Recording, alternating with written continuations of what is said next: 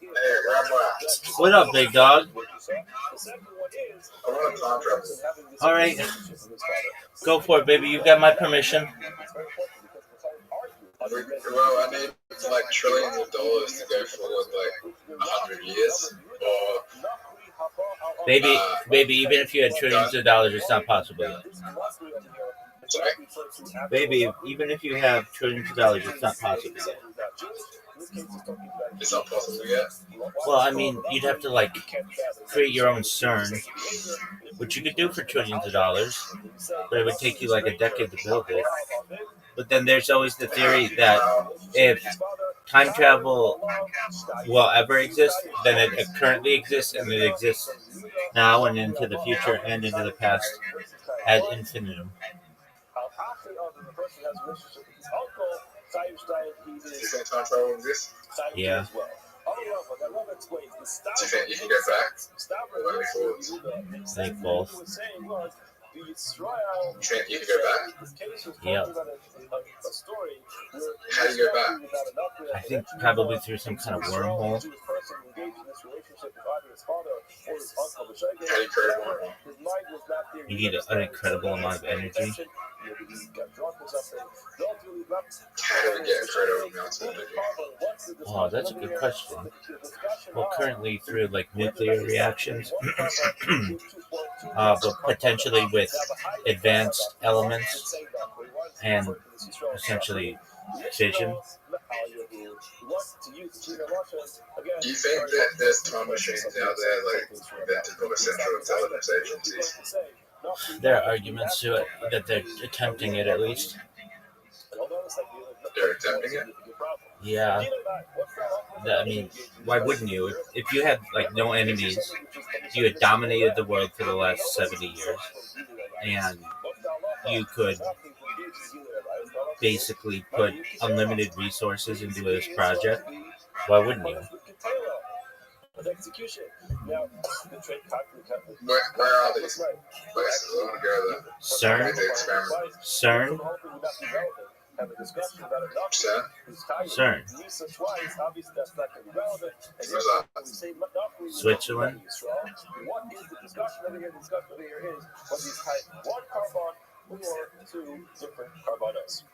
It's the largest particle accelerator in the world. His father, His time two things. One for Mishka Zafar, one that for his father. The person has intimacy with his father's brothers, Just being this time travel walking around us now. That's a good question. There are arguments to be made that there are. I think there's a higher chance that there are perhaps like hybrid aliens walking around us now than there are time travelers. Sorry, let me ask a question. If you could time travel to any point in time, which is the time period, would you time travel to? It's an excellent question. Does it have to be in the past? Okay, I'd time travel to a time where mind uploading technology is a thing, and there's peace on Earth, and basically I could flip a switch and like have unlimited orgasms.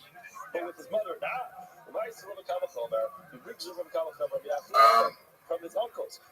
I'll just go back to, I think I'll just go to 2009. Alright, 2009 sucks. Why does 2009 suck? I know what you're thinking. Oh, I would just go buy Bitcoin. Okay. No, I'll be 13 years old in 2009. That was the happiest time of my life. And yes, I bought Bitcoin. Why was 13 years old the happiest time of your life? Because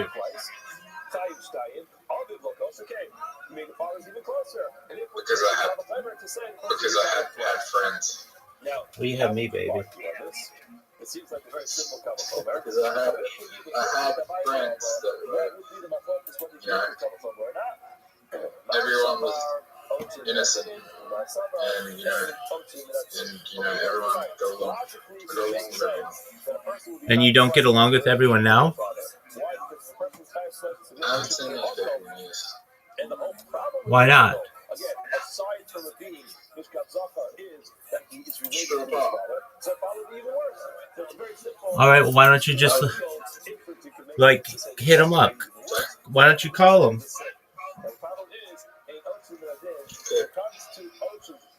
Yeah, I was just happy. Dude, I just asked you a question. Why don't you call him? Yeah, I could do that. But like, I would go to 13 if I could go back and like go back to them and then live everything again with the knowledge I have now. Honestly, you have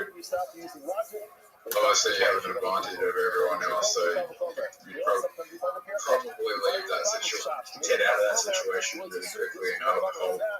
So, I don't know. What am I saying?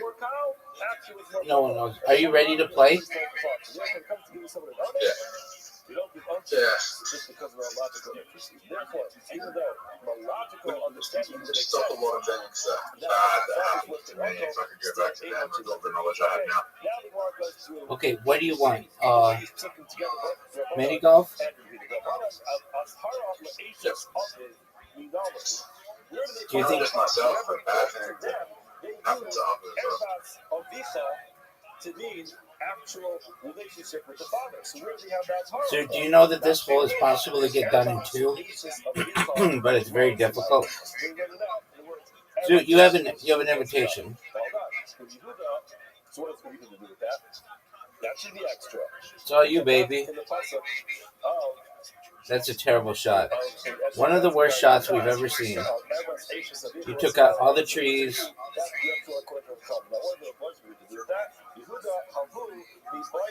Alright, if you could go back to the park, what year would you go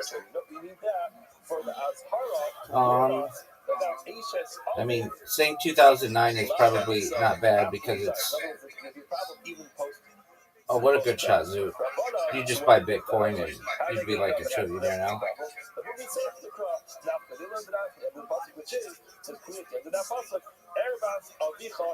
The repetition of the words,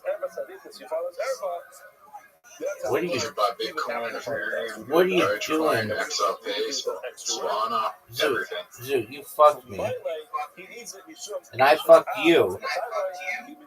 Oh, no, not that well, though. I almost fucked you. You should buy Bitcoin, Ethereum, Solana, Dogecoin, Harry Potter, XRP. Harry Potter, Obama, Sonic Tedinu. You're not going to make enough money from that. Just buying Ethereum and Bitcoin from Solana. I understand. But it's for the egregore, baby. You should be the top holder to everything. And because of HSH, Actually, you bought Harry Potter Obama Sonic with all the money you have from like the original Bitcoin, you can make it go to like fucking 50 billion market cap with all that money. Easily. Easily. Easily. For like $100 million, I think it would cost like probably about $500 million to get something to 50 billion market cap. Therefore, it can't be that he uses that. Teaches the halacha, and he's tired. Dude, are you proud of that shot? I'm sorry. The Mishnah did not report it. However, Polish offense. You can't stop learning after you learn the Mishnah. What did you think of my shot? There's no way you make this. Yo, Miss Aquarius, how are you?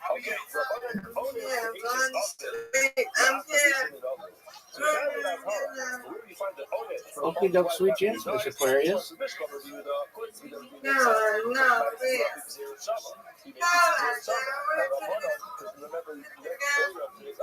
Christmas in the park at the mall. Outside, it was nice. And I came in and you were asleep. I know. Apologies, Miss Aquarius. So we will play tomorrow, okay? God willing. Hey, your Georgia Bulldogs are SEC champions.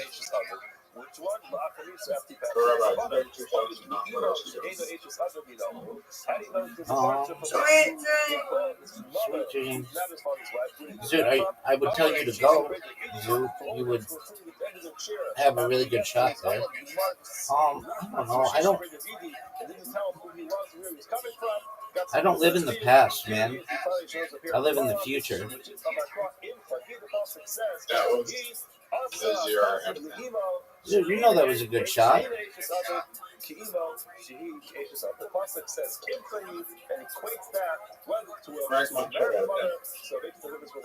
Seven. Any quick case is going to be a problem. Rather short. 6. 10.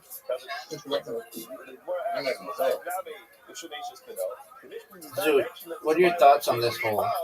Pretty sure it's in the technical show. Oh, is that how it goes?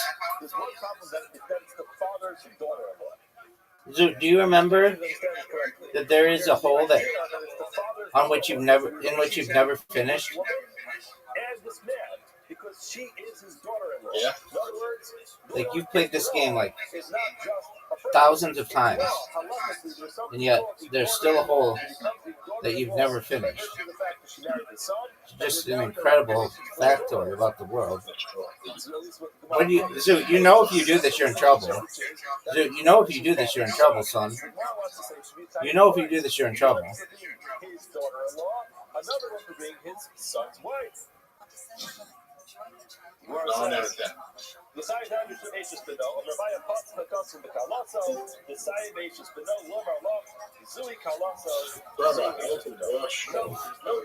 You know it was amazing.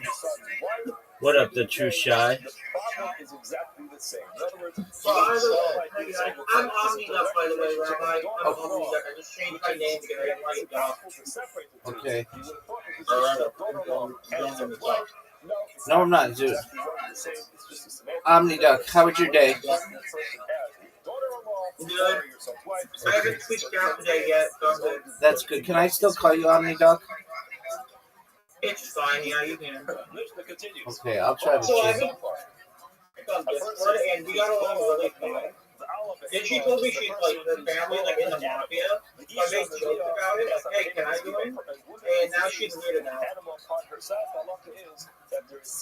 Okay, which mafia? I don't know. Probably Italian, because she's from America, but it could be Russian, but she doesn't look Ukrainian, so probably. Okay. How was your day, big dog?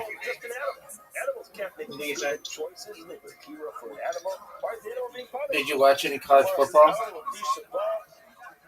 Not really. I don't really watch that stuff anymore. When did you?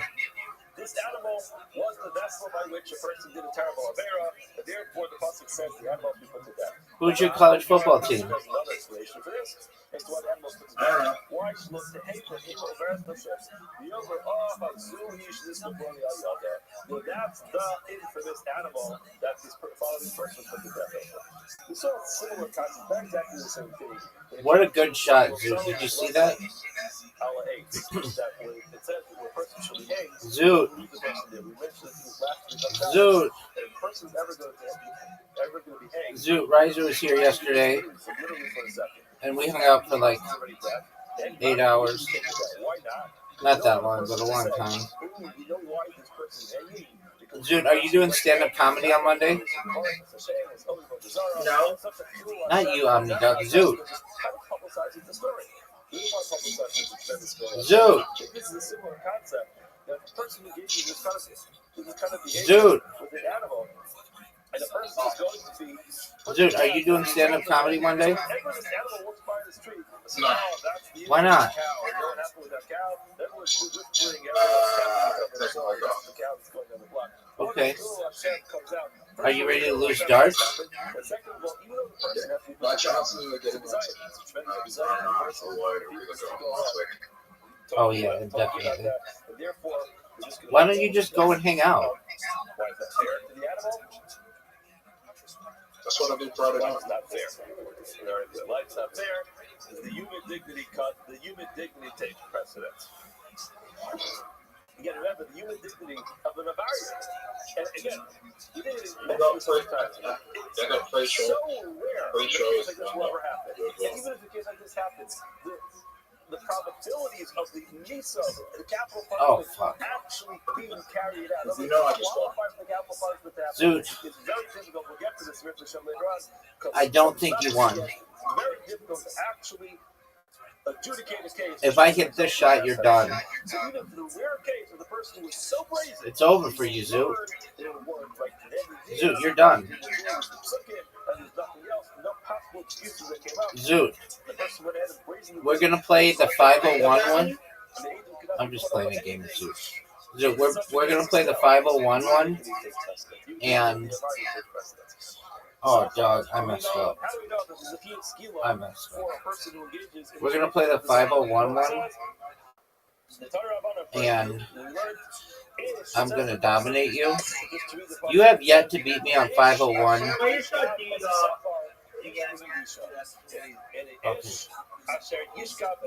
Zoot, you're going to get 501.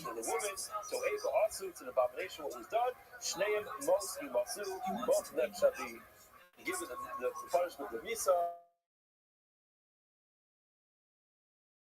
I'm going to dominate you.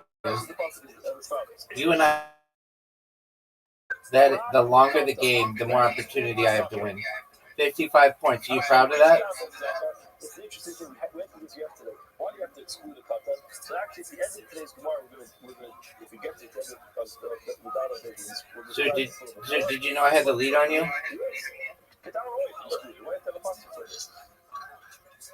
You had just got 26 points. 420, Zoot. Blaze it. Which is basically synthesis from the 7 mitzvahs. Oh, that was terrible. So you don't fight Zoot. I'm only up by 19 points, Zoot. Now's your chance. Take advantage of it. 20. 20. 20. You got 60 points, dog. That's always going to be the case. And therefore, makes no difference between a zakar Zoot. and a gadol. Therefore, ish, trap l'kata. I'm up 19 points on you, big dog. 20. 20. 20. All right, I need to get a 60 right here. In the case is a child, it's still going to be a problem. In other words, as long as the boel is a gadol. That was not good, but it was okay. Whether or not the So on Wednesday, social media gets banned on the 16-year-olds. Are you happy about that? They should have done that like 15, 20 years ago. I'm in agreement with you. In other words, the pasuk includes the mishka ve'isha. I think it should be banned for anyone under 18, frankly. It's possible for a person to be called kedarka and shalom kedarka. By zakar, obviously the only way to be called is only kedarka. That's his mishka. Dude, remember I told you that was going to happen in Australia? You told me it was full of shit. No, I didn't just say. I said, which is a problem. people like that is going to be able to, people are going to figure out ways around it. Oh, for sure. Dude, do you see what the score is? Dude, do you see what the score is?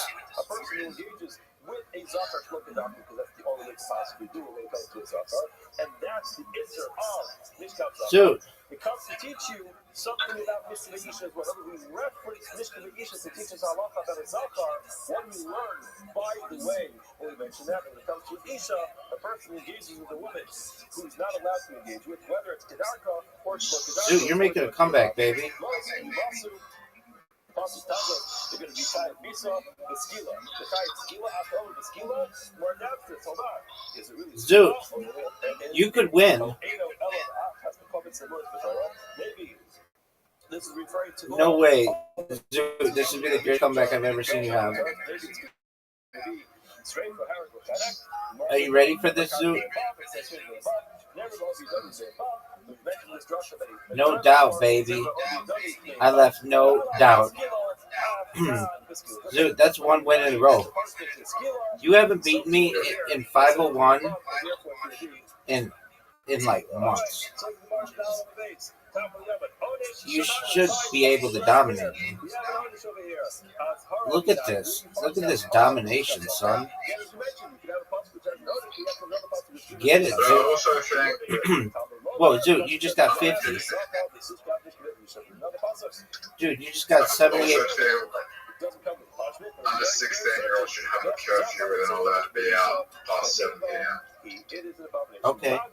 Zoo, you're dominating me. Without a parent.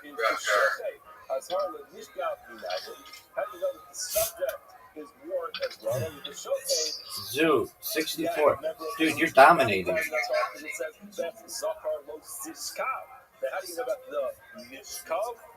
Zoo, you've got an 81-point lead. Dude, you keep hitting 20s. Finally, you missed one. Now I'm going to strike. And this context is referred to Amos to abominable actions. That adds in. Dude, I'm making a comeback on you, big dog. We have this passage over here in Malachim, which helps us divide the passage when you come to the day Yisrael, when you come to the day Yisrael is in Devar.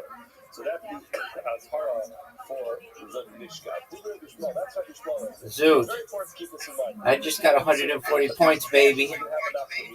But clearly, according to Rabbi Shmuel, there's an extra puzzle of Dude, you just got a bullseye.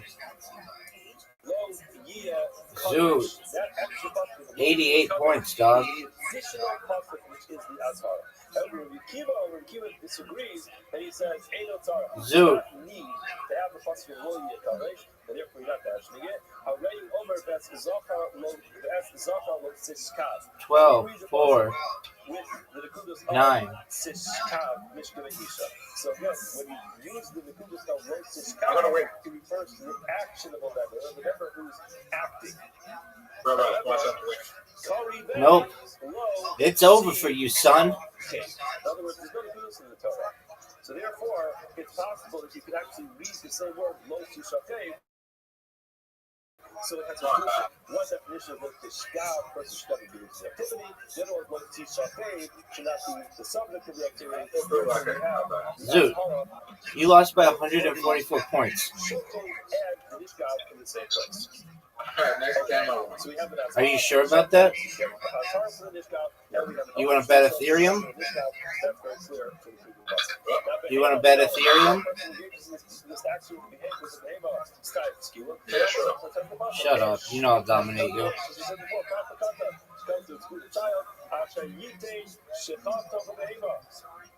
He gives his 3, 3, 9. Wow, Zoo. You got 15 points. You worked hard for those 15 points. That was bad.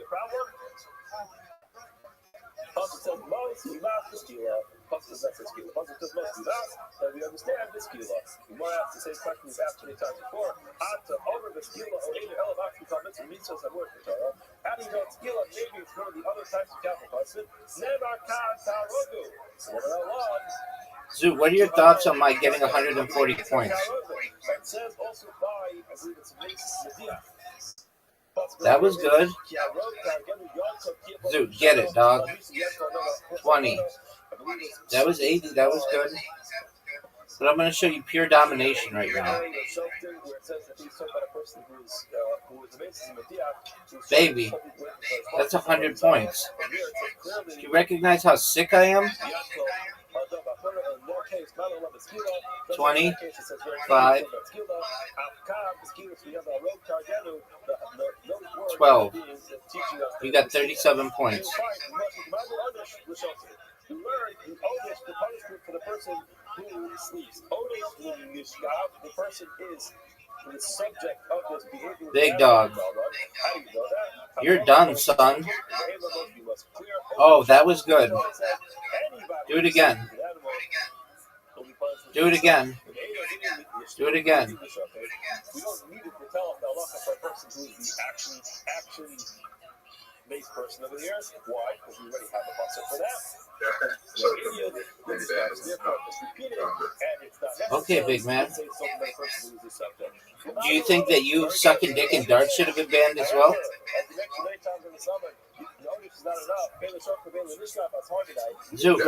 Zoo, remember when you said you were going to beat me? Zoot. Zoot, you lost this time by 185. Oh, maybe not. Maybe 116. Okay, you lost by 118, Zoot. I'm going to pay you on the next one. Are you sure? Yeah, I'm sure. Okay, I'm ready for you. I think I'm going to show. It's good, yeah. Oh, okay, that's the way to do it. Would you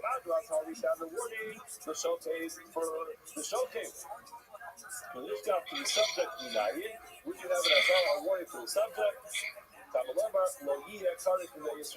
So if you use the same possible view earlier, first there's going to be involved in Znus, and Oh, dog, that was great. 90. What's the longest? As a warning for any type of Znus. Now, the words of Dick Gishmal. Dick in the world? Mine, baby. You know that's not true. You don't know where my dick starts. It could start in my throat. I mean, I can go back to the point where I can take you out. Yeah, but you can't go and see what my anatomy looks like underneath my skin.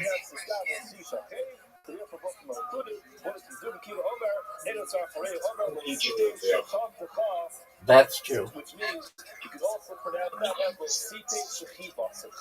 Don't place any of your Shechiva. So whether the person is the Zoot, are you proud of that shot? Is the subject, in that case, in any case, is going to be Azhar. Now, the Mark is going to actually find it's interesting. Generally, we don't find, and we have drashas, and we get so deep into the drashas that we're going to find an nafkamina in the drasha. But here, because there is a halachic nafkamina, we want to go through it. Zoot. Zoot, you're playing like a baller. Whenever you see Zachor with the vav, it refers to the place of the Zachor that a person is engaging with. So Zachor in this case means a person is the one who is the shofet, the one who is, which is called the one who is sleeping with the other Zachor. So maybe the law Zachor. Now he actually, in the same time, also brought himself in the other way, as having a Zachar with it. Zoot. Exactly the same time, in the same hella. You refer to the person who's bringing the topic of here, so the exact same forgetting the person violated a Zachar by being the Shem. Zoot, are you ready? Violated as a Zachar and being the Mishkan. Now, the subject is over revolt. You think about this. Says the Rabbi, the Dvarah, Zoot. even Rabbi Yishmael, according to Rabbi Yishmael, times twice. Why? Because there's a separate Azhara for a Zoot. Shofet, Get it, big dog. and a Mishkan. So if a Squid person Game. is both as a Shofet and a Mishkan, it's two separate Zoot. elements. Do you know what Squid Game is? Now, Zoot, I just dominated you, big dog. Zoot. I can still win. Oh, not really. No, you're done. You lost by 110. All right, you ready for Squid Game on the next game? Yeah, this is Squid Game. Are you sure? Yeah. I'm going to play the sound.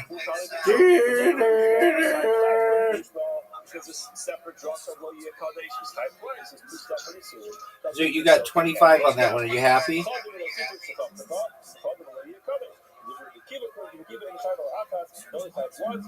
Zoot, you got 25 and I got 80.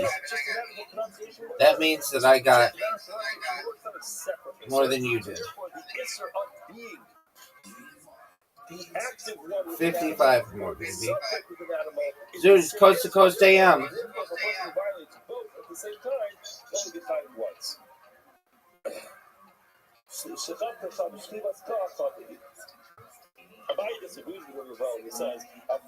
Zoot. No, you didn't, Zoot. Why would you say such a thing? Hey, there you go. Get the lead.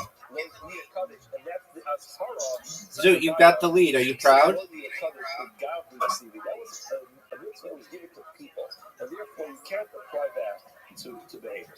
Zoot, are you proud of the lead that you had? Zoot, it's Squid Game. this kind of engagement with an animal. So Zoot, you took the lead back. That's all right. That was you just mixed up. I'm only 100 points Not down. the lane me called showcase the name. It says very clearly call showcase the name of those you guys. The main in English up there. You don't need it. Zoot, you are 58 points behind. You just apply to the Mishkan. That's the rule. That's the psukim. If you have a possible which is repetitive, you don't need a textual. Zoot, what are you gonna do, son? Zoot. So the same concept. I'm only 16 points down. In this case, you don't need a short because you're going to have a Torah. You're more than that, big dog. And therefore, it can apply to the Mishkan. You are I'm only Why did the Torah do that? 73 points. Use Lashon showcase to describe the subject. Not showcase only 10 points behind. just like we That saw, would be 11. which tell us that there's an Odesh and a Torah for the showcase. Mishkan, one of the two. So when it comes to the subject, there's Odesh, there's a punishment, and there's Azhara. Rabbi, you're good luck. A nirva with Zachar. Are you sure? A nirva with Zachar is the subject of this Zachar relationship. The nirva with Ahela is also Zoot, nirva Squid Game. However, to an animal. Fuck. So again, Fuck. Zoot. Zoot, Squid Game, baby. All right, I'm gonna beat you to 315 wins, and then you're just. I can't do anything more for you. Well, I'm not doing so badly. Because I'm superior to you. The student has become the master. Everyone voted out. Wow, calm down, Zoot. Calm down with your questions. You got that. Zoot, I've got the lead on you. Oh, that was good. Get a triple 20. Okay. 65 points.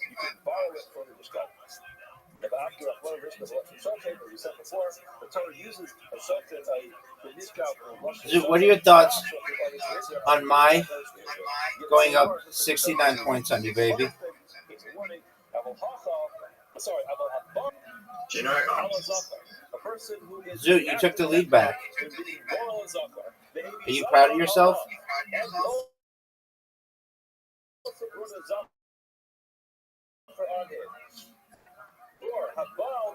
Person was behaving so all those cases together.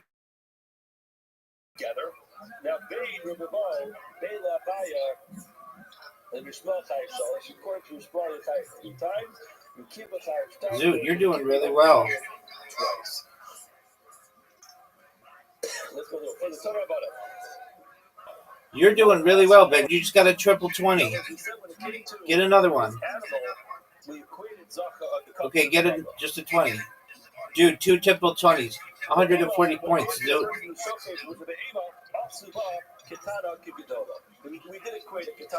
Zoot, you have the lead by 56 points. Zoot, I have to shut you off. He did not make the bia of a child who's No. 9, who's less than 9, like a child who is 9. We'll explain this in a minute. Shmuel says, No one can read it. So we didn't make the bia of a ben Shalom. Let's see what happens, Zoot. 3 years. 20. 3 years. Get it. I could read it. Get it. That was a major bust. Oh, you have to win this. You have to win this. We know that Allah is that It all comes down to this, Zoot. under the 89 is not considered a bia. Another major bust. Zoot. Similarly, halachically speaking, a bia of a girl Palchas Mishalosh Zoot, is not considered to be a bia. you did really well there. When you have the male child, Yeah, you did. You only lost by 45. And you have 2 busts. the question just I'm not winning that is, you shot. equate I'm a never gonna male play my child Zoot, you're done. This is the last dark game, then match monsters, then I need a break. The age, sorry, cannot perform a vehicle to the age of 1. Zoot. Therefore, the subject, Okay, child with the that sounds really nice. and will not be considered to be a bee until the child is 9. Or we say that Isha, it's like Isha, just like when it comes to a girl, 3 is the cutoff. We are tied. That's my focus. That's what Gemara says. Back to what's my focus? Rav Summer complete B'Shokeh. He's a Vidishka. The child old enough to be the Shokeh. What are you going to do, big dog? Less B'Shokeh. If he's not old enough to be a Shokeh, in other words, he's less than 9, it's less Vidishka. If a male is going to engage with him, an older, a Gadol to engage with him, You know what? then less Vidishka is not, again, no one's condoning this behavior. The question just is whether there's a Chiyuv Nisa in this case. Let's see it. It's a huge miss. This is bad. You're down 40. 3 years old, and therefore you'll give the Zachar the halacha of the female. Zoot, I just scored 100 points. Everyone has. Yeah, but I'm going to score 180 points right here. You did not. I don't think I'm When we begin today's daf, Sanhedrin, daf and Dal, we begin by thanking all of our sponsors. Big dog. Sirs, You're down by 140 points. the annual Talmud Torah sponsor for the year of 5785, the Tulsa Mishpacha of Eretz Yisrael is close to the Sirs Torah School of Am Yisrael. We also thank the learning was sponsored by Elio Roseborough in honor of his upcoming marriage to Miriam Ruth Ben's Day. Mazel Tov Elio. She's left to run by Estella the Yisrael. She's left with a tremendous amount of nachas. The house will be filled with bracha, hatzlacha, simcha, and kol tov. Are you ready for this? We also thank our weekly learning sponsors. We thank Beryl and Rachel Gawker for sponsoring the shiurim of this week in honor of Beryl's grandfather's yahrzeit. Zoot, I just fucked up. I got 2 points, Zoot. Beryl Ben Chaim Zechariah Lebrachim's yahrzeit is today Yudal Shvat and Shomash Aliyah, and the families should have in the Kabbalah. Today's daf is daf and Dalet. We are going to pick up literally the first word on daf and Dalet of an Aleph in Sefer Sanhedrin. Yesterday we were discussing Dude, I busted. What took place in the Mishnah. You could win. The Mishnah between Rabbi Yehuda and the Let's see Chachamim. if you could win. 60, What the 100, halacha is, maybe. the person is Boel, his mother.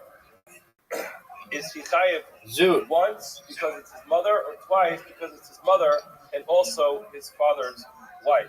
So the Mishnah, just quickly to recap the Mishnah tells us. Zoot, I busted again. He says, Zoot, now's your chance. One. Because she is his mother. 25. Also because this woman is his father's wife. 5. He disagrees. He says, only chayiv once because. Zoot, I busted again. We discussed this yesterday. What's the difference? How many he's chayiv for? He's being put to death, as we discussed yesterday. The person going to be put to death once. So the 3. Again, today's Gemara is a little more clear about this, but the chiyuv is going to be Bust. if there is a shogeg, if it was done by mistake, if for some reason there was a lapse of knowledge about what is going on over here. In such a case, how many chatos will he have to get? Whether a person will chayiv malchus twice is a question. For other cases, or in a case where it's a chayav, And I busted Zoot. or it is something which comes with the carbon. The question will be how many carbonos a person has to bring. So now the Gemara was trying to bring from the source from Yehuda, only chayiv one. Yeah, that is embarrassing. And that was the majority of yesterday's Amud. And at the end, we had the opinion of Rava. At the end, Oh, you almost got the it. opinion of Amar Rava. So again, to recap the last 4 lines of Daf Gimel, Rava told us that the way that Yehuda darshan the pasuk was Erbas Avicha did not refer to, as you may have thought, that Erbas Avicha refers to the father's Don't erba. fuck up. When it said Erbas Avicha in the pasuk, you may have thought that was talking about a person having this I got you, relationship with his father. Rather, he understands Erbas Avicha refers to his father's wife. That was your chance. Therefore, Imcha is going to be extra. If Imcha is going to be extra, that comes to be the Nayat. Zoot, that was your chance. That's what he ended up the Gemara yesterday. Now the Gemara wants to bring a raya to Rabba's way of understanding the Yehuda. The Gemara is going to bring a long brisa. Dude, At the end of the brisa, we're going to you see just what lost the raya 6 is. straight games. we learned I know how to a bake it. brisa like Rabbi. Ish, it says in the pasuk Ish. What is this referring to? Again, this is the pasuk. You have the pasuk on the side, so let's look into this pasuk because there's a number of pasukim that talk about this. It says the Ish, Asher Yishkas as Ashes Aviv, Ervas Zoot, you're done. Aviv Gila, Lois Yumsu Shneim Dmeim Bab. So it says the Ish and the man, Asher Yishkas Tranquil as Falls. Ashes Aviv, who will sleep with his father's wife. Ervas Aviv They did an update to this. nakedness of his father, most Yumsu Shneim Dmeim Bab, they both have the chiyuv of Misa. Now, if you remember yesterday, we also quoted the pasuk. This was the pasuk in Vayikra Parasach. We also quoted the pasuk yesterday of Ervas Avicha. Okay, what do you want me to do about it? So that says Ervas Avicha. It's reversed. Simple translation should mean the father's Ervas, Ervas Imcha, and the mother's Erva. Losagali Imcha. So when he says again Imcha, the mother Losagali Ervas. Now we're actually the other pasuk. Now let's read it together. Ish. It says in the pasuk Ish. Amen. What does Ish come to say? What does it come to exclude? Prat Lakatan, when it says Ish, it always comes to exclude a child. Asher Yishkav as Ashes Aviv, who will sleep with his father's wife. Mashka main Ashes Aviv. Zoot, go. This clearly says it's his father's wife. So it's regardless of whether it's a woman. No, they'll just like or not. do memory erasure and like make it so that you don't remember, like you're punished virtually. Now, how do you know? Elo, She'eno Ashes. Word, dog. How do you know that a woman? Oh, Zoot. Sorry. Heel leaf, Zoot. Who's not his father's wife. Hamalomar, Erbas of it. The pasuk repeats itself at the end. So like if you did something wrong, you would just go into like a chamber and it would feel like a long punishment, but in reality it would just like take like 10 seconds off your life. Erbas of his Gila. What's the necessity, right? That's the Gemara says. Zoot, did you know that I just evolved? Erbas of Gila, which are extra words. Mufta, that's now extra. I'm bonsai, baby. To create this juxtaposition. And what do we do once we have this? How? It didn't take away a turn? Therefore, we can learn that there's a chiyuv for a mother who's not If you kill someone, you go into a chamber. Okay, so what's that law? The pasuk tells us 10 seconds. most Why? Like I don't want to kill anyone. Word, dog. How are they punished with Misa? Which Misa is it? It's Skila. The person is going to be put to death with Skila with stone. Now, after Omer, same shit. Similar to the Torah, similar to what we saw yesterday. How do you know? Why are you Zoot. Because it says most us that he be put to death with Skila. Maybe it's going to be one of the other types of capital punishment. More answers never kind of me and bum. Zoot, you know that you haven't evolved yet. It says by Ovi Yadoni, we mentioned yesterday, it's clear. Therefore, we learned More forgiving. Some type of sorcery we discussed yesterday, and some type of communication with the dead. Just like I think that the level of empathy that people have, just in general in the world, is going up. Dude, I have the max amount of hit points. One thing for which they will not have empathy is for how dog shit you are at Match Monsters. That was for certain. We're still in the middle of the race. Look at you, Zoot. Are you going to do it? We found a passage which tells us what the punishment is for engaging in this kind of behavior. Look at you, Zoot. Where do we have a warning? Now we have a cloud that whenever there's a halacha or isser in the Torah, and there's a punishment, you can't just Oh, have a Zoot, pasuk that was big time. You have to have a verse. The pasuk clearly writes that there's an isser, there's a prohibition to do it, and then if the person is going to violate the isser, then it's going to come with the punishments. Now You're up, big man. We never found the azhar of the warning. Where does that come from? The verse says, "Kamalomar erbas avicha lo." Hydro rush. It says erbas avicha lo sigale. Zoot. Father's erbas should not be revealed. Erbas Oh, this is giant. Zu Ashes avicha. This is what we were talking about yesterday. We mentioned yesterday that says in the pasuk erbas avicha lo sigale. Person should not reveal the erba of his father.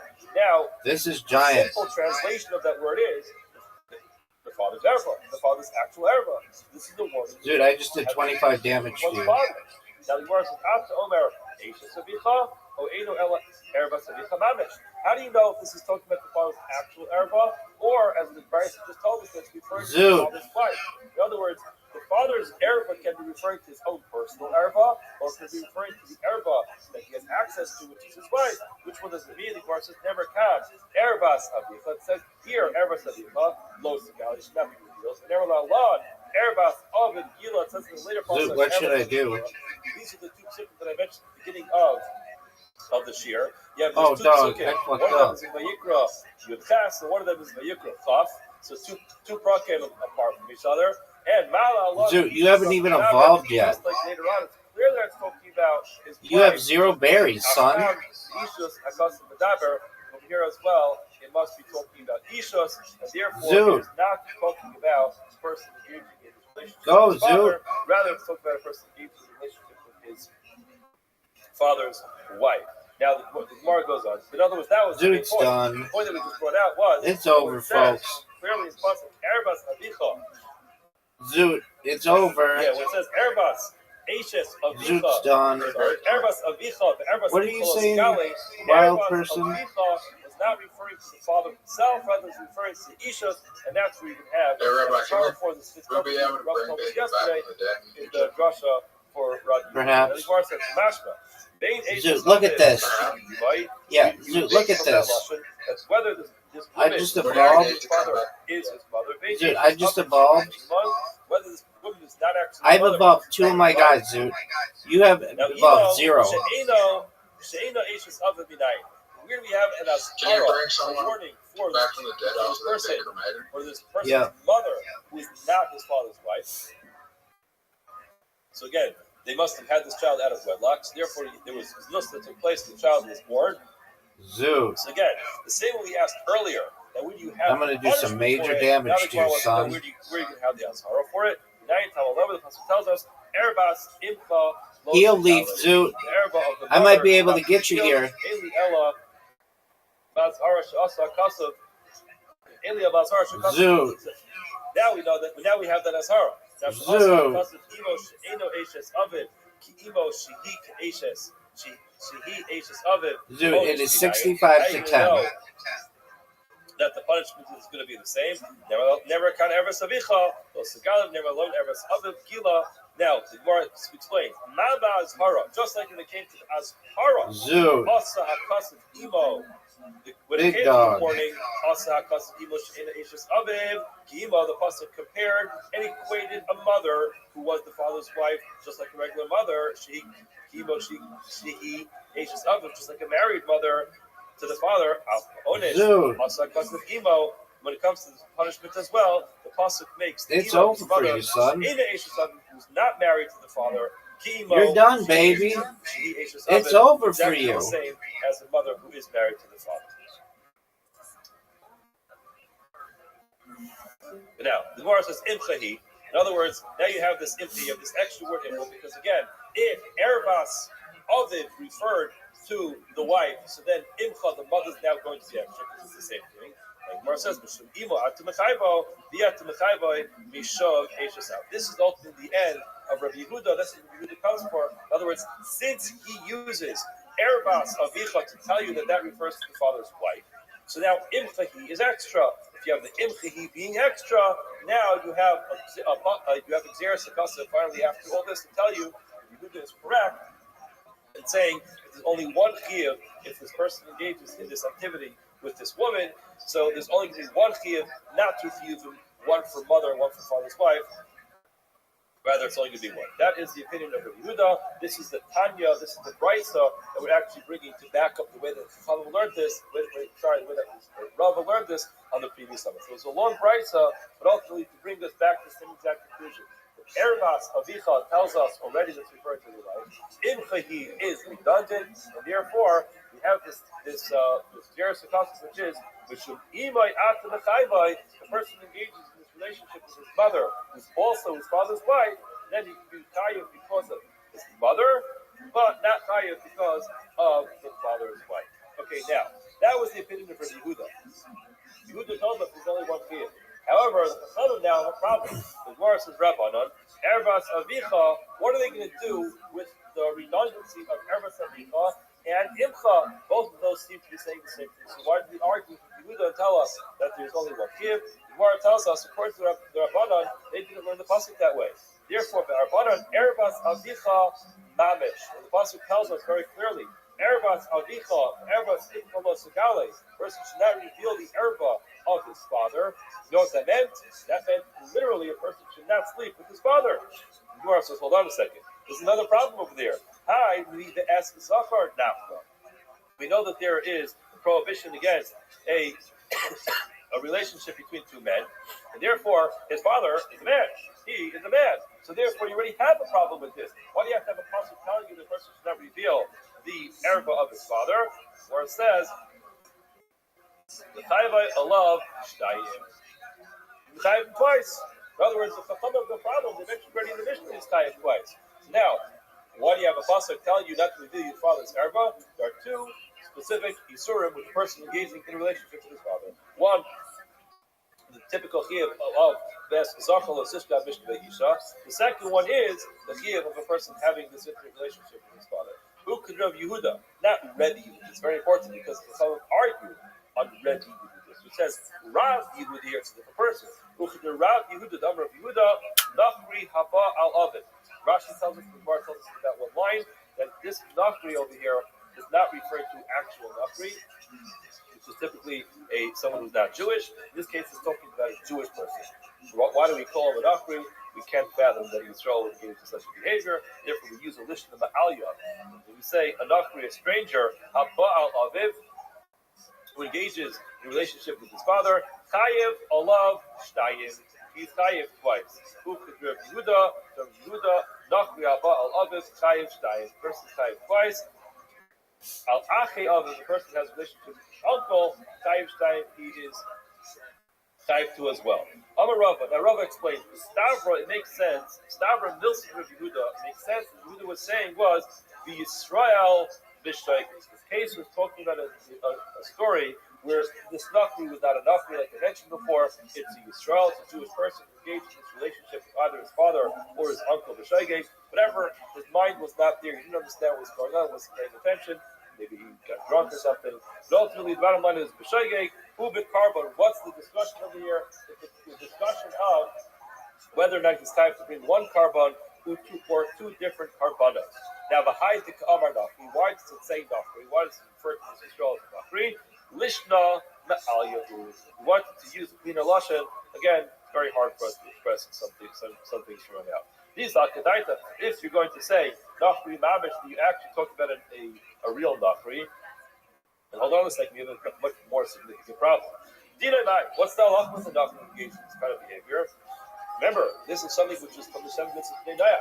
Therefore, nobody's exempt from Gilui Arayos.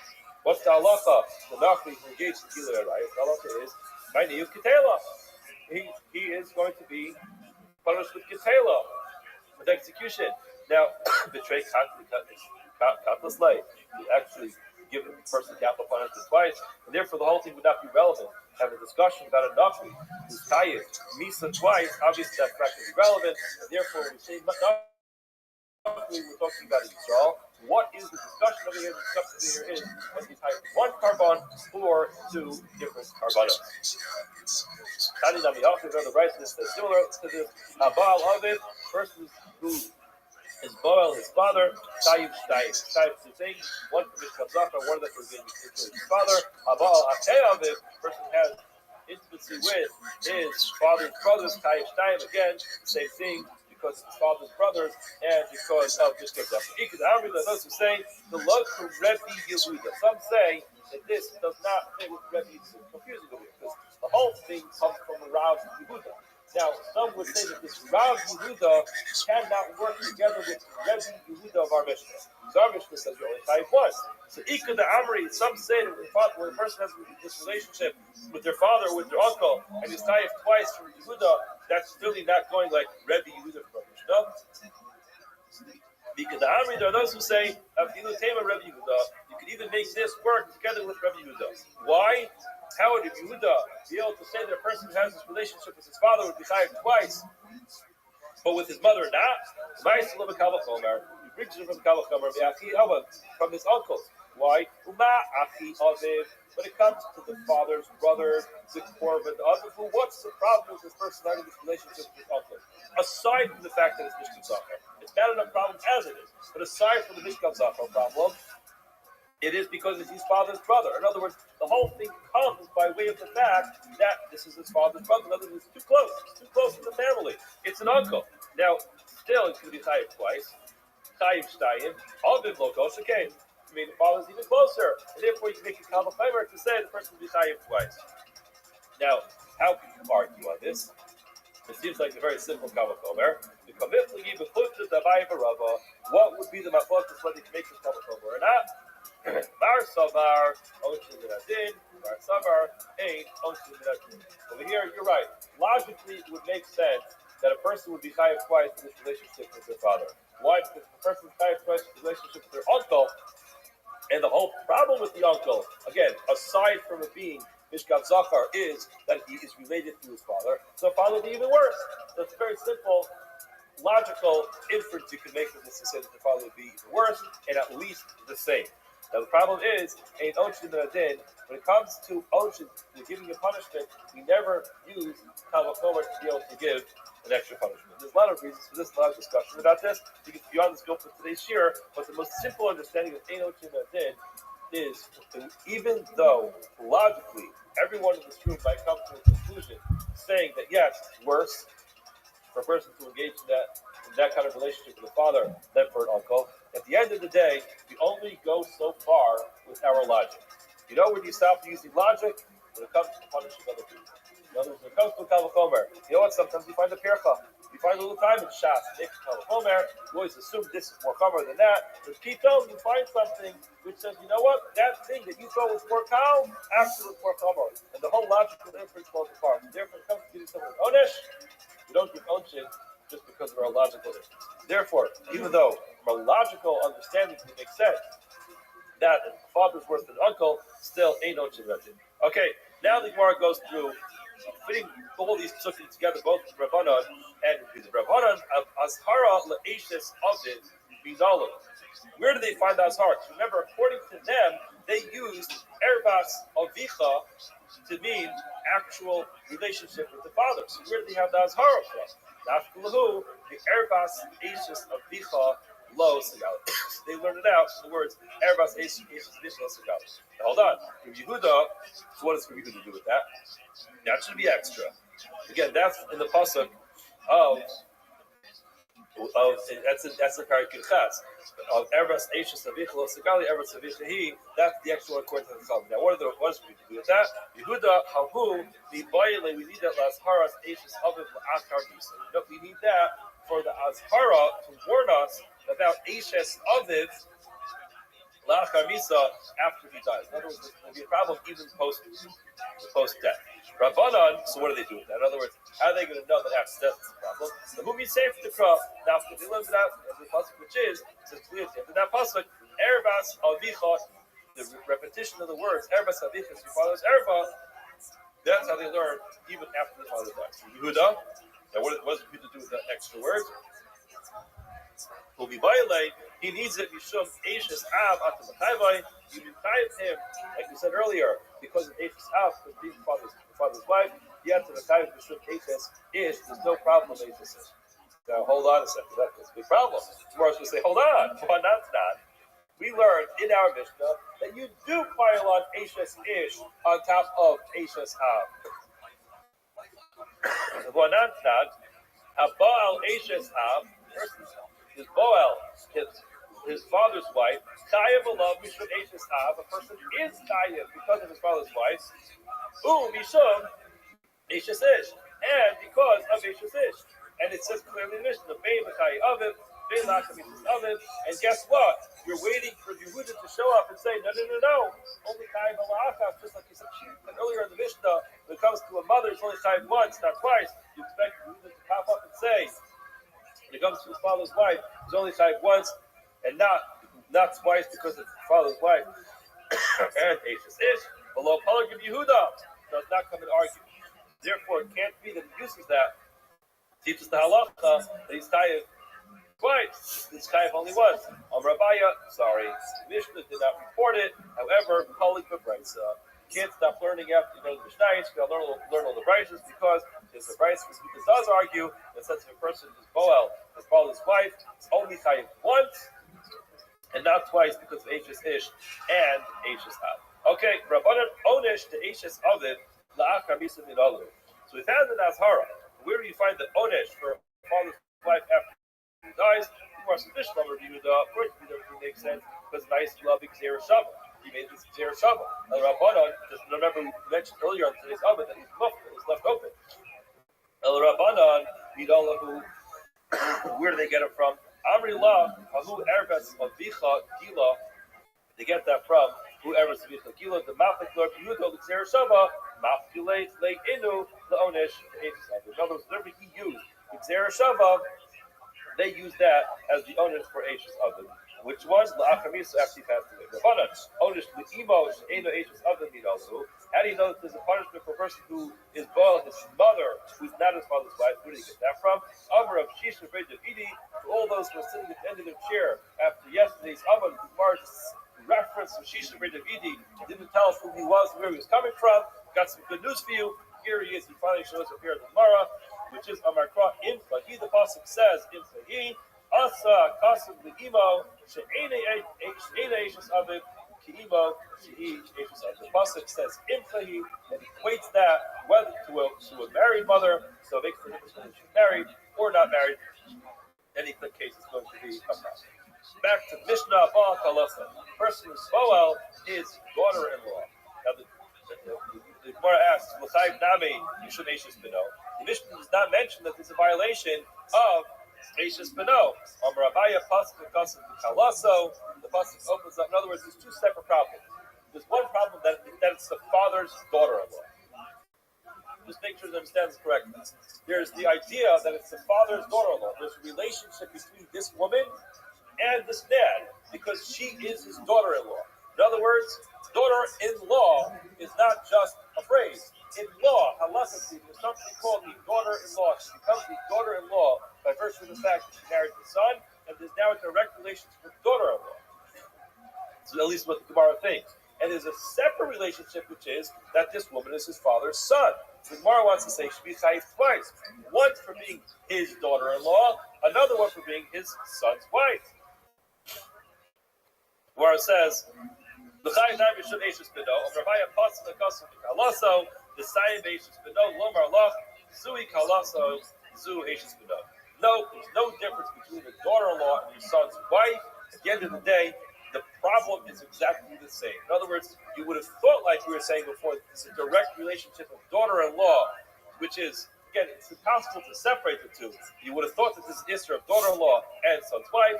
No, it's actually exactly one and the same. It's just a semantic difference whether you refer to this person as your daughter-in-law or your son's wife. In any case, it's going to be forbidden, but it's only going to be one issue. Mishnah continues. Haba ala zafar. A person is boel, a male. The ala behema, the person is boel, an animal. The isha mevia es behema beskila. A woman who brings an animal upon herself. The halacha is that there is skila for all parties involved. Now the Mishnah, in a perhaps atypical fashion, the Mishnah asks a question: If Adam chote, the behema machatas, the person did something wrong here. Animals can't do averos. Why is the animal being punished? The animal is just an animal. Animals can't make good choices. There's no kira for an animal. Why is the animal being punished? Gemara says, "El lafisha ba la'adam takala al yada lefikach amar kasav tisaka." This animal was the vessel by which a person did a terrible avera, and therefore the pasuk says the animal is put to death. The Mishnah has another explanation for this as to why the animal is put to death. Why shlot tehei behema overes b'shul b'yover hazuish niskubloni al yada. That's the infamous animal that this following person is put to death. We saw a similar concept, not exactly the same thing, when it came to lo salam nevlaso ala AIDS. That it says when a person shall be hanged, we don't leave the person there. We mentioned it last week on Shabbos that if a person is ever going to be hanged, hanging is literally for a second. Just after the person's already dead, the hanged body immediately takes it down. Why not? Because we don't want a person to say, "Ooh, you know why this person is hanging? Because this person went ahead and the Gade was Barak Hashem, was over the Zara." Such a chilul Hashem comes out about that because kind of publicizes the story. We didn't want to publicize such a tremendous skill Hashem. I think this is a similar concept that if a person engages in this kind of behavior with an animal, and a person is going to be put to death as a result of it. So whenever this animal walks by in the street, says, "Oh, that's the infamous cow." You know what happened with that cow? Everyone's whispering, everyone's tapping each other on the shoulder. That's the cow that's going down the block. What a chilul Hashem comes out. First of all, it's a chilul Hashem that this happened. And second of all, even though the person has to be put to death, it's a bizayon. It's a tremendous bizayon to the person. The people should go around talking about that, and therefore we're just going to put the animal to death. Why is that fair to the animal? Life's not fair. Very good. Life's not fair. The human dignity takes precedence. You got to remember the human dignity of an avario. And again, we didn't even mention this so many times. It's so rare that a case like this will ever happen.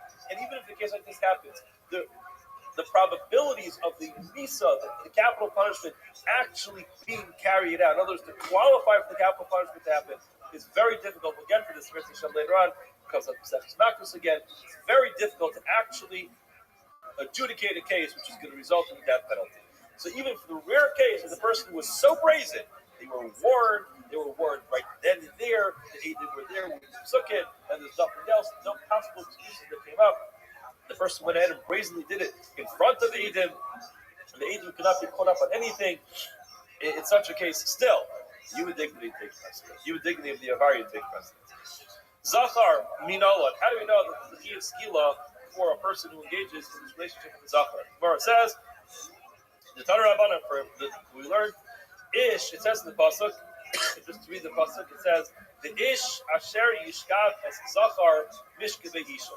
And an Ish Asher Yishkav as Zachar will sleep with his Zachar, Mishkeve Isha, in the way that a person sleeps with a woman. So Eva Asu, it's an abomination what was done. Shneim Mos Imasu, both of them shall be given the punishment of Misa, the Mayim Bam, to be punished with their blood. Now, the Gemara dashes the pasuk as follows: Ish, it says in the pasuk, Ish, Prat Lekata. That excludes the kata. Asher Yishkav es Zachar. It's an interesting thing. We went through this yesterday. Why do you have to exclude a kata? So actually, at the end of today's Gemara, we're going to, if we get to the end of the Dano base, we'll describe this a little bit more. But I mean, Ketana are always excluded. Why do you have a pasuk for this? There are those who say that an interesting idea, which is basically, since this is from the Shabbat of Bnei Noach, so you don't find the concept of katan and zachar by Bnei Noach. So you might think the concept of a katan, a bar mitzvah boy, is only a Jewish concept. When is a boy chayav mitzvahs? When it comes to bar mitzvah. But that's only with regard to the chiyuvim that are relevant to a yid.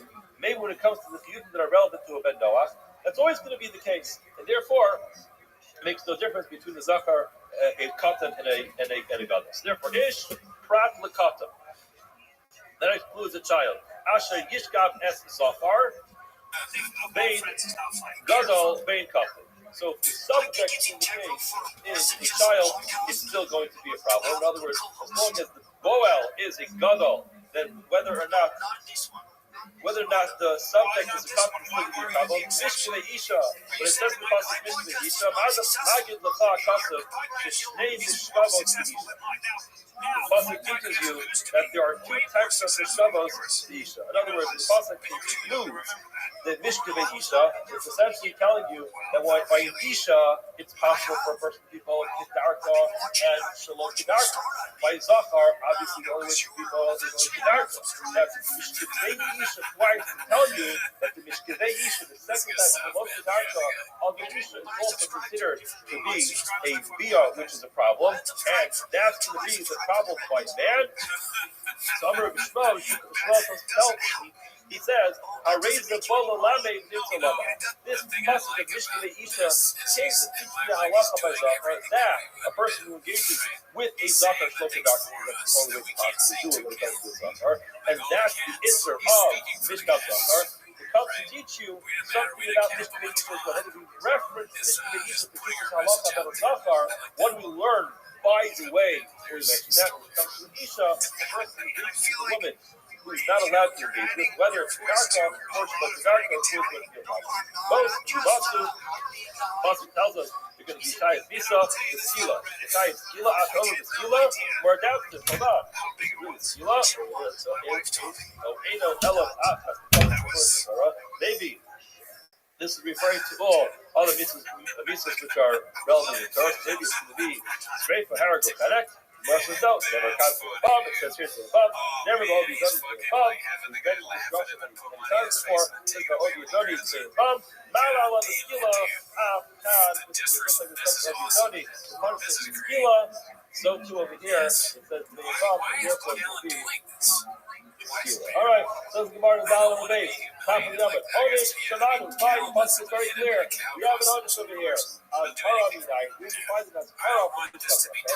And he mentions we have a punishment that we have another punishment that gives us Torah, the warning, the Lomar, it tells us to ask, the Zaka, the Shishkal, the another punishment. So very clearly, it doesn't come with punishment, it's a very clear instruction. That's Zaka, the Shishkal, the Isha, no Eva, the Edis, the Babel, the Madu, and Torah, the showcase in Gemara. Right? As hard for the person who is showcase, as hard as Mishkav, how do you know the subject is word as well? As the showcase, the active member of the group, now we find it as hard because it says that Zachar Lo Mishkav. Now, how do you know about the Mishkav? Right? From Omar, Lo Yiyah Kadesh B'Zei Yishal. Person should not engage himself with Yishal. B'Zei Yishal. Omar, to back this up with the word Kadesh actually Yishal. The God, Kadosh, Hayu be'eretz asu k'chol shevas hagayim asher hayu. You see clearly that the word kadosh in this context is referred to Evos, to abominable actions, and therefore that adds in that extra pasuk is added in. Even though, in other words, we have this pasuk over here in Malachim, which tells us the final pasuk of Lo Yikadosh B'Nei Yisrael, Lo Yikadosh B'Nei Yisrael is in the bar. So that's the Azhara for the Mishkan. That's Rabbi Shmuel. It's very important to keep this in mind. We're going to see very soon that these drushes are going to have an aftermina. But clearly, according to Rabbi Shmuel, there's an extra pasuk of Lo Yiyah Kadesh. That extra pasuk, Lo Yiyah Kadesh, is the additional pasuk to the Azhar. However, Rabbi Yehuda disagrees, and he says, "Eino tzara, you do not need to have the pasuk of Lo Yiyah Kadesh. Therefore, you're not going to forget. Hareyu Omer Bet Zachar Lo Tishkav." We read the pasuk with the nekudas of Tishkav, Mishkanei Isha. So again, when he used the nekudas of Lo Tishkav, he refers to the action of a member. The member who is active. However, Karibei Lo See the case. In other words, there's no condition in this Torah. So therefore, it's possible that you could actually read the same word, Lo See Shakeh, so it has a dual definition. One definition is Lo See Shakeh, person activity. The other one is Lo See Shakeh, should not be the subject of the activity. Therefore, you have the Azhara, both for the Shakeh and the Mishkan. Okay, so we have an Azhara for the Shokeh, we have an Azhara for the Mishkan, and we have an Onish for the Shokeh and for the Mishkan. That's very clear. Now, Behema Minala, how do you know a person engages in this act with the Behema? You look at Rabbanan, for says the Muslim. Also tells you we said before, Prat the Kasha, starts with the child, Asher Yite, Shechal for the Behema. He gives his shekiva with the behema. Bain Gedola make it out of the animal. Gedola kind of definitely no suspicion of the other or something of the animal. No size, no age, no relative to the other one. All of them are going to be a problem. Pasuk says most, not the skila. Pasuk says most, not, and we understand this skila. More asks the same question we asked many times before. Ask the Omer the skila or even Elam after the research of words. How do you know it's skila? Maybe it's one of the other types of calculus. Nemar kan tarogu. Over here it says tarogu. And it says also by the possible there is Yarot again God to see above the Shana, Lamis Yatsa Bafrona, are either A or Shostim, where it says that he was talking about a person who was an issue, but yeah, who was trying to pull people away from his market from the Shara. There it says clearly Yatsa In that case, Malala Skila, doesn't in that case, it says very clearly, it's about Skila, Al-Tab, Skila, Kiyama, Red Targenu, those words in the being of speaking of the okay, fine. The Gemara says, Madu Onish, the Shofet. We learned the Onish, the punishment for the person who sleeps. Onish with Mishkav, the person is the subject of this behavior with animals in Nalon. How do you know that? Amlomar Kol Shofet, the name of most clear, open Shafas, it says, anybody who sleeps with an animal is a person. We don't need it to tell us the halacha for a person who is the action-based person over here. Why? Because we already have a pasuk for that. The Indian, the discuss, therefore, if it's repeated and it's not necessary, just say something for the person who's very good. However, as you mentioned many times in the summer, the Onish is not enough. Then the Shofet then the Mishkav are hard about. We have an Akara, a warning in the second for a person who gives something to an animal. On the lower, the pasuk says, "Who call the Hema or Sifei Shekaftika the time of the person does not put himself or his Shekiva in front of the animal to become Tamei. Lamadu Azhar L'Shokei." Very good. Remember, there's going to be 44 cases over here. There is the Shokei, and the Mishkav, and the Azhara, and the Onish. So fine, you got me one more pasuk to give you the Azhara. However, it says we're speaking to Talaba. In Yamadu Azhara, we found the warning, the Shokei for the Shokei. The Mishkav to the subject, Nayin. When you have an Azhara, a warning to the subject, so he used the same pasuk we used earlier. First, is not to be involved in noise, behavior. That is the word. Omar told the doctor of Shia, as we said earlier, this pasuk can be used as a word for any type of noise. Now, the Gemara says, Rabbi Shmuel. That is where Shmuel learns. Shmuel learns it from Yikaz. Shmuel from before. He learns it by Mishkan Zachar. He learned the same exact word Yikaz when it comes to Ida Eda. The Kiva, he learned earlier that he didn't learn from Yikaz Zachar. Rather, he said the words were Best Zachar Lo Sishkav and Sishkav either be pronounced Sishkav or Shisha. Okay? Therefore, both are included. What is the Kiva Omer? Edo Sarkarei Omer Lo Sitein Shachak Tafah. Which means you also pronounce that as Lo Sitein Shachiva. Don't place any of your speech, whether the person is the actionable person or the one who is the subject. In that case, in any case, it's going to be out. Now, the Gemara is going to actually find this interesting. Generally, we don't find, and we have drashas, and we get so deep into the drashas that we're going to find an afkamina in the drashas. Here, because there is a halachic afkamina, the Gemara is going to go to it. Habal and Zakar, the person who is Baal and Zakar. Now, Rashi points out, whenever you see Zakar, the above, it refers to the place of the Zakar that a person is engaging with. So, Habal and Zakar, in this case, means the person is the one who is the showcase, the one who is called the one who's sleeping with the other Zakar. Behavior loves that. Now, he actually, at the same time, also puts himself in the other way as having a Zakar with it. It doesn't necessarily mean exactly the same time, but the same element. He refers to the person who's doing the Zakar. The exact same forgetting the person violated his Zakar by being the showcase, and he was also violated as a Zakar as being the Mishkan. Now, it's not to get over revolts. You think about this. Says Rabbi, the Dvarov, the Divir of Yishmael, first of Yishmael, type twice. Why? Because it's a separate Azhara for a Zaka, for a Shokei, and a Mishkan.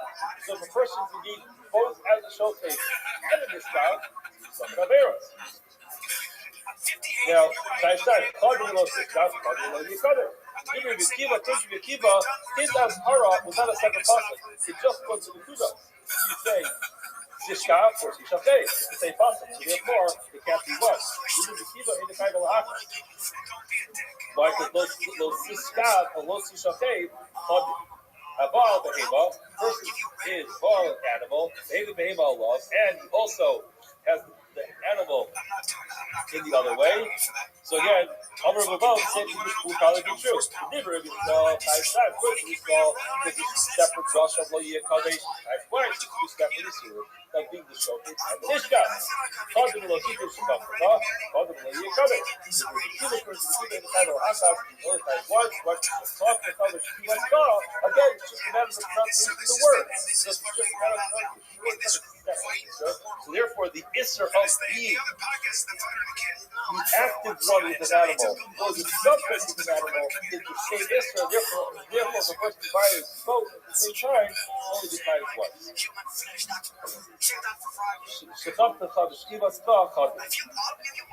Abai disagrees with the Rebbe. He says, Abai Amar, Afilu Zibri Bishmal, Nami Edekai Nara. Even according to Bishmal, you only tie it once. Why? In other words, even though it says, Lo Yia Kaddish, and that's the Azhara, says Abaya, he says Lo Yia Kaddish, the Gavri Tzidi. That was a mitzvah that was given to the people. And therefore, you can't apply that to the behavior. So if you can tell me that it's not true, you can't use love via covenant to warn a person about this kind of engagement with this animal. So where does he know? The Azhara. Whether we use this mixed bone, we said before. So it says that's the way we called showcase the name. It says very clearly, call showcase the name of most of us. Made a reading this up. We don't need a piece of Azhara for the one who is the surface. Remember? In English, just apply to this guy, that's the rule. That's the second. If you're possible to competitive, you don't need it for actual. The actual meaning of the concept, you can always apply it to the same thing, but the same concept, but a different part of that. In this case, you don't need it for yourself because you're going to have a Akara and a Kodesh, and therefore you can apply it to the Nishkav. Now, after I follow the Nishkav, why did the Torah do that? Why the Torah used Lashon Shokeh to describe the subject? Mas Shokeh Kodesh is here, just like we saw. You have Shokeh to tell us that there's a Kodesh and a Azhara for the Shokeh. Nishkav Kodesh is here. It comes from the subject, Kodesh, punishment, and the Azhara. More said down. A Nirva with Zachar. A person is Nirva who is Zachar, is the subject of this Zachar relationship. The Nirva of the Hema. He's also Nirva in the same telling to an animal. So again, Omar Rabbi Abo, Rabbi says, the Dibri of Akiva, according to Akiva, Chayim Shtayim. You can be Chayim twice. Why? Because again, two separate Isurim. Because according to Akiva, it makes sense. It's two separate Isurim. It's not Lo Yekadeh. Two separate Isurim. Fatherless is God. Fatherless is just complicated. You may be small. If you small, this word comes up to me. According to Bishmal is back. In a Chayim. Elach, that's only Chayim twice. Both coming from Lo Yekadeh. Before I said, you will go to Yekadeh twice. Abaya Omar, even for Bishmal, not a Chayim Shtayim. We still have Chayim Shtayim. It's subject to both Zachar and animals and Sid, called Shokeh, the Urban of Filas, and in the Shokeh, and in the Shokeh. You don't need that box to tell you the halacha. That's before. The Shokeh, borrow it from the Shokeh. But after a part of this Shokeh, as we said before, the Torah uses the Shokeh by the discount in the Shokeh, not Shokeh, others with it. Get the same part, just as the Shokeh is punishment, is warning. I will a person who is the active member is being born Zachar. They have Zachar Allah. And also born Zachar Adon. Or Habal Nehema. Person who is born Nehema, they have Nehema Allah. All those cases together. Now, Bain Rebabo, Bain Labaya, is a small Chayim Shal. It's according to the small Chayim time. The Cuba Chayim time, according to the only Chayim twice. Let's go a little further. Talk about it. Zachar. It says in the pasuk Zachar with the vav. Lo asibal pata kugam. Did not make the pata like a gun. Now, as we said, when it came to an animal, we equated Zachar as the pata with the gun. Behema, when it came to a person who showcased with the behema, asibal kitana kikidola. We did equate it katana and kikidola. Let's look at how old the animal. Now, the question is, what does this mean? Nai will asibal not kikidola. What does it mean? You didn't make a child like the government. Come around, will asibal diak tapos kikidola.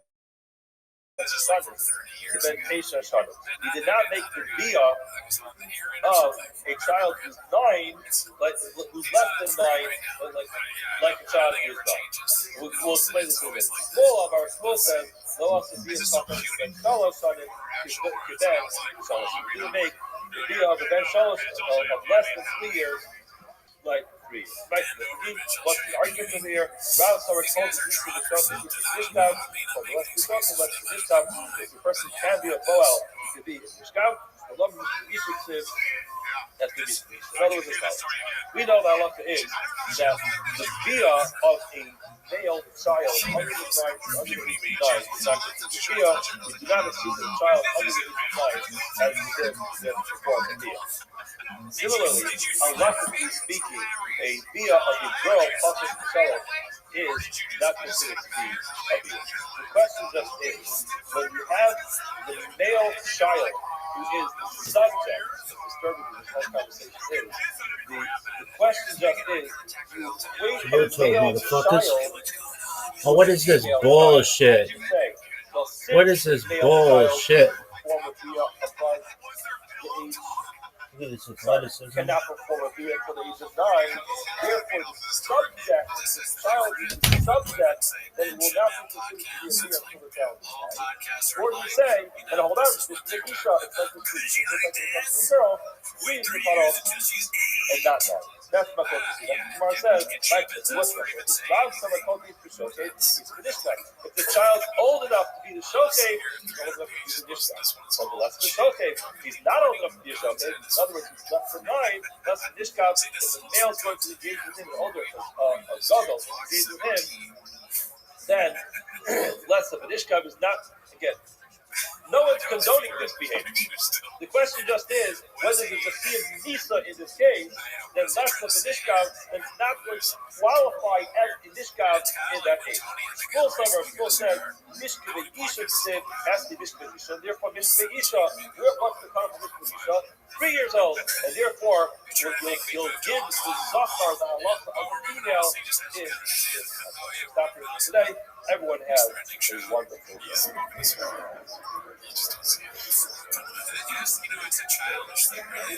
What's so funny?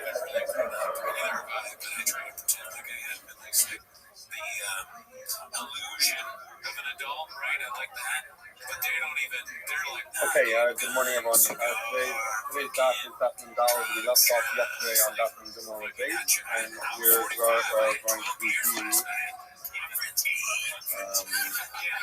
4 lines up from the bottom. So what we were dealing with there was that in the Mishnah we had a machlokas between the Tanakama and Rabbi Yehuda. The Tanakama held that if someone has relations with his mother, that person is liable for 2 lavim, for two Isurei lav. What are they? First of all, because it's his mother, and second of all, because it is the wife of his father. We also talked about the fact that it could, as Tosis mentioned yesterday, could also be ACC. But in any event, that the Tanakama holds that they're chayav for both for the father and for both he's chayav for both over there, the father's wife and the mother. And the Rabbi Yehuda held that he's only chayav for the mother. We spent time yesterday trying to figure out what Rabbi Yehuda's source. So the first source that we tried to bring was Abaye, and actually we have it here. But Abaye tried to bring it from the pasuk in Vayikra Yisrael, where it says Imcha Hi, it is your mother, to say that you're only liable for Imcha.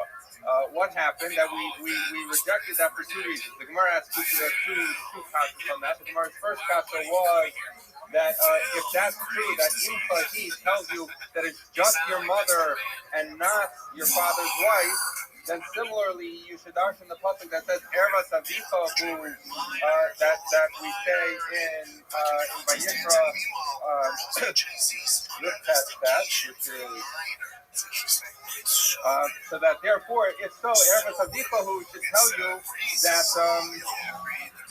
Erva Sadiqa should tell you also that you're chayav only for your father's wife, but not for the mother, which would produce this strange result, as the Gemara mentioned yesterday, that you would have a man who has relations with his mother who's not his father's wife is chayav, or with his father's wife who's not his mother is chayav, but if it was his mother who was also his father's wife, then he wouldn't be chayav. That would be a bizarre result. That was question number one. And question number two was, if imkahi is a valid limud to tell you that someone is only chayav for relations with their mother, but not for their father's wife, then why would the Rabbanan would have to deal with that pasuk, and they should produce the same result, and they should say like Rabbi Yehuda that someone is chayav only for their mother, but not for Eishes Avicha. So we rejected that answer. The Gemara is actually going to go back to that answer to say that it's in Sahih, but we're going to do it in a way that answers those two questions. So what is that? Rava says, because Rabbi Yehuda's opinion that he's chayav only for relations with his mother comes from the pasuk as follows: Erva Avicha. So that's this pasuk. But what's different now is that we've generally understood Erva Avicha lo segala, that a person should not have relations with his father. What Rabbi is saying that Rabbi Yehuda holds that those words, Erva Avicha, we're going to see in today's how we learn this, but Erva Avicha is a reference to the wife of the father, whether it's his mother or not. So this is Eishes Avicha. And then, so the Gemara says, do Eishes Avicha. We're going to see soon in Gzer Shava how does he know that Erva Avicha is a reference to the father's wife. So in other words, it seems to imply that regardless of whether or not it's his mother, this is the wife of his father, right? So that's how you know wife of the father. And then Imo Sheino Eishes David Minayin. What happens for his mother who is not the husband of his father, i.e. that this child was born, the child who had relations with his mother was born out of wedlock. Hamalomar Erva Imcha Lo Tegala. So that's the second part of the pasuk. So we say that's how we know his mother who was not married to his father. Then the pasuk continues in Chahi, and the way we're understanding now is Mishum Imo at the Machayva Mishum Eishes Aviv, that he's only chayav for his mother, not for the wife of his father. So what do we have? We have the first pasuk, the way that we're understanding that Erva Avicha is a reference to father's wife, whether his mother or not. Erva Imcha Lo Segala is a reference to his mother, whether married or not. And Imcha, he then comes back and modifies Erva Avicha. So we were saying Erva Avicha includes whether it's his mother or not, and now we're saying, no, the part that it says, even if it's his mother, that we're knocking out. Because Imcha, he knocks out the part that says it's his mother, and tells you that if we're dealing in a case where it is both the wife of the father and his mother, is only chayav for imkahi. Okay, so how does this answer the two questions we had yesterday when we tried using imkahi? The first question was, you produce, if you say that imkahi tells you your mother and not the wife of your father, the Gemara asked and said, Erva Avicha should tell you the opposite, that it's the wife of your father, but not your mother. So that you would produce this strange result that if it was his mother and the wife of his father, he'll be putter. So we say no. Now it's not a problem, because once you understand that Erva Avicha is a reference to the wife of the father, right? So now you have wife of the father and mother who's not a wife in the same pasuk, and imkahi can then modify something that's in the pasuk, which would be wife of the father. However, Erva Avicha cannot be modifying. In other words, the Gemara's chapter was let that modify for his mother who's not the wife of the father. That's not mentioned in this pasuk, right? Because this pasuk is only talking about wife of the father, not actual mother. So Erva Avicha, who has nothing to go on to negate it and say it's not that he can't be chayav for relations with his mother, as opposed to this pasuk has both categories in it. It has Erva Avicha, which is wife of the father, and mother, and therefore Imsahi can come and modify Eretz Avicha. So that's why we're not worried that we darshan Imsahi but don't darshan Eretz Avicha. So that's the answer to the Gemara's first question.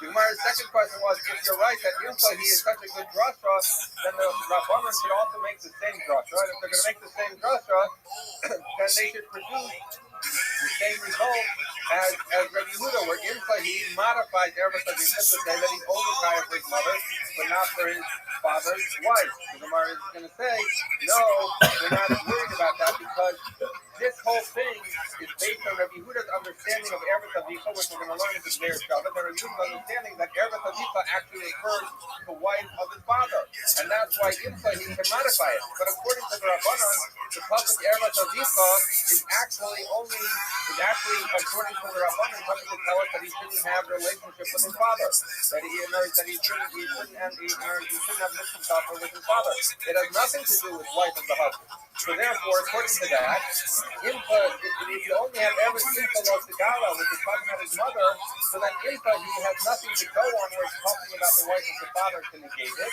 So that's why it doesn't work for the Rabbanan. So we've now answered, we're not worried about Eretz Avicha because there's nothing to modify. Only Impa he has something to modify. And we're not worried that Chazal can make the same drasha as Rabbi Yehuda from Imsahi because they disagree fundamentally about what the beginning of the passage is talking about. Whereas Rabbi Yehuda holds that it's talking about the wife of the father, Rabbanan holds it's talking about having relations with the father. Okay, so that is the answer for how Rabbi Yehuda knows it. Now, we reference Rabbi Yehuda making Zayir Shabbat. The Gemara is going to bring a brayta that supports Rava's answer, and we're going to get into this whole thing in a little bit more detail. And it's technical, that's why we're doing a visual aid today. We'll see if this works. Okay, so Anya Kavati de Rabba. We learned the brayta in accordance with Rabba. Rabba was explaining that the main chiddush of Rabba was that Rabbi Yehuda learns Eretz Avicha to include the wife of the husband. Now, Rashi points out, how do you know that this brayta you're going to bring is in fact the view of Rabbi Yehuda? Because the brayta we're going to bring is from Safra, and we know that Sam Safra Rabbi Yehuda. That anytime the Gemara brings the Safra, anytime that you have plain Safra, that's Rabbi Yehuda. So we know this is Rabbi Yehuda's opinion, and we're going to bring from Safra. We're going to see that Rabbi Yehuda in fact holds like Rabbi just said and how he darshens his pasuk. So here we go. Ish Trakla Katan. So it's talking about someone who the Ish after Yishkab but Eshes Aviv, right? That's the pasuk we're going to darshan. We say as follows: Ish Trakla Katan. To tell you that if a Katan has relations with the wife of his father, he's not chayav.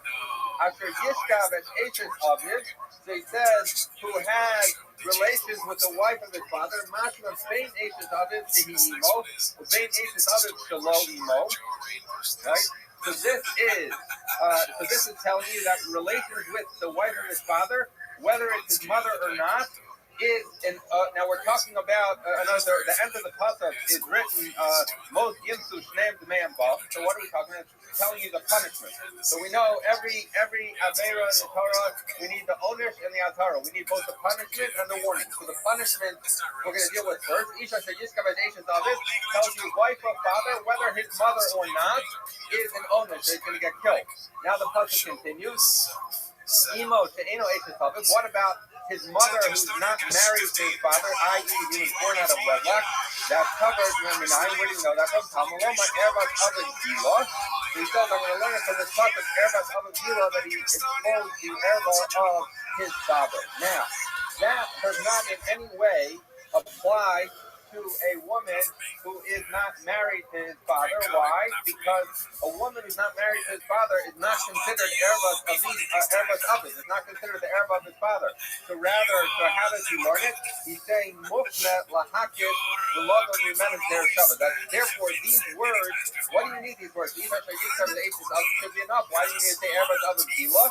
It must be coming based on the Zayir Shabbat that we're going to learn shortly to tell you that not only is he chayav for wife of his father, but also chayav for his mother who is not married to his father. And then the Gemara is going to continue darshan the pasuk. Most young too that they will surely die to skila.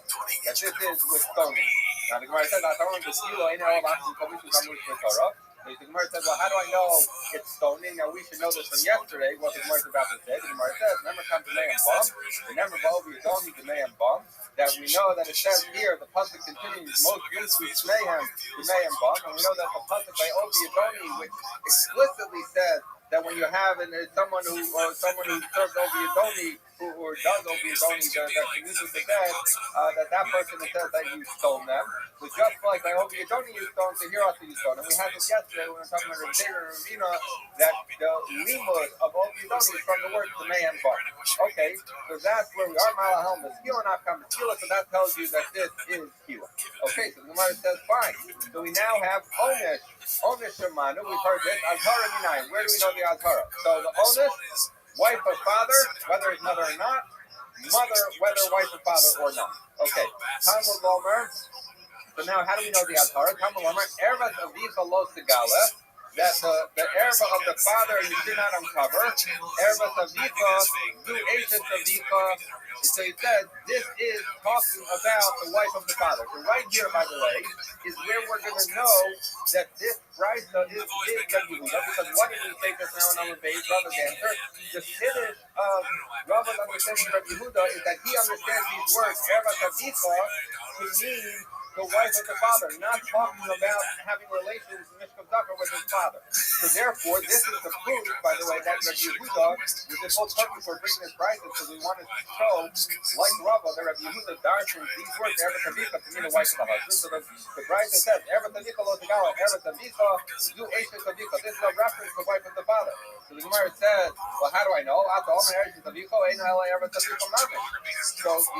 well, how do I know that? Maybe it is a case of that it's talking about he shouldn't have Mishkav Dachar with his father. So the Gemara says, no, because Nemer Khan, Ervat Avicha Lo Sigala, the Nemer Lahalan, Ervat Aviv Gilo. So he says that he's going to make as follows. Remember, we said these words were extra, we're going to make Xer Shabbat. We're going to keep Xer Shabbat now. So he said as follows. It says, Ervat in Ervat Avicha Lo Sigala, it says, Ervat Avicha Lo Sigala, following like that. So he says, it says that there. We want to figure out, is that talking about a wife or the husband? He says, I'm going to make a Xer Shabbat to Ervat Aviv Gilo, this pasuk up here. Once I have that Xer Shabbat, this pasuk is very clearly talking about someone who has relations with the wife of his father. So they just as here, the pasuk is talking about wife of the father. So too here, we're going to be talking, Ervat Avicha Lo Sigala, talking about wife of the father. So that's how Rabbi Yehuda knows his Kiddush to darshan that Ervat Avicha is not talking about Mishkav Dachar with the father, but rather it's talking about wife of the father. So Malahalam the Isha Takasim Medaber, just like in this passage, clearly it's talking about a marriage, Eshes Aviv. Amkam the Isha Takasim Medaber, therefore here also it's talking about wife of the father. The mashma and the fact that it says Ervat Avicha, it doesn't distinguish between whether it's his mother or not. Mashma Bein Eshes Aviv Imo, Bein Eshes Aviv She'eno Imo, that regardless of whether or not it's his mother, if it's the wife of his father, then he's Kaya. Now continues the pasuk, Imo, or continues the limud, Imo she'eno eshes aviv minayin. How do I know if his mother bore him out of wedlock, meaning she was not married to the father? Hamalomer Ervat Imcha Lo Sigala, that it says Ervat Imcha Lo Sigala, is coming to tell you that even his mother, who was not married to the father. Okay? So he says, now the Gemara is going to have a little bit of a funny language, so basically what it's coming back to is saying as follows. Amy Elabaz Para Shafa Kasim Imo Sheino Eshes Aviv Imo Shehi Eshes Aviv. Onus Minai. So he says as follows. So now this is really the Xer Shabbat that we referenced earlier. But he's saying as follows. That I see in the Azhara, in the pasuk of Azhara, that it compares his mother that is not the wife of his father to the mother who is the wife of the father, because you have both of them in the same pasuk.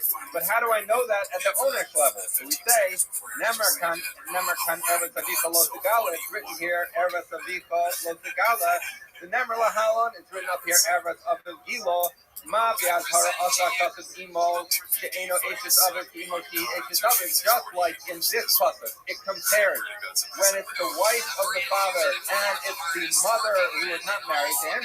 So too, therefore, this pasuk also is talking about both, which tells you that both for purposes of Onesh and for Azhara, that the psukim based on their Shabbat between Eretz Avicha, Lo Shigala, and Eretz Aviv Gila is coming to tell you that both of them, both the Onesh and Azhara, apply to wife of the father as well as his mother who's not the wife of the father. Okay? So therefore, so therefore, just like in Azhara we have both wife of father and mother, so to here, by the Onesh, we have wife of father and mother. So now, continue the Brisa, and this is the second aspect of what we're proving, Rabbi. The pasuk continues, Imfahi. What Imfahi tells you? Mishum imo asamakaivo, bi asamakaivo mishum ejisav of. That we're going to say that Imfahi comes to negate what we were learning from Eretz Avicha. From Eretz Avicha, we were learning wife of the father, whether it's his mother or not. And now we're saying Imfahi tells you, sorry, he's not kaya for wife of his father if it's also his mother.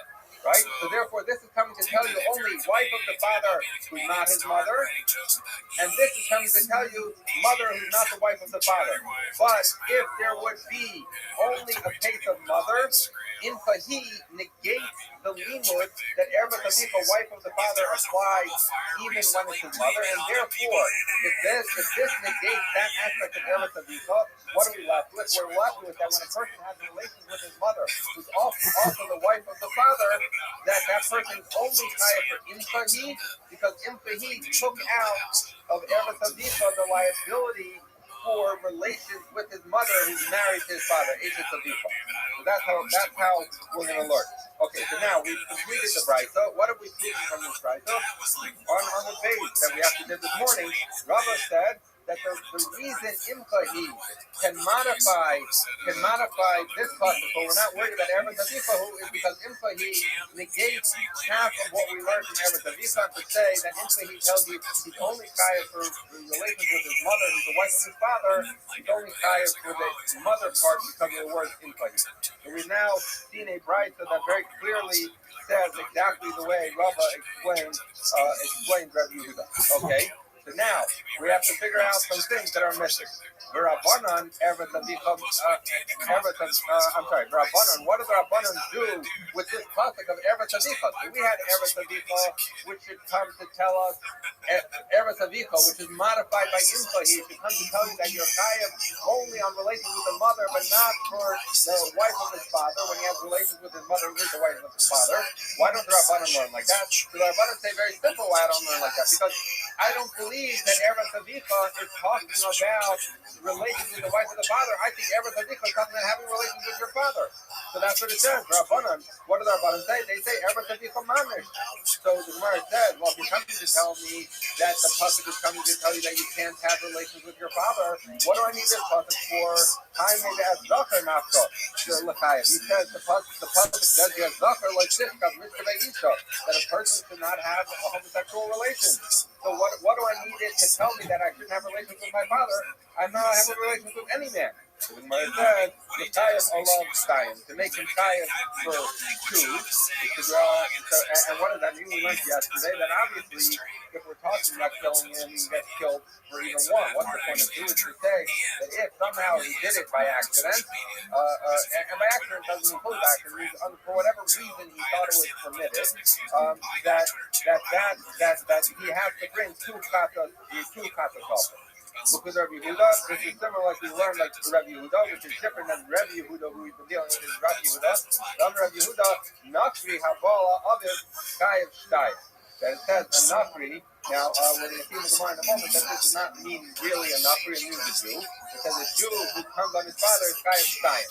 What is it too? He's Kayev for Eretz Avicha Lo Segala, that you shouldn't have relations with your father, and he's chayav for the Zakar Lo Tishkam Mishmeisha, that you shouldn't have Mishkam Zakar, so he's chayav too. Similarly, Habala Ki Aviv Chayav Time, that someone who has relations, who has homosexual relations with his uncle, is also chayav. Why? Because how do we know? Because the pasuk says.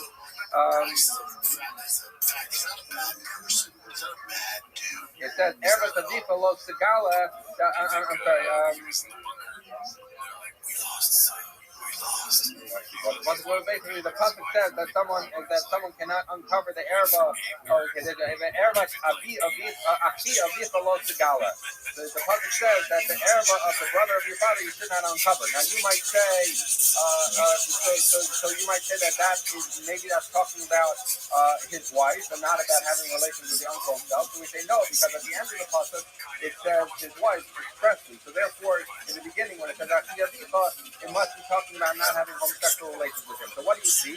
So you are saying that you're chayav two, right? So if you're chayav two, that if you're chayav two, it must be one because of Eretz Avicha or Eretz Achi Avicha, and the other because of the general prohibition on homosexuality. Okay. So Amar Rabbi says, Yistabra Milka, the Rabbi Yehuda, Yisrael, Yisrogeg, Ubukarba. So he says, what we're focusing on right now is, why does it say nothing? If you tell me it's a Jew, and we're talking about where he did it by accident, meaning he didn't realize that he was doing something wrong, and we're talking about karbanos, so then it's significant to understand why he would be chayav twice. But if we're talking behind the cover nafri, and then why would it say nafri? That's normally, so that makes sense. But the isal kedaita, but if you would think that nafri mamri, so if you think that it's literally saying that a guy is chayav double misa, my nidu. What's the halacha of a guy who has homosexual relations? Kapla, he gets killed. Betrayed couple play. Are you going to kill him twice? It doesn't make sense. So if you're talking about being over on two death penalties, it's only relevant to talking about a Jew who did it without realizing he did it, so we're not actually killing him. And now he has to bring a korban. He has to bring two korbanos because he was over on two labim. So what do you see? You see that literally that the Rabbanan explained erva tavifa to mean a prohibition, literally on having relations, a man to have relations with his father, and that's why we know he's chayav twice. Once for erva tavifa and once for the regular prohibition on Mishkav Dacha. Okay? So the Gemara says, Tani Nami Hafi. So we learned another brayta that says similar to this. Haba Aviv Chayav Shtayim. Haba Achi Aviv Chayav Shtayim. That someone who comes has relations with his father, man has relations with his father is chayav two lavim. And similarly, someone has relations with his uncle is chayav twice.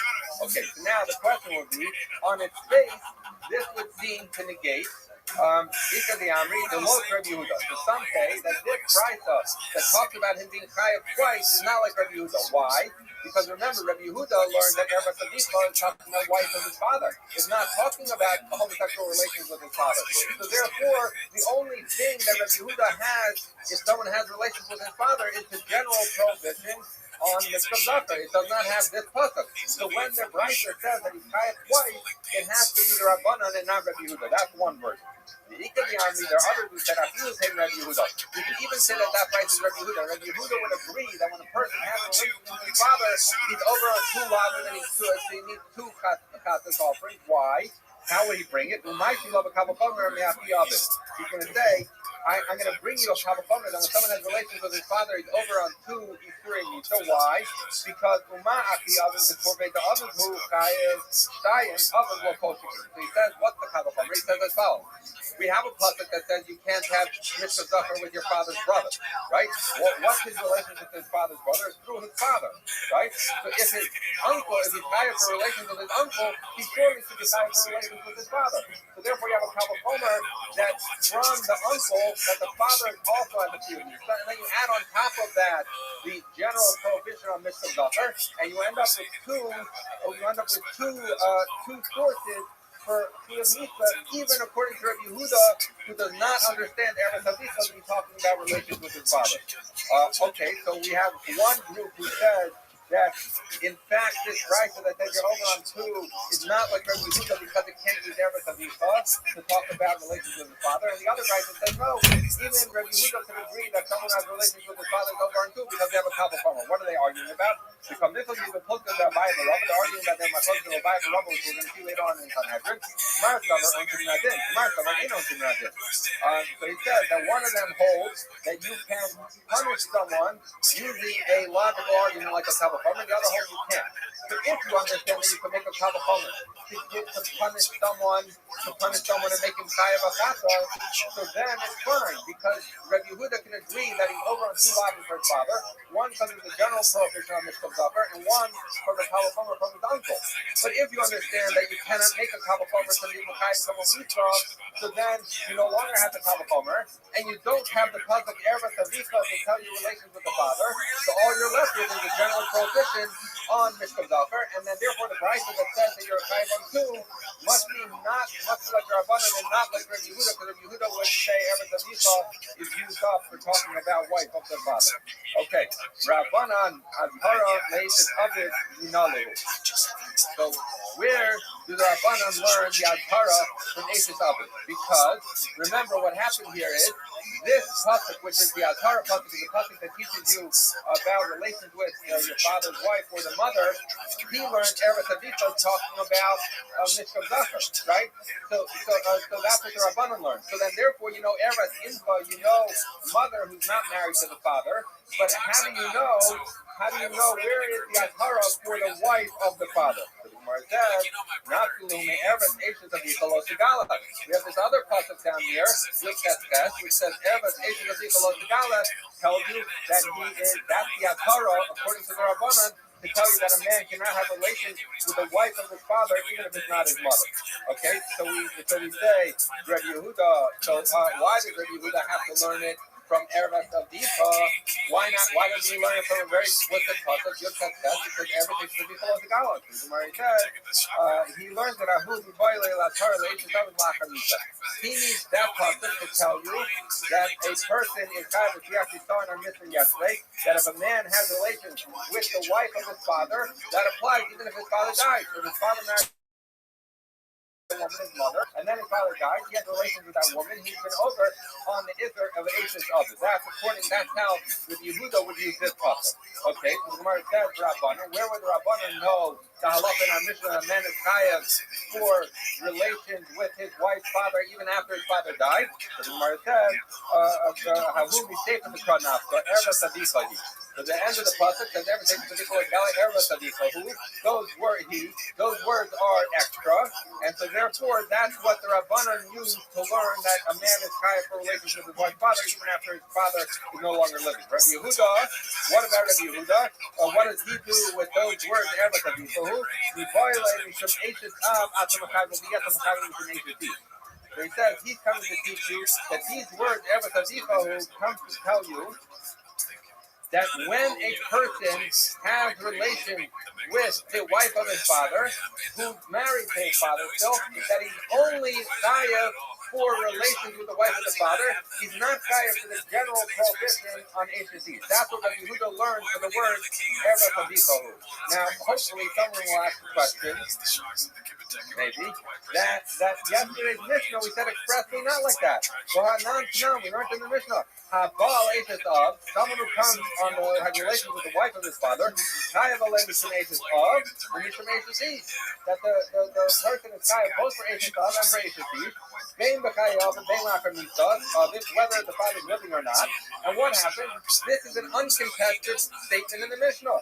Who apolog Rabbi Yehuda, and Rabbi Yehuda never argued. So if Rabbi Yehuda learned from Eretz Avicha that when a person has relations with the wife of his father, he's chayav only for wife of the father, but not for general prohibition on Eish. So then Rabbi Yehuda, who dashes that pasuk, could have argued on the Mishnah and said, "Hold on, you're only chayav for relations with the wife of the father." So the Gemara says, "Rabbi, poet the Brisa." And apparently Rabbi Yehuda does argue. And it just happens to be in the Mishnah he didn't say, but in a Brisa somewhere it must be that he said it. Okay. Rabbanan owner stations Elvid Va'aka Mishta Minalu. Okay, so we said that we talked about the fact that Rabbi Yehuda we talked about the fact that Rabbi Yehuda learned from Eretz Eishes Avicha Lo Segala that I'm sorry. So that was our Torah.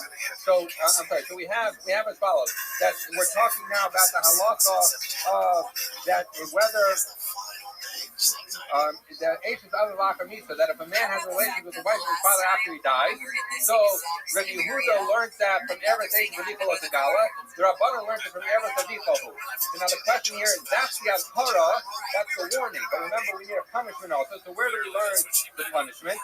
So now the Gemara says, this one, Rabbi Yehuda might be like their Shabbat. For Rabbi Yehuda, this is not a problem, because Rabbi Yehuda would learn the Azhara from Eretz Ashes of Ikol Segala. How would he know the Omen? Because remember, we had a Gzeir Shabbat that we compared Eretz of Ikol Segala to Eretz of Gila to tell you that there's a Gzeir Shabbat between Onish and Azhara, and if you know one, you know the other. So therefore, once Rabbi Yehuda knows Eretz Ashes of Ikol Segala comes to tell you that there's an Azhara, there's a warning not to have relations with the wife of his father, so then the Gzeir Shabbat tells you that there's also an Onish. But according to the Rabbanan, who A, didn't make that Gzeir Shabbat, and B, learning it from the word Eretz of Ikohu, that's how they know Azhara. But how do they know Onish? So we say, El Rabbanan Minollah, where do they know it from? Amri Lacha, Ahu Eretz Aviv Gila, the Mafik La Rabbi Yehuda was Gzeir Shabbat, Mafila Inhu Lo Onish Ashes Aviv Lachamisa. They said as follows, that if you remember that Rabbi Yehuda used these words Eretz Aviv Gila, which were extra, to connect a Gzeir Shabbat between Eretz Aviv Gila and Eretz Avika Lo Segala, right? But and that was to teach a number of things. It was to teach that first of all that this pasuk is not talking about relationship with his father, but rather it's talking about the wife of the father, and it was also talking about the Gzeir Shabbat to show how you know the mother even without marriage. But that was only Gzeir Shabbat according to Rabbi Yehuda. The Rabbanan didn't start from that Gzeir Shabbat. So as Rabbi Yehuda pointed out, these words are extra. And the Rabbanan did not use it for Gzeir Shabbat. So we're saying, okay, these words, Eretz Aviv Gila, are extra, come to tell you the Onish, the punishment, because remember this pasuk is again a punishment pasuk. It says, most yum to shneim b'meim bum. So it's coming to tell you the Onish for someone who has relations with the wife of his father, even after his father died. So these words are extra. Okay? Rabbanan, Onish, Imo, Shena, Ashes, Aviv, Okay, so remember that we had, according to the Rabbanan, we had the Eretz Imkalo Segala was an Azhara that he shouldn't have relations with his mother, who's not the wife of his father. And we have an Azhara of Eretz Imkalo Segala that the wife of Eretz Imkalo Segala, which the Rabbanan says to be an Azhara for his mother who's not married to his father. And then you have Eretz Ashes of Ikol Segala to tell you that there's an Azhara on the wife of the father, right? So we have Azhara for both mother and wife of father. But Onish, remember, we only know the Isha Yashir Yishkav Ashes Aviv, which tells you wife of the father. But how do we know an Onish for mother who is not married to the father? Now remember, by the way, we referenced the Shisha Brei Daridi. I told you we were going to learn today. That's this. Amar Kra, the pasuk says Imkahi. The pasuk says it is his mother. Asa Kasabli Imo She'enisha Eishes Oven Ki Imo She'enisha Oven. So he says as follows, that we have Eretz Imkalo Segala, which is talking about his mother, and then the pasuk needlessly said Imkahi, it's his mother. So that comes to tell you it's his mother no matter what, whether his mother was married to his father or wasn't married to his father.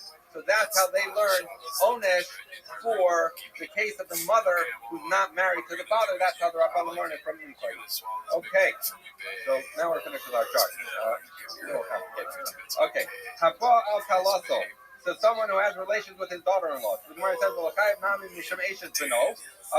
what is the pasuk that says by son-in-law? It says, the pasuk says, Erva Kalasa Lo Segala, the erva of your daughter-in-law you should not uncover.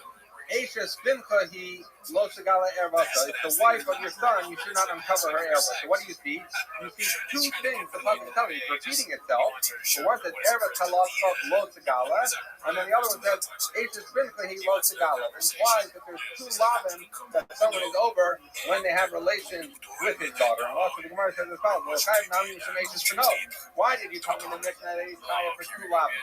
One for his daughter-in-law and one for having relations with a married woman. It should be one for married woman, one for his daughter-in-law, and another for his daughter-in-law, because there's two things in the pasuk that imply there's two lavim for the daughter-in-law. Rabbi, He says, no, you're figuring out that it's two psukim. When it says Erev Kalacha, Lo Tigala, Eshes Pincha, He Lo Tigala, Erev, you're saying that two psukim. It's not really two psukim, it's the same person. It's both talking about the daughter-in-law, and therefore there's only one lav of the daughter-in-law and one lav of Eshes. This is what our Mishnah told us. So you might ask, well, if so, why does the pasuk repeat it twice? So they say, Rashi points out that this is in order to be Machayev and even Akar Isha. It says twice his daughter-in-law, once for his daughter-in-law when his son is still alive, once for his daughter-in-law even after the son dies. But at the end of the day, still only one left. Okay, and that's why our Mishnah said he's over on two lots, one for daughter-in-law and one the general prohibition on Isha. Okay, Mishnah, Habala Zakabel Behema. We said in the Mishnah before, we had 18 cases. This is the first 3 of them. Someone who has a relationship who engages affirmatively in an act, homosexual act, and al behema, someone who engages in bestiality, and a woman who engages in bestiality by bringing a behema on her. All of those get the skila. Now the Gemara asks the question. The Mishnah, he said, now we know the halacha is the Torah tells us that if someone has relations with a behema, not only does he get killed, but the animal gets killed. So the Mishnah inquires about this. This is an interesting halacha. He said, what did the animal do wrong? I get it. The man said, okay, what did the behema do? We're going to see what this means in the Gemara. It says, since this animal brought a person to takala, to sin, therefore the pasuk says it should be stoned. We'll see in the Gemara what that means. Another possibility, we don't want it to be that people see Bessie the cow walking around and people say, oh, Bessie, that's the one who Reuben, whatever, had relations with. So again, we'll see in the Gemara what these 2 answers are about, but that's the reason the animal gets killed. Okay, so the Gemara says, Zakar Minolan, how do I know that someone is chayav kila for Mishka Zakar? We turn our bottom because the pasuk says, the Bryce says, the Darsh is the pasuk eat, so it says Katan, that's saying it's talking about a man but not a Katan. After Yishkav as Zakar, who has relations with a Zakar, Bain Gadol Bain Katan. So it's saying that if someone has relations with a katan, so if someone sodomizes a 10-year-old, that he's chayav, even though the recipient of his act was a katan. Conversely, if the katan was 10 years old and had relations, had Mishka Zakar with a 30-year-old, so then the 30-year-old is chayav, even though the person who was performing the act was a katan. So we see that applies at some level. We'll get into a little more clarification on detail. Hopefully we can get from the end of that. Okay, Mishkavei Isha, the pasuk continues, Mishkavei Isha who has, which implies plural forms of relationship similar to a woman. So we say as follows, that is actually, it's not coming to teach us anything about Mishkav Zakar, it's coming to teach us about relations with a woman. As follows, because since it says Mishkavei Isha plural, comes to tell you that if a man has relations, let's say with his sister, anyone he's not permitted to, it's coming to tell you that not only is that true if he has ordinary relations with his sister, but even if he has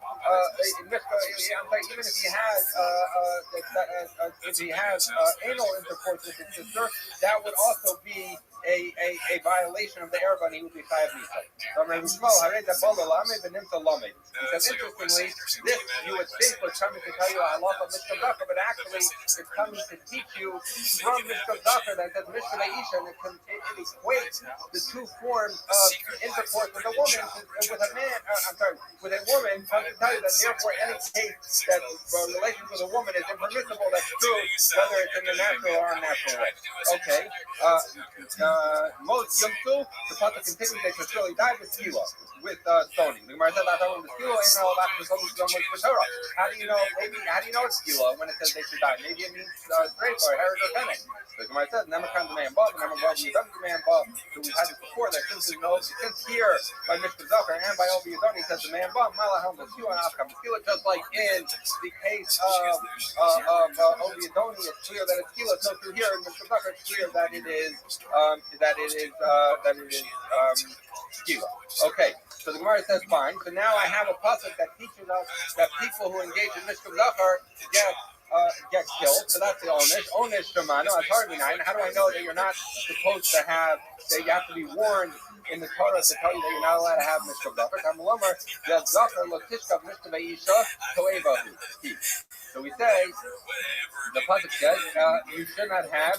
It's another pasuk that says you shouldn't have homosexual relations with toeva. Lamadnu atara. Lamadnu atara l'sholkev. Atara l'nishkav minayim. So he says as follows. So what have we proven so far? We had an one, which talks about both of them, right? So both the person, it says that two people should not have it, the man and Bob, both of them are chayav. He says, so the onesh we know is true both for the performer, the actor, and the recipient of the mishkav zacher. But in the case of Azhara, we learned from the pasuk, it says that as zacher l'tishkav mishkav isha, you should not engage in homosexual relations with a man. That's talking about an actor.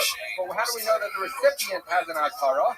Okay, Azhara l'nishkav minayim. Tamalomar lo yiyah kadesh mibnei Yisrael. The pasuk says in Devarim that there should not be a kadesh mibnei Yisrael. Omer, and we have a pasuk in Malachim Aleph which says the gam kadesh hi ba'aretz. The gam kadesh hi ba'aretz. There was kadesh in the land. That you did like all of the toevos of the Goyim that the Rebbeinu Shalom kicked out of Eretz Yisrael. So what do you see? So you see that it says the word kadesh in Malachim Aleph by dealing with toevos, right?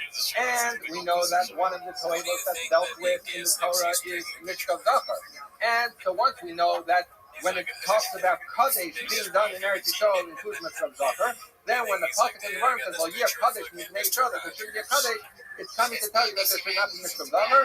So you see that it is a azhara. How do you know that it's for the recipient? Because since we see by the ones that it's true whether the person gets punished, whether they're the actor or the recipient. So too here in the Torah, it applies when it says kadesh, well, yeah, kadesh, it's saying even the recipient. Okay, they're very small. These are very small. Rabbi Kiva says, hey, no, tzara. I don't need to come onto this whole lo yeh kadesh business. Why?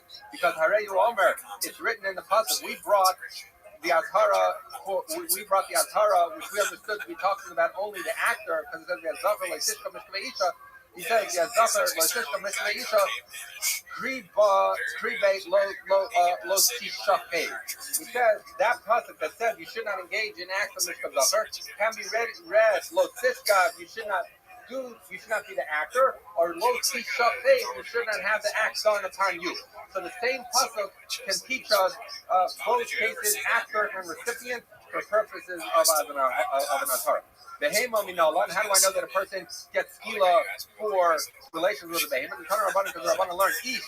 He says a man prat with katan to tell you that if a katan has relations with a behema, he's not chayav mitzvah. The pasuk continues that shegiten shechut the behema, that he so he says that he puts that he engages in relations with the behema, ben gedola, ben ketana, whether the animal is old, young, it doesn't matter. We're going to get into this because by people there's a distinction, but by animals there's no distinction. That animal could be 1 hour old and you're chayav for doing it. Could be 50 years old and you're chayav for doing it.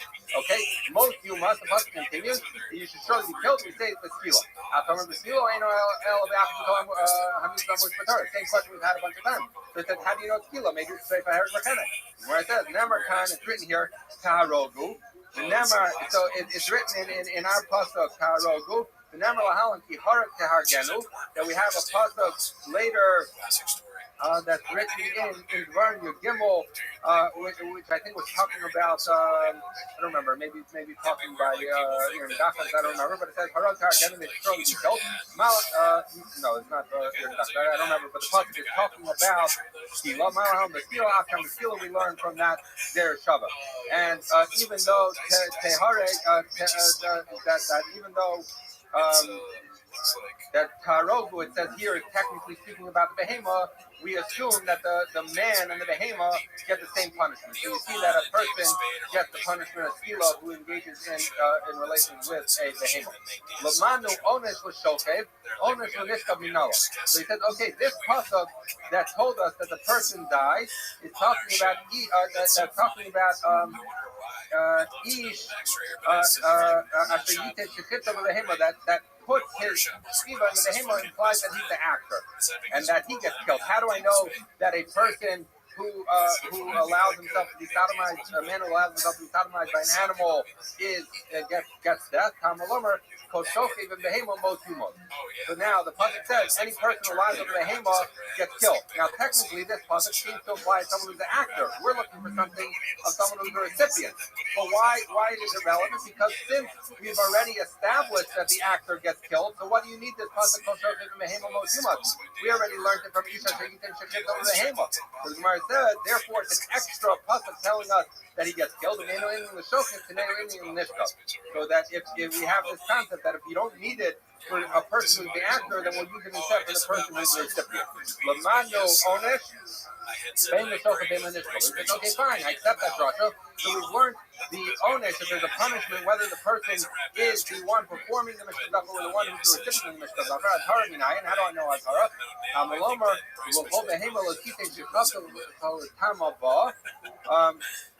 Okay, so it says that in any animal you shouldn't put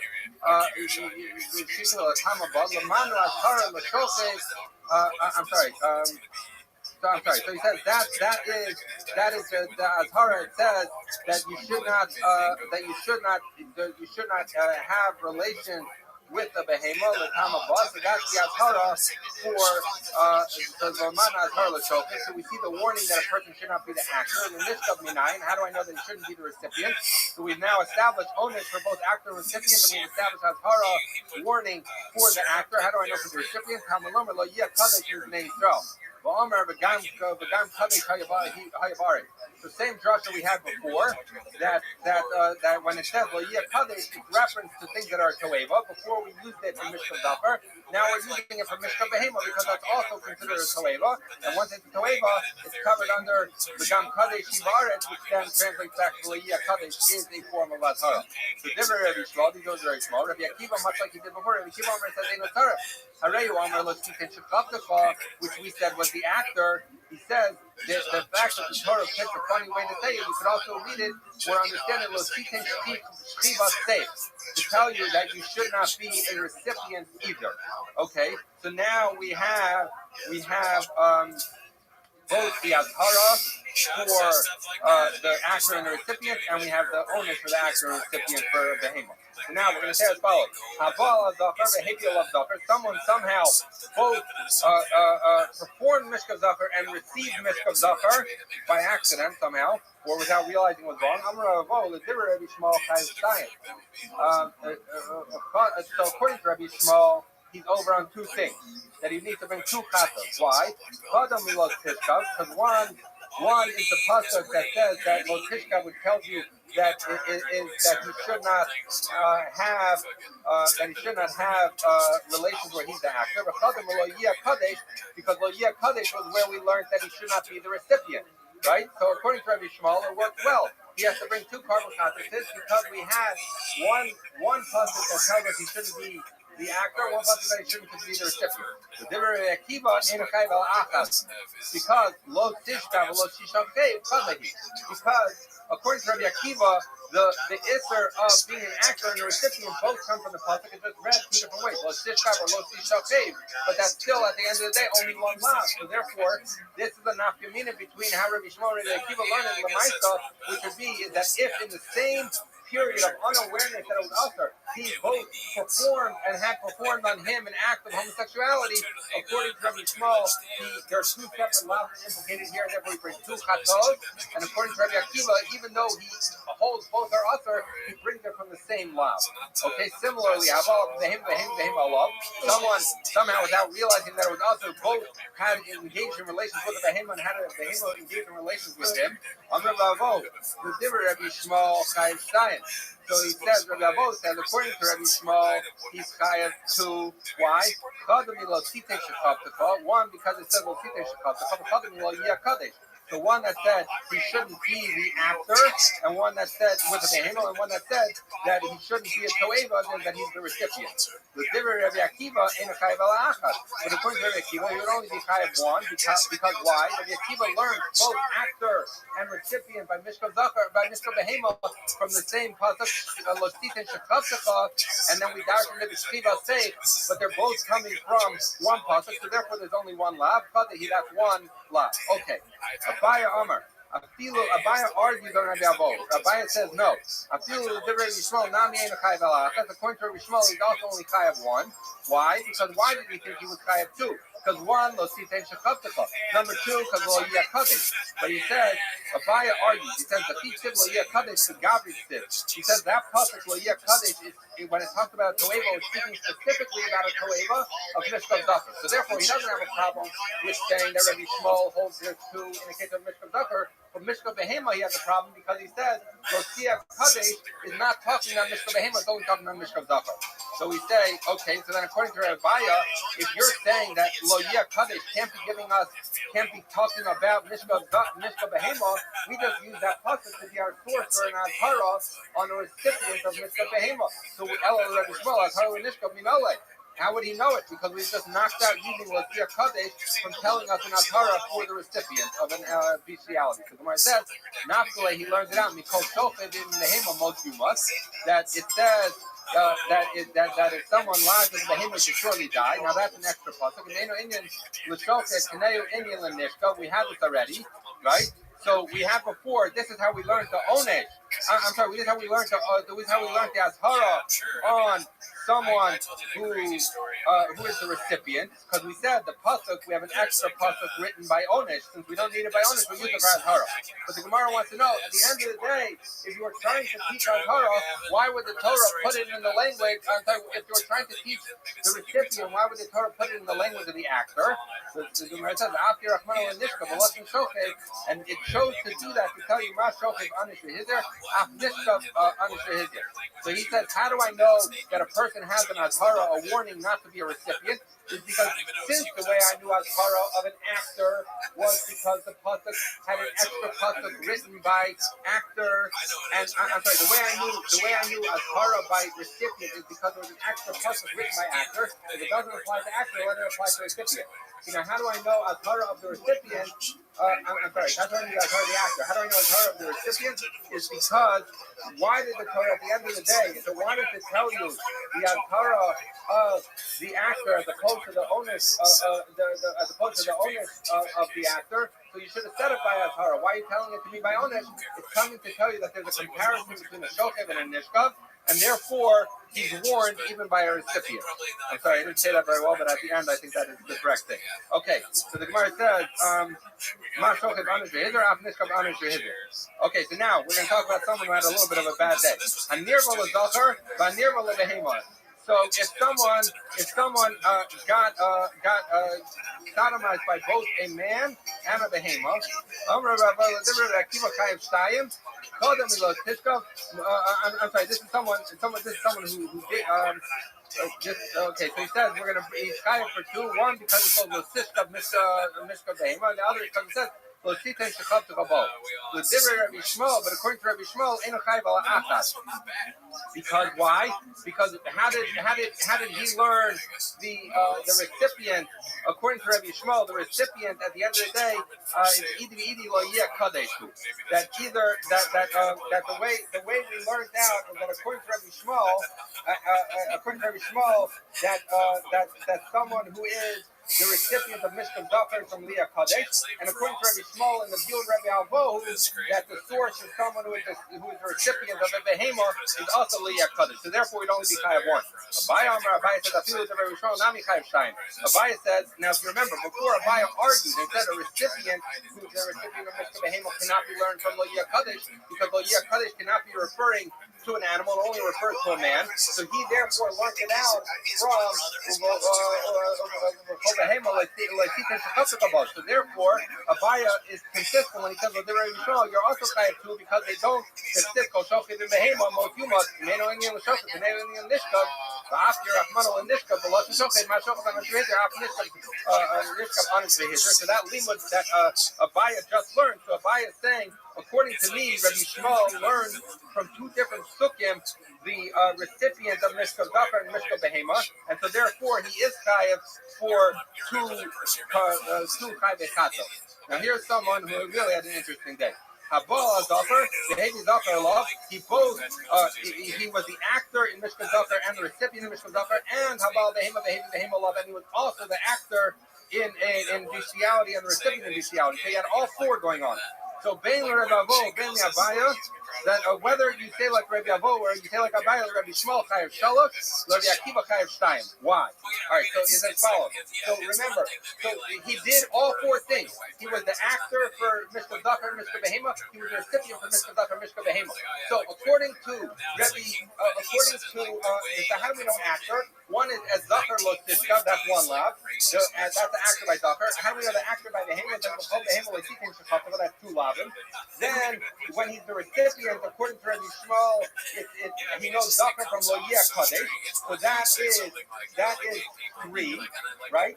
And then Rabbi Avo, according to Rabbi Avo, he learned out the recipient of Behema also from Lo Yeh Kadesh. But therefore, that you don't get a fourth because you can't use Lo Yeh Kadesh a second time. So therefore, according to Rabbi Avo, it's three. Now, according to Abaye, you also have only three because you have Zachar Lotishka tells you Zachar is the actor. Because Behema, like he takes the custom that tells you actor by Behema. Lo Yeh Kadesh tells you a recipient by Zachar. But where did Abaye learn the recipient by Behema? He learned it from Behema, which is the same source for where he learned an actor by Behema. So he also only had three. But according to Rabbi Akiva, he's only chayav for two because why? Rabbi Akiva held in both the case of Zachar and Behema, you learn from the pasuk just how you read it. Lo tishka, lo tishachet, and similarly by Behema, it's the Behema lo titin shekataka or shkiva say. But at the end of the day, for all four issues, he only has two lavas. So Rabbi Akiva says you have two. All right, we'll have to stop here. Thank you. It's funny that major positive was as always, but what's funny to me is even with all that, the worst thing is still this sweatshirt. It still works. Like you can forgive the other stuff because I was gonna say you can forgive it because he has a great camera, but the hoodie is so awful. It's so awful. Why would anyone buy an orange dry vessel gas shirt like that? It looks like it works really good for letters. Good morning, and let's begin with you by taking over the hour responsible for this morning's big debate. He's too old for that. Power come to responsible for it. Tough shit. I don't know how it's going to come to focus, but I start to get to the overshoot of this year. As he's hosting Something about this band being up himself first of all about this that's what his sponsors for today. In Karen Gold. Formerly of Baltimore, now located in New Jersey, memory of Bob's father, Bruce Gold is a former Rabbi of the American Community. The show having on the other family of Hamish, he's also known to show the city of East and North America. Shabbos and meditation of the coming days are holy soldiers to be successful. They call it non-stable. Let's go back to the days. That is Yom Days 52. We are giving up on the Aleph Elam Days 51B. That's all right. Let's see what else we got here. 51B. Did you get to that Kiva Omer? Dermabrasion. I'm doing So all right. okay, good. So the Gemara says, let's pick up 2, 4, 6, 8, about 8 lines up from the 40 right. So remember again, still steep in the conversation about the straight up, and we get straight up. The interesting idea is that the Lord now is the spouse is hello. So now the problem is that some Bora. He says, Shema, Baptista, no catch, there's some Lasos La'afi, the Lola, let's go, you great Rabbi Shmuel. So I ended up literally like in the middle of Rabbi Shmuel's position. So I also nice again, the Gemara says like it's Rabbi Shmuel, and which is the conventionally understood approach as well. That halacha you need to be a slave for about Kohen is only a dinner code. It doesn't apply to her accomplice in the crime, like the man who thinks she committed adultery, nor does it apply to the Edu Zonin. Now again, remember, everyone is going to get a death penalty, right? So that is, the man who thinks she commits adultery is going to get a death penalty. The witnesses will also get the reciprocal death penalty, but they do not judge her shreifa. Her unique shreifa is for her and her alone. Says, Achas Achas Nesua, Yachas Nesreifa. So you said, whether the bas coin is right, so or whether she is a Nesua. Either way, the punishment is going to be Nesreifa. Yachas Nesua. Even if this applies to a Muslim woman, maybe a bas coin, maybe that coin is held to such a high standard that even if she commits an act of immorality as a single woman, maybe she's going to be subject to straight. So we saw this already yesterday. So it says here, it says in the previous context that it says over here, Aviyah by the case of Baskoi. It says Aviyah in the context of incest. So the Gemara says, I'm sorry, it says in both the Sukkim Aviyah, excuse me, Mara Halon is listening to it about, Afghan is listening to it about, just like earlier we talked about again, active immorality, where there is an element of marriage, so too again, Halon Harensa over here is talking about what is evidence of marriage. I'm going to be small.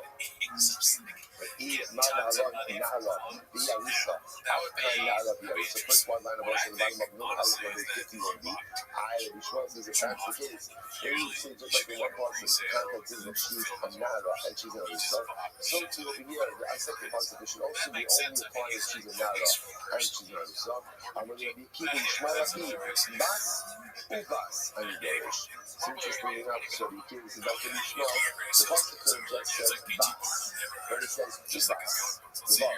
Now Vav is usually a Ribui, and Vav comes to include.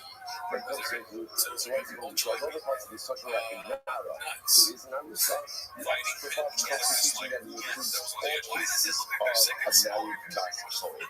So you might say, I'm aware, if you would make the other way to be so Rabbi Shmuel, so that's Rabbi Akiva. He says, interestingly enough, if he would marry, second one, if he would come to the Bas, no, if he's in the same part, so it's got he's got to the bar. So first of all, this is the correct job. So because you guys are an extra bar, therefore you take this bar out for skate bar. And you have to be clear. Remember, the only disagreement you have to do is death penalty for adultery. Remember, what's the disagreement over here? What's the death penalty? So the Gemara says, the Mashma Rabbi says, maybe it's not Mia. The Mashma Hotzi as Mia, Hotzi says, so remember, so like this, if we're going to mention it to include the Surah, then by definition also include a Mia. Like when we include all kinds of basketball in which is unmarried.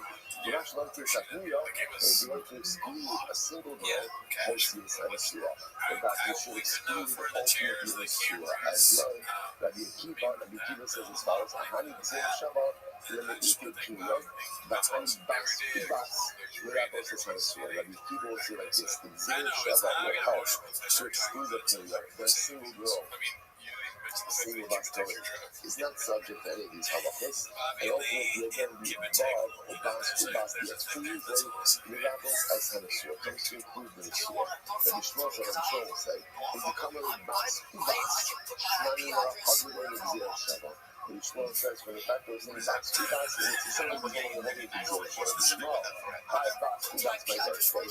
So you remember that the Akiva uses the Ubas, the Vav to include all different cases of a Bas Kohen who's married. The Mishmos rejects that. But the Mishmos also has to look at the fact that the Torah could have said Bas Kohen.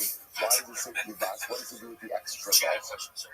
So the Bible determines who the Shmuel Ba'al. It's very true. The Ishmael Matzil Shekhalek HaKasa discovering the meaning of our meaning. Yaakov Nachlok is your secret. So I'm going to talk like this. It's very interesting. I'm going to talk the singular. The Torah makes a distinction about Kohanim and non-Kohanim. It's what we'll call blemished and unblemished Kohanim. I think that there's a distinction that I also makes the Kohen is about more. He's not able to do the other one. So there's a distinction between blemished and unblemished Kohanim. I might have thought that same distinction applies to a Bas Kohen. Interesting, right? And maybe the din of Bas Kohen, specifically the din of straight up by a Bas Kohen, only applies to an unblemished Bas Kohen, to which the Gemara says, I will on my Bas, get the extra Bas, there's a revoid. And to tell us that whenever you use a din that applies to a Bas Kohen, it doesn't make a difference. There's no din of meaning by a Bas Kohen. Only the moon about the Rabbi Akiva. Rabbi Akiva learned this out from Rabbi Akiva. With the hammer of Makriven of Ahi Kodesh. Rabbi Akiva says, we have the Pasuk. They Makriven, they will offer up the Kabbalahs for Ahi Kodesh, and they will be sent out to us what? That the sanctity of a male Kohen is fundamentally tethered to his we'll call it unblemished state. But that's only because that by male Kohen is out of the Kabbalahs. But by a Bas Kohen, because there is no element of Kabbalahs, therefore again, her status is independent of whether or not she has a name. Incredible. But Yisrael says, in Yahweh, how many I need in it? So again, Rabbi Shmuel says that from that time I thought that maybe many people have coping status, are calling themselves. Maybe they don't have at all. How much more on life? Okay. Yes, Rabbi Shmuel said, let's take up on Monday, 52A. Rabbi Shmuel, He's filming the chips he's eating on the plane. Rabbi, Elon better Jeff Diner. Vlog first. Chin or so Bob? we need it for the following, what can we learn? So Bob was copying Chin, basically. He saw Chin Not like what does it mean in the pasuk says that she was vlog feigning stuff for a Chin. father? What does that mean? This He's is like, I kind of think I should do that. Chin's like, yeah, you should. And Chin ends up doing it for him. He's like, I did a vlog. I did it. How to relate to the father of the gospel. So let me figure this out.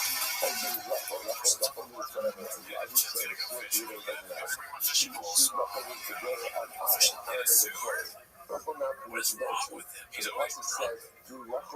Chin, I think maybe that's not his problem. Her father. What does it mean practically that she profanes her father? So the Gemara says, You're walking that her father's status changes as a driving drunk is result illegal in of her Texas too. behavior. So for example, the Gemara says, she had one running cover, and again, they're running speaking to a menorah, they call it in a more exact way, like in a holy way. They're treating the more mundane way. Covered, if they're not being covered, nor being both Israel. They treat it disparaging way. The idea is that because of the brother's behavior, the father, again, to be clear, he's still a Kohen, right? He's still a Kohen, and he can still do the avodah, but he's stripped of cover. We don't keep him covered anymore. So you might say, why is that? So the Gemara says, you said, Cursed is the person who birthed such a child. Cursed is the person who raised such a child. Cursed is the person who literally, again, such a person, I can't wait to watch it. issued forth from their loins. You're excited now, but then half of it's oh, yeah, no, we want to make the cheese on the pizza. We want to make glass of main tears, whatever the fuck the other one. When it comes to the person that's terrible for you, call them Rasha, the son of a Rasha, even though their parents may really be a Sadiq, even though they really may be a Rasha Mitzvah, so who is Dash Kiman? Guy kind of like this time. So this is a fascinating discussion. This definitely goes into the notebook of Dafyomi topics that we need to find the time to really delve into it. Because what the Gemara is saying over here is that there is parental culpability for the actions and decisions of a child. Right? And therefore, again, Rachel, the daughter commits adultery, so clearly there's something fundamentally flawed in the chiyuv you gave your child. There's something fundamentally flawed in the home in which you raised your child. Because for a child to make these type of lifestyle decisions, you know what? I'm not really liking this whole part. I feel like Texas is too crazy. You're fine. This has an impact on the father. So that father will We gain in Texas. I don't know if that's the weird. Cursed is the person who raised such a child. Cursed is the person. So I just want to point out. I think It's fascinating. I just want to point out that in Chazal themselves, I don't know. I'm just saying that, like, it's not like California embrace shop and doing it like the, like we love the way they act. They're being ridiculed every day. There's a with 200,000 people that they're making fun of it. So, like, a lot of those people are probably California. So I just don't know what the difference is. Like, as if Texas is going to be like, no, we don't put up with that kind of stuff around here. No, they're going to, that's probably going to be much better for everyone. Texas every single thing at every single junction is supposed to do. Mr. Joseph, But on the other hand, that shop it is never really, also quite possible he should that the exist in that decisions that flag. children make are absolutely Like, why is it not never in the happened? upbringing I don't understand why there's not like a shut or lack shop, of values. and I'm being dead serious. I agree. And It just makes that's sense a to me. difficult pill to I mean, swallow they had because something like that in the ice house, right? says, So, like, so at the ice house, if it doesn't work in the ice house, what's the saying? Try to fuck, right? If it doesn't work in the ice house, try to fly first, try it at fish out town. So the Gemara says, what does that mean, right? We live in a world, what is it, Brendan Shop and Friends? That's the best fucking name for a show there is. This is like what's it always been. Look at this. This is all bad. I don't like today. That's really true. I like that. I think he's above average. Okay. His cut, his split's very small. He's like, he needs more money. No matter how bad you feel or what you did, no matter how much shit you do, you can't watch. You can't undo it.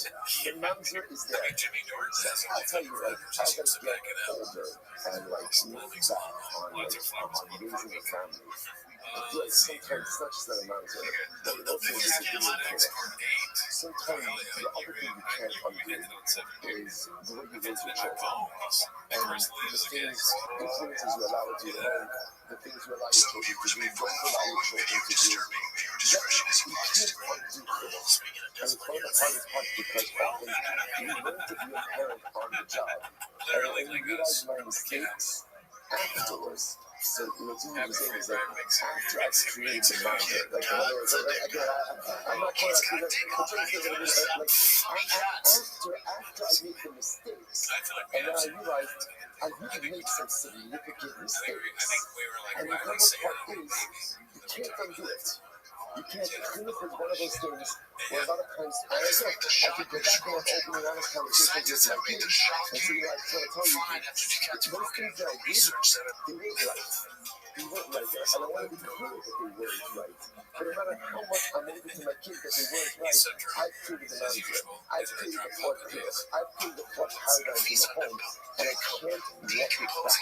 So it's again, on one mind, it's like we're going to say to do everything right, and the child still makes so many decisions. You said that love those actions reflect on her father, I'm not going.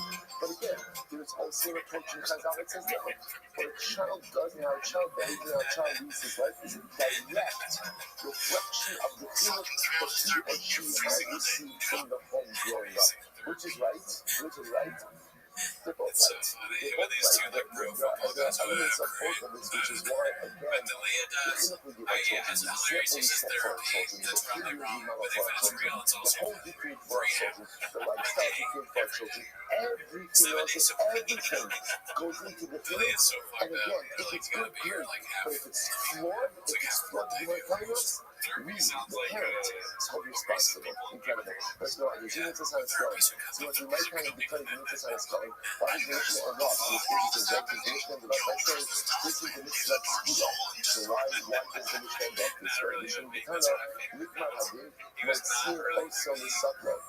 Because remember again, what is it for? So for that if I want to like to live with the students, you not just Skila. Based on Skila Hayat is not in the previous mission. Based on not the last history, this mission is still. Based on Skila Hayat is not the cover. But I need to cover the mission, it says how it's swapping. Turn around, it's how it's going. It wasn't interesting, even though really, this Mishnah spoke about how the missiles were really following on the heels of the Skila Mishnah. Right? So we had Skila, then I went to the missiles, and then I wanted to close out the discussion of Skila. And that's why the Mishnah ends up by saying, Zoom mitzvah chanesko. That's the end of the Skila discussion. And I say, now we begin with the Sreifa. Here we go. Mishnah. Mitzvah chanesko. We're also in this green line stuff. So what is Sreifa? What is Sreifa? Rabbi said, I was like, oh, this is Sreifa. Halach Halaisa. So what do you do with Bas Kohen? So Rabbi Pask is a little more to see the different halach. Bas Kohen is inside. The Shul is the Isha Fish. Fish, I will buy the Kohen, the Isha, I will Yisrael. ואפילו היבעלה ממזר המסר שם היבעלה הרזו בספיקה וזה לעלות את זה במסגור וזה כיוון הראשון וכיוון הסוע וזה כיוון הסקור ישראל ממזר מסר פלישתי גרעון so nice again judgment for adultery is however So then I said to my biz manager, I can't believe that. He calls, he goes, yeah, it turns out there was a building that the floor to the faces were all for real. I got scammed by the builders. Then strangulation is the normal person for adultery. The only person who gets this resection for adultery is the possible herself, but everyone else, that's the number. They come out, it's like a long This is how do you administer punishment of sleep? no uniforms, no official dress. So you go ahead and the immersion in the door up until his thighs. You do your best in the door. That's that. So that's the size over here in the calculation. So there's actually something kind of a honor. The people have to see that from the course. We're going to see if we need to keep him immobilized. So when you keep him immobilized, you can't move around. So you put him in the door up until his legs, up until his thighs. That would keep him immobilized. The nose needs to look at yourself like that. And you take your soft rope. You take your soft rope. I just think you take a rough rope and we put it inside of a soft rope. So sometimes you take a rough rope and then again on the inside of that rope is a soft rope. The soft rope is going to go around the neck of the guilty party. So you just put it outside that rope and we wrap it around his neck. So just let's say question. Using this guy's step one, put it in the rope to means immobilize. Step two, take and we put these by the rope. The outside rope is a coarse rope, the inside rope is a soft rope. It's hung around his neck. Two people stand on either side of the ring. Each one holding an end of the rope. What happens is Zemoshik as well as Zemoshik as well. Each one holds the rope towards him until one results. Until moving his first part in his mouth. Like the actual pulling the rope will force him to open his mouth. The mouth is just up to the so see this expression is like quite already we ignite the rope. We suck him so quick and we throw it down his throat. So it's a split function between the mouth is usually like a pulling at the state on the person. It's actually not very good. But what you see is a pulling out a pulling molten lead down the throat of the person. That's straight up.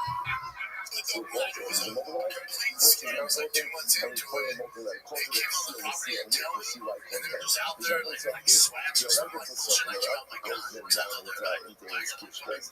The Comaris has been in there, but essentially he is killed from the inside. Like his insides are incinerated, but he's incinerated internally. And you can do this right. After him, this is done behind the tiny bone, he's got three times. Here's the problem. The problem is what he's made happen. Right? But the problem here says is you try to administer to the straight off, but you may end up what? You may end up strangling to that. Which, by the way, is a different style, right? It's kind of, so the problem is if somebody is tight straight off and you end up giving them credit, isn't that problematic? So what should you do? So you like, I don't know, first of all, você take the seven slow vessel. You take pounds and try to know person. Para que essa pessoa manda essa tira, vocês vão fazer certo, violência que você não recomenda as experiências. Agora we do these pounds. Now obviously, somehow there must be immobilizing him also, right? Because if you're immobilizing him, you get out loud, you get moving the whole thing, the shoes, then the most thing that needs to go down his throat. Because if it doesn't go down his throat, it's going to put the burden on the outside, and that's not straight up. Straight up is internal incineration. But yeah, you can say you can't do that. The rope thing can be strangulation, so instead, he's not working with tongues. I don't know what difference I was. My say that's calling apples. She's in some. This is what I do is more serious. So the Lord is there, Rabbi one time. So it's about calling the community adultery, and therefore that's straight up. And what they do is they not able to this start food off. And they burn it.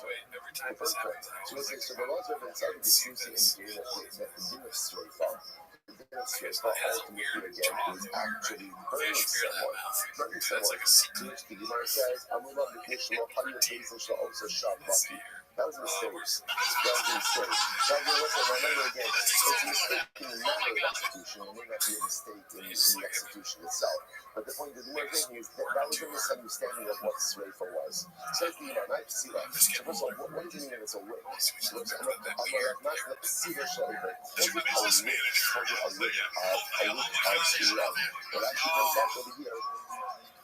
Rashi points out that here what they would do, so sorry, used to point out what they would do is they would take like a long piece of lead, and they would mold it, and they would melt the gold. So they call it a psila because it was long and resembled gold. Okay, so what's the first of all, this is a little bit mind blowing. Because again, how do you know that srifa means internal incineration? Where does that come from? So what's this is very interesting. Asya srifa the Abbas Korach. So we can do srifa from Korach means a son. Remember that Korach is rebellion against Moshe Rabbeinu, and again his assembly. Some of them were swallowed up by the earth, and some of them were incinerated. The Rashi says Asya srifa.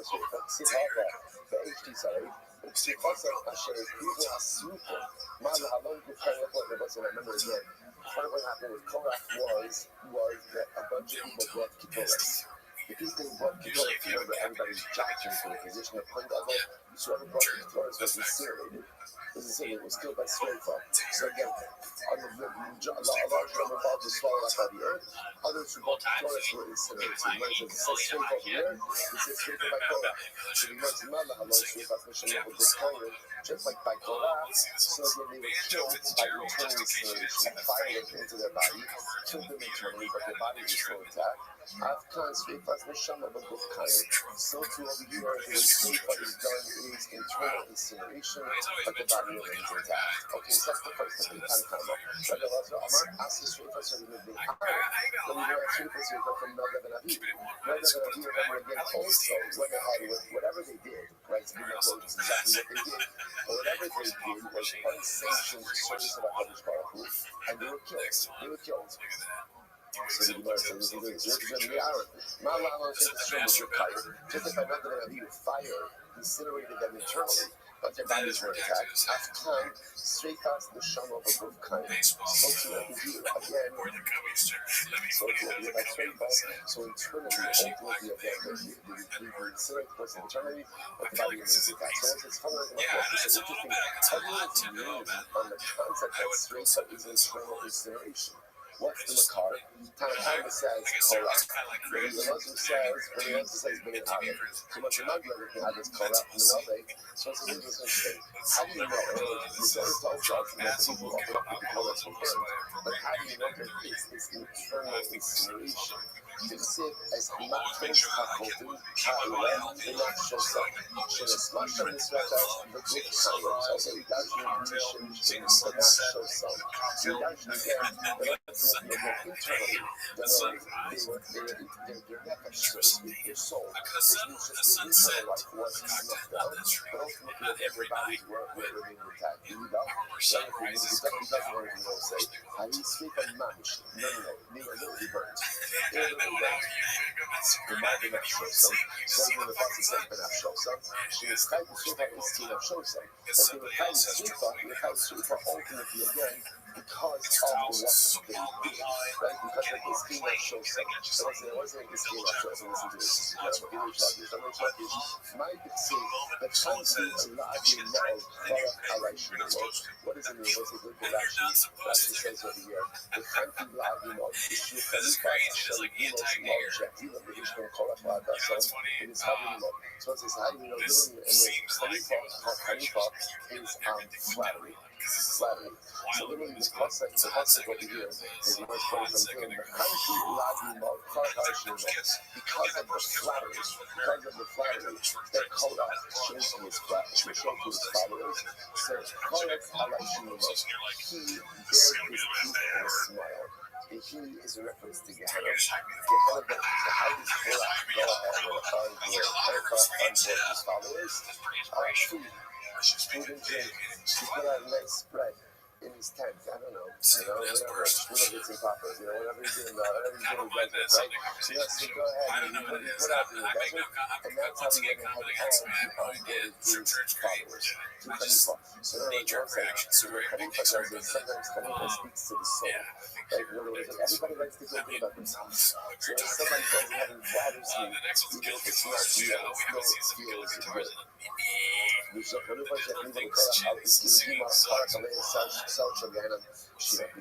again, the Khalifa, that Torah went ahead and they only do it for keep that with them, they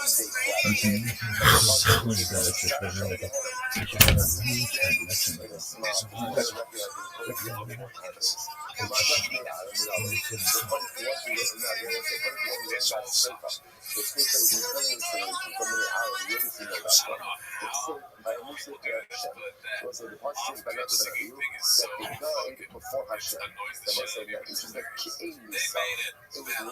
What does it mean like? It was like a normal death. So what does it mean like a normal death? Well, of course, what's a normal death?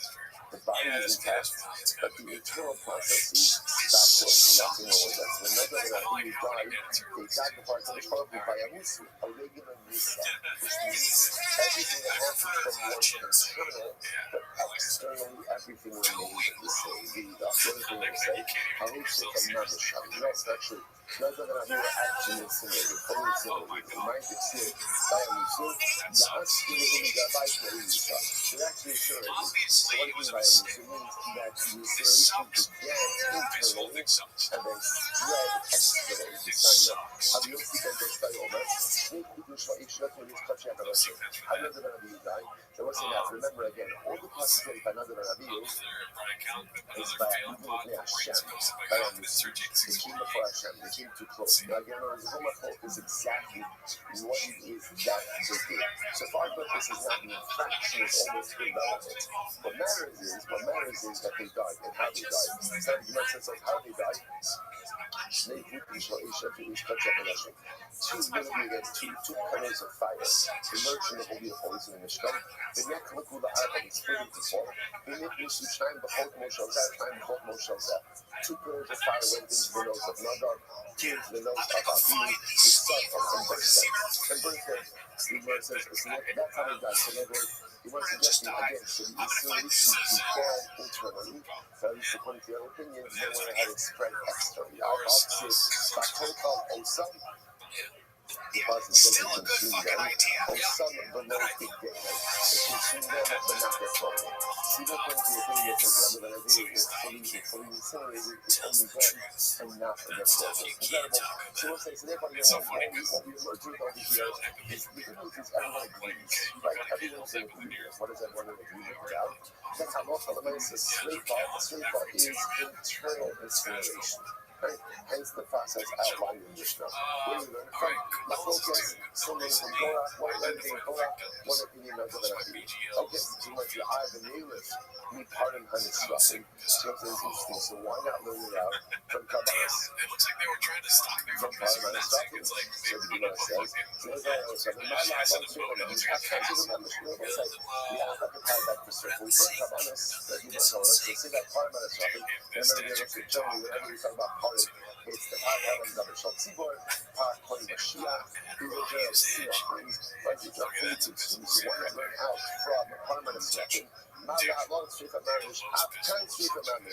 if I'm going to start again, it's total incineration. Total incineration to which the Gemara says the Stabra is interesting. The Stabra may Adam Havilei Molach, Shekin Adam Chodei, the Shama people. So the say it makes more sense to learn how to do a scripture by people from Adam. Why? Because you get a learn from Adam, you have 4 elements. Number 1, Adam, they both apply to people. Number 1, they're both called Chodei, by sinners. Number 3, there's an element of the Shama, right? The Tony's version of the Shama. And number 4, they're not subject to people. Okay, I'm Rabbi, so just the opposite. If I'm going to talk about the other, number 1, why? She can not hear Midolos. too strong. Was ultimately again hardened, like you have over here, it's a makshir with Dolos. Ultimately again, telling us, look at actually, there's makshir, it's almost right in front of actually. Makshir, sleifa, faith in makshir, action, mitzvahs, and makshir. So again, the action of sleifa, the base, and the death penalty, is going to call it makshir. So preparatory act. In other words, it cleanses the person.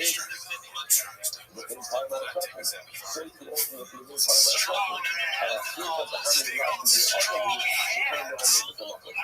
straight up by Torah and straight up by another Rabbi, and that's carried out by Moses. The Rebbe of HaKadosh Baruch Hu, with the American unapplications and no comparisons to straight up things that to other cases of people dying than to Torah. Man Yom Yadus Korach, my family learned from this Korach.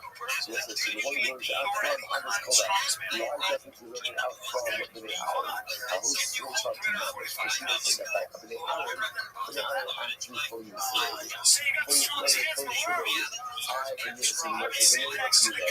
So if you want to do it, you don't think of Bnei Aaron fully insulated. So why not use that in paradise? So the chick like Joseph and Rabbi were fully insulated. Therefore what? Straight from these complete incineration. Like Nachman Arababu, Amakar, the Hatsun of the Acha Kamoko, Vorim and Lo, Yisrael. So things just keeps coming up over and over. Like the Acha Kamoko, love you all that you love yourself. Even in that, only really not the same.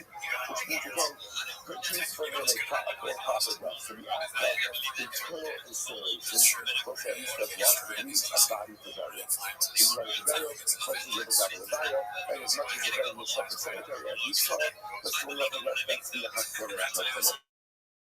If you after you think that nothing, zero show that you know, so that's nothing. Why do you zero show that all? You got to zero show that how you know straight off the show for good kind of love straight from you. So by doing that, you zero show that I would love like this. But internal incineration with the intact body is not called straight at all. You should be active like a whole car. Love to take out the easy off. Take it with yourself like and again, and that's that I think so because of that, how do you deserve that thing of the law? Just add on more wood to the fire. Cause the fire to burn brighter, to burn more intensely. That's it. And if I do the person who died faster, come up still and that fun. Come up after that, come up from you. Internal incineration, and you're about to die. Every source is good for a whole for myself. The bottom line is everything is green. That straight fire. So you said things are straight fire is internal incineration. That's internal incineration. And now if you want to say what's the muscle for that? So you're not going to focus. Is it nothing that I need, or is it Torah? Ultimately, again, that's not focus. And interestingly enough, it's hard to just not focus. Each of you holds something different happened by the other. For example, the opinion that says the mother is Adus Torah, whose father is whole, that nothing that I do is fully insulated. And the opinion that says it's nothing that I do is whole, that Korach's father is completely insulated. So fundamentally, my focus over here, start with my focus, again, so my focus is about the source, but it's really about the halacha. And let's now look at the Gemara's Rebbe and Rabbi. You might tell us a little bit of the story. The Kvar Hayu Moshe Ba'arim Mahalach and Bedala. The Rebbe of Rabbi Mahalach and Bedala. Let's see the story. Moshe and Aaron are walking. So we also can imagine just that scene. And you see the fly on the wall. Moshe and Aaron are walking together. Not just what that must have looked like. So Moshe and Aaron are walking. And what happens? The Rebbe of Rabbi Mahalach and Bedala. Aaron's sons were walking behind them. Sorry. The Kohen saw Hallel. And all the crowd saw what he might have done. If you want to get a so he says, Amar Lord of Lavi, a Masai Yamusu Shleit to King Halalim. So now they're going to say to each other, when are these two old men going to die? Speaking about Moshe and Aaron, when are they going to die? The Aviva Ato, you know, yes, Hadar. And you and me will go ahead and lead the generation. We'll lead the generation. There's so much to say about this tomorrow. Like, what is this? What is happening over here? And I just want to point out something amazing. And this is just to hear how, like, the wisdom of the Gemara. The Gemara has a more non-job. And I think that's this discussion about the fact that Moshe's children did not inherit it. Right? Moshe's children essentially kind of fade away into obscurity. We don't hear about them. We don't learn about them. These things that do not become their father. There's a lot to be said to them in general about the concept of being the children of a great person. On one hand, you can give such an inspiration. On the other hand, you can be a tremendous source of difficulty. You're always living in the father's shadow. You never really do what you move up to what you do or what you was.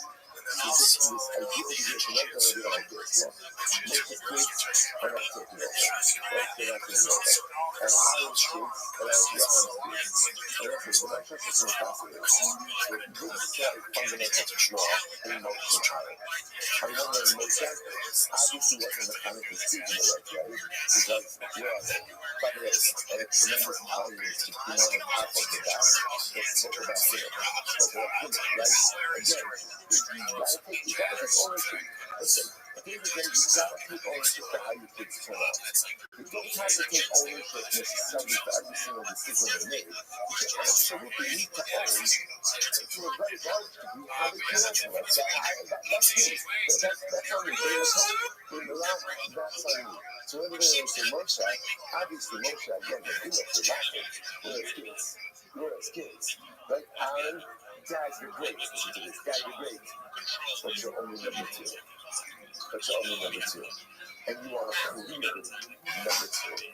So Moshe, trying to keep it together with his kids. Aaron, Dad, you're great, but you're only number two. I think it's time for us to step in. I think at the end of the day, both of you are great in your own ways to a degree, but clearly neither of you have discovered the complete secret, the secret sauce, so to speak. You don't have the secret to success. So Father, maybe it's time for new ideas, new leadership, stand down. So we might say, I'm going to think about it. How do you actually progress me?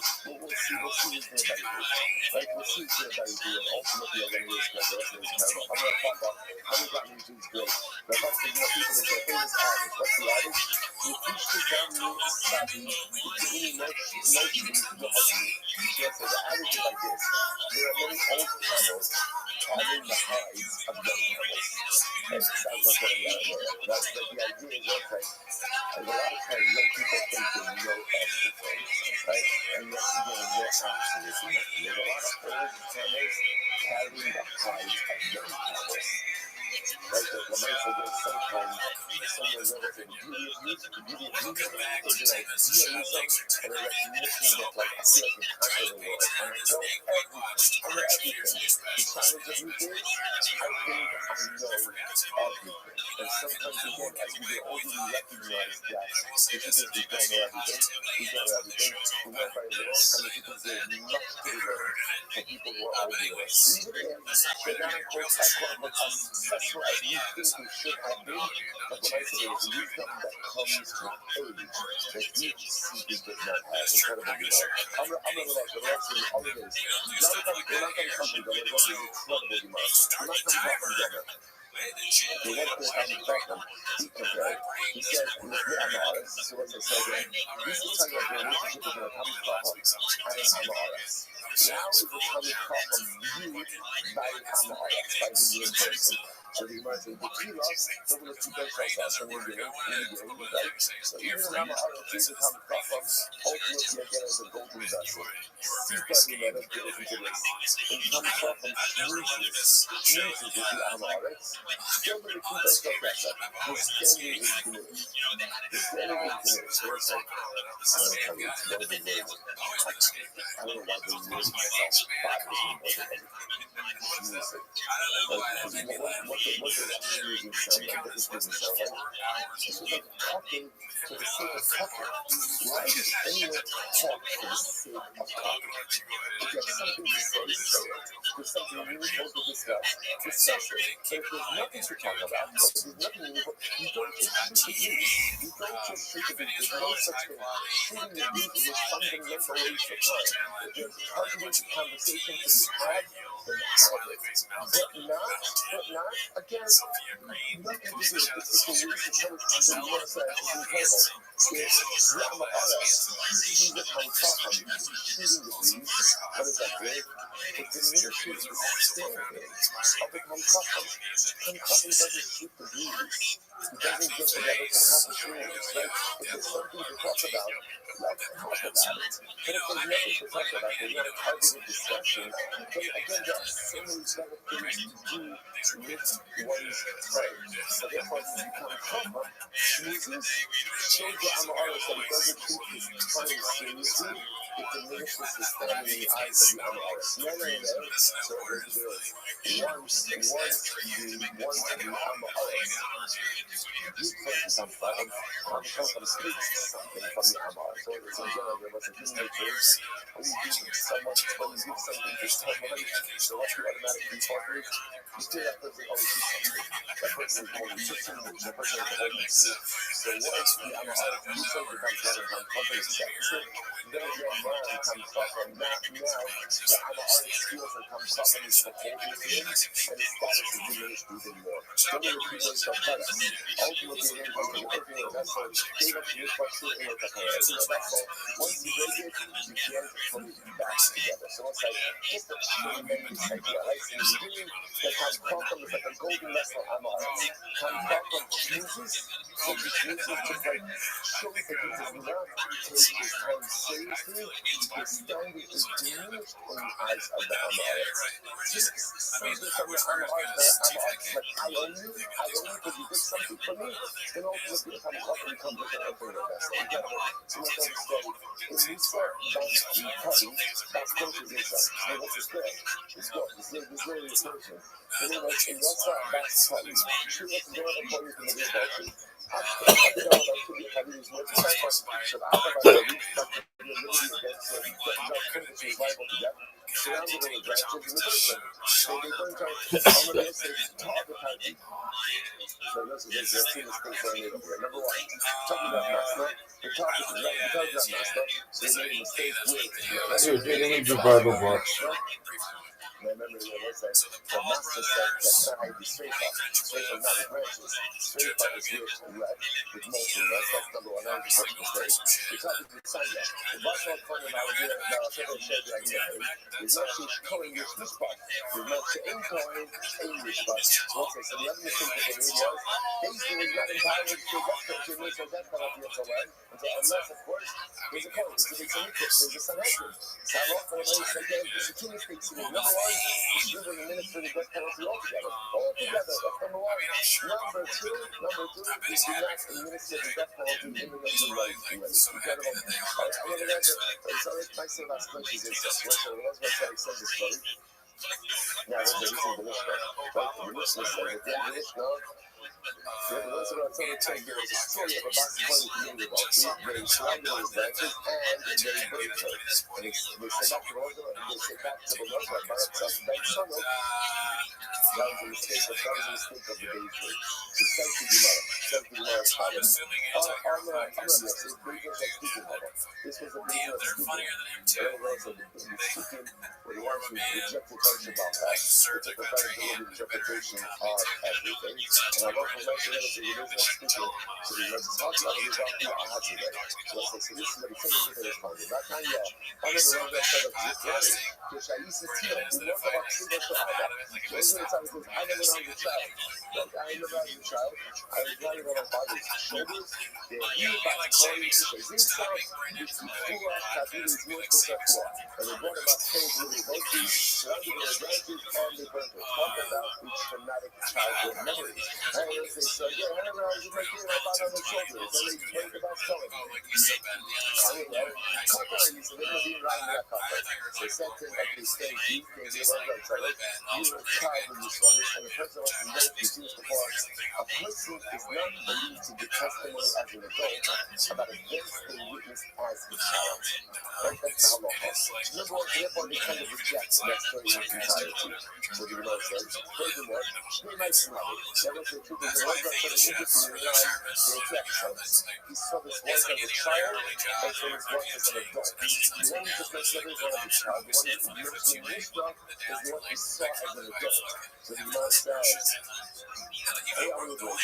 So each one of us, revelation and topic will count first. The childhood episode or the adult episode. I'm going to say Shivat over Ashkuti. So the Gemara says, I'm going to say Shivat over He's like, just about to ask if they so they were really going first, and they rejected it. They said that was a big thought. We go ahead and we go ahead and let's go do that when we have a child. Rather than have a whole relationship, I'm going to cover yourself. I'm going to yourself. That's about the way you show how you bring yourself also shut up. Okay, so that's how it happened. Those are some first steps. When I was a kid, I remember that you put a fast toy.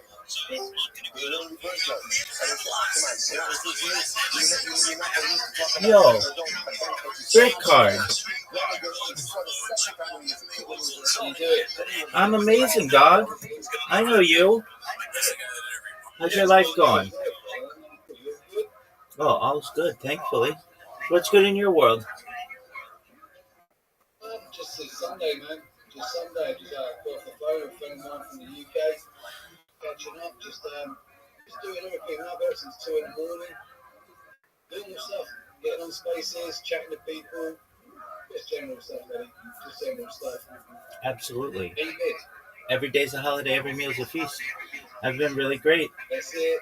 Absolutely. All right, Brick Card. Do you have a link tree? Yes, I do. Okay. I do. I actually, when you sent me them links the other day, I set it all up. I had it anyway, but I added more socials to it. But I had a problem with when I put I signed up my WhatsApp to it. Okay. First I created a community and added the WhatsApp community, and then straight away, for some reason, it banned my WhatsApp. And my WhatsApp actually connected to my work as well, so I needed it. It took 24 hours, I got it back. Then I put the group that I have on WhatsApp onto my link tree, and it's to do with people that from my work that were involved in the project as well. You know, like a lot of colleagues and stuff that have invested into the project as well. And I started. It started inviting the wrong people, and now I've got people that are personally trying to connect to me, and I have no objections to any contacts until I realise that the people that are trying to connect to the straightforward scammers. So I've had to remove the WhatsApp side from my link tree. Okay. But no big deal there. I'm keeping that social because I have a good group on there. Like I say, it's all offshore workers, and they're all investors in the project as well. They're all holders, and they're all long-term investors. So rather than them getting annoyed with some random West African sort of trying to hassle them for money, because that's what was going to happen, they'd start going through the people. So I just thought, right, I better remove the WhatsApp from that link tree. The Reddit, I've actually got a young lady who is now posting on my behalf. I've got her running a few of my socials for me because it's just so much. You know yourself, doing socials is a 24-hour job. 100%. Doesn't it? You know, it's not something I can even see you now on your phone doing something. I'm looking. No, I want you to know. Oh, yeah. It looks like I'm being really rude. I'm actually looking at your link tree right now. I was looking at your Reddit. It looks really good. Your Reddit looks good. It really does. So it's great. It's very temperamental. You know, we've got to be careful with keywords and stuff. But other than that, yeah, we're going to build up on the Reddit for sure. Excellent. Okay, so what about YouTube? That's the number 2 website in the world.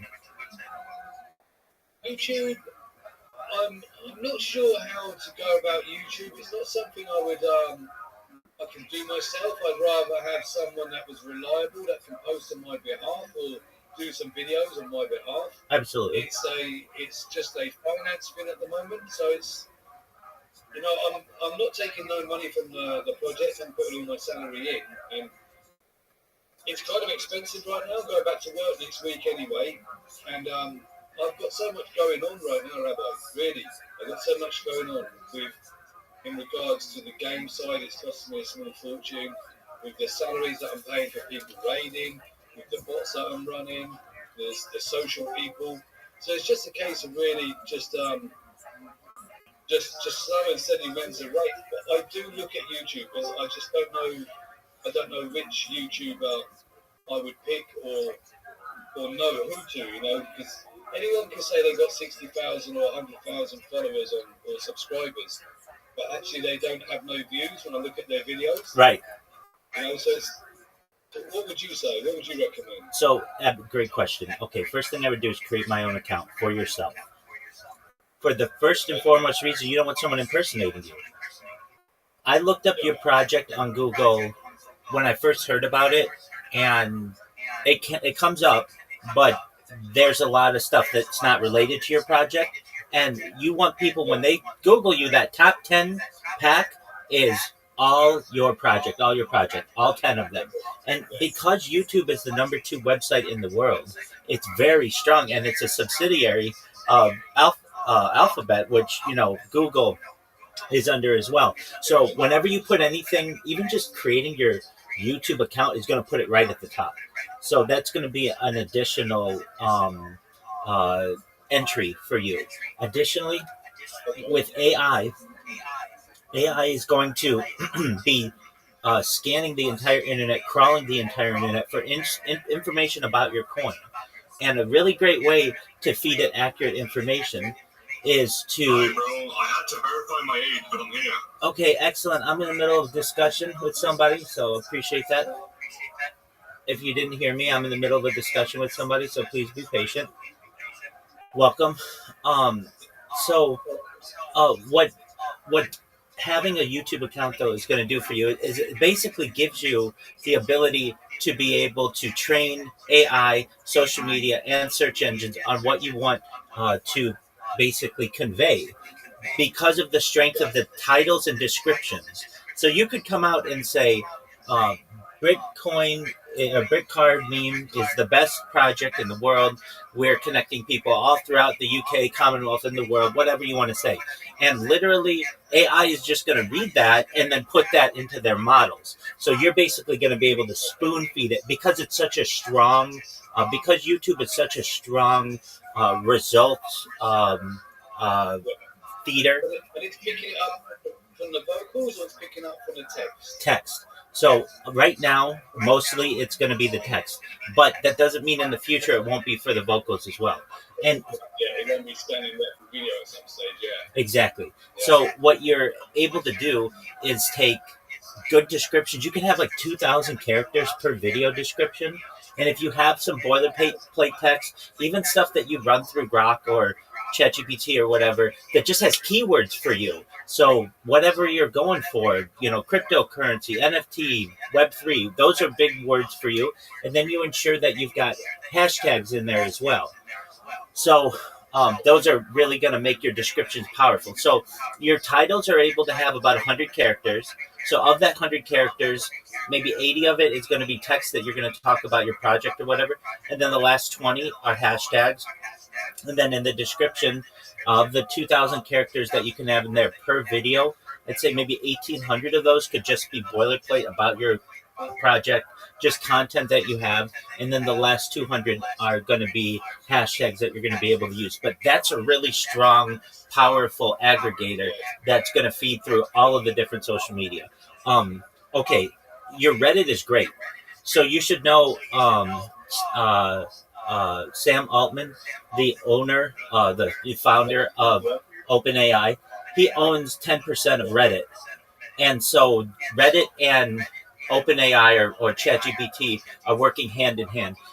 If I may ask, Brickcard, have you used Sora yet? SORA or Sora 2? No, not yet. Oh, they're game changers. It's AI. AI video creators. Yeah. And so what you can do for yourself, if you want to do this, you can do this with Grok as well. And this is what I advise everybody to do if they have a YouTube, is to create a 10-second video on what you do. Basically, and not you personally, but just have the AI say, hey, we're Brickcard Meme. We are one of the most exciting projects in Web3. Take a look at our content. Send us a DM. We'd love to connect with you. Now, that may not be a mind-blowing video, but what that will do is allow you to have entries into YouTube. So that when somebody types in anything related to your meme, or anything related to your project, I should say, you're going to have results. And you're going to start dominating those entries. That's also something that you can upload to TikTok to improve yourself in that algorithm, into Instagram Reels, and then, of course, YouTube Shorts. So that it's just quick, easily digestible, so that you just don't have a blank account there that's just waiting for content. At least you have something. And then if you in the future say, you know what, I want better videos than that, then you just take down your videos and then you put up whatever videos that you want. But at least this is going to improve the strength of your account for social media, for search engines, and for AI. And you can take the absolutely. I recommend people create 10 videos. The reason why 10's the special number is because most search engines give you 10 results. At least that's the Google framework. And so YouTube's going to be somewhat similar. Instagram. Now, some of them allow for infinite scroll, but you want to dominate that first 10. Very few people are going to look any further than that. And you're going to be able to give them all the information that you need within that first 10.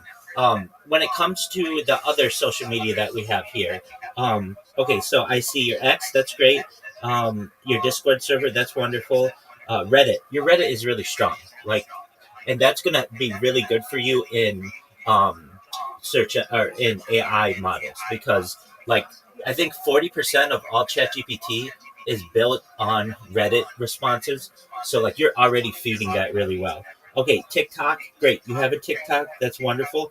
Um, I see that you've got your email there. That's wonderful. Instagram, great.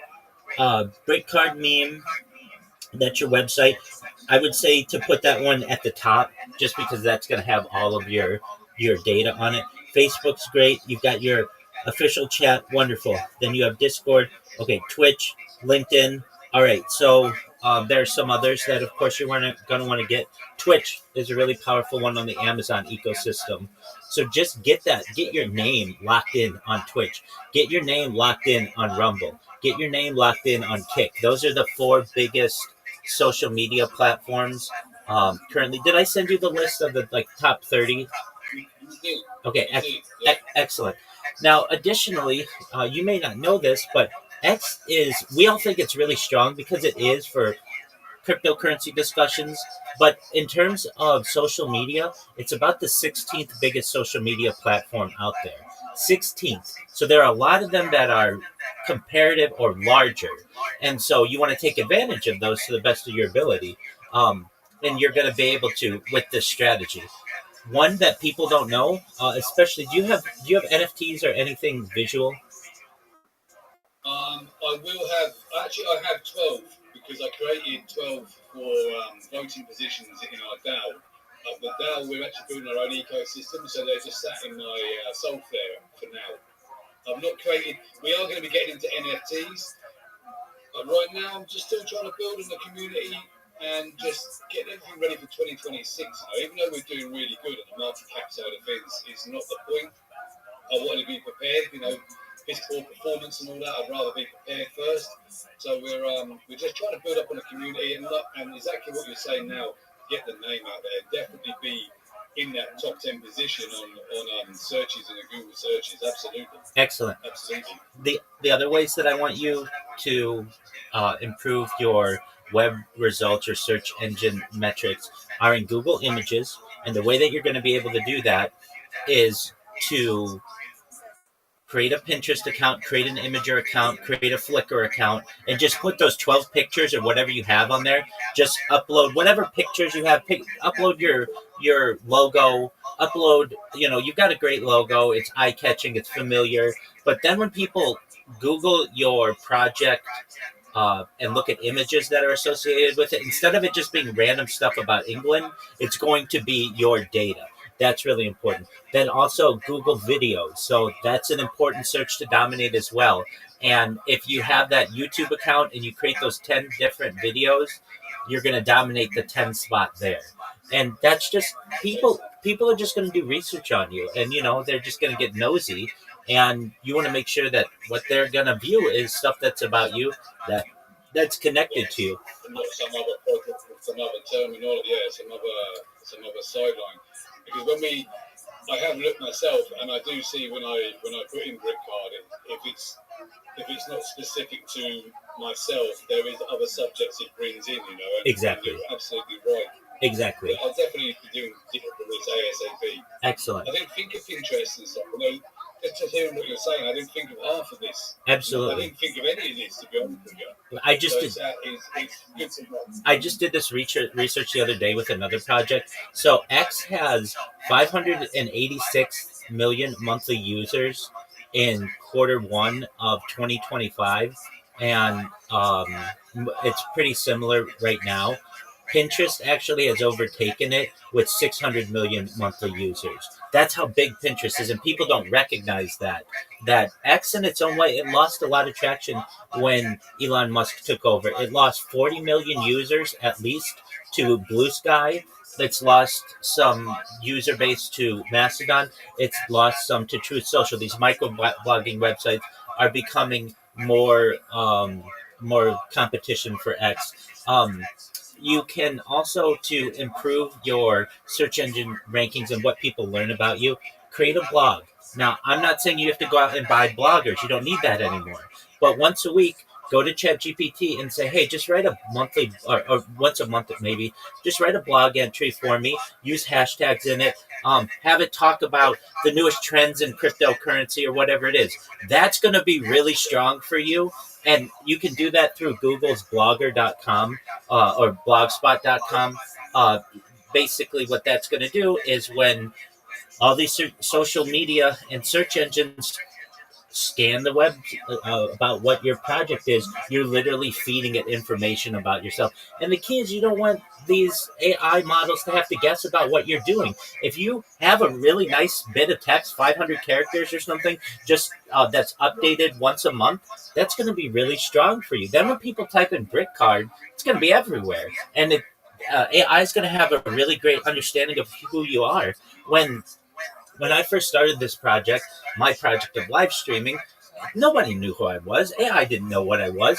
But I found that if I taught AI who I was and what I wanted them to know about myself, then it starts to pick that up and it gives a really great overview of who I am. And this can work for any NFT, cryptocurrency, or anything else. So you have that list. It's very important as well to get all those names so somebody doesn't impersonate you. And then have all of the notifications sent to your business email. That's also very important so that you don't have to check 30 different social media platforms a day. You shouldn't have to do that. You want push information, not pull information, essentially. You want the information pushed to you. You don't want to have to go and get it. And then about your follower base. So you made a really good point. A lot of these people say, I can do all this stuff for you, and they have 60,000 followers and no views. They've just bought their followers. And if you want to do that, that's a road that you can go down, and it works for some people. It costs a little bit of money. So, yeah, for me, I look at the followers that I have, and I can talk to them. Exactly. And to have I've had a lot of people that come and say that I can get you, I can sell you X followers, I can sell you TG followers. One of the guys that works alongside me, he asked me to remove the verification from the TG group, and all it done was add 1,000 bots. They don't integrate, they don't talk, they don't converse. For me, I'm not about selling bots. I want people to be able to hear me and engage with me. So I would just build it organically. I've gone from 0 to about 1,796, I think, or something like this at the moment. On X alone, just in the period of time we've been running, which is only just shy of 50 days. Excellent. So I see nothing wrong with the organic growth that I'm creating by going into spaces and meeting people, just generally being out there. Looking at what you've said now, I've made a list alongside me as well. Excellent. So I'm going to get straight onto the Pinterest and stuff like this. The guy that's doing my website, I actually thought about this earlier on because I had him API my Twitter feed to my website. And I was thinking about it, it'd be good if I had an update section, not just on the Twitter feed, that I can actually go in, it can put in information from elsewhere into the website. So yes. I'll be looking into doing that as well. That's excellent. Absolutely. So that's a plugin. Absolutely, that's like a plugin that just basically mirrors whatever's on your social media. That's great. Yeah. So I think it's good for the traffic side of things as well. Excellent. Do you have a blue check on Great Card?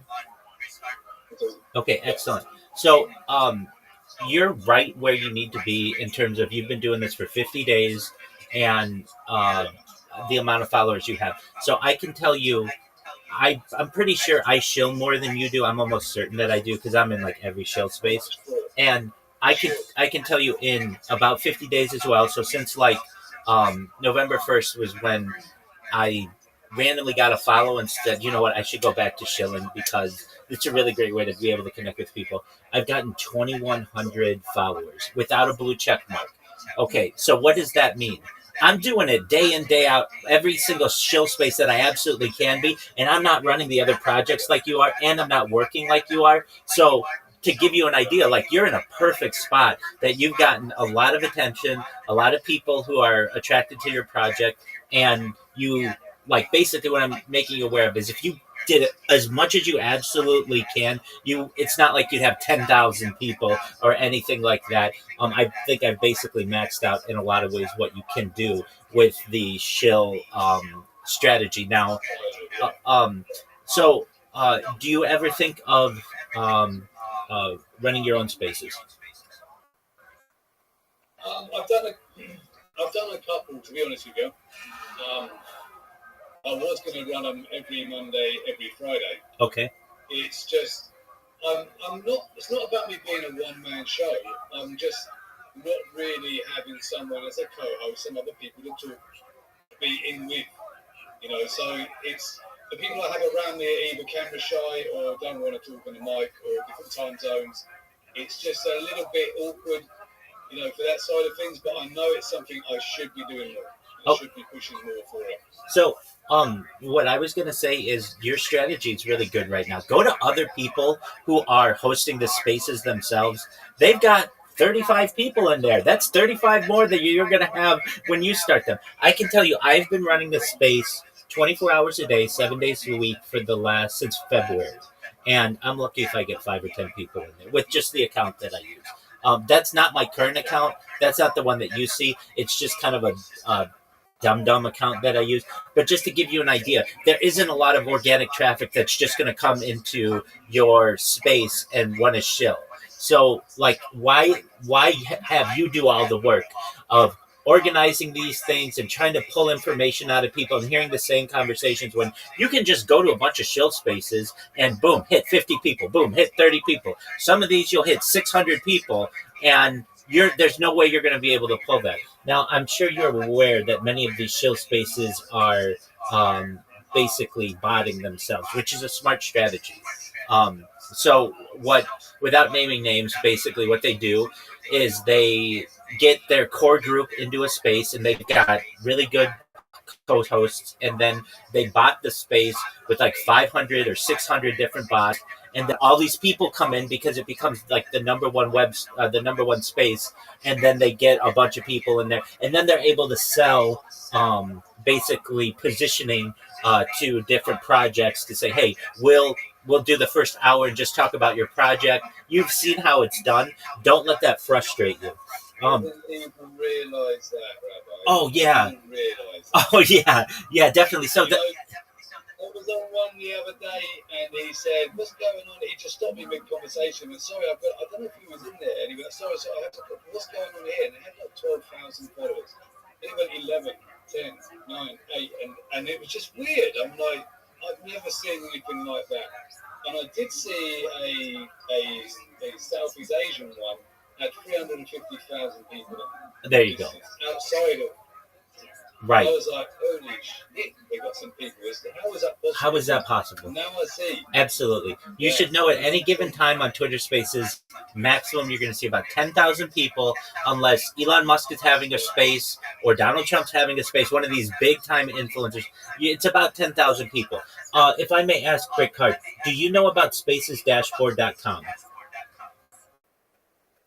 No, I don't. Go to it right now. It's the best website. It's a game changer. It ranks every single Twitter space that's currently going on, and it ranks them from largest to smallest. It gives you a lot of metrics on them. So it's spacesdashboard.com. You can also organize the spaces in terms of most recent to longest duration.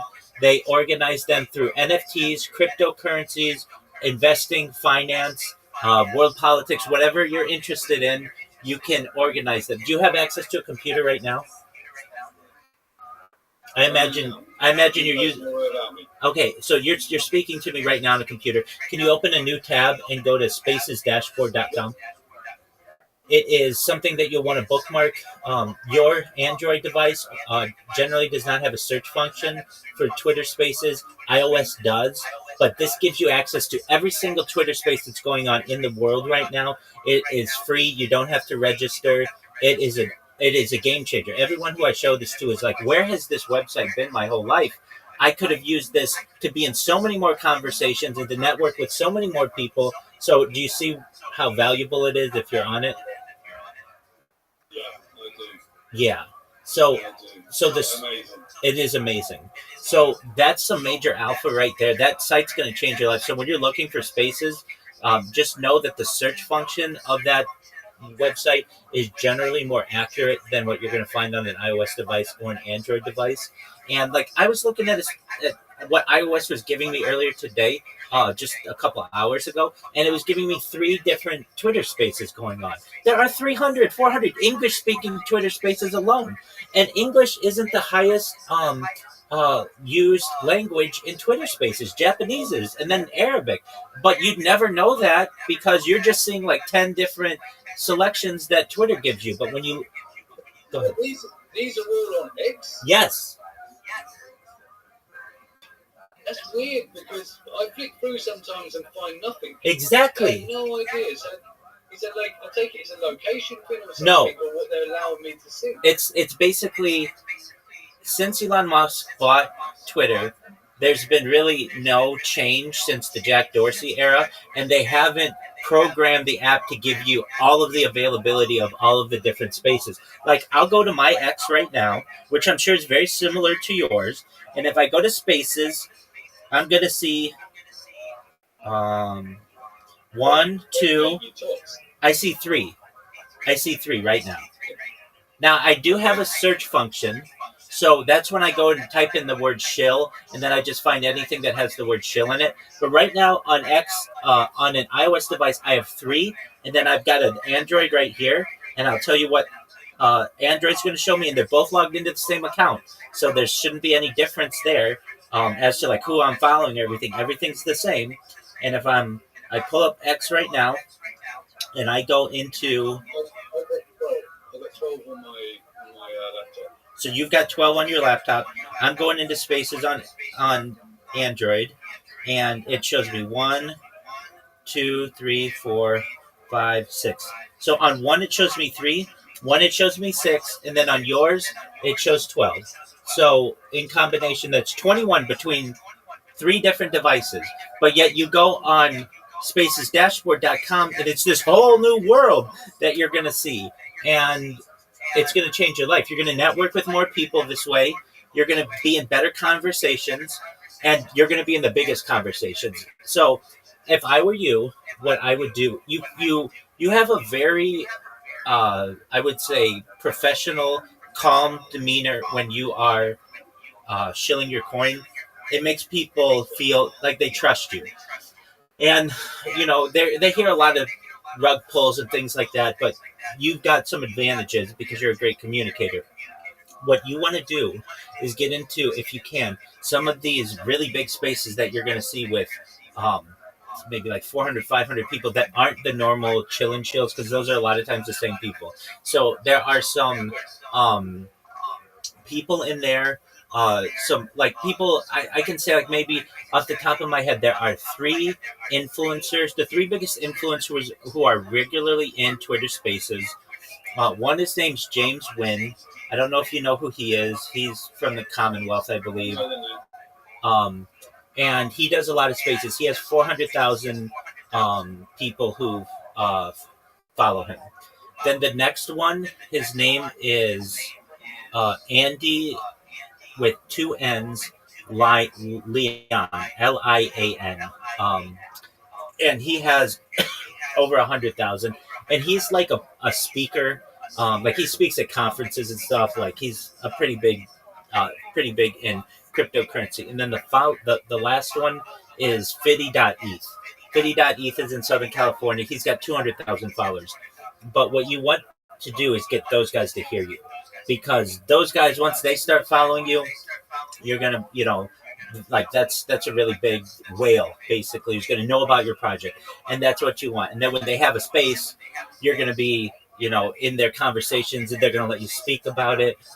So those are the three biggest. Now there are some other semi-big, well, actually really big guys, but they're like UFC fighters, but they do go into spaces in X spaces, and talk to people, but they're not like finance guys. So those three are the biggest three that you're going to find, at least currently, within the last month. I'm in every basic space like that you can think of, and I tell you, like I learned people's different uh, profiles and how many people they have following them. So if you can kind of get on in with them, or if you see them in a space, you want to, like, if you can, get your project in there. Now, I can tell you the one guy, Andy Lane, he does not like people who should. So you might just want to organically be able to drop your information. Like a lot of times what he'll do, and this is just like a secret, like, but I hate to say it, but it's not cheating. Like he'll ask a question like, why aren't meme coins popular anymore? That's a question that he'll ask at the top of the space. Then I have some reasons, but I'll go to ChatGPT and get like a really good bullet point of why they're there, and then I'll go into his space and I'll give him not every bullet point, and I don't want to sound like a robot, but I'll give him like 5 really good points, and they're what I really do believe, but they're easy for me to access, and then he thinks I'm really smart, and then he's like connecting with me, and then he remembers me the next time I come in, and he lets me come up and speak. That's kind of a little bit of a hack, but like some of these guys, you got to give them what they want to hear, and they want to hear nice, organized, bullet point style kind of points, and they don't want people that just ramble and ramble. And so if I'm kind of like that, to be honest with you. If it's a shield and they ask me, sometimes I just want to talk. I just want to be myself. And I'm a believer, like when you go fishing, you don't try and snag a fish with the hook. You put in the bait and let them come forward. Sure. Let them come to you. This has been my approach with this project as well. Because sometimes you can just piss people off just by keep going on and on and on. And other times, no, you can set the bait, and then I've done it myself with some people that I know you know. And it's just me. I just want to meet them. I want to meet new people. And one of them said, "You're the dead from Brick Card." And I was like, "Yeah, just something I'm working on. But what are you guys doing?" It's made them come to me. It's kind of strange, but it's made them look at me in a different way. I'm not pushing it in their face. I'm not ramming shit down their throat. If you want to talk about my project, I'll talk about my project. I'm in it for long term. Exactly. So I'm in no hurry to get where I'm going. We'll get there in the end. And right now, it's just like as you're teaching me, building my community and getting the awareness of the project. And once you get to that level, the rest of it will form itself. I was asked a question the other day, Rabbi, and it was, where do I see the project going? Okay. And I said, I'm going to tell you right now, I don't know. Because everything I've done up to this point has been inspiration. When something's come up and it's felt good, it's felt right, or someone's mentioned something to me to be doing something or looking in this direction, that's when we've gone for it. So I can't tell you what tomorrow is going to bring. I can tell you that at some stage, something tomorrow is going to come to me. And Absolutely. it's going to make my project, it's going to ring a little bell in my head, and we're going to go forward with this in this direction. And that I think is probably one of the most honest answers I could have given in comparison to when I hear people when they talk about their projects and what they're doing. And I'm like, I sit here listening to it sometimes. I'm like, man, you're full of shit. Oh, sure. You're full of shit. Absolutely. And I did hear one, like you were saying, about certain people, certain groups that they've got their accounts and get people to come and talk about my project with us for a bit, And yeah, I heard one of them say something the other day, and I said, did I hear that right? And then I waited for my turn to talk, and I done my little spiel, and then I said, it was just something I wanted to ask, because I thought I heard this earlier on, blah, blah, blah. And the defensive side came in from the host, and I was like, no, I didn't mean to step on toes. I just wanted to know if I heard what I think I heard, because the guy forgot what he was saying and said something he shouldn't. Okay. And for someone like myself that sits there and actually listens to what people are talking about, it was like, I didn't hear that right. Did that guy just say he did what he did when they reacted in a way to their project getting dumped on, basically? Okay. And how they reacted, they shouldn't have said openly that we did this, because now it just shows complete supply control. You know, and it's not like being a dead wallet holding an X amount and use it to distribute later. It showed that you came together with secret wallets and you bought everything up just to make the people stop panicking. And when I heard that, I was like, that wasn't a good thing to say personally. So I brought it up in a conversation at the end, and it was just like, oh, okay, we'll put someone else on next. And I was like, I know I still on toes then, but have your ducks in a row. When you're going to go into a place publicly and you're going to speak, you've got to be sharp, because if you're playing both sides of the fence, you can easily grip yourself up. And people like me are sharp, and I've always been that kind of character, business mind. And I hear things sometimes that I might not.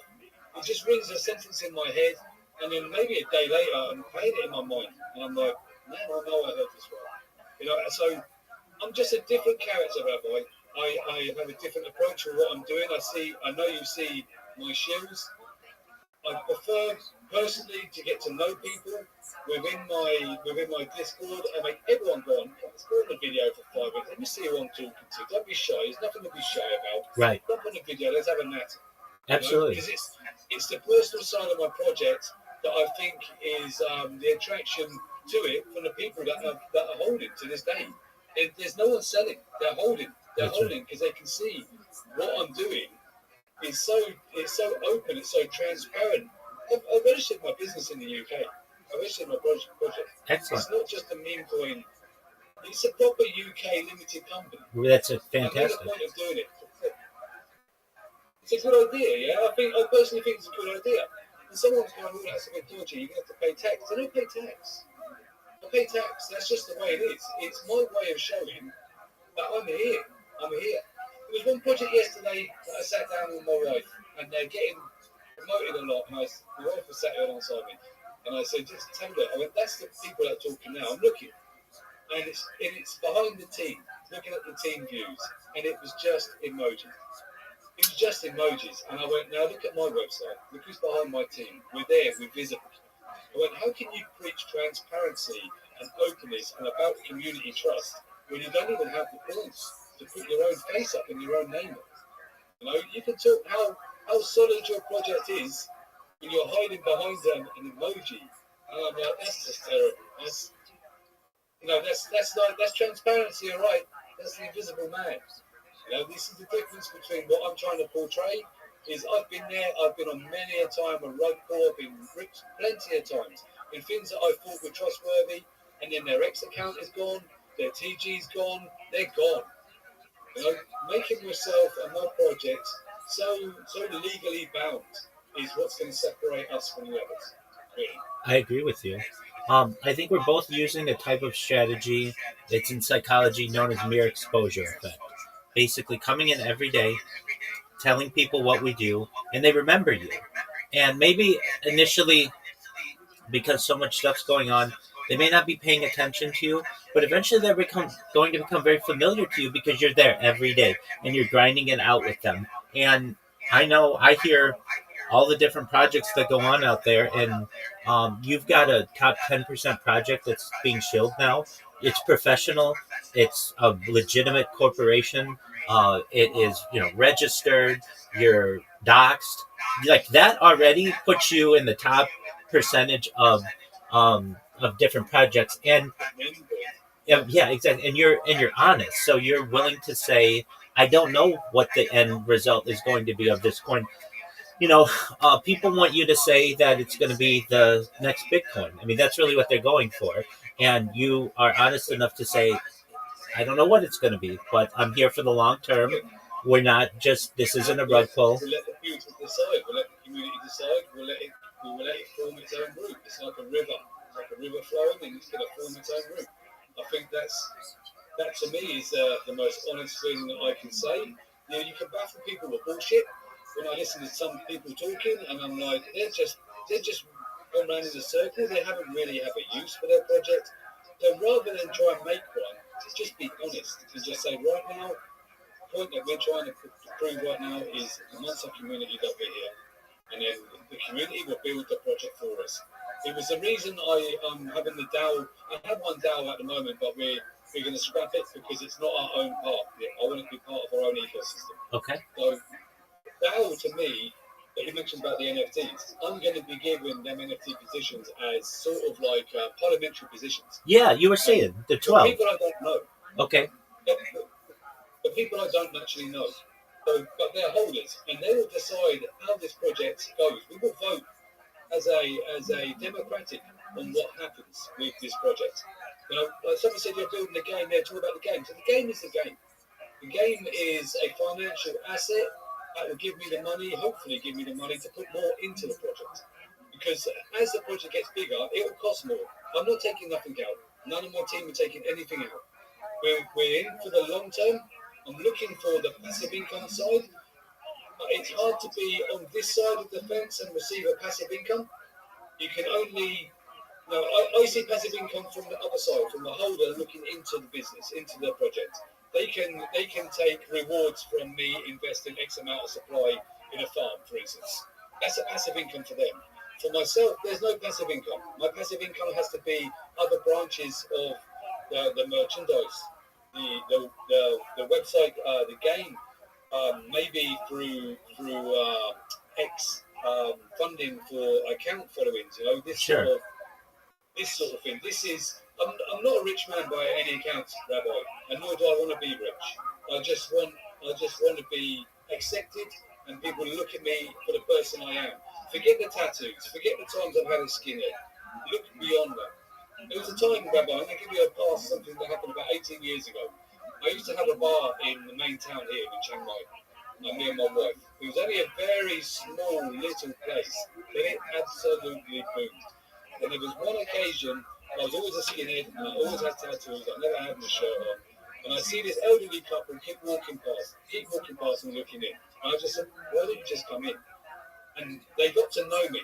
Okay. Everyone else in the bar was pretty much like-minded. There were some people from Sweden, Denmark. It was international. It was a very friendly place. But they're big, they're tattooed, they're skinheads, or whatever it was. And they said, you know what? We looked in, and we made a judgment with our eyes, right, not with our hearts. And you know, it was kind of a loving point, because that is us. Get to know someone first before you make a judgment on the visible side, or make a judgment on what you think they should be doing, or what the project should be. Get to know the person and the people behind it, and then we'll go with that. Once you get to know us, you have that familiarity, that family involvement. You can make an educated opportunity. You can say, I can do this, you can do this. Why didn't you look at so-and-so? Why didn't you look? You don't feel threatened because you've become part of it. And this is what I'm trying to create. Become part of it. I don't know how I can make everyone wealthy, because the majority of the people that are in this want to make money. Right. But all I can say is that I will give this 100%. I will give it 100%. My wife will tell you, I do not stop. I do not stop. Because I'm zoned in. I've always been that kind of character. Since I was a kid, if I get into something, I focus, I zone in, I take notes when someone's talking to me. I hear things from conversations that ring into my psyche. Yeah, I'm just that kind of guy. I like something, I will just pursue it. I really will. Excellent. If I may ask, I imagine you do, but do you have an X community? I have. I've not involved it enough. I think there's like 77 people in it. In fact, I keep forgetting to go in and add people. Exactly. I've just got so much stuff I'm dealing with, you know, and it's hard. I need more of me. I need more people involved like me. I keep going into places and saying, look, if there's anyone that has this and has this, that wants to be part of this, come in and talk. Let's talk. If I like you, if you like me, and I feel that you're an honest person, work alongside me. We can do this together. I cannot do everything. I know you have all your socials, and I'm in admiration of how you keep up with everything. But I can see you've mastered it. You know what works together, what can work together. I'll get there in the end. Time is my friend right now, Rabbi. Absolutely. So some just little just pieces of advice, I think. Um, what you can do is there are some bots in Discord. Do you have many Discord bots, or do you know how to use them? I have a young guy that runs my Discord. I've got a few things that he's put in there, to be honest with you, but I don't really use it for anything other than it's for me to talk to people. Absolutely. I like it when like this right now, I get to talk with people in there listening, and we chat like we're humans. Exactly, like we're having coffee. Exactly. I like that too. So one thing that you can do, and I'm really big on cross pollination, meaning like if you're following me on one thing, it's great if I'll follow you on it, and then follow me on your other stuff, and I'll follow you on your other stuff. You can have a welcomer bot. Basically, whenever anybody joins your Discord, you can say, "Hey, follow me on X, join our community on X, join our Telegram, and follow me on my link tree, and here's our website." Like basically it's just like a little introductory message, but then people have access to all of your stuff, and that you're just going to get people organically who join your X space. Now you have a blue check mark, so I'm not exactly sure what the limits are with that, but I know you personally, as a regular account, can join 20 people's communities. I would do that if I were you. It's free. It's great to network. Many of these people are just going to say, "Hey, I know we're in the whatever billionaire babies club or whatever, we have whatever in common," and they're going to say, "I want to work with you." But basically, you want to use everything that's free to your advantage, because nobody in this is full of unlimited money. But if you just have your one X community, that's great, but why not increase the amount of network that you have, and then to cross promote yourself? That's really what that link tree does. Okay, and in terms of your X strategy, if you do what you did for the last 50 days for the next year, you're going to have about 10,000 people following you. That's the goal. Like if I were you, I would say that's my goal mentally. You might have like 12,000, but 10,000 separate you as an account from being just like kind of a regular person to being a pretty medium-sized account. So you want to set some goals for yourself. Now on Discord, I know you don't promote it that much because it is a place that you just want to have people come in and be able to connect with you. Do you know how many people in your Discord right now? How many people are live on it? Not so Not many. not live, because it's in the middle of the night in a lot of places. But how many people are members? Oh, I have quite a few, about 100 and something. Oh. Quite a few. Where do I look for that? So I forgot where that is. Yeah, so it's at the very top of your Discord. It'll tell you how many people are online, and then how many people are just total members. And so it's something that you might want to make just like a mental note. By this time next year, my goal is to have 1,000 people in the Discord, or whatever it is. Like basically you've been doing it for 50 days or whatever it is. Now I know that you've heard my shill like a million times, but what I would like you to do, I just sent you a message in Discord. I want you to see at least a little bit of my project, so you know that all of what you've done, all of the times that you've shilled that I've been in there, you're part of my project now. So I sent you the link to my YouTube streams. And when you see this, it's going to be very much like Space's dashboard. You've never seen somebody with so many live streams simultaneously. So I just sent you a message in Discord. If you see that, you should have gotten a new message in Discord. And you're going to... And do you see it? It opens up YouTube for you? Yeah. Do you see how many live streams I have going?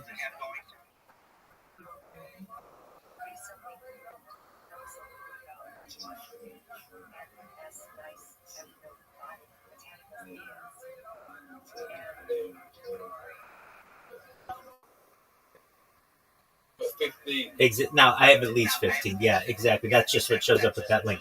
But what I want you to know is that I've been doing this for 4 years.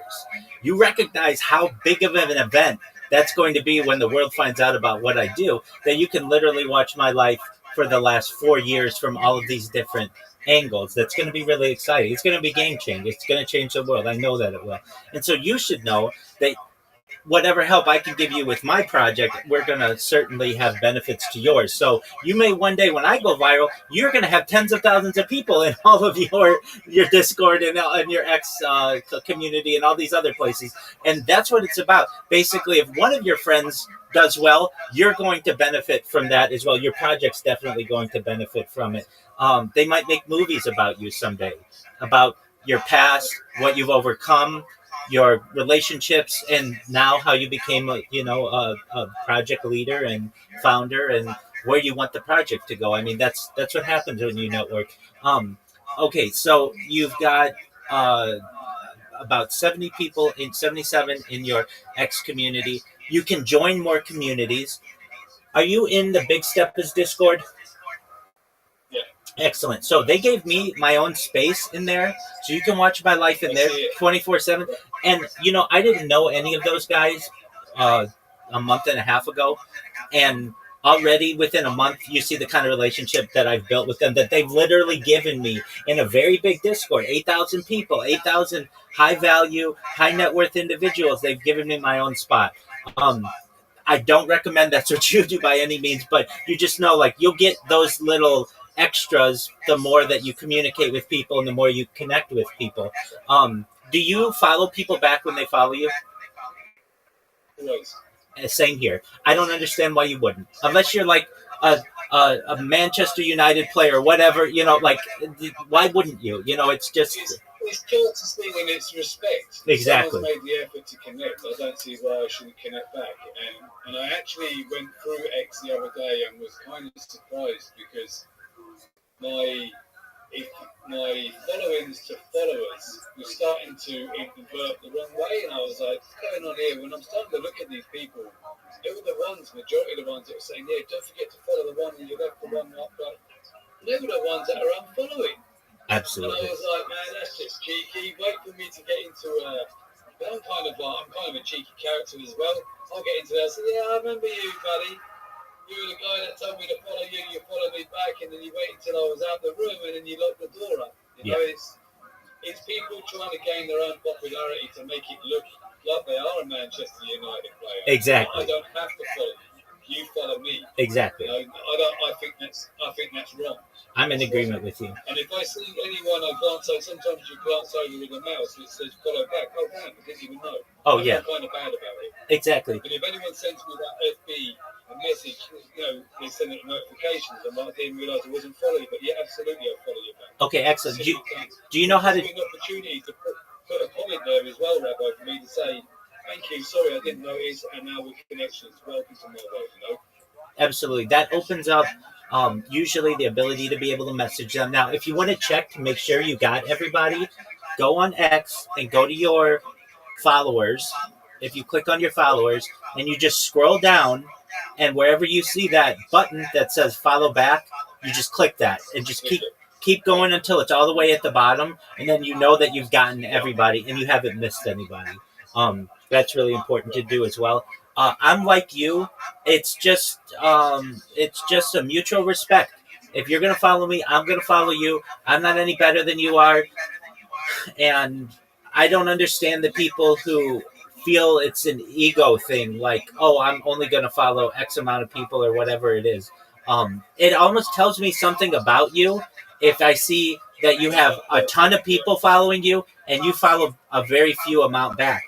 It just almost tells me, like, well, who do you think you are? Like, you really think that you're that popular? No one knows you in the real world. So, unless you have, like, I would say, like, hundreds of thousands of followers. Okay, I understand at that point. But there's a professional wrestler in the United States, and he's an actor too. His name is John Cena, and he follows over 1 million people. Now, I know he doesn't personally do it, but his team does it. And to me, it's like, if he can follow 1 million people, then anybody can follow however many that you need. And it also tells me that Twitter doesn't necessarily limit you. So long as your ratio is somewhat balanced, then you're not going to have too much of an issue. But you're not the people who pull that that cheeky stuff, I mean, that tells you a lot about them right away. I don't know why they do that. I know why they do that. It's exactly like you say. It's just people that want to feel that they're wanted. You know, they're one step above. You know, and if we're not, we're all human. Exactly. We're the same level. No matter where you are in the world, we're all the same. Exactly. I have this with my work, Rabbi. I'm a supervisor. Okay. But I'm a supervisor that's 2 levels down. And I work offshore, so in my work, everyone always fears the boss. I don't fear the boss, and I have more respect for all the bosses than anyone on the boat, because I don't see that person as anything different than another human being.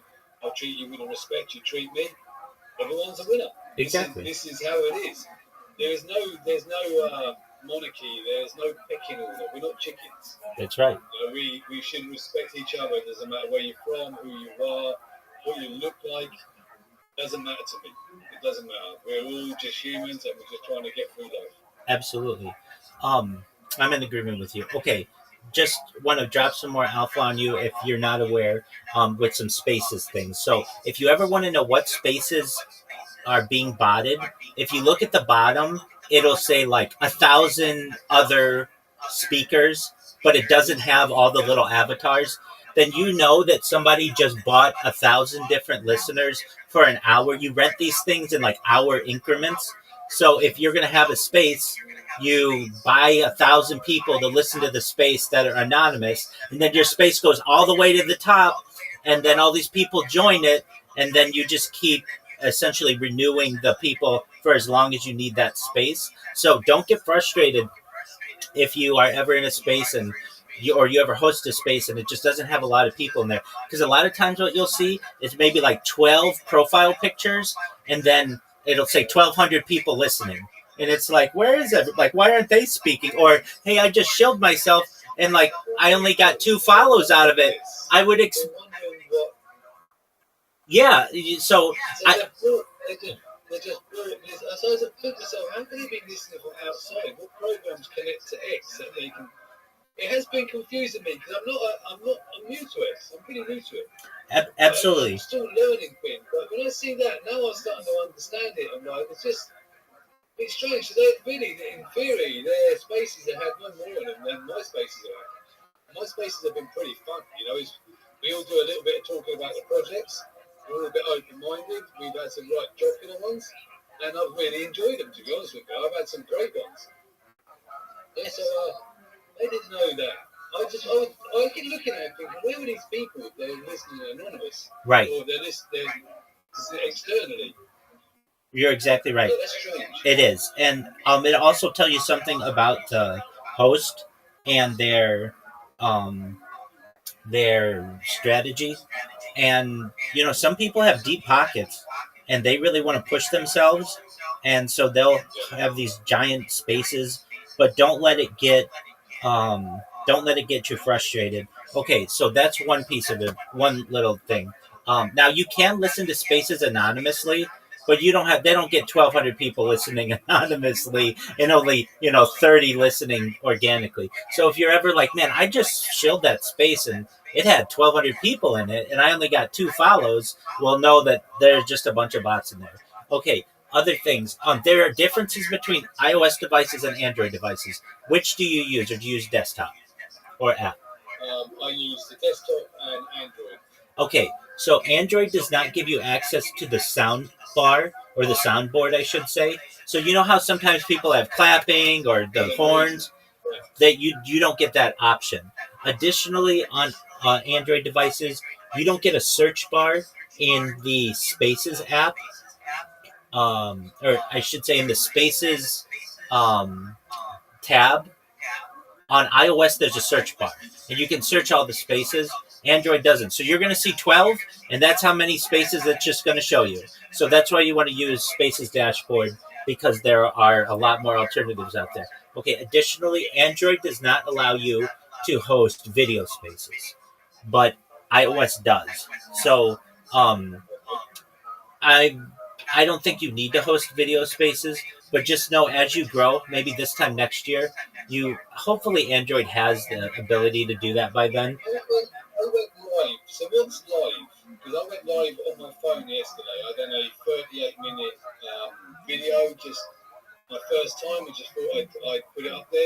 see Rico Big Bags or Rico Moneybags. He's been doing like a live TV broadcast type thing, Right. talking about crypto and looking at pump fun. And I thought I tried to work it out on the phone how to do it. I carried on working, and I see a few people were joining, so I just talked. Absolutely. And the views I got afterwards was I was kind of surprised. Like within an hour, I had like 300 views on it. Right. And that wasn't mine. It was just good to see that people are actually listening. And then I got the opportunity then to tweet that out and have my raiders push that out within my TG and obviously talk about it and get some more acknowledgement, engagement on it.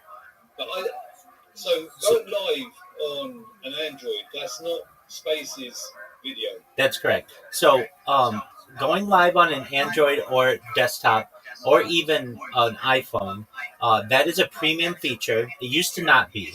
But basically, it's like a video live stream that you're doing that you can talk about whatever you want and you can get people to comment, but they cannot come on and talk with you, if that makes sense, like a space. Yeah. Now, there's an iOS function. Do you have Spaces dashboard open still, or can you go to it? Yeah. Okay, if you can, in the search, type the word Rabbi, Rabbi.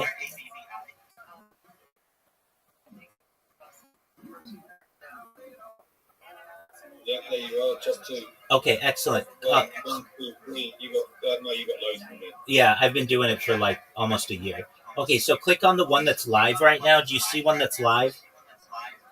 Yeah. Okay, and if you're doing it on a computer, I believe you'll be able to see this. When you enter it, and then you should be able to see that there's a video going. Yes, there is, yes. And so you could hear yourself. Yeah, I see you in there. Yeah, there you are. Hello. So I'm on the video as well. 100%. Yeah, that's cool. Exactly. So there are two different versions of like going live. One is a video space, which is what I'm running right now on an iOS device. And then the other one is a premium feature, which is what you did, which is where you go live. Now, I can communicate with people on this video space. They can't be live as well on video, but at least we can talk to each other. When the version that you used, it's just just you live on a live stream. So those are kind of the differences. What's the benefit? So where is that feature? Where is that feature on an Android? Which one? What the one we just had just now? Yeah, so it's you can see me. It's not on an Android. It's not on an Android. It's only on an iOS. For the last 2 years, and that's what I wanted you to know. There are some differences between the two, and if you don't know this stuff, nobody teaches it to you, and it's just stuff that I've learned through the years of being on Spaces and such. So iOS currently, they launched this feature in to be able to go live on video in like March of 2024, and it was an expectation that Android would get this functionality, but here we are at the end of 2025 and it still doesn't have it. So it could be any day, it could be never, but it is something that, let's say you start to get popular and you want to do video spaces, because you have a great look for social media. You're interesting. You sound very polished, and you will get get traction, get attention. You can buy a cheap iPhone if you need to, or just wait until Android has the feature. But I just want you to know the different video versions. It's not on a Mac neither, no? It may. Let me see that. That's a great question. I just looked just now and I clicked Spaces, but it's not there. So it would be in normal Spaces. Yeah. Yeah, it must be just an iPhone feature or something. Yeah, but there is a way to do it. There is a way to do it on a Mac. So you use something called an emulator. I don't know if you're familiar with what emulators are, but basically it'll allow you to use an iOS device like a phone using your Mac computer. So you would do this through I know a way to do it through it's called Xcode. It's like how you build an app on an iOS device. So if it is something of interest to you, we can certainly walk you through it. Now, let me just see if it innately has this option. Do Twitter users have the ability to go live on video using a Mac computer in a space?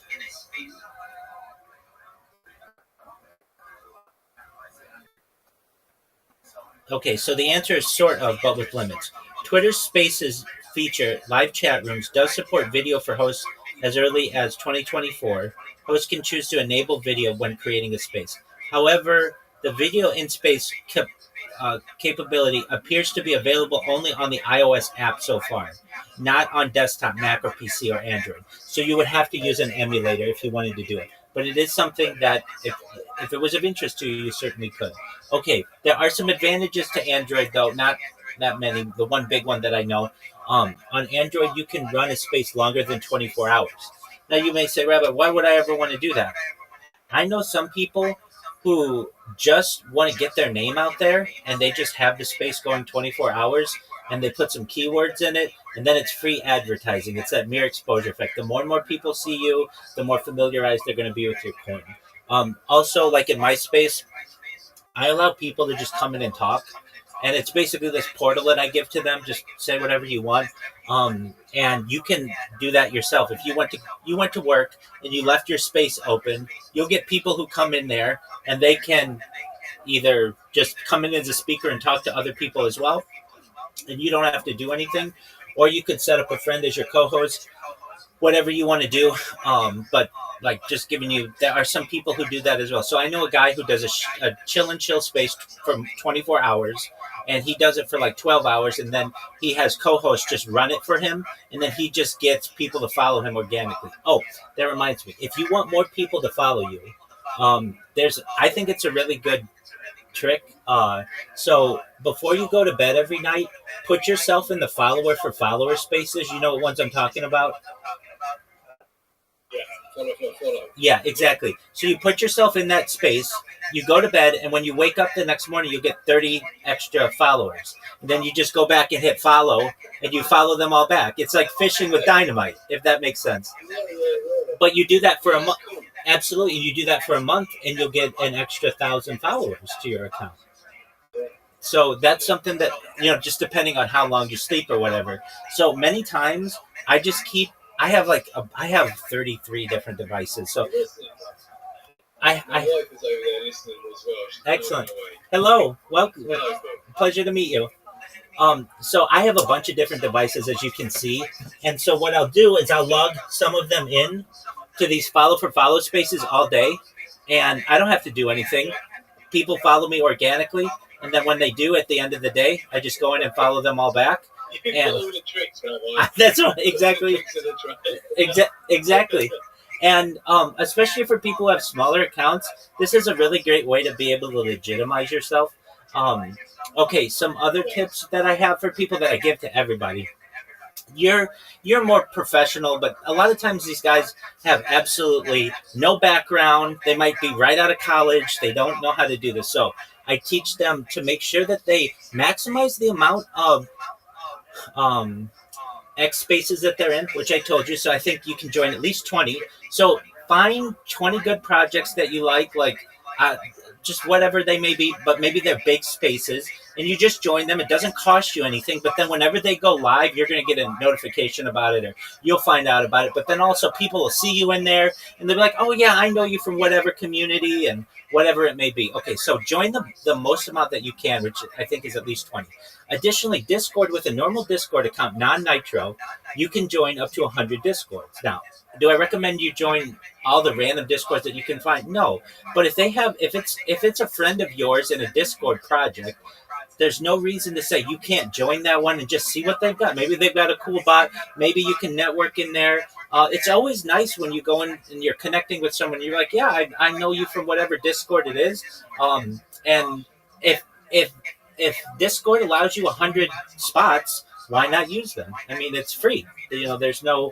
The only thing that I would advise you is make sure that if you make sure that it's not like how would I say, like a controversial Discord, because if it's too controversial, Discord can ban the Discord, and then you can get in trouble with your account if you're in there. I don't really think that's fair, but that's just something that of which you should be aware. When it comes to Telegram, joining different Telegrams is really great too, and there aren't many limits to that. But just the more that you're able to network, as we all hear, your network is your net worth. But the more connections that you have, it's going to be really powerful for you. Some other things that I recommend to people when they make memes, like you're not necessarily someone who makes a lot of memes, but that doesn't necessarily mean that you can't have memes for your own project that you just put in the purple pill, and people just routinely see them. They'll get used to seeing them from you. I'll send you one that I made for someone. It was I do it quite often, to be honest with you. okay. Whenever I join a space, the first thing I do is jump in, make a comment, and I always put one of my memes, one of my sort of regular recognised pictures, or an iconic. If I've created something new, I put some iconic in there as well. But again, it's always a personal to the community, to the people that are in the space. Very courtesy. Excellent. It's more of a courtesy message. And I always abide. If they say they want to retweet, I'll give you a retweet. Absolutely. I'll like and I'll bookmark all their spaces. Excellent. Now that you say that, I know I've seen yours. It's the flag of Great Britain in like that old scroll. Yeah, and it's like a square that I see, and I see it quite often. So you're always doing that. What I do with anybody's space, I used to not do this because I just didn't know as much, but I go into their space. If I think I'm going to stay, I like it, I retweet it, and then I put a comment. And that's all they normally want from you, and they'll let you say whatever you want. The bookmarking of it is great as well. They say that a bookmark is 5 likes. I don't know if that's true. I've just heard that rumor so many times that perhaps it's true. But okay, so then you speak in a lot of spaces, so I don't really have to give you any heads up when it comes to that. Other things that I tell people to do. When you're creating your social media profiles, you want to optimize them for whatever it is you want to be searched for. So yours would be like certainly the name, but meme, NFT, coin, Web3, whatever. You want all of that text in your name, or I should say in the description of your profile. When I look at your okay, so here's one. You have okay. You already do this. Let me look at I'm gonna go to your account on X, and you already do something I think is really smart. I just want to make sure I'm reading it correctly. Okay, so we ain't no S coin. Great. Yeah, you do exactly what I think you should be doing. What you do is really smart, Bitcoin. You put your hype your Malcolm. Okay, Mal, very well. I'm Rabbi Rothschild, but my name is Michael. But everybody calls me Rabbi. So Mal, you have your link on your picture, and that's brilliant. It's brilliant.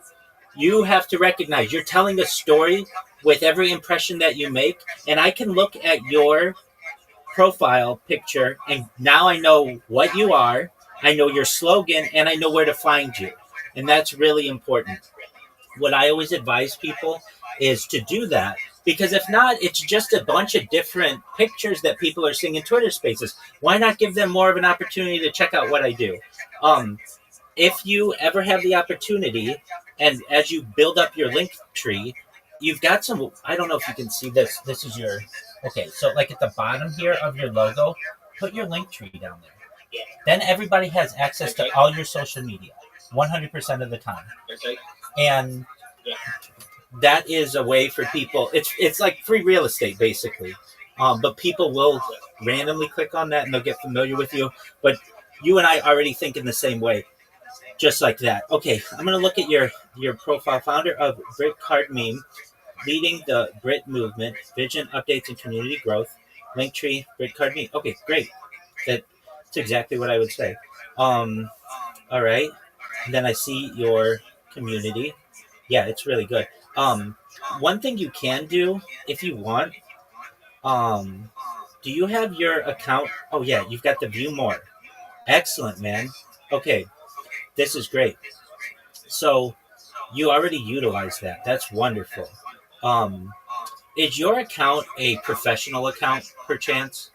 Yeah. Okay, excellent. So you can do different things. I've done the same with my TikTok. I actually have the business side as well on the TikTok. Everything's all connected. It's just not quite it's not quite ready yet, but everything is all verified and connected. I do try to make sure, like I say, by registering my business in the UK, that's to the level I want to take all my socials, not just be an average social. I want them to be fully professional. That's excellent. That's excellent. You even have your work history. Not everybody would do that. That's great. So they know that you're a real person and what you do. Um, okay, that's wonderful. Um, Normally, I have advice for people for their profiles, but yours is really good. I don't have any advice for you. Um, it's really. That's good to hear. Yeah, I mean, you know how it is, but like you already have some of the secrets in there. That view more function is really nice. You can have, just to give you a heads up, you can have 50,000 characters in there. Not that I'm recommending that to you, but you can really put a lot in there if you want to. And then your account is a professional account. Um, okay, on what platforms can you buy Bitcoin? You can get them only on Dexes, to be honest with you. The Dex Green, Radium, Gecko Terminal, anything like GMGN, things like this. At the moment, I'm not in a financial position to be putting them on the real platform. And plus, they'd expect a certain amount of volume and a certain amount of holders depending on the platform.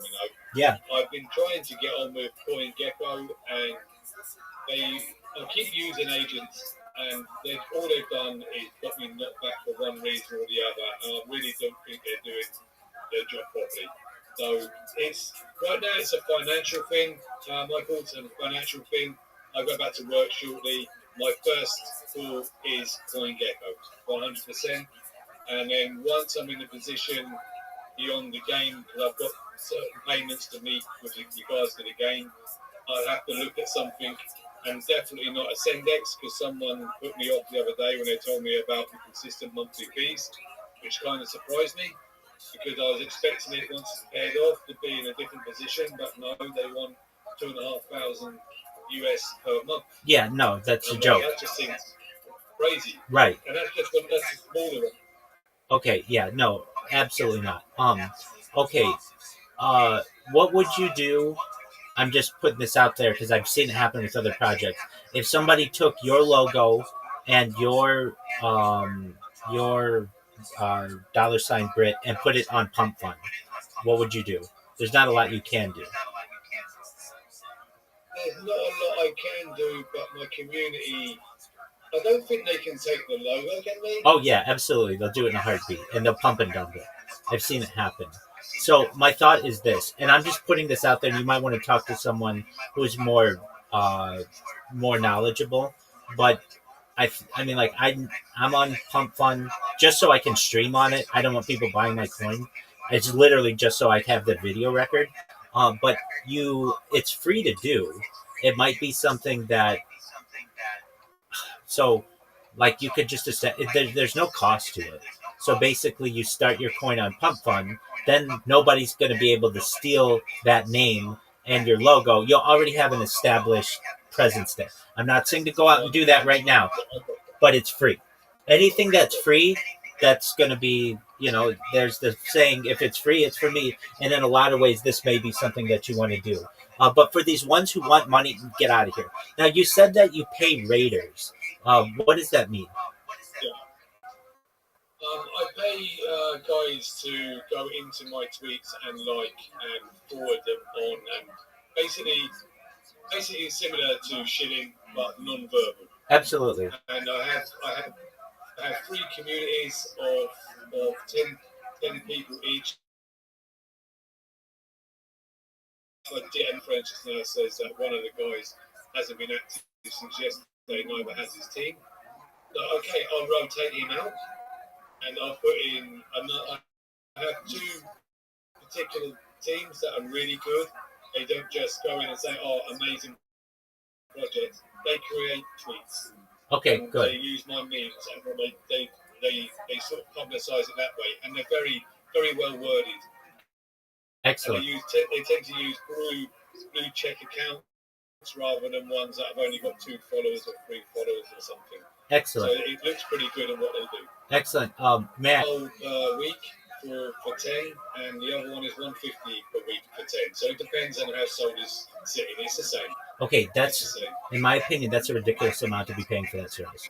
I could be wrong, but are you getting enough back from that? You're paying $240 a week for basically like 20 reposts and I likes. wouldn't say I'm getting enough back. No. Yeah. If I thought there was a better way of doing it and cheaper, then I'd be on it now. Yeah, exactly. So I think that's too expensive, far too expensive. That's an easy service. So do I have a great way around that? Yeah, I do. I mean, there are ways. Okay, so I can just give you what the comparable amount is for the standard rate on the internet. So let me just get you that just to see, because you're just paying a lot of money for that, and I want to keep your costs as limited as possible. Okay, so there is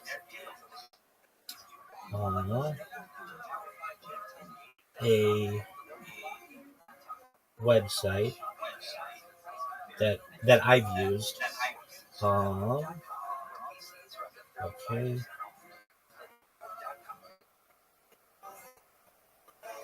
Okay. Thanks to followers. Okay. All right. Let's see if this is the right place.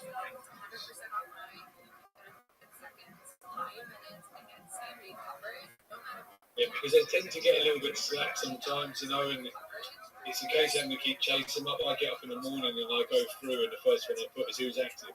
Yeah. And then it might take. There was a stage they realised what time I go to sleep and what time I wake up. I woke up the other day to a whole load of messages on TG alone saying that I'm really sorry, sir. I know what we've done is wrong. You get burned once, if you're more for me once and more for me twice, So I don't like to go back over hallowed ground. So if someone's let me down and didn't produce a service, they don't get a second chance. Exactly, I understand that. I work business and I work very hard for my money. Exactly. I don't like anyone that would jeopardise what I'm building right now. This is not for me. This is for my team, family, for my son. Everything I'm doing right now is some form of legacy that someone can take over and continue it and do what they want to do with it at a later date, follow the path that it's formed, Absolutely. Okay. So I found the website that I've used, and it's the best website that I can tell you. So okay, right now let's get how much you're being charged, basically. So we'll say what? You're $300 a week for how much? For how many likes? They do about. They constantly raiding, to be honest with you. I looked just now and I see there was 10 backed up queued raids, and 2 of them from my profile haven't been touched in a few hours. And to me, that's unacceptable. Absolutely. They should be between them, because I'm pretty sure it's only one person with 10 phones rather than 10 people. Right. Absolutely. Do you know what I mean? Oh, I've done it myself. Yeah, absolutely. 100%. So, how many likes per post per week? For one of my tweets, I'm averaging about 25 likes. Okay, so for 25 likes of premium users, the going rate on the internet right now is $1.95. So in the right direction. Right. So I'm in the right direction. Yeah, exactly. So I'm gonna send you this website. I've used it before. I can tell you that these are going to be blue check marks, and I think it's the best website for this. You can get anything that you want.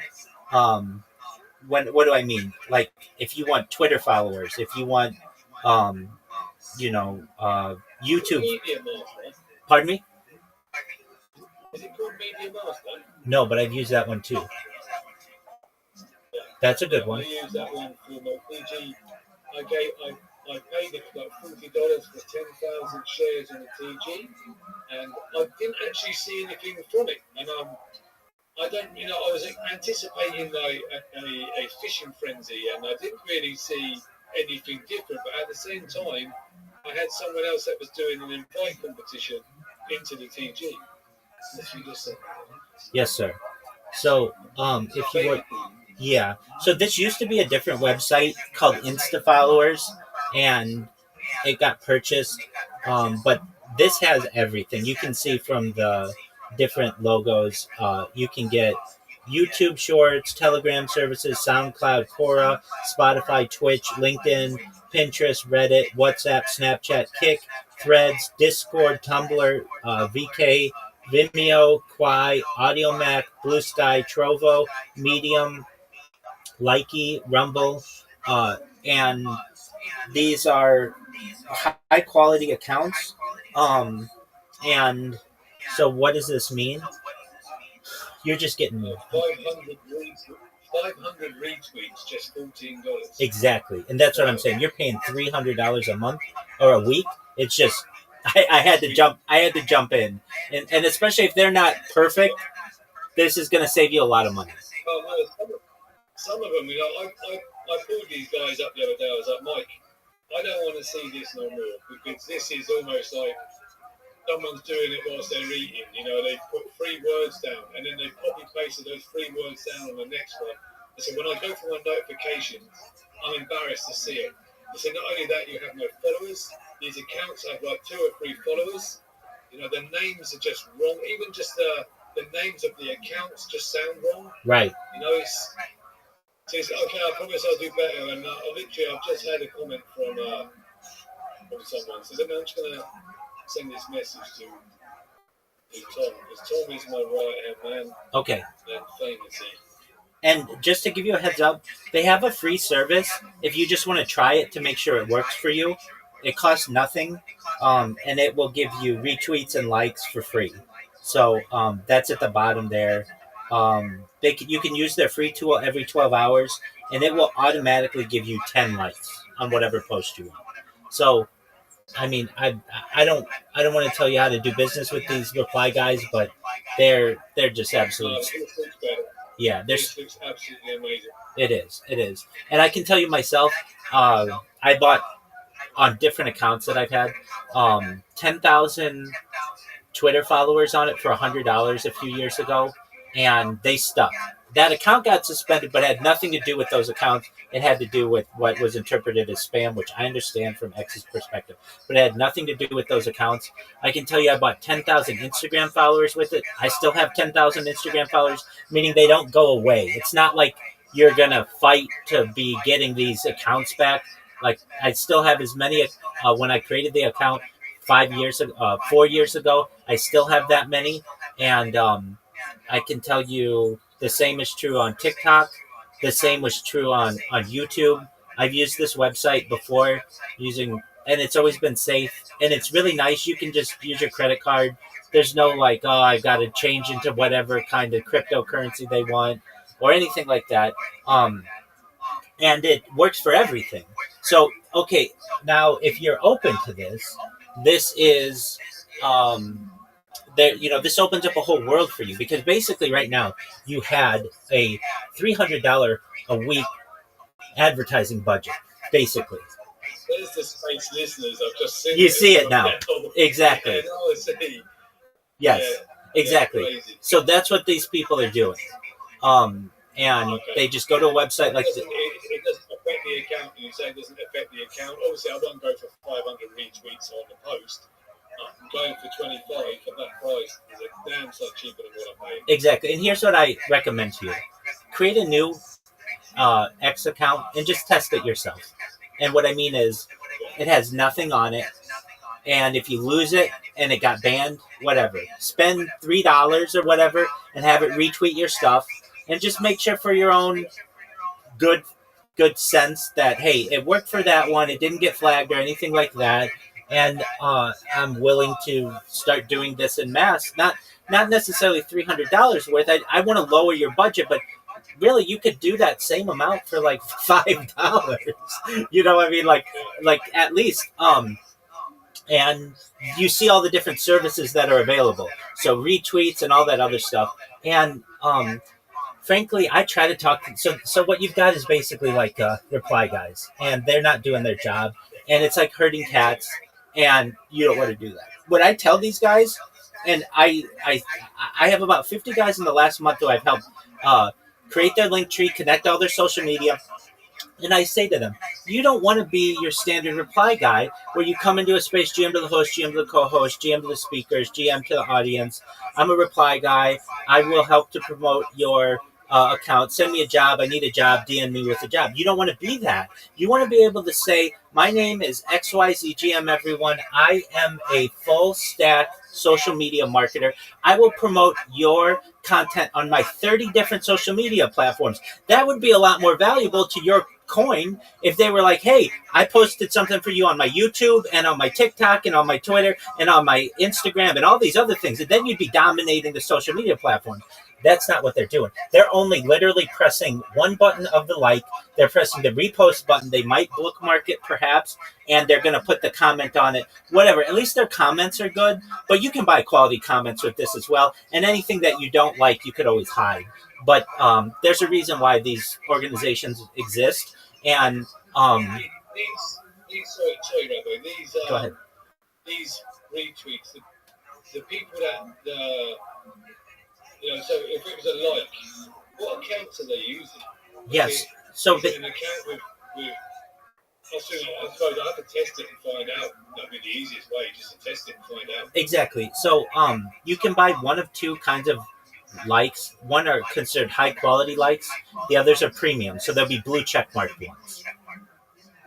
Okay. And which one's the best one? The premium and the best ones? Yeah, I would want the blue check mark ones because you have a legitimate project. They're twice as much as the high the what they call the high quality likes, but they're going to have that blue check mark next to them.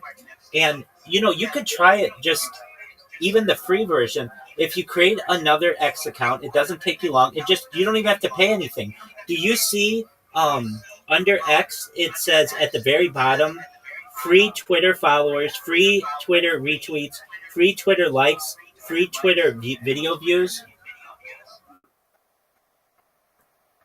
If you click on the X icon on this website, and at the very bottom, the last four say free Twitter followers, free Twitter retweets, free Twitter likes, and free Twitter video views. Do you see that? So what you would do is you create your throwaway account, and then you make a post with your throwaway account, and then you use the free Twitter followers. See if it gets you the 10 people they say they're going to follow you, and see if it gets you the 10 retweets on your post, and see if it gets you 10 likes, and see if it gets you some video views if you put a video on there. And then you can do that every 12 hours for free. And then once you get 20 or 30 different views on there and you're like, okay, I trust this enough, you can, I can tell you this website, it did get bought, but it's the same structure. And it's the same website. I think they just changed their URL. And they offered a lot more services. I used it like 4.5 years ago for 10,000 Instagram followers. I still have 10,000 Instagram followers. I used it for 10,000 Twitter followers. I had those for years until, like I said, due to my own spam, that account got banned. But it was not because of these accounts. I can tell you that I've used it to promote different posts that I've had, and they're delivered within 24 hours too. So there's none of this, hey, where's my stuff? You start getting these things right away. Like they're sending out an API to somebody. So I can tell you that I trust it as much as I trust any of these services. Media Master I've used before, but it wasn't as good as this, and it wasn't as cheap as this. And so it's up to you. But if you like it, then what you can do is use it for other things too. I can rely on, when I look at it, I can rely on this service at Amazon more than I can on the guys I'm using. 100%. They literally wait for me to go.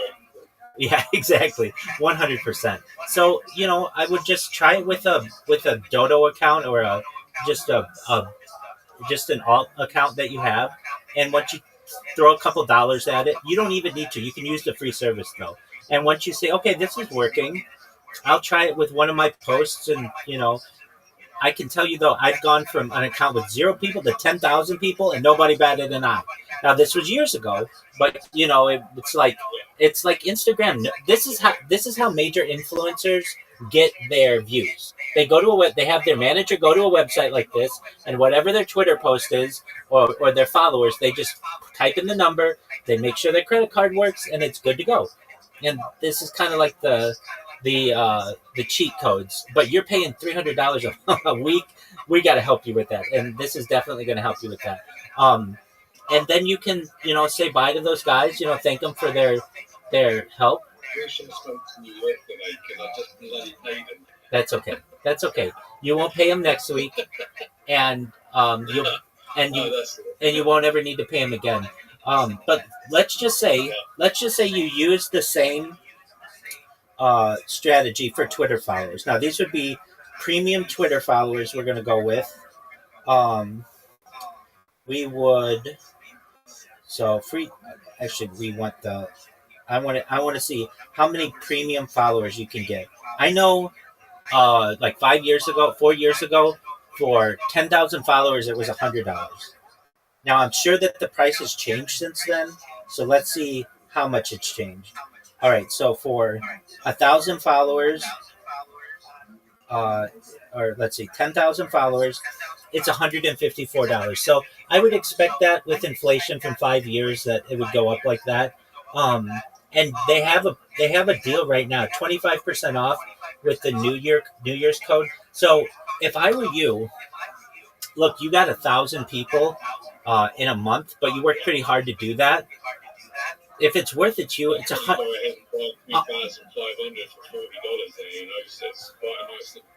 exactly. If I were you, I would get 10,000 for $154. That's half of what you would pay for next week, and that's going to automatically put your project in a different class. No longer is it a startup project. Now you are a mid-tier influencer on X, which is going to be important to you. Now, would I do it all at once? These are not engaging followers, though, yeah? These are not engaging followers. That's correct. Now, if you want engagement, that's something that you generally have to pay for. But that doesn't mean none of them engage. Some will. It'll just be minor. Now, if you want premium followers, they do not offer premium followers at this time because they say due to an update on Twitter X, the product is temporarily unavailable. It will resume stable service shortly. So they say high quality followers, which is fine. That's what I did, and I got 10,000 of them. And I was really happy, and it stayed at 10,000.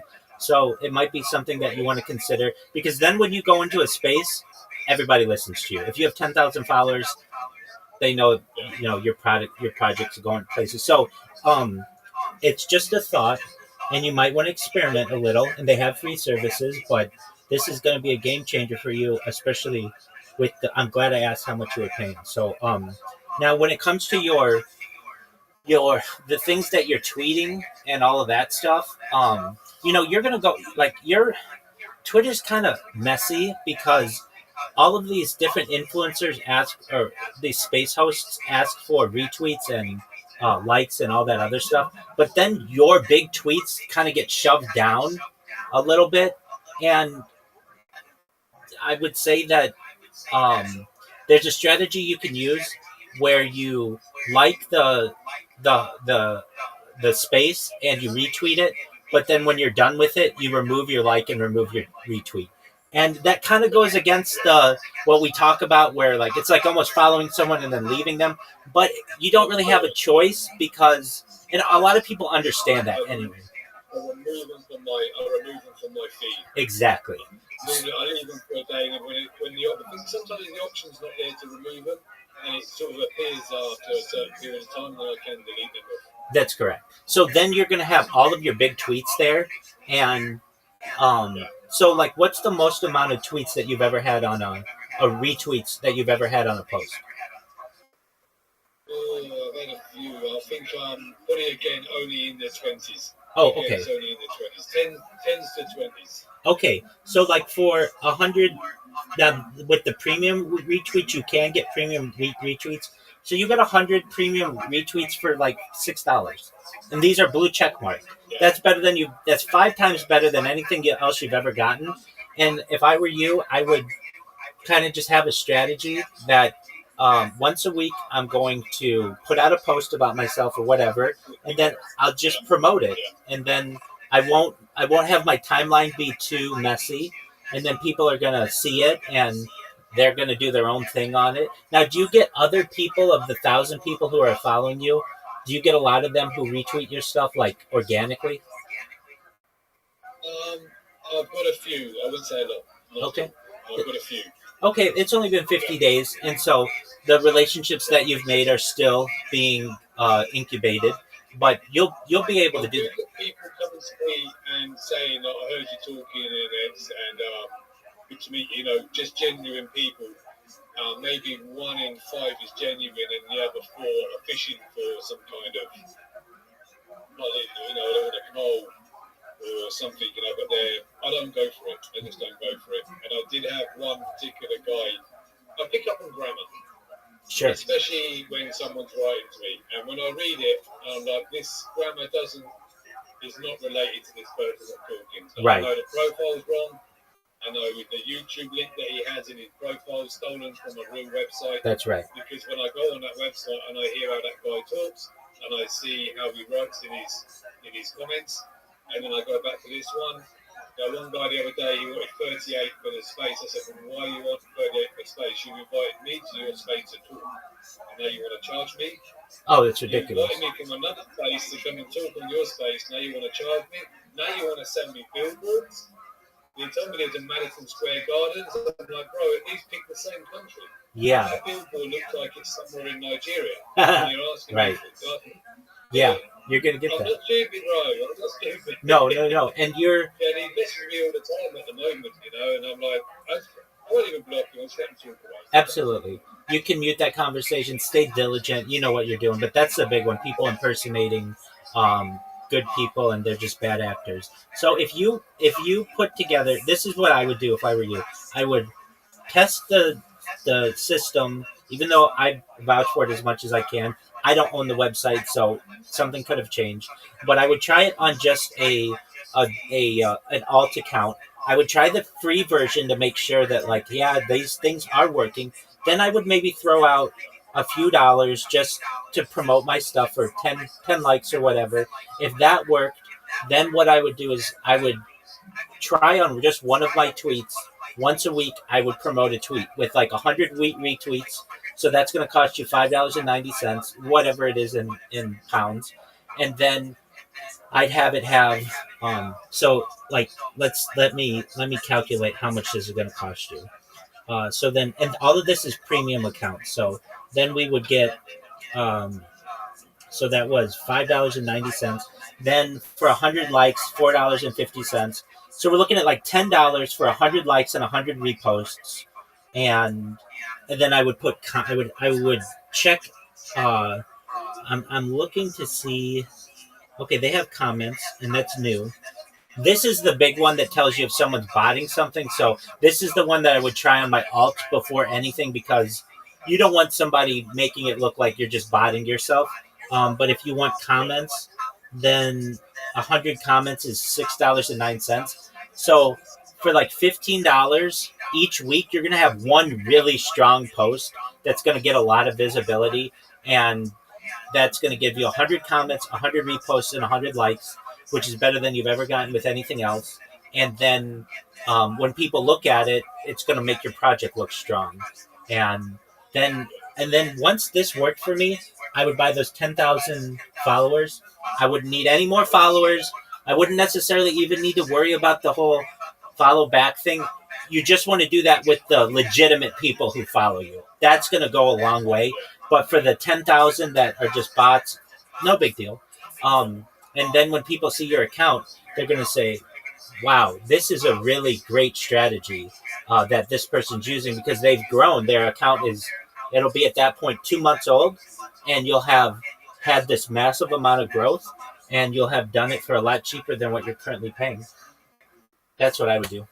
And then in the future, every week, I would spend like $15 just promoting one or two posts, maybe $30 on some weeks or whatever, if I have something cool that's going on. Now let's take a look at the listeners, the space listeners. So uh, we get a lot of people who get 1,000 people in their space, and so you should know they're paying about $20 every time that happens.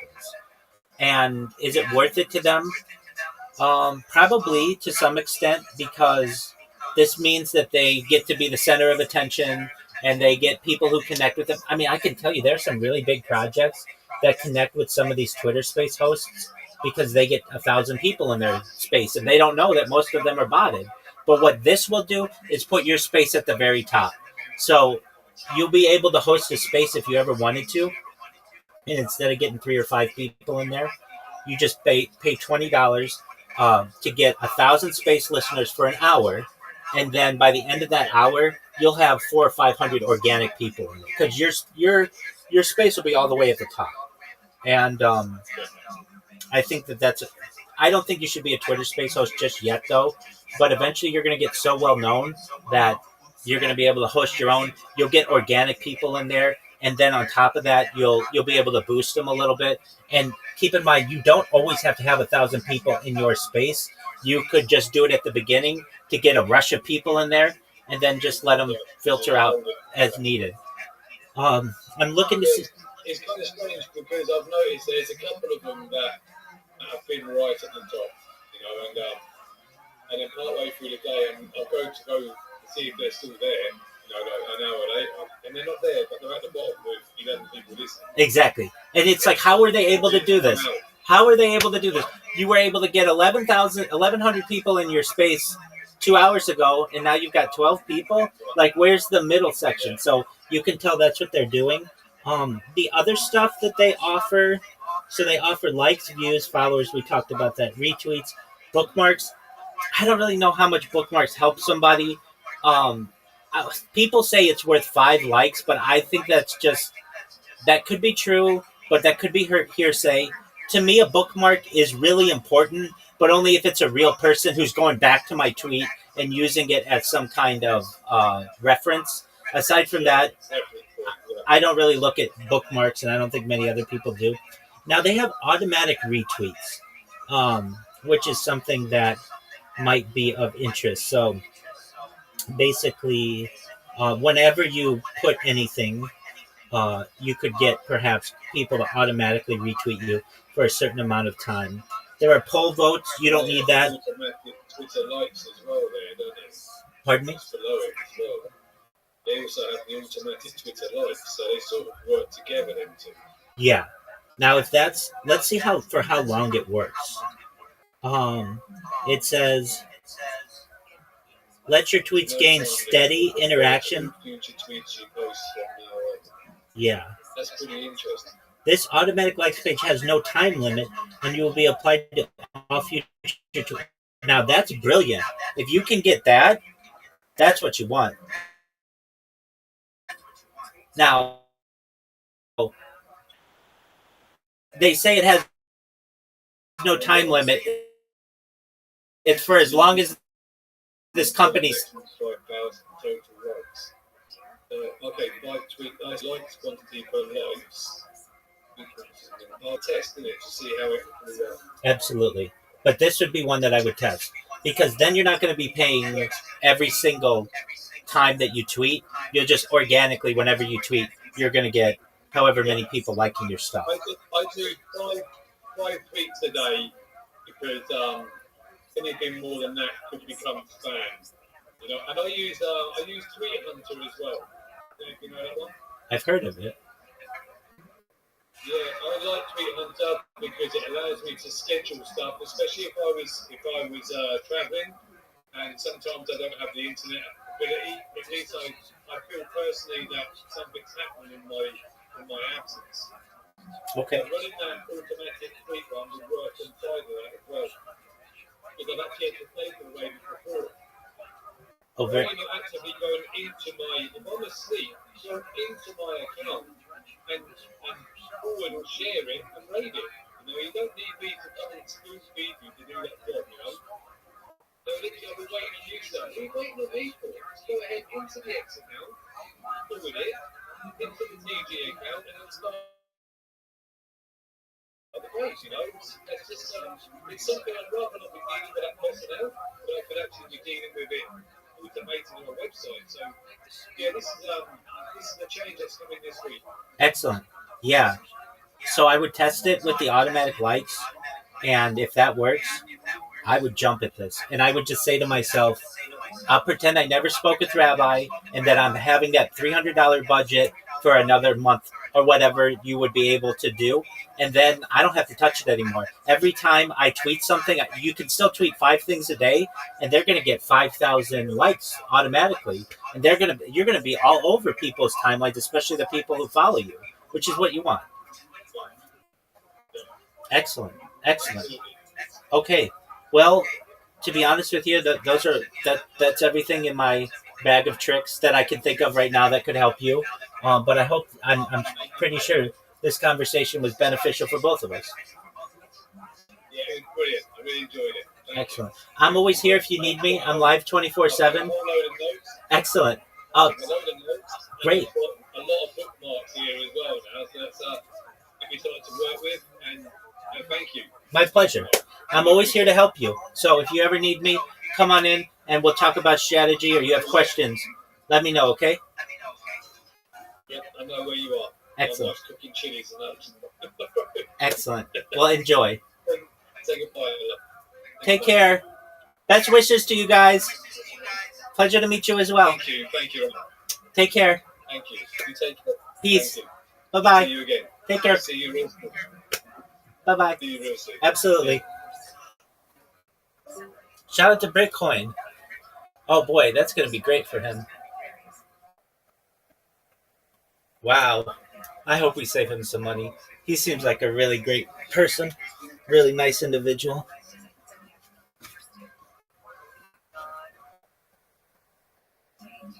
What a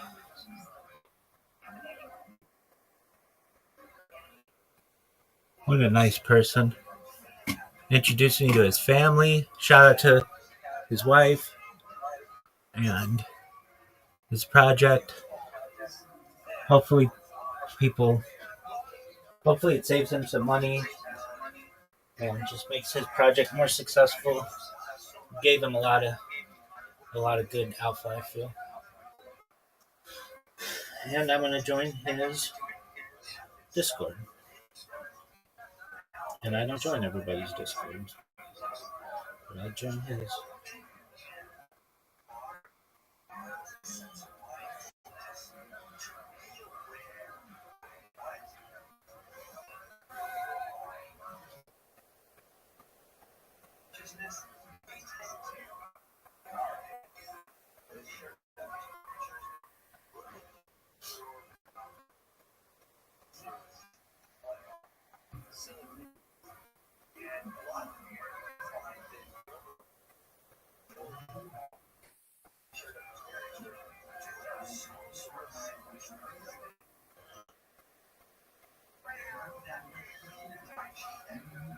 Shout out to Fanky.net.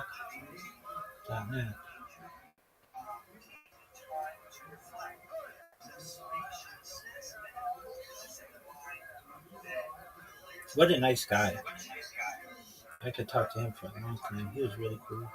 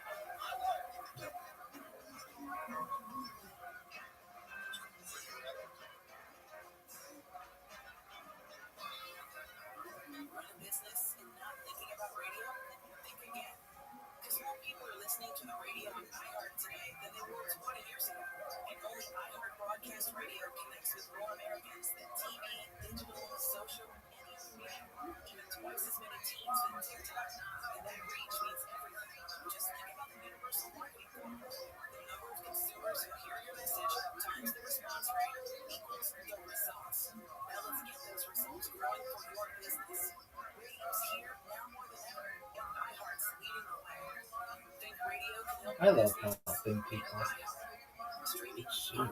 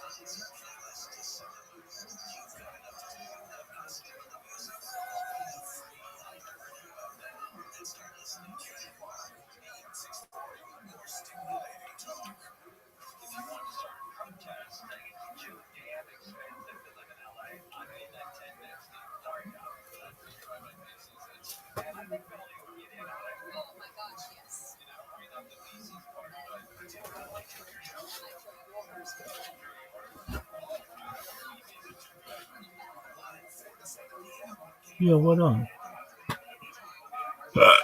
Shout out to Heidi.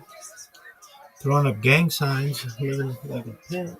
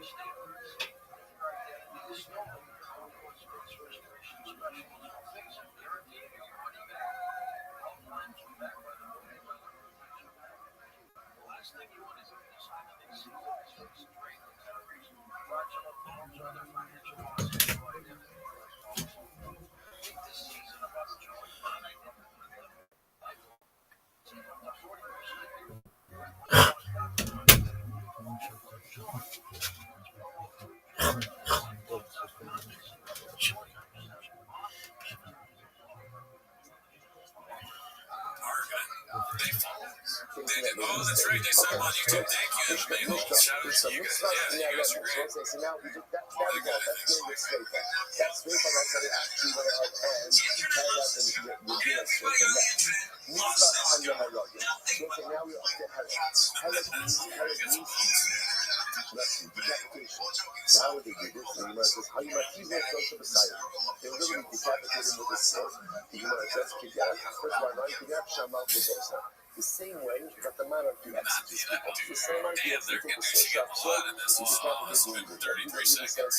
Evil says, evil will know, that create, that evil means there will be a lack of respect to the dead. Just the messiness of decapitation is not going to be good. I know that what do you do to make me look cleaner?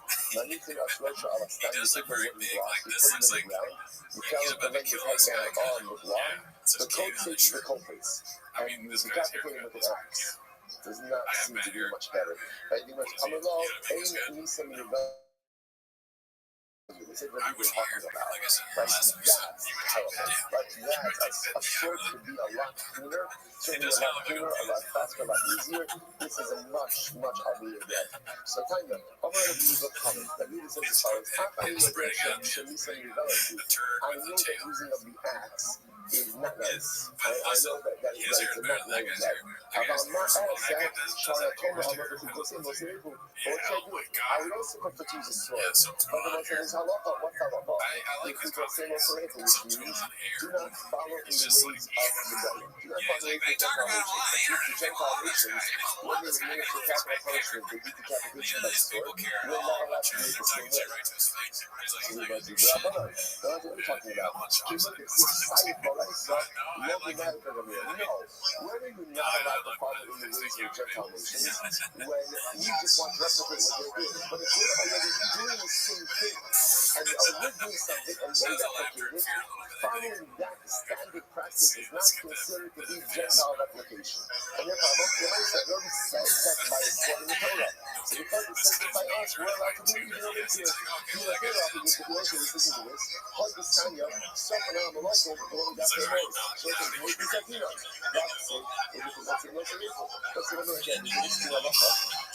We have to sort of reference earlier in the week that Allah relates to when a king dies, we burn the possessions of the king. Because of the and the logic behind that is because he's the king, no one else should use his stuff. Now both sides interesting because that's what the Gentile nations do as well, as a sign of respect for the king. But yet we're allowed to do it. Why? Because essentially we had it first. So the Gemara says, these people were, and anything that we would do already anyway, even even if it's done by the Gentile nations, we're still allowed to continue to do it.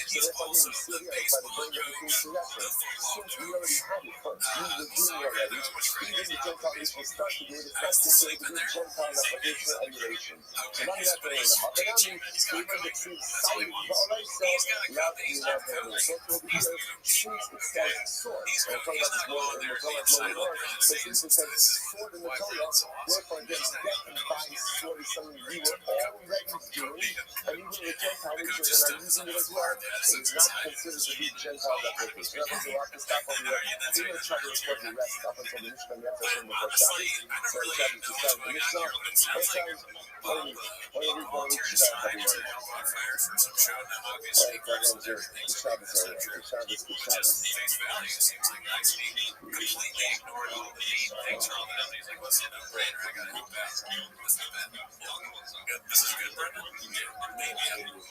I like it. For sure. No cherries. So that's negative. Okay, good morning. Today's stop will stop on just we're going to pick up on top of days and days. We've been analyzing the different forms of how Bethel was administered that penalty. So we've been talking about Sheila, talking about Draper, the burning, we've spoken about the diet for Herod, the sword, and now we're going to analyze how Bethel used to perform the Misa of strangulation. So the Mishnah says, Mitzvah Hanafnakin, how did it work? How did they do Kemet? Also, the devil Arak Kuboto. The same thing as we had previously, that they would put him into some kind of manure, some material up to his knees so that he wouldn't be moving around when it would happen. In those things, Sudar Kashala Toparacha. The Karat al-Tavaro. So it's similar to what we had. We spoke about this as one version in the Mishnah yesterday about how they would open the mouth of the person first grade. First of all, what would they do? They would put a hard claw inside the soft one. We spoke about this yesterday. That the hard one is necessary. In that case, was to open the mouth. In this case, it would be to perform the tefillah. But the soft one makes it a nicer form so that it does not actually cause damage to the neck of the person. So you take the hard sugar and you put it inside the soft one and you put it around the neck. Then most of that so each of the Edom pull in a different direction, pull in the opposite direction.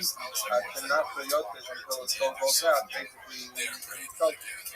So that is the Misa of Kemet of strangulation. The pasuk is going to analyze. The Gemara is going to analyze the pasuk in Vayikra, which says as follows: the East Asher Yinas as Eishes Re'elu. So this is the classic source for adultery. A man that Yinas commits adultery with the wife of another man, after Yinaf and David Re'elu, that performed adultery with the wife of your friend. Most Yumas are that both the man and the woman involved in this act of adultery, most Yumas they get killed. So we're going to analyze this pasuk word by word. When it says East after Yinaf, it's not with Katan. It's talking about a man, not a Katan. So Katan who would perform an act with a married woman would not be a case of Eishes in a Torah. Asher Yinaf is Eishes East. So the pasuk says that if you perform adultery with the wife of a man, he's a man. Not Eishes Katan. This means to tell you not the wife of a Katan, which Rashi points to mean that this demonstrates that there is no kedushin by a katan.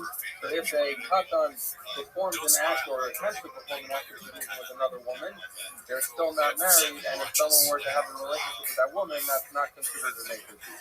The pasuk says Eishes Re'elu, that it says after Yinaf is Eishes Re'elu. So this comes to true that if someone has a relationship with someone who is married to someone who's not Re'eh, which would be a guy. So if a Jewish woman married a guy, a Gentile man, and then subsequently someone had a relationship with that woman, that she's not considered an Ashes because she's not Ashes Re'eh because she's married to a non-Jew. Okay, most you must the pasuk toward the answer. Most you must know if I know Efes. So this means that you provide that you give her the mitzvah of strangulation. He says you're saying it's Kenek, but how do you know? Maybe it's one of the other mitzvahs. Maybe it's Kilo, Shreifa, Herod.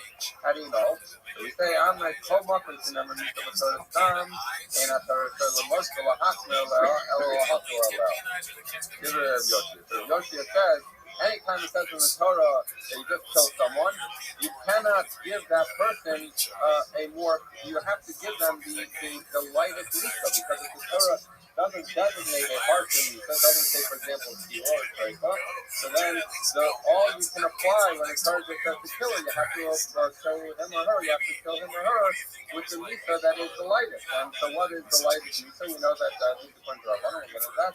Kilo, Shreifa, Herod, Kenek, strangulation is the least somewhere case of mitzvah, and that's why Yoshi says, that's how you know that that's what the Noah and the Noefes, the adulterers, get.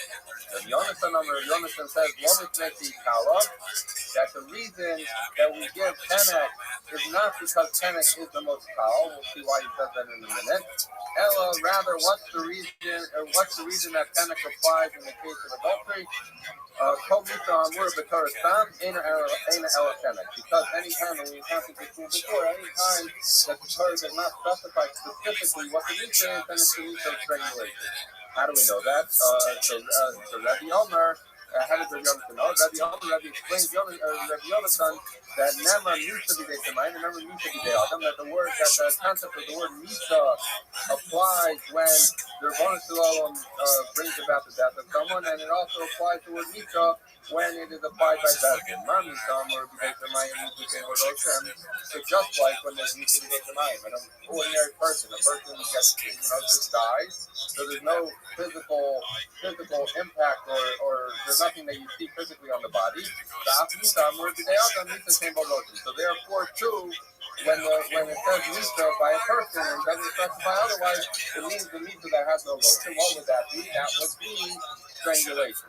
Where I asked, well, the aim of Shreifa, because we just spent time yesterday talking about the fact that Shreifa is the leg gets poured in the mouth, so that there should be only death from the inside and no recognizable impact on the outside. So maybe you can say that should be the punishment anytime the Torah doesn't specify. The Gemara says it can't be Shreifa.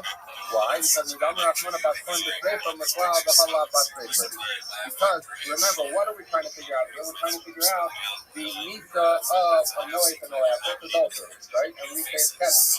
Now we say, well, maybe it should be Shreifa because that's another case where the death is not recognizable. The problem is we know that the Torah took out a bas kohen from the ordinary category of someone who is an adulterer and said a bas kohen gets something worse. What do? They get Shreifa.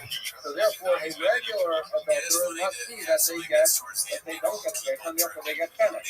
So what we're learning out basically is that in order, according to the way Rabbi explains to Jonathan, anytime the Torah doesn't specify the Misa, it's Kenek. Why? Because we have Misa B'dei Shemayim and Misa B'dei Adam, and it has to be a Misa that is not recognizable in the body. So that leaves us two choices, Shreifa or Kenek. And so it can't be Shreifa because we know that a regular adulterer, which is the pasuk we're darshaning, it has a different or lesser punishment than a bas kohen. A bas kohen is Shreifa, so therefore it must be that the simplest punishment and the one that a Noah and Noefes gets would be Kenek, would be strangulation. Okay, top of Nun Gimel. This one, when Rabbi Yonasan could become a fire in Rabbi's time. So it says, okay, so Rabbi Yonasan, we know that Rabbi explained the reading because you learn Misa B'dei Shemayim, Misa B'dei Adam. El Rabbi Yoshia, but according to Rabbi Yoshia, we might the Ikar Kenek Ba'olam. So he says, and so Rabbi Yoshia basically said we need to give the lightest Misa, right? So the question is, how do you even know that there is a Misa of Kenek? Why? Because the Torah specifies Kilo, Shreifa, and Herod. All of those are referenced. but it never references Chenek, it never references strangulation. So if your only basis of saying what should we do when the Torah doesn't otherwise specify the punishment, so if the Torah only specifies stoning, burning, and sword, so a Messiah, I would tell you there should be Messiah. In other words, why does he say, if all we're saying is it's the lightest punishment, then it should be sword, because we don't know about Chenek. Rabbi says, I would need to immediately. The fact that there are 4 mitzvahs, is the halacha of Sinai. And then once we're left with the fact that there's all 4, Rashi explains that once there's all 4, and we know that there's Chenek, and we know that the Torah didn't specify Chenek for anyone, so it must be, it can't be that Chenek is Kamo, because otherwise it was Kamo, the Torah would have to specify. But from the fact that the Torah never specified Chenek, but yet we know it exists from the halacha of Sinai, it must mean that Chenek is the lightest of the punishments, and therefore, anytime the Torah doesn't specify, according to Yoshi, you cannot give a harsher penalty. You have to give the lightest penalty. Hence the rule that any time the Torah doesn't specify that we give the punishment of strangulation. Now, Rabbi Yonasan said to Rabbi Yoshi, so he said not because, and Rabbi Yoshi said you give the lightest, the most lenient, and therefore, what is that? That's Chenek. So Rabbi Yonasan came back and said, no, that's not the reason. Why did he say that? So if we remember, Shimon in our Mishnah held that Chenek was more somewhere than Teres, than the sword. So therefore, he cannot agree with Yoshia about the reason we always give Chenek is because it's the least strict, it's the least somewhere, because it's according to Shimon, and that's how Rabbi Yonasan holds as well. It's not the least somewhere. The least somewhere is Isaiah, so there must be a different reason, hence we rely on the comparison between these two different ideas. Okay, unrelated to Rabbi. Karen is going, you're like, this is kilo, you're reading the ugly dummy in my dummy, the most useful dummy of the man bun dummy. Okay, so long reading of it, this is actually going to become relevant in the next Mishnah, but we're going to get a little bit of a preview here. They said as follows, that the people who receive tefillah fall into 2 categories. Those where it says tefillah expressly, and those where it does not expressly say tefillah, but it's learned out. In most cases, it's learned out from Ov Yidoni. Ov Yidoni were forms of necromancy or something like that, like people who speak with the dead, commune with the dead, right? So, and that's usher. And by Ov Yidoni, it is written specifically that they get tefillah, right? And so what happens is as follows. In Ov Yidoni, it's written most Yumas, and it's written Demei and Bom. Now we have certain cases that tefillah is written expressly, but where it's not written expressly, those categories also have the words most Yumas and Demei and Bom. So we're saying that in any case that tefillah is not written specifically, we're learning it from Ov Yidoni. And what the Zera is asking Abaya is, well, all of those cases have most Yumas and Demei and Bom. Which one is the Zera that tells you that they have the punishment of tefillah? So the Gemara says, Amalei, he said back to the Demei and Bom Gamri. We learn it from the fact that one case is Demei and Bom, and the other, that's how we learn it out. The Eve, the most Yumtu Gamri, Demei and Lomel. He said because it must be learning out from Demei and Bom, because if you're learning it out from most Yumos, what would you otherwise do with Demei and Bom? So the Gemara says, Elamai, Demei and Gamri, you're going to say we learn it from Demei and Bom, but then most Yumos will Lomeli. Then fine. So you're saying the reason you have to do it most Yumos, and the reason you have to do it in Demei and Bom is because otherwise, what would you do with Demei and Bom? The Gemara says, well, if you're learning from Demei and Bom, what do you do with most Yumos? Now, how do you know that proves it? Okay, because no, most Yumos we have a report to the Tanya of the learning of Raisa. Most Yumos are Makeh. Because it says that the person, you're talking about Ova Eva, he calls the Yada, the Yamas, most Yumos are Makeh. He's talking about when someone hits someone with intention that he gets killed, he's a Ratzeh. So it says most Yumas, it's a double language, and the Bryce Darshan, ain't the element Misak Super Bowl. He says, I only know that you can give someone the punishment that is specified for that. But what happens if we cannot give that punishment and we want to give a different punishment?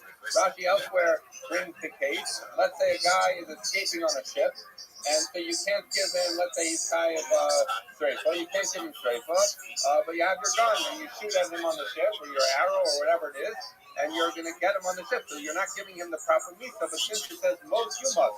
So if we can give him the misa that we're supposed to give him, then yes. If not, you must, you're going to give him the misa that is not the one specified. So you see that the word most you must has a limit to be learned, and therefore it must be that the extra word that we learn out that the misa is with tefillah in cases where it's not specified, it must be from the word zemeim ba. Okay, so the Gemara says, I'm sorry, I'm low, but you must I'm not going to come up. Okay, so Amar Lay. You are welcome, legend. Everybody go drop a little advice for you as well. You already have set up your username right, but you should also, your display name, but you should also set up your username right. Make it, for example, 1T58 or something like this, so people can find you when they're searching for you on X. Your username and your display name have to be matching. And trust me, legend, this is some off I'm putting you on, and it's very, very important. So everybody go and drop them a follow. And also, guys, let's pass the mic to Scott Work. It's called GoPro. It's freaking rugged. I think you're rugged. I don't know. Yeah, man, the GoPro didn't do that. Yeah, I love Scott as well. I love Scott. I don't think he is in the space anymore. He got rugged. But all right, let's pass the mic to Rabbi Rothschild and hear from this legend. How are you doing today, Rabbi? Every day is a holiday. Every meal is a feast. Scales. Thank you so much for the opportunity to be here. Let's get it. Scaling the trends.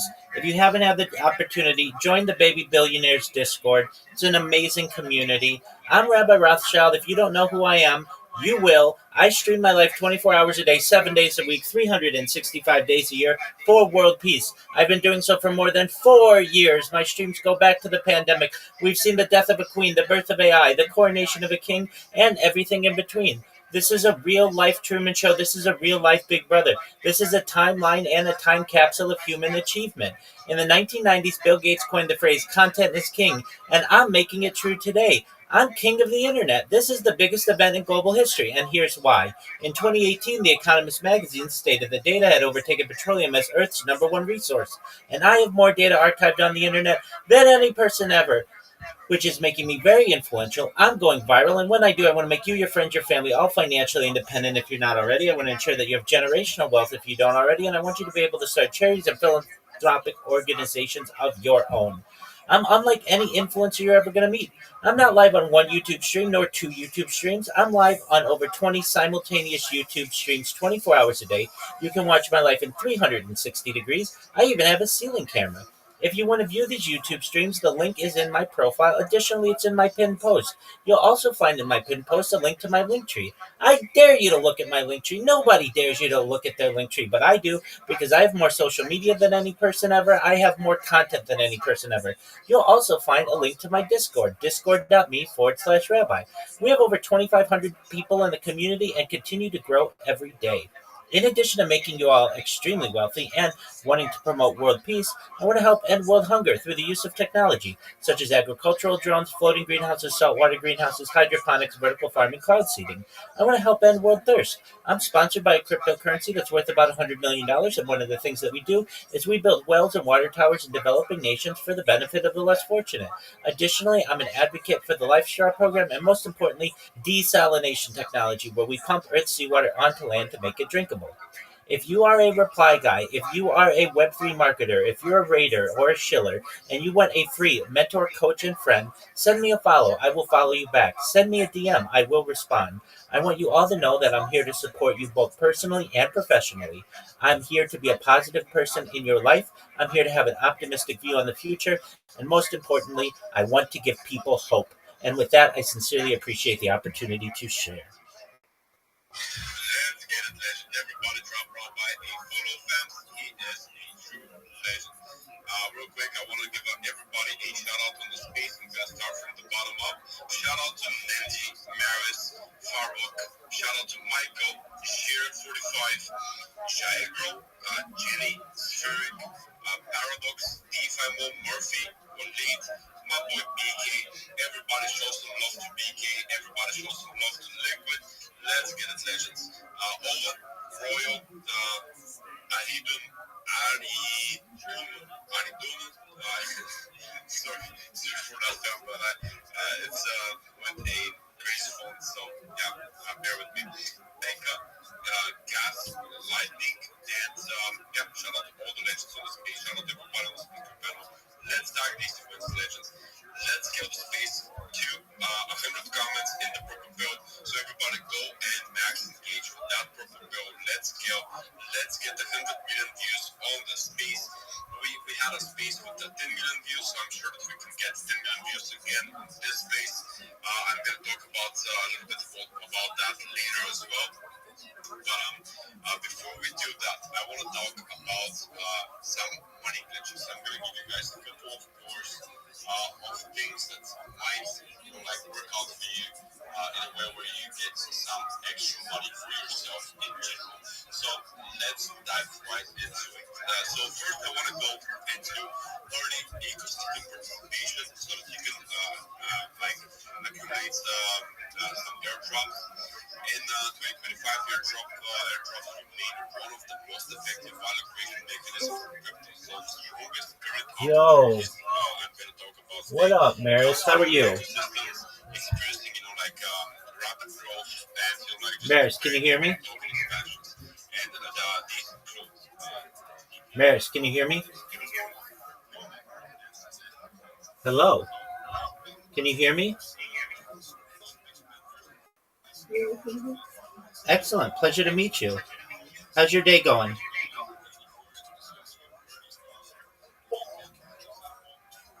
Can you hear me?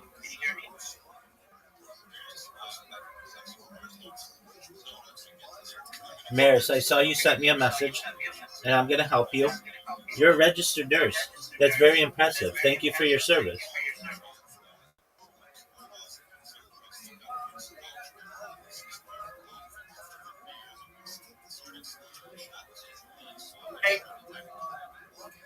Are you currently employed as a nurse?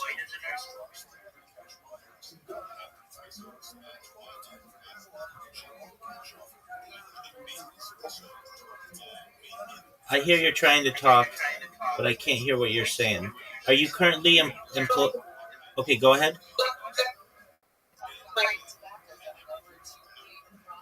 All right, you are cutting in and out. But here's what I'm going to do. I'm a nurse, want to start my own YouTube automation. Okay, I'll help you with all that. Okay, so I'm sending you, you may already be employed as a nurse, so you don't need a nursing job. But if you do, I sent you a bunch of recruiters from Nigeria who will help you to find a job. And then I'm sending you a social media strategy that will allow you to dominate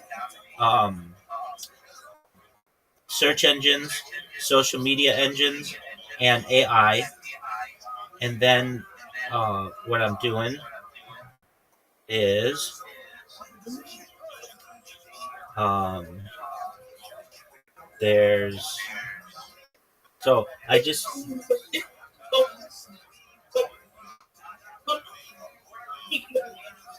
hear you. I hear you talking to me, Maris, but you're not coming through. It's very choppy. So check your Twitter messages right now and read through what I wrote, and then let me know if you have questions. I can help you with YouTube automation as well. But first, before you do YouTube automation, you should have all your social media set up. So check your Twitter messages right now, read through what I wrote, and then either type to me or let me know if you have questions, and then we can take it from there, okay?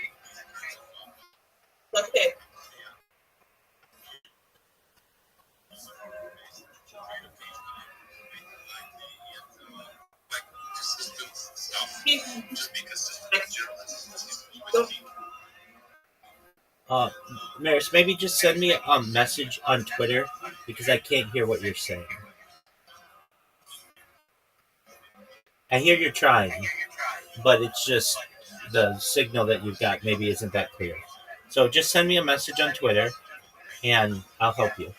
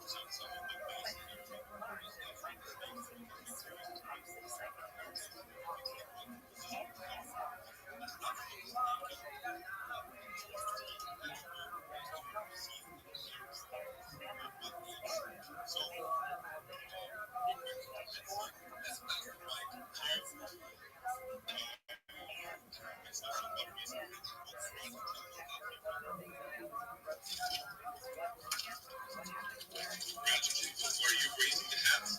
No, no, bro. I raised the hands before. Okay, because I told someone I was raising the hands.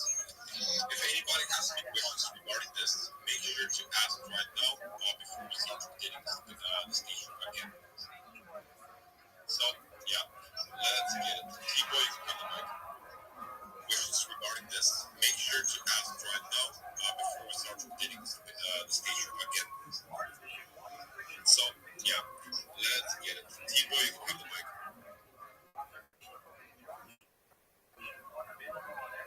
I think T-Boy is running.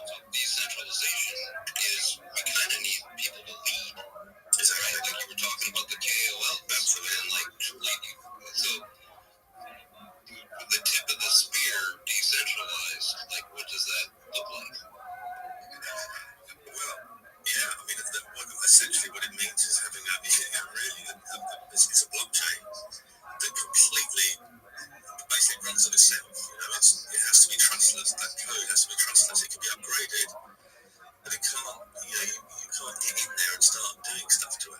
There has to be a trustless system in place. If you can't go forward in this world financially by having human beings, relying on human beings to press buttons. That's the truth. That's it. So there's so much skill in this industry. And if it was just focused on creating, because let's face it, human beings, crypto's become very complicated. It's kind of insane. All human beings need to do is just some peer-to-peer transactions and a bit of store value, and that just needs to be done in a trustless manner. It's got too complex. I think we need to just get back to the basic stuff. I need to share this value with you, and I need to store my value somewhere.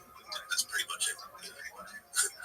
It's zero. Yeah, totally agree. So I just wanted to mention real quick that I didn't. So as I'm talking this morning with the animals here, and since I last spoke with you guys, the more I realized that basically it's like best match you said. So you can have trustless code, right? That runs basically everything. And so, but for now, what else?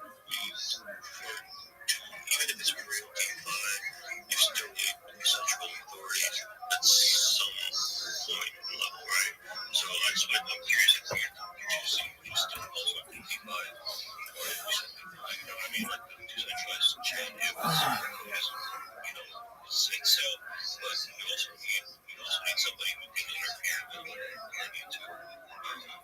That's biased, it's less of an MSD bias. But I think the future is, like I say, at the minute, crypto's being birthed. We're at that birthing stage, so it's not like we've got the perfect stuff there already. So in the early stages, there does need to be more involvement. But aspects of the code can be locked, and that's immutable. That's what we need. I think in this birthing stage, the idea is to completely remove human interaction altogether from it. So it's just, this is it, this is what it does. I think that's where we're heading. That's what we need to do. And, not think, this is perfect now, because, nothing is perfect right now. Yo. But I think it can, especially Yo.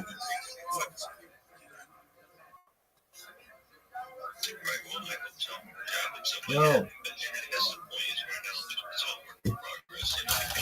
Yo. Yo.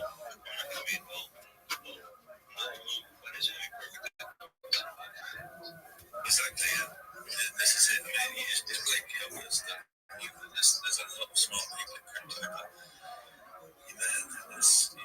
if your foundational view is not in the right place, you're just creating tech that's not really for the people. So, it's not going to give us that freedom and sovereignty. That was always the promise of crypto. Or it gets hijacked. Just the execution of Bitcoin and the decentralization of the nodes and all that, the foundation is basically the central entity, and they can push, you get a soft fork and a hard fork if there's a disagreement, which we've had a couple. But it's like we need a founding document or something. That was, like the Bitcoin white paper is sort of that. Well, it's the Bible of crypto, isn't it? In a minute. So, it is, and it's interesting, there's so many people that are in crypto now, they ask these questions. The first thing I say to them is, look, I'll tell you what, just go and read the Bitcoin white paper. And it's surprising what they get out of it. They're like, wow, really? It's all in there. It's surprising how many people haven't actually read it, and it's, pretty standard normal person can read that and actually understand it.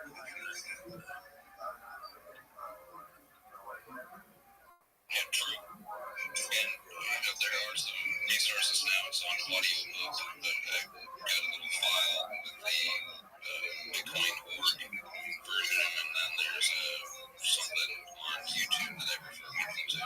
It's basically just audio and makes it a lot easier. Speaking of later, so they're going to read, of course. Some of it's going to go over your head probably the first time you read it, but yeah, I had to spend some time on it. Yeah. Yeah, I think it just needs simplifying. Crypto's gone very complicated. You like to manipulate as much gain as yield out of this, and this, that's all fine. If you've got a stack of money and you're a small monitor, stick it somewhere and earn some yield off it. There's no issues with that. That should be part of it, but I think that's just, something needs happening here, and we need to these new KOLs, we need to somehow put them together. We are in an inflection point. Definitely regulatory. We've just been kind of flying.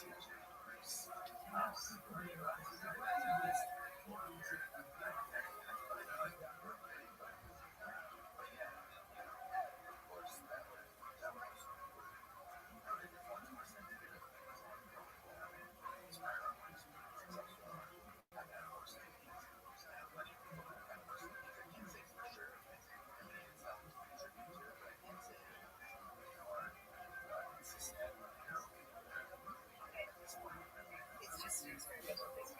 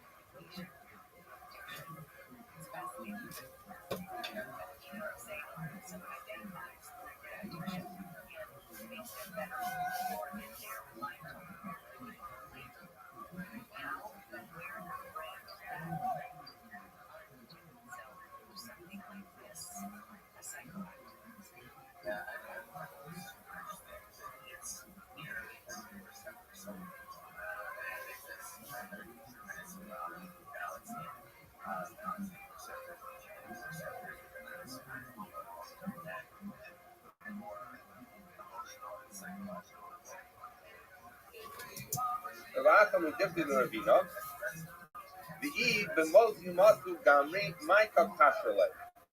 he's saying as follows. And it's not entirely clear to me, and it seems in some of the portions not entirely clear either exactly what the Gemara means here, but it seems to be saying as follows, that when Rav Zera asked the question, which one did you learn it from, he seemed to have a problem, that there was some kind of problem. He wasn't just asking which way is it. So it seemed, and then he was pleased with the outcome when he said he learned it from the man Bum. So it's clear somehow that Rav Zera had a problem with learning it out from Motzi Masu. So the Gemara is going to ask, what was Rav Zera's problem from learning it out from Motzi Masu that was solved by learning it out from the man Bum? Okay, so the Gemara is going to put forth a couple of choices and eventually come to a third answer, which is going to be the reason that Rav Zera was concerned about learning it from Motzi Masu. Elema, if you're going to say Eishes Ish Kakashale, that Rav Zera had a problem with learning out from Ovi Adoni to other cases of Misa to say it's Skila. If it's learned from Mos Yumas, he has a problem with the Psukim by Eishes Ish. Why? Because Lemesi Lumikmar Mos Yumas me Ovi Adoni. Malaham Beskila, Afkan Beskila. So he says as follows, because if you're learning it out from Mos Yumas, so then the pasuk that's written by Noah to Noephes, the one we just dealt with, adultery, the pasuk does not say a Misa. And we said that therefore it means chenek, it means strangulation. But why do you say it doesn't say misa? It has the word mos yumas, and if we know that mos yumas you can learn from Ovi Adoni that it's chayiv skila, so then don't say it doesn't say it does say it says mos yumas, which means skila based on the Gzer Shava. So the Gemara, and maybe that would be Rav Zera's problem if you learn out from Ovi Adoni from mos yumas, is then you should say that adultery should be skila, not tena. So the Gemara says no, because I would know not to learn it out from there. It's a similar logic to what we said before about Sreifa. He's saying as follows, that once I know that the Torah took the punishment of Arusa and made that a more serious punishment and gave it skila, so it took it out of the punishment of chenek, right? So now if you're telling me every case of adultery is chenek because I would learn it from Mos Yumas, from Ovi Adoni, I'm sorry, if you tell me that every case of adultery is skila because I learn it out from Mos Yumas, then what's the special punishment you're giving to an Arusa over a Nesua? So we would know that Eishes Ish can't be skila, so that couldn't be what's bothering Rav Zera. We say, okay, no, rather, Rav Zera was bothered. If you learn it out from Mos Yumas, he has a problem with our halacha of someone who hits his father and mother. Because so he says as follows, he says, why not learn that someone who hits his father or mother, where it's written Mos Yumas, that they would in fact get skila, and yet we say that it gets herek. The Gemara says, at the government may all be adoni living room may HSC. The answer is he says no. Even he says that's not a problem, because if you're telling me that the problem with learning it out from Mos Yumas is the fact that the word Mos Yumas are written by someone who hits his father or mother, and so instead of saying it's strangulation, instead you should say it's stoning. He says I wouldn't do that. Why? Because when I have the pasuk written by hitting a father and mother, I have the word Mos Yumas written, so I can either compare that to Ovi Adoni and say it's skila, or I can compare it to Eishes, which we just established is strangulation. So if I'm given that choice, strangulation or skila, I'm always going to choose strangulation because that's the easier punishment. So therefore, I would not be. It is not a problem to learn from Mos Yumas because I would know not to change the halacha of Makal from chenek to skila because you're given a choice, and given a choice, you'll always choose the more powerful one. So the Gemara says, on the way, turn this and going to Vayu Kokashula. He's saying, no, that's exactly the problem. Even Mos Yumas got me out of the government, Ovi Adoni living in the HSC. Because he says, if you're learning from the word Mos Yumas, then in every case, let's take any of the cases we learn out from Ovi Adoni, we should say the word say Mos Yumas. So you say, well, okay, fine. So it's written Mos Yumas by HSC, so it's written Mos Yumas by Ovi Adoni.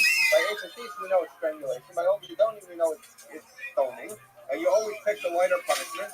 So that's the problem, is that in every case you're faced with this choice. Do you learn from H and D or Obidoni? And really, you should learn from H and D. But that was Ravzera's problem. So how is it solved that you learn from the man bum? Because the words the man bum are not written by the case of H and D. We just dealt that puzzle before. It didn't have the man bum. So therefore, if your limud from Obidoni from the words the man bum, so then you learn out to all those cases, which we're going to learn in Mr. Shem about how you learn from the man bum. So then it's fine. But if you're learning it out from Mos Yumas, then you have a problem because you know that Eshes Ish is only strangulation and Obiyadoni is Skila. You would learn out from Eshes Ish instead of learning from Obiyadoni. So that was their problem, and therefore he was happy with the answer that the source for learning from Obiyadoni is the man bum, in which case that's a straight comparison, and there's no confusion with Eshes Ish. Okay, Mishnah and Gimel and Aleph. Elu Henan and Skelim. So we've now outlined how you do all of the forms of Misa, and we're now going to break it down to who gets what forms of Misa. So we're going to deal with people get skila. The Mishnah has 18 cases. Someone has a relationship with his mother. Galatians or the wife of his father, who's not his mother. We'll get into that in a minute. The Alakala, someone has a illicit relationship with his daughter-in-law. The Alazakar, someone who commits an act of homosexuality. Al-Bahema, someone who commits an act of bestiality. Va'isha Mebiyas Bahema, that if a woman commits an act of bestiality, Va'amagade, someone who is blasphemes Hashem, or curses Hashem, someone who does Avodah Zarah, someone who puts his children. Molech was a form of service where they would take their children and put it through over a fire. Rashi points out that this mission is obviously going according to the view that Molech was not a form of Avodah Zarah. It was just a Darkei Amori, or the pagan practice of some sort, because otherwise, if Molech was in fact Avodah Zarah, it would have been covered by the category we just said, Avodah Zarah. Okay, so technical detail. Baal Obiyadoni, someone who, as we referenced before, seeks to communicate with the dead. Makala Shabbos, someone who is Makala Shabbos, who's Chayv Skila, Makala of the Imo, someone who curses his father and mother. Rashi points out, and this has many implications, we won't get into it. Rashi points out, it's interesting that someone who curses his mother and father is a harsher punishment of Skila than someone who hits his mother and father, because someone who hits his mother and father only gets strangulation. So Rashi points out, because, and even though you would think that maybe hitting is worse, the fact is that when someone hits their parents, so they've done an avera with their parents. When they curse their parents, not only have they done an avera to their parents, but they've also used Hashem's name in vain, and so it's a double whammy, a double avera, and therefore it has the harsher misa of skila of soni. V'haba anara murasa, as we talked about before, that someone, if you have a nara between 12 and 12 and a half, who has had erison, then that is the skila. V'mesis, someone who gets another person to perform avodah zarah. V'media, someone who we talked about this before. The mediach is the one who got people in the Yarni Dakas. He got most or all of the cities that serve avodah zarah. Those are separate categories. We'll see why. V'makache, someone who is who does sorcery or magic. Ben Sarah Mora, we're now in the 7th paragraph, and the next paragraph deals with this extensively, is someone who has shown that he's going down a bad way, and therefore he gets killed even before he does some of those things. Okay, so now we've completed all of those categories that get skila. So we're going to start to analyze them, and this first thing that we're going to analyze is what is going to occupy us for the rest of today's daf. Haba ala aim, someone who has a relationship with his mother, chayav aleh mishum aim, u'mishum eshes av. Is chayav for having a relationship with his mother and for having a relationship with the wife of his father, because his mother is the wife of his father, or could be the wife of his father. So if it is, Rashi points out that what's the difference? In other words, once he's having a relationship with his mother, what's the difference, 1 or 2? So the question would be, if he does it on purpose, okay, he gets killed either way. But if he did it by accident, as Rashi points out, that since it is something that if it's done on purpose and a person could not get killed, they would get courage. So we know if someone has a punishment that they do by accident that would otherwise have courage, then they have to bring a chatas. And as Rashi points out, we see in the Gemara in Makos that you can be high of multiple averas. So therefore, the significance would be that if someone by accident had relations with his mother, thinking it was someone else, perhaps, that in that case, he would have to bring 2 katos. He would have to bring 2 carbon katos. But if it's on purpose, he just gets killed because they're both skila. Okay, so the the Tanakama of our Mishnah holds that if someone has a relationship with his mother, he's over on two different prohibitions. No, in that case, if someone has a relationship with his mother, who is not out of wedlock, meaning was also the lawfully wedded wife of his father, he is chayav only one. Which one is he chayav for? He's chayav for the relationship with his mother. He is not chayav for the relationship with the wife of his father. Okay? Now the mission continues. Someone who comes on the wife of his father, which would mean someone that is, as Rashi points out, either married his father after this child was born, or else someone who was born out of wedlock, and so therefore. So it's talking about a case. Someone who is not his mother, but just his father. So the Gemara says, "Chayav mishum eishes av and mishum eishes ish." So now we're talking about a case where the father is still married to this woman, and so therefore he's chayav on eishes av and he's chayav on eishes ish. So two lav. Now this is whether the father's alive or dead. Now, as Rashi points out, that's true only for the Isser of eishes av, but not for the Isser of eishes ish, because if a woman is married to a man and then the man dies, she's no longer an eishes ish. But the eishes av, the fact that this woman was married to his father, is significant even after his father dies and he cannot have a relationship with her. Whether his father had erusin with her or whether his father had nesuin with her. So someone who has a illicit relationship with his daughter-in-law, so if his son is still married to this woman and he has a relationship with her, so then he's done two lavim. First of all, it's his daughter-in-law. Second of all, she's a married woman. This is true whether his son is still alive or not. And again, Rashi points out, not on the HTT's part, but just on the daughter-in-law part, that he's chayav even if his son has died and he has relations with his former daughter-in-law. That is still actionable. And again, whether his son was married to this woman, his daughter-in-law, only through erusin or also through nisuin. Okay, so says the Gemara, Tanya, we learned in a brisa. Now let's just review what the Mishnah said, because the brisa is going to say something different. We had a machloket as follows: if someone had relations with his mother, so we say that he is chayav for relations with his mother and for relations with his father's wife. Now, Tosfos points out, by the way, that you could also add eishes ish if you assume the father's married, but I think that would just confuse us. So the Mishnah left it assume that the father subsequently died. So you're now dealing that he had a relationship with his mother after the father died, and the Mishnah said, the Tanakhama said he's over. He violates both the prohibition on relations with his mother and the prohibition on relations with the wife of his father. Okay? So, and Rabbi Yehuda said to that, no, he only violates the prohibition on relations with his mother, but not on the prohibition on relations with his father's wife. Tanya Rabbi Yehuda Omer, so in the Bryce it says something different. It says that Rabbi Yehuda says, in lo yehoisa imo rubuya la'aviv eino chayav elo mishum ha'ein bobad. So in our Mishnah we said, no matter what, if someone has relations with his mother, he's only over on that relationship, not with the wife of his father. The Brisa here seems to be saying that when is he only over, is he only violate the restriction on his mother but not on his father's wife, is if his father was married to this woman inappropriately. In that case, he's not chayav for his father's wife, only for his mother. So the Gemara says, well, let's analyze this Brisa for a minute. What does that mean that he was not supposed to marry her? If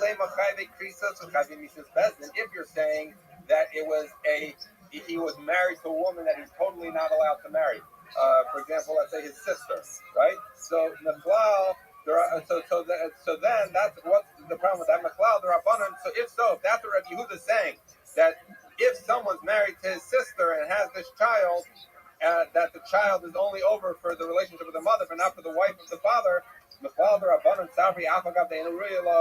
That you're saying, so then the Rabbanan who argue Rabbi Yehuda and say that he's chayav for both, would you possibly suggest that if someone's father married a woman he wasn't allowed to marry, that she should be over on marrying marrying her father. His father's wife. That doesn't make sense because Allah is like kedushin v'gava. But that doesn't make sense because you cannot hold the person accountable for having a relationship with his father's wife if the woman was not his wife. Because if kedushin doesn't work, if kedushin is not tofes, you can't call it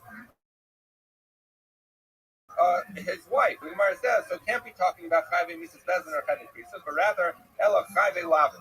It must be talking about if his father was married to this woman in a way that was over on a lav. For example, Rashi says that his father married a mamzer or a nisin, or his father was a kohen who married someone he shouldn't have married. Those are chayve lavin. Rabbi Yehuda savarlak Rabbi Akiva the Amar ein kiddushin tofsim b'chayve lavin. And Rabbi Yehuda holds like Rabbi Akiva, who says that kiddushin are not tofes b'chayve lavin, and so therefore that's the reason that Rabbi Yehuda is saying. That Rabbi Yehuda is saying that according to this view, that he's only the reason he's only chayav for his mother, but not for his wife of his father, is because Rabbi Yehuda holds like Rabbi Akiva that in fact that chayve lavin, let's say someone marrying a mamzer, is just like someone marrying his sister.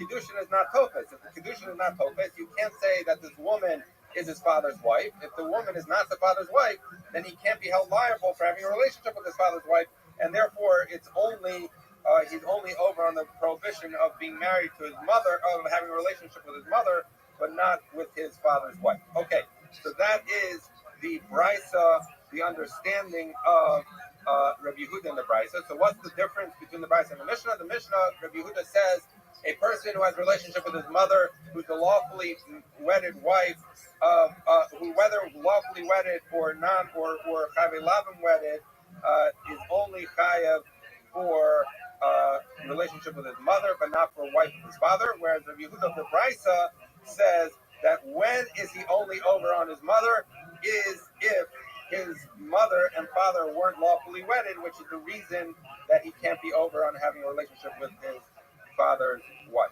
Okay, so that's the difference between the brisa and the Mishnah.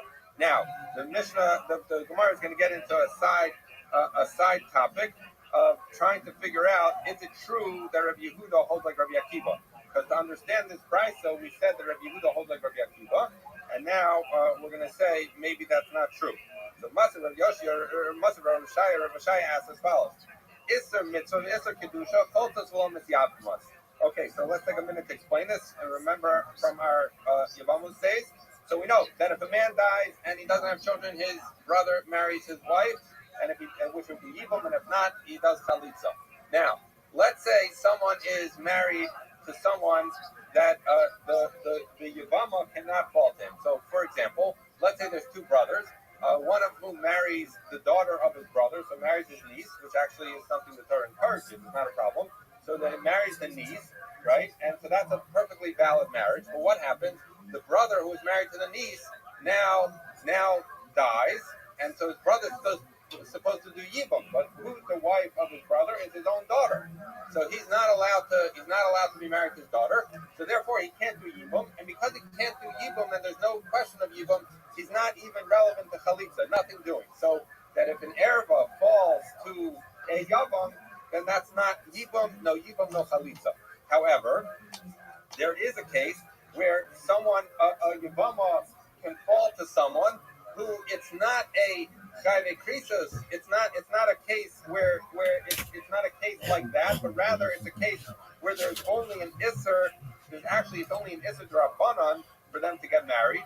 So in which case, Minat Torah, you could do Yibum, but the Drabanan, they're not allowed to get married. So therefore, we don't want them to do Yibum because they're not allowed to get married with Rabbanan. But we can't say that she can go free to the world because Minat Torah, they should have done Yibum or Chalitza. So therefore, we force there to be a Chalitza. So we're saying there's two cases, Isser Mitzvah and Isser Kedusha, which are do Chalitza, not Yibum, because it's only the Rabbanan. We'll explain what those are in a minute. Admon base. Isser Mitzvah, Shnios Mitzvah Sofrim. So what does it mean when it says Isser Mitzvah? It's talking about the Shnios, which the Chachamim put in, which were basically people who were similar to the Torah's erva. So what is a good example, a classic case of a Shnia, would be for someone to marry his grandmother. It doesn't say in the Torah you can't do that, but Chazal said you shouldn't marry your grandmother. So that's a shnia. That is a secondary erba, which is only Rabbanan. So therefore, if someone's brother, and they do not share a mother, someone's brother married his brother's maternal grandmother, and then the maternal grandmother fell to the person as a yavama. So the problem is, Minatorah, they're allowed to get married. So you should have to do yibum or chalitza, but midrabanan they're not allowed to get married. So therefore, we say you do chalitza and you don't do yibum. Okay, so that's the Tana says this, as Rashi points out. The Gemara interjects and says, "My kari luhu issa mitzvah." Why do you call it issa mitzvah? Shemitzvah l'shmo divrei chachamim, because this is something that chachamim put into place. It's a mitzvah to listen to chachamim, so that's why we call it isser mitzvah. It's an isser that comes through the mitzvah of listening to Chazal. Okay, so that's one case where we do chalitza and not yibum. Isser kedusha. What about isser kedusha? Is a case of almana l'kohen gadol, grusha v'chalutza l'kohen hedyot. That if you have someone is married to a woman and he dies and the wife falls to the kohen gadol, she's by definition an almana. A kohen gadol is not allowed to marry an almana. Minat Torah. So therefore we say that is an isser lav. Now you might ask, I said before that both cases we're talking about a drabanan. The isser of an almana to kohen gadol is a deraisa. So why did I say that? As Rashi points out, because in reality, though, you would say that you should do yibum. You could do yibum anyway. Why? Because essay dochalos, say a positive commandment negates a negative commandment. So there's a negative commandment that a kohen gadol should not marry an almana, but there's a positive commandment that he should do yibum.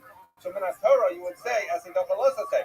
But why did Adam not want them to do it? Because, as we've encountered actually earlier in this Masechta in a different context, but the idea is that when you have an essay dochalos say, is only would forgive the first act of bia. So that when they do bia, he does the mitzvah of yibum. At that point, he no longer has a mitzvah to be married to this woman, and yet he's the kohen gadol, he'd be married to an almana. So Chazal said, we'd rather he not do yibum because we're afraid that if they do bia rishona, they'll do bia shnia. So therefore, it ends up, even though the isser almana l'kohen gadol, the deraisa, it's only because Rabbanan didn't want to apply essay dochalos say. So the reason he's not supposed to do yibum is midrabanan. So in both cases midrabanan, and therefore you have to do chalitza. You can't say it's like a regular case of erva because where there's no need for chalitza, because in this case it's only erva midrabanan. So that's a case of isser kedusha. But my kari lu isser kedusha. Why do they call it isser kedusha? The tzir kedoshin yil lehem, that the kohanim should be kadosh to their God, so that we call matters of kahuna, getting married, isser kedusha. Okay, the Tanya Allah, we learned on this. Rabbi Yehuda switched it and said no, that when you're dealing with things like shniyos, those are isser kedusha, and when you're dealing with things like kohen gadol, amana l'kohen gadol, you're dealing with mitzvah. Why? Because he says that why do we call it kedusha when it's the shniyos? Like for example, that someone should marry his grandmother, is because Rashi says kadesh atzmo mutarla, that you should make a siyag, you should do something to be careful they don't get messed up. So since grandmother, similar to the other things, we say you shouldn't do it. It's a siyag.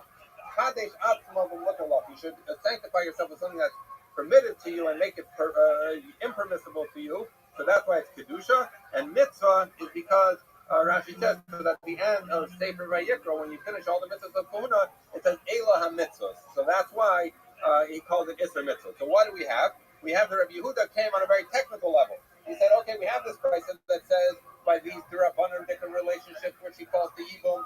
Since the Durabanan, we don't want them to do Yibum, they do Chalitza. And they called it Isser mitzvah and Isser kedusha. And the Tana explained why do we call it each one. And Rabbi Yehuda said, no, come switch it. Rabbi Yehuda was not arguing on the basic halacha, right? He was just talking about why it is. So he said, Rabbi Yehuda, Chalufi Yehuda Machlef. So we said, all he's doing is he's switching which case you call Isser Kedusha, which you call Isser Mitzvah. Chalitza Bai, but at the end of the day, he agrees with the basic halacha that you need Chalitza. What's the problem with that? Because we just finished saying that Rabbi Yehuda holds like Rabbi Akiva that Kiddushin is not topesh by Chayvei Lavin. That Kiddushin doesn't work when someone is just usher by love, but not by Kare. So he says, V'isal Kedaita. And if you're going to say that Rabbi Yehuda, Rabbi Akiva, that Rabbi Yehuda holds like Rabbi Akiva, that Chayve Lav and Kedusha is not Tochus. Mifti, let's see, Chayve Lav and Rabbi Akiva, Chayve Krisus dummy. That Chayve Lavin, according to Rabbi Akiva, are just like Chayve Krisus, and Kedusha doesn't take effect. And so, like I said before, the Chayve Krisus Lav B'nei Chalitza V'Yibam Ninu, and the Chayve Krisus are not B'nei Chalitza V'Yibam. So where a person fell, where he felt that his daughter became his Yibama, there's no Chalitza, there's no Yibam. Why? Because there's an Isser Krisus and Kedushin is not Topes. But according to Rabbi Akiva, Kedushin is not Topes even by Chayve Lavin. Like, for example, Amana L'Kohen Gadol. So why did you tell me Rabbi Yehuda is not arguing with the basic halacha that Amana L'Kohen Gadol should do Chalitza? But why should he do Chalitza? Because according to Rabbi Akiva, Kedushin is not Topes. So the Gemara says, so that's a question on saying that Rabbi Yehuda holds like Rabbi Akiva. So the Gemara says, the Tanakh Kama Kama, the lay lo sphere. He said no, that all Rabbi Yehuda was doing was coming to say, I think what you call this a mitzvah should call this a kedusha. I think what you call this a kedusha should call this a mitzvah. But he wasn't coming to opine on the basic halacha, and in fact, he would disagree because he holds like Rabbi Akiva that Chayve Lavin is not Tokis, Kedusha is not Tokis, and therefore there would be no need to do Chalitza. There's no Yibam and there's no Chalitza because Kedusha is not Tokis. Okay, fine. So we now have, what do we have? We have a Machlokas, we have our Mishnah that says that Yehuda's halacha, that he's only kaya for relations with his mother but not his father's wife, is in a case where it's an inappropriate marriage. And the Tanakh Kama says, no, regardless, even if it's his mother who's the lawfully wedded wife of his father, he's only kaya for the relationship with his mother according to Yehuda. That's what our Mishnah says. Yasser Yitzchak, Tani Kitznan, Yehuda, Tani Kitznan. That when Rabbi Yitzchak came, he brought his teaching like we learned in the Mishnah, which is what Rabbi Yehuda Amar says in a chayav that he's only chayav for relations with his mother, but not for relations with his father's wife. Okay, so we've now resolved the question of Rabbi Yitzchak that we go with our Mishnah, not with the Brisa. So now the rest of the Gemara is going to try and figure out what is the reason that Rabbi Yehuda says that he's only chayav for his mother, but not for his father's wife. The time of my, what's that reason? Amar Abai says, Amar Kra, the pasuk says, Imcha he. Okay, so he says as follows: that the pasuk, there's two psukim written by a father, a father and his wife, which is as follows. The pasuk in Vayikra, pasuk Zion says, Ervas Avicha, the erva of your father, the erva Imcha, and the erva of your mother, Lo Sigala, you should not uncover. Imcha he, she is your mother. Focus on those words. Lo Sigala erva sa, do not reveal her erva. So this is the pasuk that's written by someone. This is his mother. The next pasuk says, "Ervas Eishes Avicha Lo Sigala," that the erva of the wife of your father you should not uncover. Ervas Avicha, who is the erva of your father. So there, it's talking about someone who is married to the father. It's not discussing whether it's his mother. Okay, so we say so he says the issue is as follows: that when it says Ervas Avicha, Ervas Imcha Lo Sigala, so it says you should not uncover your mother. Imcha, she is your mother. That is an exclusion to say that when someone has relations with his mother, Imcha is over the isser of his mother, but not the isser of the wife of his father. So the Gemara said, well, that's the drasha alameata ervas eishes avicha lo sigala ervas avicha, who the next pasuk test, which I read, says that the erva of the wife of your father you should not uncover. It is the erva of your father. So when it says it is the erva of your father, mishum eishes avat machayv v'yata machayv mishum imo. So that seems to be saying that you are that he's only chayav for the wife of his father, but not for the relationship with his mother. So if you're saying Imcha he held you only for the mother, then why not say Ervas Avicha, who that tells you only the wife of the father? In order to have conflicting things. Ela imo he ages aviv koyhachol mamayit loy v'koyhachol mamayit lo.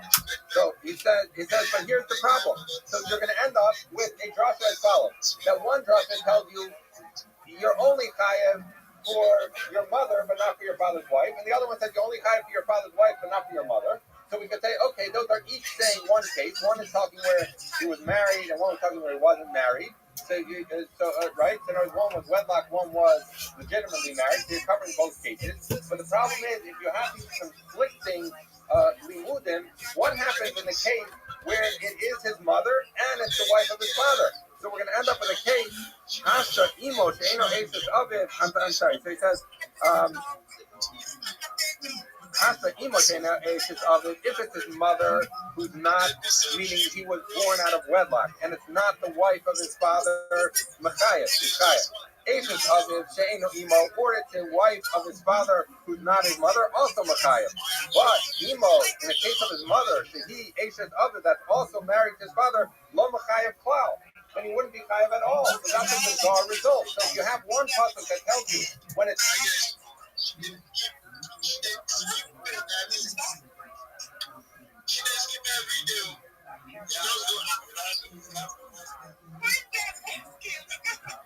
Every day is a holiday, every meal is a feast. May I please share my project with everyone?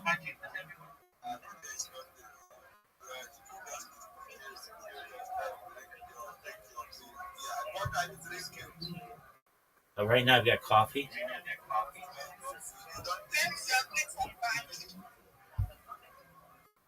What did you say, Chuggett? No, I don't generally drink. That means I'm smooth? No, I don't do that either.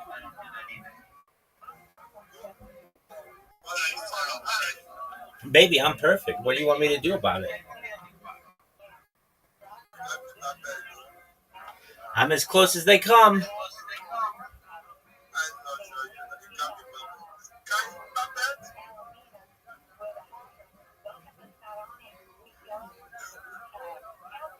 Yes, bro, what's up? What do you think? Just, Rabbi, I could see Rabbi. Is Rabbi the one that wants to release this project? 100%. Are you following the hosts, the co-hosts? Of course, I'm following them, and I'm following everybody else that I can in this room. I've retweeted. Absolutely. Why don't you just look at my profile, my man? Absolutely. I reposted. I commented. I liked. I did everything. You tell me what else you want me to do. I tell you what, you're gonna have to sing the Nigerian national anthem.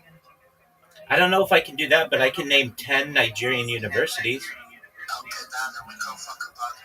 Dana's gonna have to decide on that, my brother, if you know that. All right, well, in place of it, can I name 10 Nigerian universities? Can you name 10 Nigerian universities?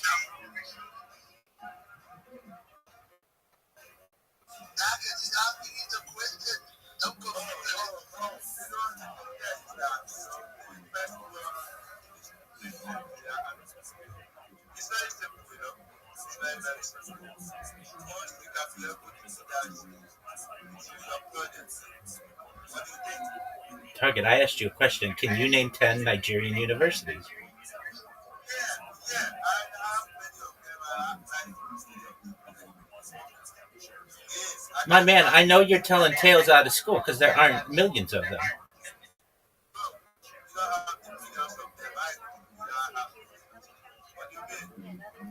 There aren't millions of Nigerian universities. There's a limited amount.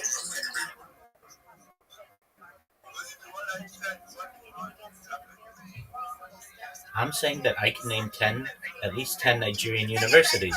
I want to know if you can.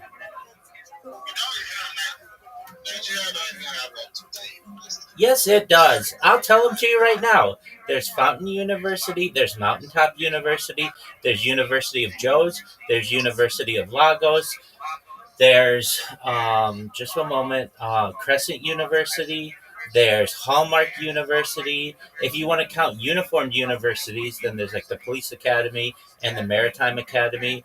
There are a lot of universities in Nigeria. You should know this.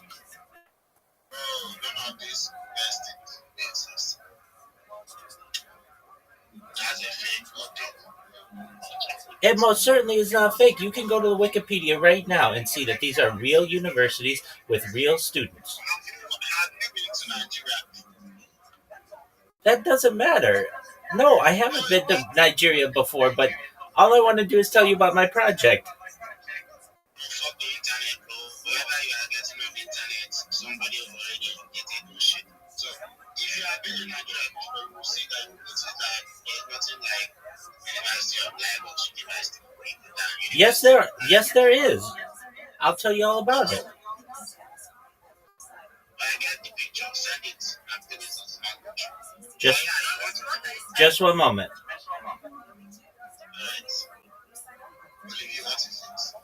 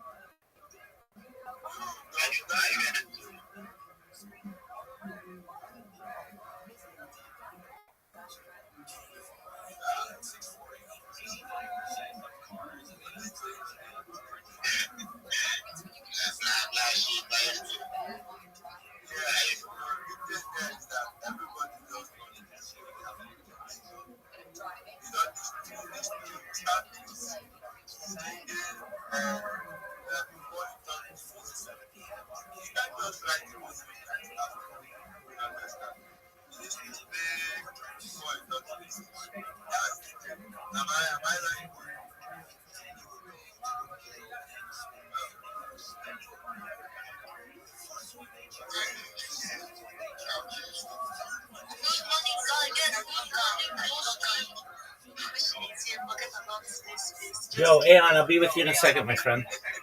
So sorry, what did this mean?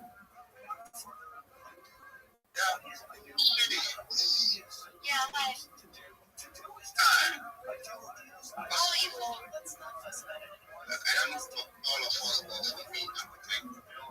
If Olive wants to say something, Olive is raising her hand.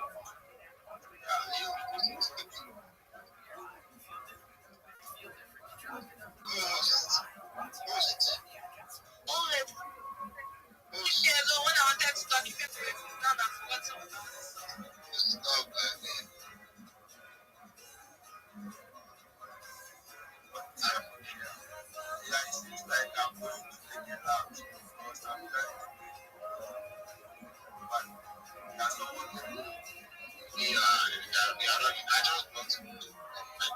So yeah, I think I made it without the likes of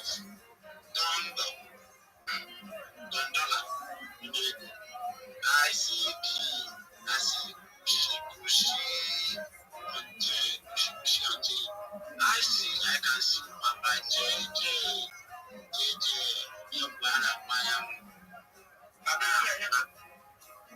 Abuna Yawa, that's South Africa.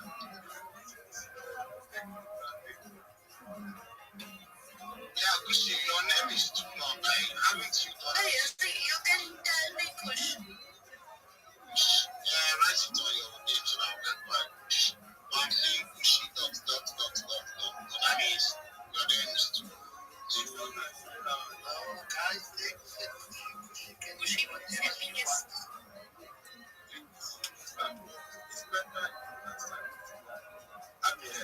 Kushi, you know what Kushi means in my language?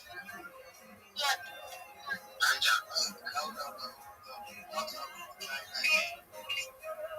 Oh, Lee. I'll say it. Oh, Lee.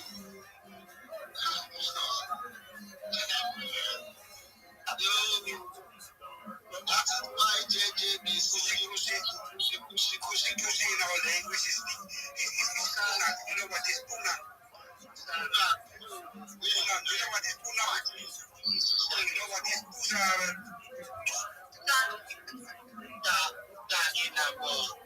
Kushi, now you're gonna have to change it. Everybody's gonna get you like this now. You know the true meaning. Afrikaans.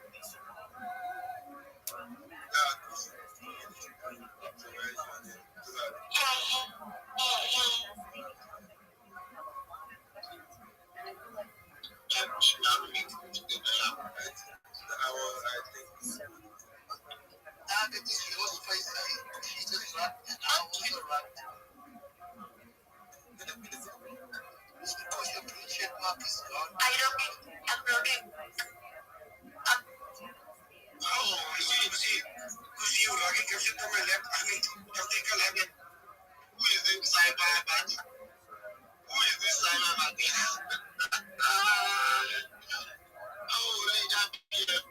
what 5K does on Solana blockchain. Honestly, it is described on which one is this? The cyber body. The NFT is like is one of the top one NFT on Solana. Wait, I don't see it in here. You haven't seen cyber body? No. That I think AJ brought it here. AJ brought it here. Oh, it is what it is. Oh, I should know.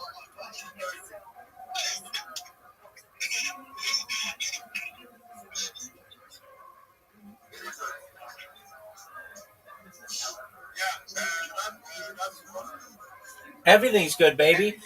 So in the jumbotron, I put a list of all of the accredited universities of Nigeria. To my man who said there isn't a University of Lagos, there are 55,000 Nigerian people who would like to disagree with you who are currently enrolled. The school's been around since 1962.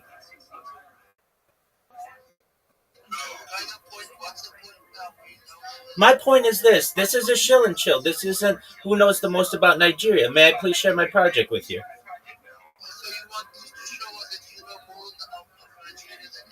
No, that's absolutely not what I want. Guys, if you're going to allow people to shill and chill, let them do it. Don't quiz them on things.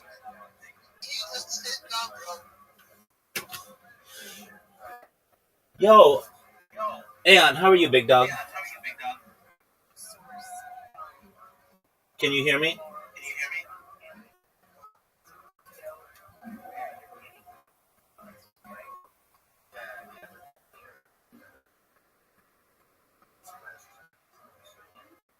Aeon. Yo, GM. Hey, GM, I can hear you now. Hey, can you name 10 Nigerian universities? 10? Yeah, 10. 10 American universities? No, not 10 American universities, 10 Nigerian universities. Okay, we have Ebonyi State University, which is located here in Ebonyi State. We have Anambra, which is called IPSU, Anambra State University. I'm calling federal universities. That's okay, I know. There's another university in Ndukwa Igbo. There is Funai, Federal University. How many now? I think you're at 4. Okay, there is another university in Anambra called Chukwemeka Ojukwu University, OU, Anambra State. Okay, that's 5. And then another university in sorry, can you remember the name? I can only mention 5. That's okay.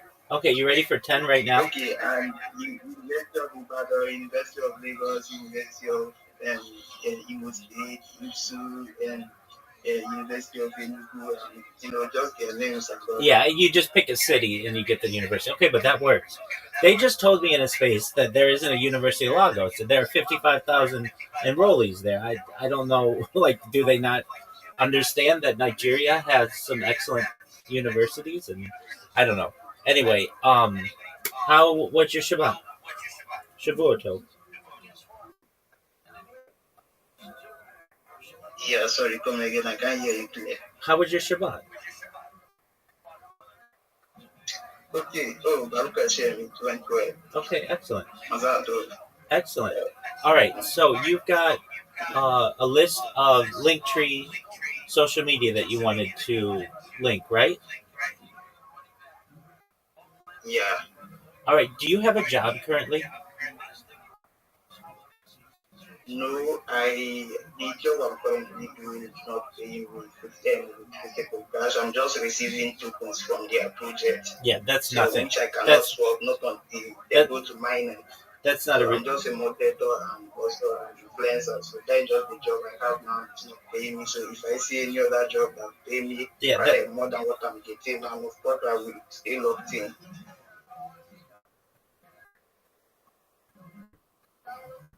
Okay.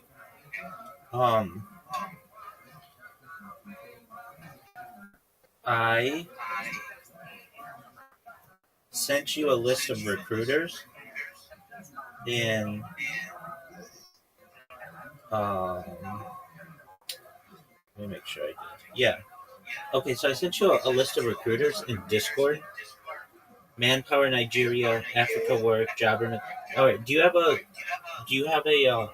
CV, a curriculum vitae, and a resume or a resume? You asked me to prepare Yeah. the one I did. I don't know which I will submit it. Should I submit it now? Oh wait, did you make one? Yes. Okay, so you made. Yes, but I don't think it's good. Okay. I'm trying to do it, but Okay, send it to me. all right.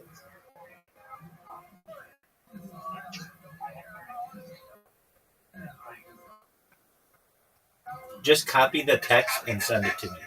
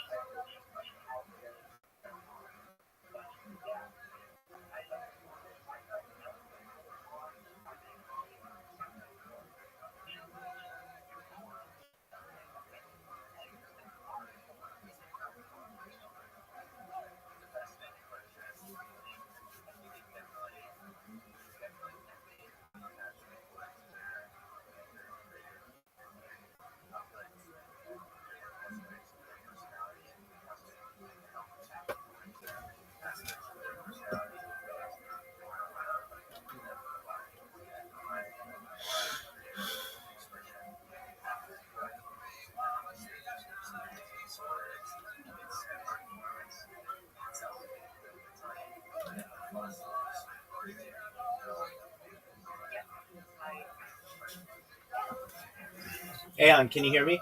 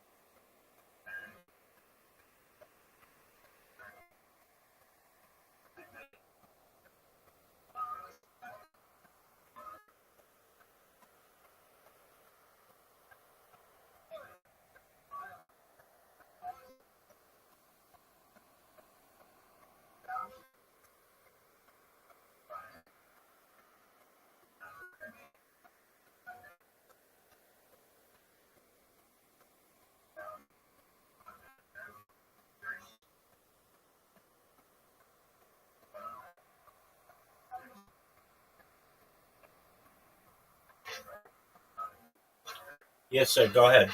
Yeah, sorry, I'm trying to download the file. Okay. Download it. I will send it once I'm done. I don't want the file. I just want you to copy the text and send me the text.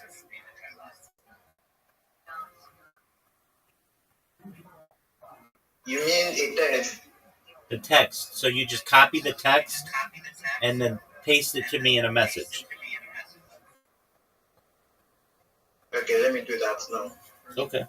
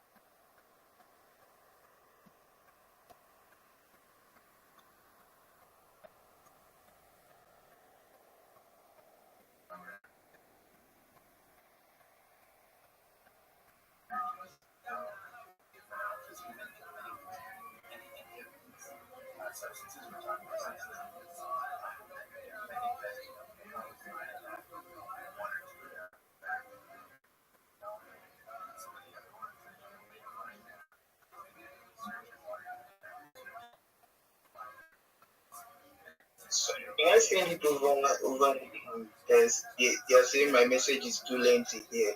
Yeah, you just copy half of it and send it, and then copy the other half and send it.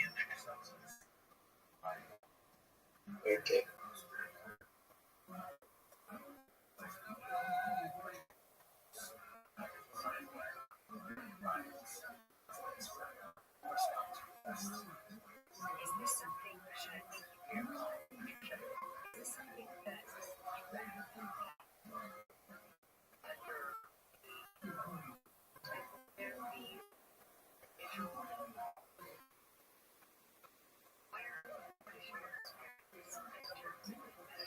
Yeah, I'm done. Take it now.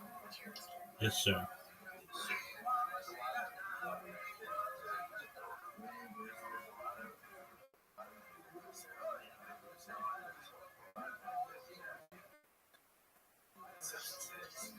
Okay, here we go. Okay, we got your name. Web3 Community Moderator. Network Ambassador. Digital Operations Specialist. Okay, good with that. So you know that you're supposed to add your email, right? Okay, let me send it now. Sorry. No. Don't send it now. But like, you would read through this before you send it. Yeah.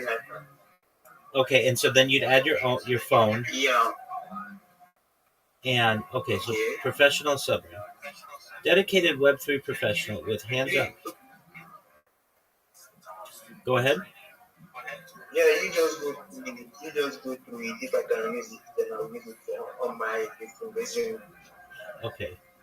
Dedicated Web3 professional with hands-on experience in community moderation, ambassador programs, and ecosystem growth across multiple blockchain networks. Skilled at maintaining core skills, community moderation management, Discord and Telegram. Okay. Professional experience, moderator, Cuba network. Okay. Moderator. Okay, when you say you're a moderator, I know what that means. But that's basically you just keep an eye on given telegrams or discords or whatever and make sure nobody posts anything inappropriate, right? Yeah. Okay. Yeah. Okay. I manage the community. Okay. So then at the very bottom, you would want to put your education. Add your highest qualifications here. Example. So, tools and platforms, that's fine. Availability open to weekly paying rule. Okay. I mean, so it's good, but you've got to fill in.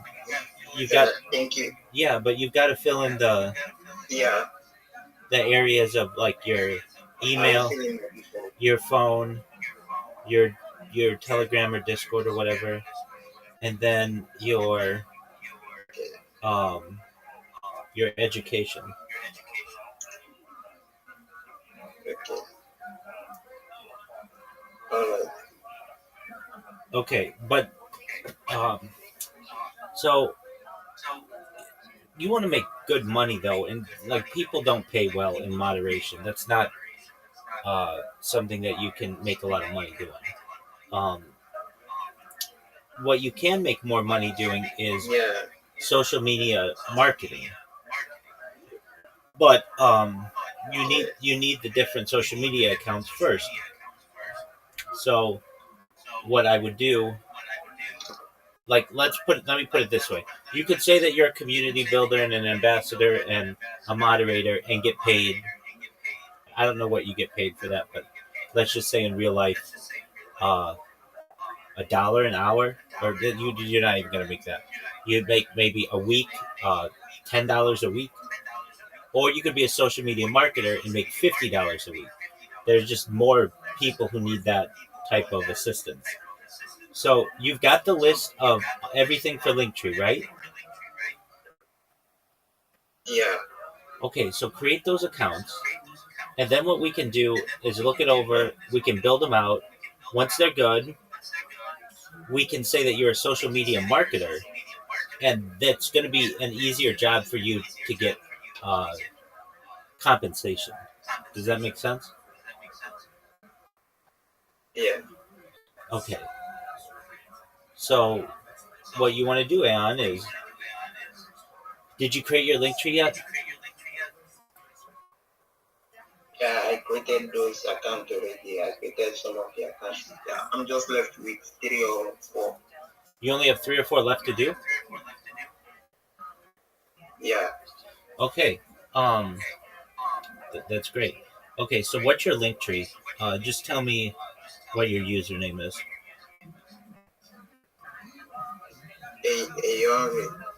AON?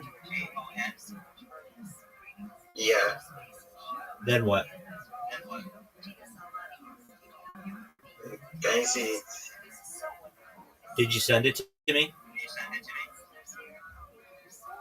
Wait. Let me open the app. Let me copy the link. That's okay. Do you have Tefillin?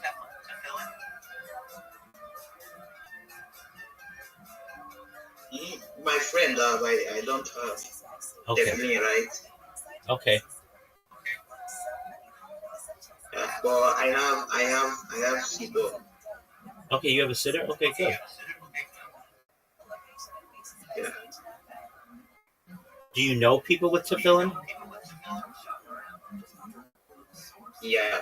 Okay.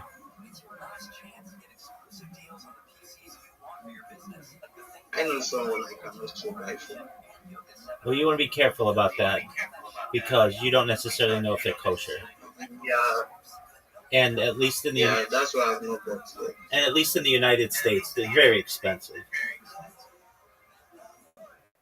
Exactly. So you'd want to have a qualified rabbi ensure that they're kosher. So don't go buying anything because it's not Okay. necessarily in your best interest right now. Okay, I was just curious. Okay, excellent. All right, so going to your link tree.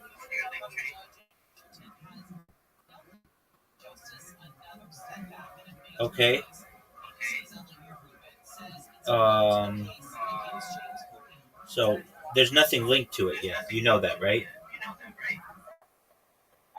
Yeah, I just created the account Oh, you just created the. yesterday. Okay, that's fine.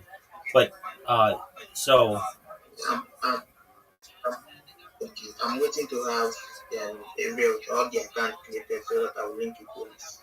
okay, that's okay. But you could once you create each account, just link it and then you build it out.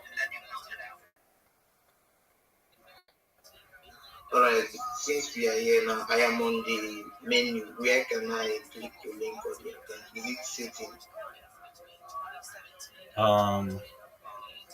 What are you asking? I am on the link tree now.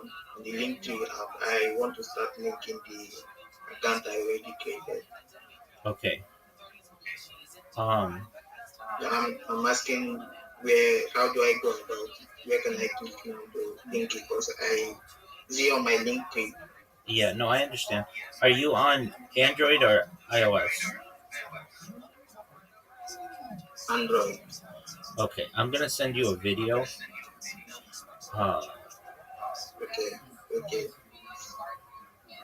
And just watch it, and it should teach you how to do it on an Android device because I don't have mine's on an iOS device. So I'm gonna send you text of how to do it, and if that doesn't make sense to you, I'll send you a video as well. And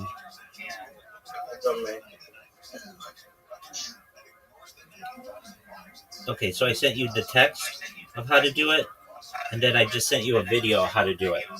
So I would, if you have the opportunity, look at both of the links that I sent you, and then you want to create that list of social media that I gave you and start linking it. And once you're done with that,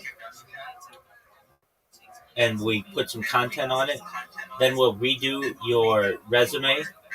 And instead of being a community manager, we're going to make sure that you're a social media marketer, and you can get paid more money for that.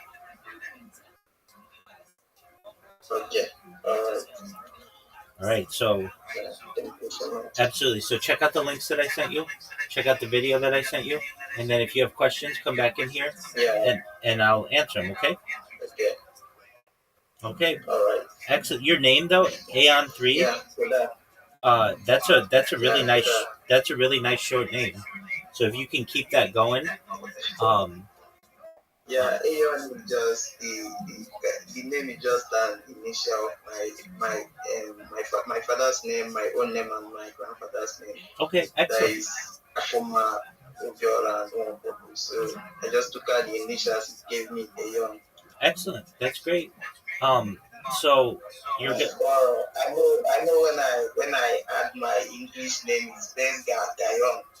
If I'm to take from Gerard, then I got Gayon. So Okay. just went to me anyways. I'm just saying that it's short and it's a good link to have. It's 4 letters, or 4 characters. Okay, so check out the links that I sent, and if you have questions, come back to me. Okay. Okay. All right. Thank you. You're welcome, Big Dog. Yeah.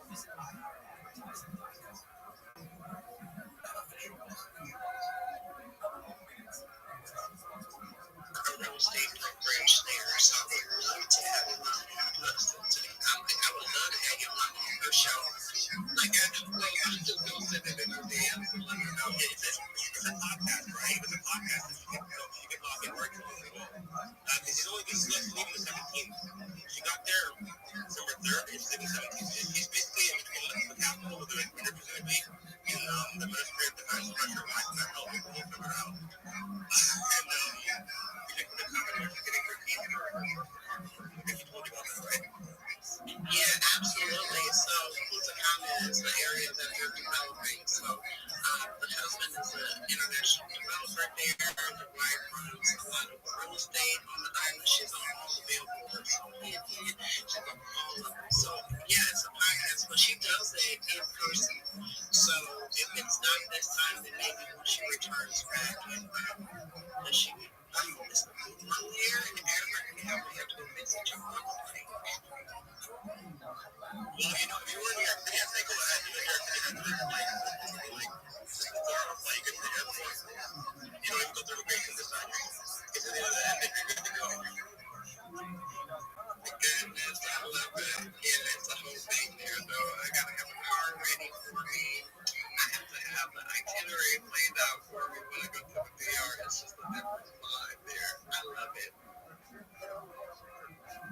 Review this morning. Good morning, Yonda. It's a beautiful day here in New York. The weather is amazing. It can't get any colder, I guess, for now. But yeah, it's just been super epic, and glad to be here. I just want to say, Mike, congratulations to you and your mom. She's an amazing person.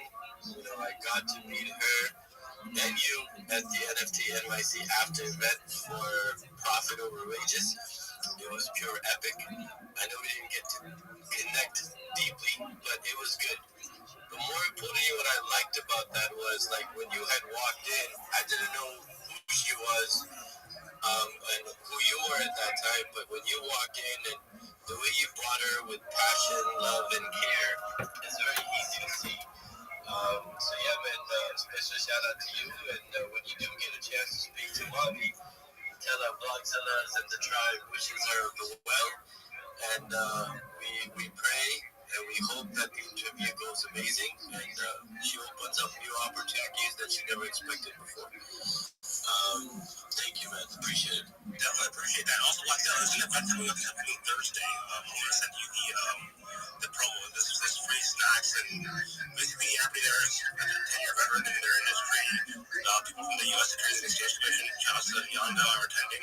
The New York City office, obviously, and Wall Street gurus, managing directors, which, are pretty high level in the banking industry. So I would love to meet you there. I'll say the promo again, and hopefully we can see each other on Thursday.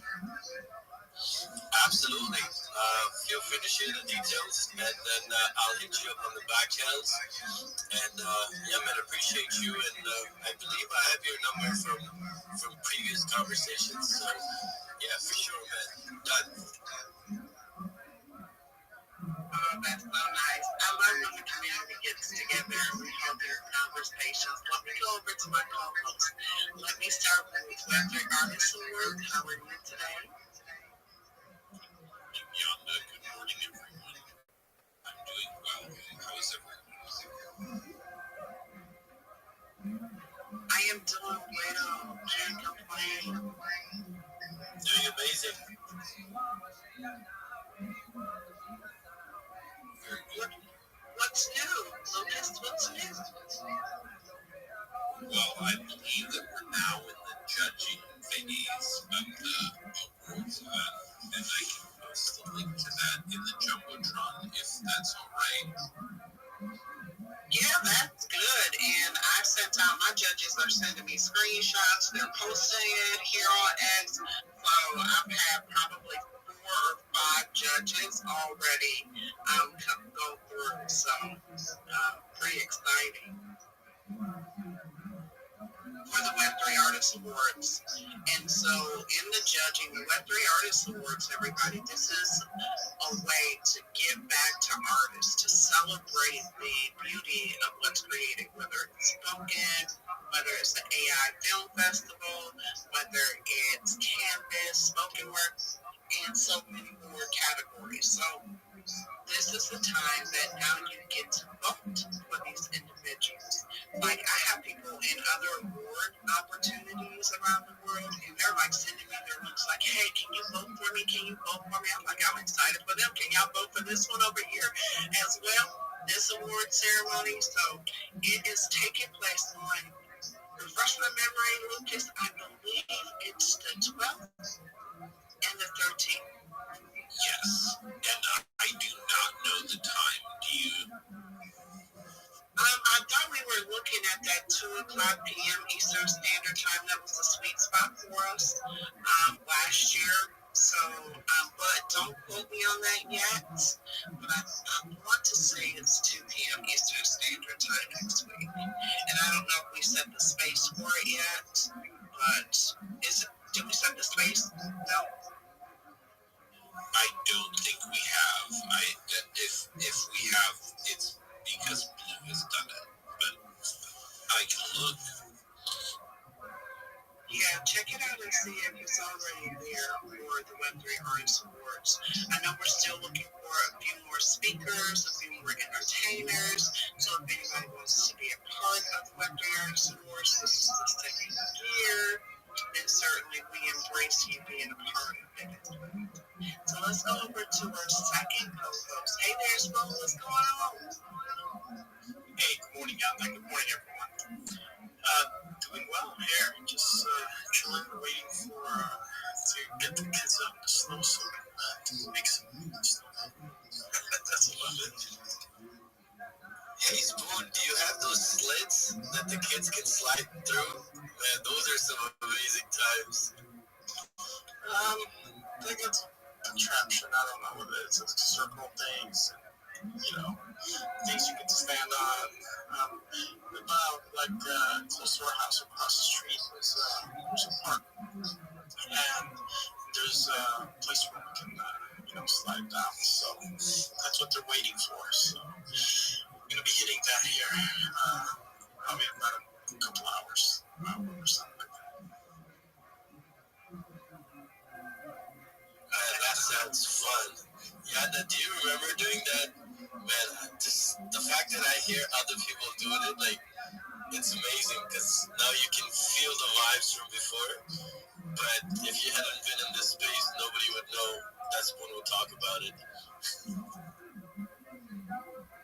Do I remember it? Absolutely. It's near and dear to my heart. I don't think I would try it at this age, however. I'm glad he said the kids. Thank goodness. Yeah, that's pretty nice. Let's head over and say hi to our friend who has been patiently waiting. Is it Rabbi? Rabbi? It's Rabbi. How are you, young? Absolutely. Do you mind if I share my project with everybody? Oh, please, Rabbi. Thank you so much for the opportunity. I'm Rabbi Rothschild. If you don't know who I am, you will. I stream my life 24 hours a day, 7 days a week, 365 days a year for world peace. I've been doing so for more than 4 years. My streams are archived on the internet. They go back to the pandemic. We've seen the death of a queen, the birth of AI, the coronation of a king, and everything in between. This is a real-life Truman Show, a real-life Big Brother. This is a timeline and a time capsule of human achievement. In the 1990s, Bill Gates coined the phrase, content is king, and I'm making it true today. I'm king of the internet. This is the biggest event in global history, and here's why. In 2018, The Economist magazine stated that data had overtaken petroleum as Earth's #1 resource. And I have more data archived on the internet than any person ever, which is making me a very influential individual. I'm going viral, and when I do, I want to make you, your friends, your family, all financially independent if you're not already. I want to ensure that you have generational wealth if you don't already, and I want you to be able to start charities and philanthropic organizations of your own. I'm unlike any influencer you're ever going to meet. I'm not live on one YouTube stream nor 2 YouTube streams. I'm live on over 20 simultaneous YouTube streams 24 hours a day. You can watch my life in 360 degrees. I even have a ceiling. If you want to view these links, they're available in my profile. Additionally, they're in my pinned post. You'll also find in my pinned post a link to my Linktree. I dare you to look at my Linktree. Nobody dares you to look at their Linktree, but I do, because I have more social media than any person. I have more content than any person. You'll also find a link to my Discord, discord.me/rabbi. We have over 2,500 in the community and continue to grow each day. In addition to making you all wealthy and wanting to promote world peace, I want to help end world hunger through the use of technologies such as agricultural drones, floating greenhouses, saltwater greenhouses, hydroponics, vertical farming, cloud seeding. I want to help end world thirst. I'm sponsored by a cryptocurrency that's worth about $100 million, and one of the things that we do is we build wells and water towers in developing nations for the benefit of the less fortunate. Additionally, I'm an advocate for the LifeStar program, and most importantly, desalination technology, where we pump Earth's seawater onto land to make it drinkable. If you are a reply guy, if you're a Web3 marketer, if you're a rater, you're a shiller, and you want a free mentor, coach, and friend, send me a follow. I will follow you back. Send me a DM. I'd be happy to respond. I want you all to know that I'm here to support you both personally and professionally. I'm here to be a positive person in your lives. I'm here to have an optimistic view on the future. And most importantly, I want to give people hope. And with that, I sincerely appreciate the opportunity to share.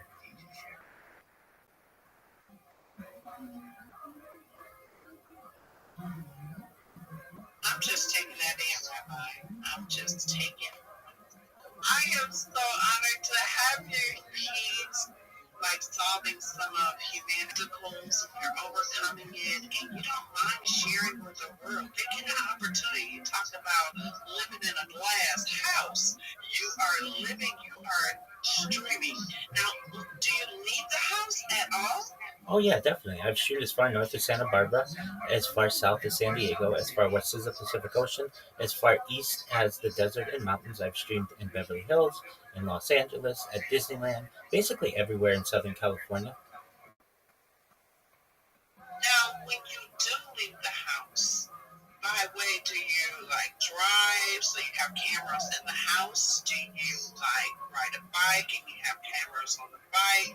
Tell me about that process. Absolutely. It gets difficult, as you can imagine, because there's a lot of multitasking. So I have um, basically front and reverse cameras that archive what I'm doing while in the car. Additionally, I use different data plans. I've used as many as four different iPhones simultaneously to be able to stream IRL.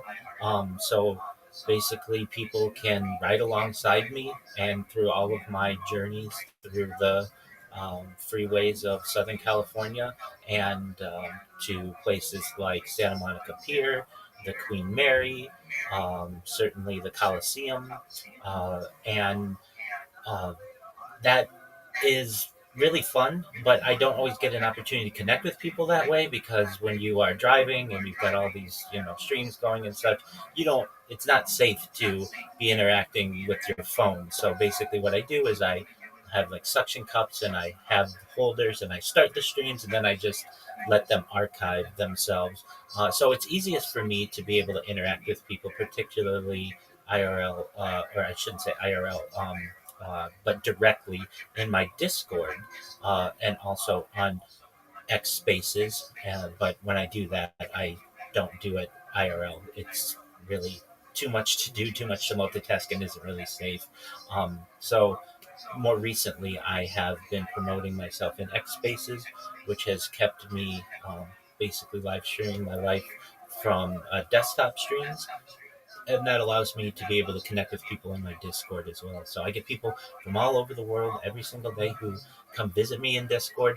I get people who actually live alongside me 24 hours a day. I've got a community of people who just like that I'm doing this and they want to help promote it. And then I get people who just want to come in and sleep. I get people who play games. We watch movies. We watch documentaries. I do my best to be as accessible to the world as possible. And that's just in my Discord. I'm live in about 12 other Discords as well, um, where I give people a portal into my life. And Yonda, you absolutely understand it. It is essentially a glass house in which I allow people to observe my every waking hour and my my every sleeping hour as well, because I sleep on stream as well. Rabbi, we are so fortunate to have you here, and I want to say thank you. And now I have to follow you on YouTube, and then hopefully I'll be able to chat with you. So congratulations on the job well done. The last question I have for you, because you've been doing this for 4 years, and I don't want to hold up like everybody. I just want to understand what made you say, I'm going to stream Excellent question, Yanda. I am someone who never thought they would do this. In addition to being a rabbi, I am a certified project management professional. I've successfully launched apps on the App Store and Google Play, and it was during the pandemic when my job went remote. And so I went from never being on camera and being quite social media shy, to be honest with you, to being on camera for 4 to 8 hours a day, sometimes as many as 12 hours a day, and my anxiety of being on camera was lessened. And after work, because many activities were closed and my community wasn't necessarily meeting in our normal way due to some of the protocols, I would go to Tiger Woods' golf course in Anaheim, California, and hit golf balls at the driving range. And I made this a routine throughout the pandemic. And one day I wanted to view my golf swing on camera. And so I started to stream, I shouldn't say stream, I just started to record my golf swing on camera. And I would make some, shots that weren't as good as some of the others. And I'd make jokes to myself on the camera. And I thought, some of this is really cute, it's funny.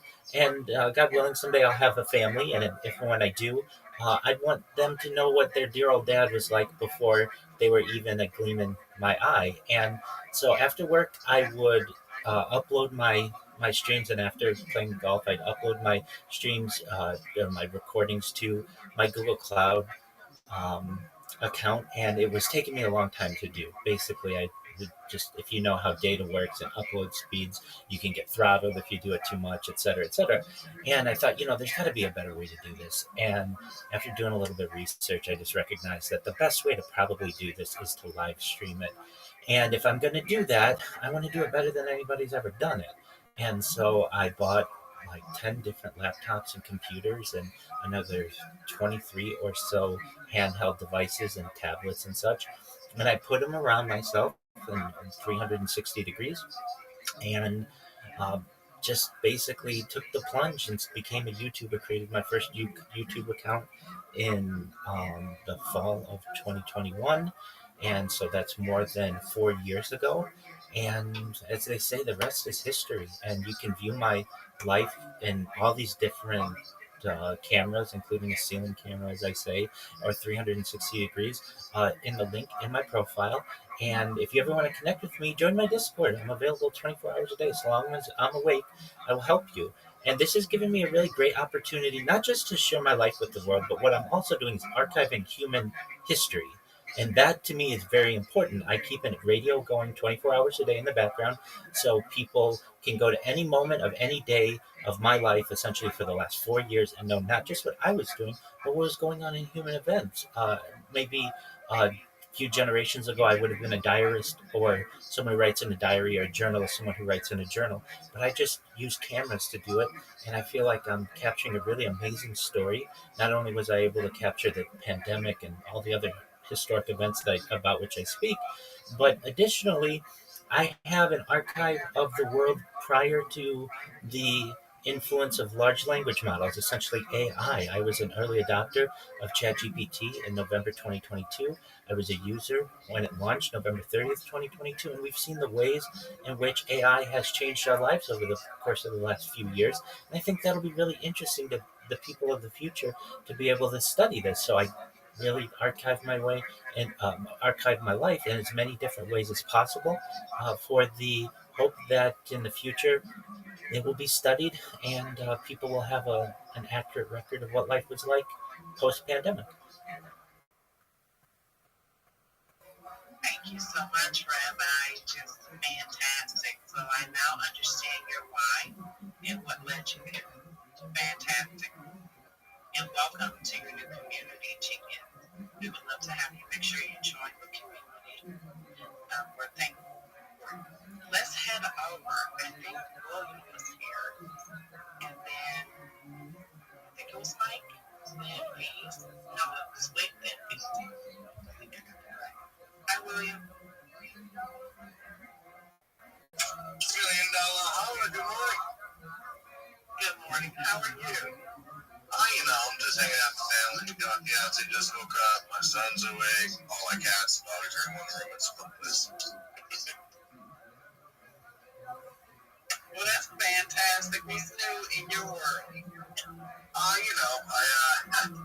I recently signed a 7-figure contract for 11 years, but other than that, just been grinding away, trying to make education free and available for everybody. Recently, I was displayed at the Art Basel through the Ugly Duck Society, and apparently the mayor really liked what's going on, and words were exchanged with Scrooge at the Ugly Ducks about potentially getting something built for the school system, so it might be stepping in the right direction for Web3, and it's definitely a step in the right direction for my pocket. From zero to hero. I'm loving this 2026 vibe. That sounds fantastic. Good. You're making a new contract. Thank you. A lot of people always say that they give up right before it gets good, and it's almost to that point too. It's not a guarantee, like the money's not in my account. Yes, it's not real, but the paperwork signed, it's all legal and it's all binding. But it's just a point of like 6 years of building portfolio in the form of being a building for everyone else. And it's just it finally came to a pass that I was chosen by name.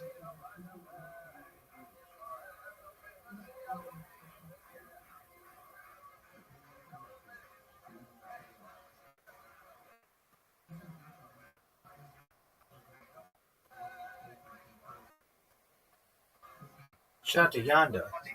What a nice lady.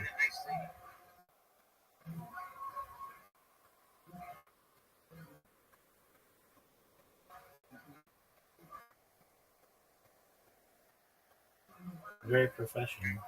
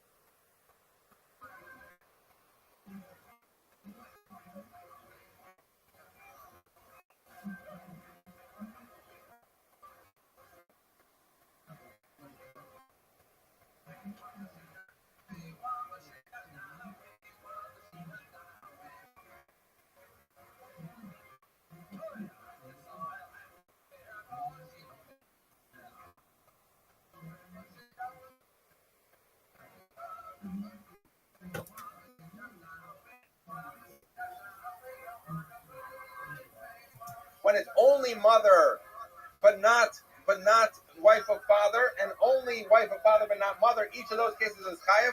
But a case where it says mother and the wife, you're not chayav, so that can't be. So it must be that imchahi and eretz avichahu are not the reason to do it. And there's a second question: moreover, if you're learning it from imcha, that kind of drasha, what are the rabbanon who argue that Yehuda? Why wouldn't they use it? Ella, Kahumi violated for the Shisha break Rabbi. Yehuda Nam Yahu violated for the Shisha break Rabbi. So tomorrow, Mr. Jim will see what the halacha is of the Shisha break Rabbi. It talks about whether how you know an onesh for someone who has a relationship with his mother. But in any event, so we're going to say, what would the rabbanon do with him? They must use it for that limud. But Yehuda needs it for that limud also. So we have a double question on Abaya's answer about how we know it. So we're going to say, no, it's not that.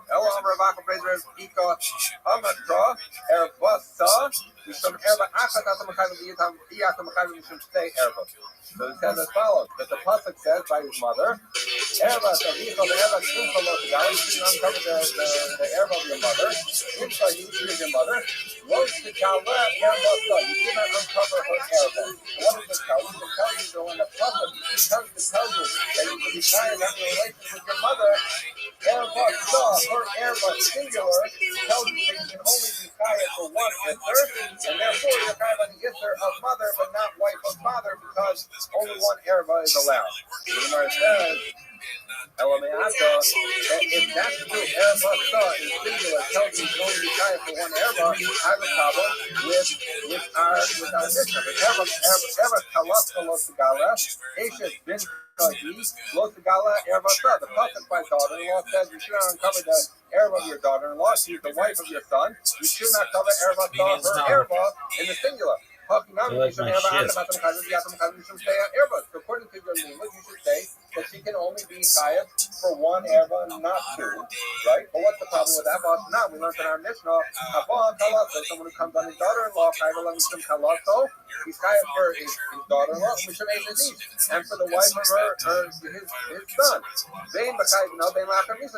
So what do you see? You see that a man who comes on his daughter-in-law is chayav two ervas, even though it said erva there's singular. So it must be that this limit is not good.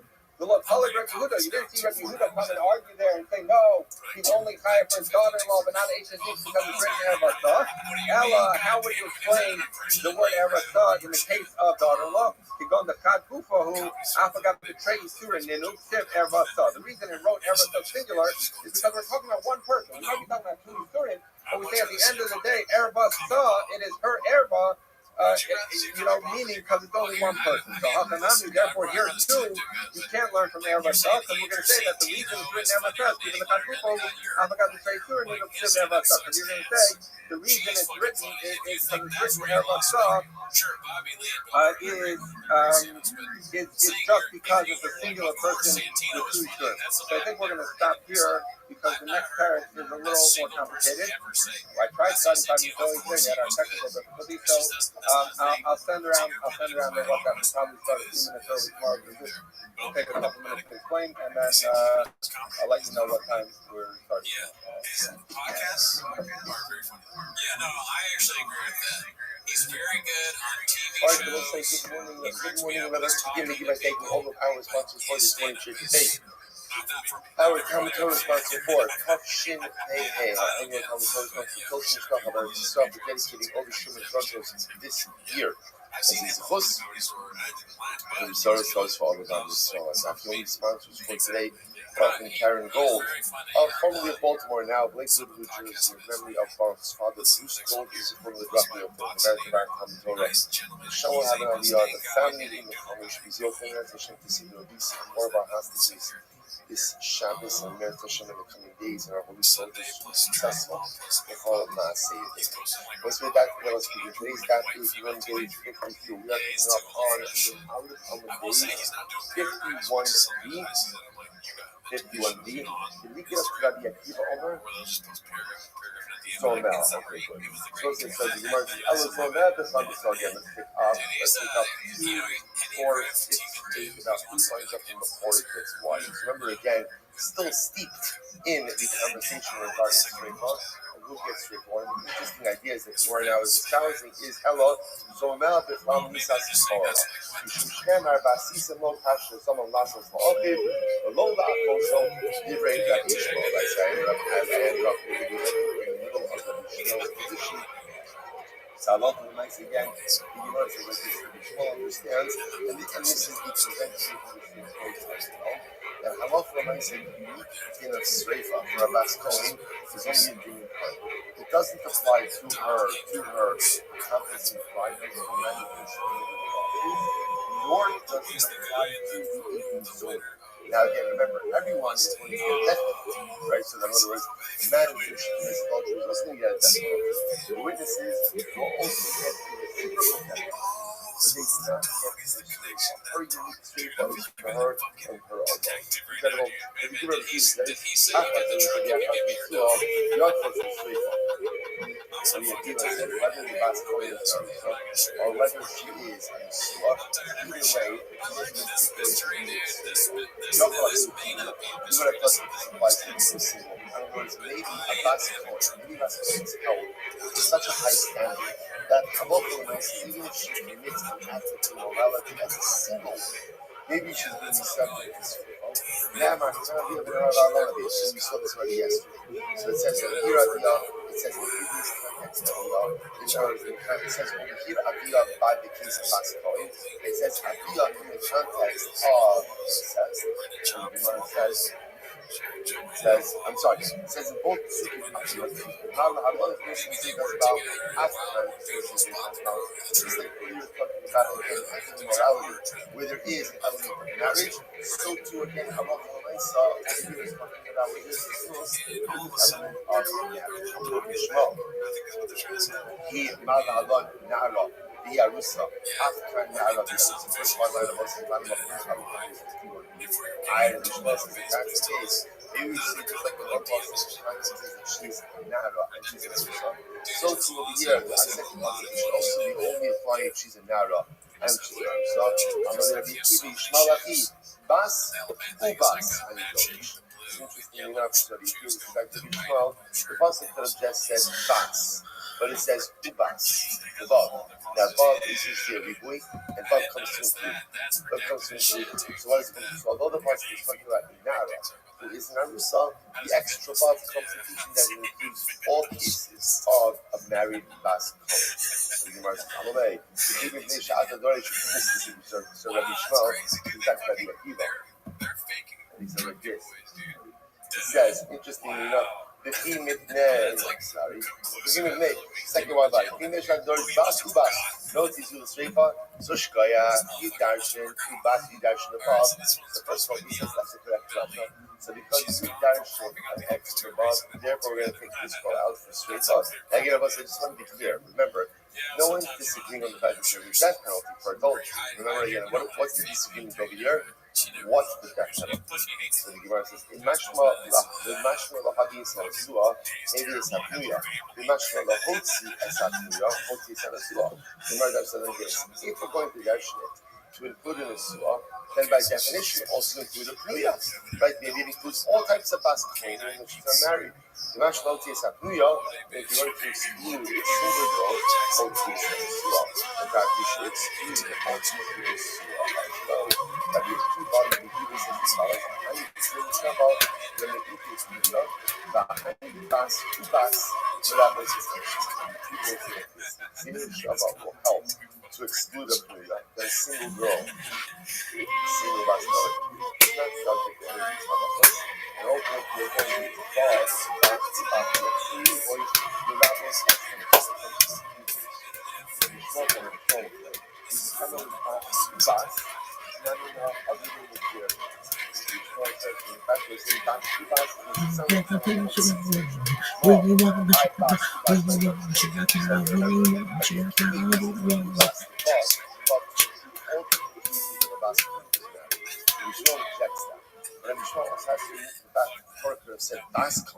Why does it say Ubas? What does he do with the extra love? Let's be honest.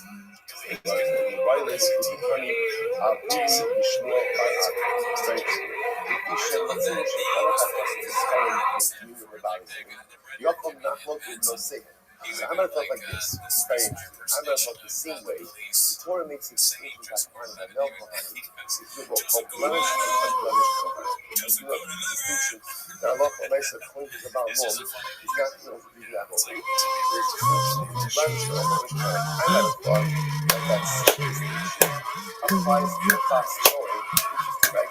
Maybe the din of Bas Kohen is specifically the din of straight from by a Bas Kohen.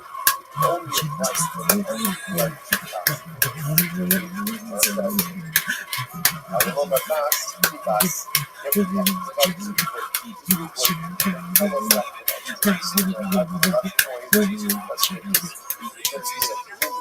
by a last point, only in a moving by Kiva. But where does the Kiva learn this out from? Kiva made the Hem Makridim Vahi Kodesh. And the Kiva says, you have to pass it up. The Hem Makridim, they will offer us a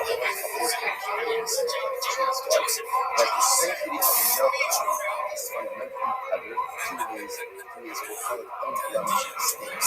But that's only because that by Yahweh is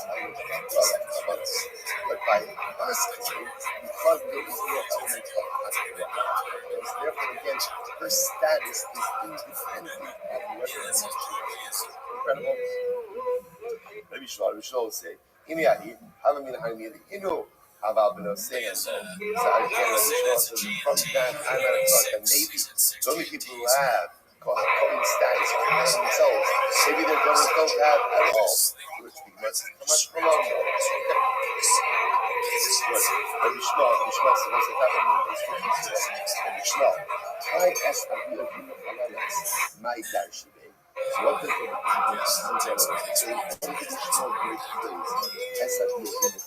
what does he do with it? Gemara says, we violated the sign up. So we need it for the following. Gemara says, how do you have the air over? Not Kamalora as Rabbi Yovim Halalas. What does it mean when the pasuk says that she feeds the father? What does that mean? This is incredible. Shem Ayu Nogin Bo Kodesh, Nogin Bo Chol. The pasuk is actually telling us how to relate to the father of the Bas Kol. So remember, I was just this out. I see this Rachel is whatever. I used to say short even, but she Rachel is the daughter of Adam is a Kohen. Rachel not in sculptures. The pasuk says through Rachel's adultery, what does it mean? It means that the father's status changes as a result of the home. So, for example, the Gemara says, how you both know again, they normally treat him in a more, we'll call it, in a more exalted way. Like in a holy way. No, just like, they would treat him in a more mundane way. Covet, if they're normally given covet, no one can hold his sight. They would treat him as discouraging. The idea is that because of his never behavior, father, again, he's still a cult. And he's still a cult. And he can still do the Avodah. Strip of covet. You don't give him covet. Why is that? So the Gemara says, you say, a person is the person who birthed such a child. Person is the person who raised such a child. Person is the person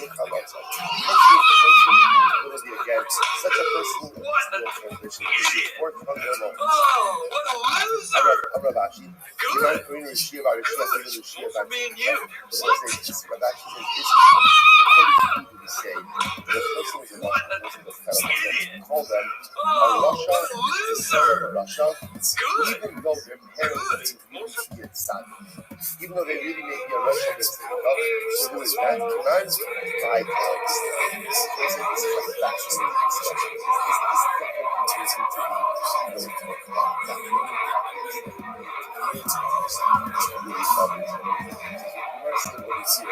is that there is parental responsibility for certain actions and decisions. Therefore, again, Rachel, the daughter, commits adultery. You see how clearly there is something fundamentally flawed in the communicating with your child.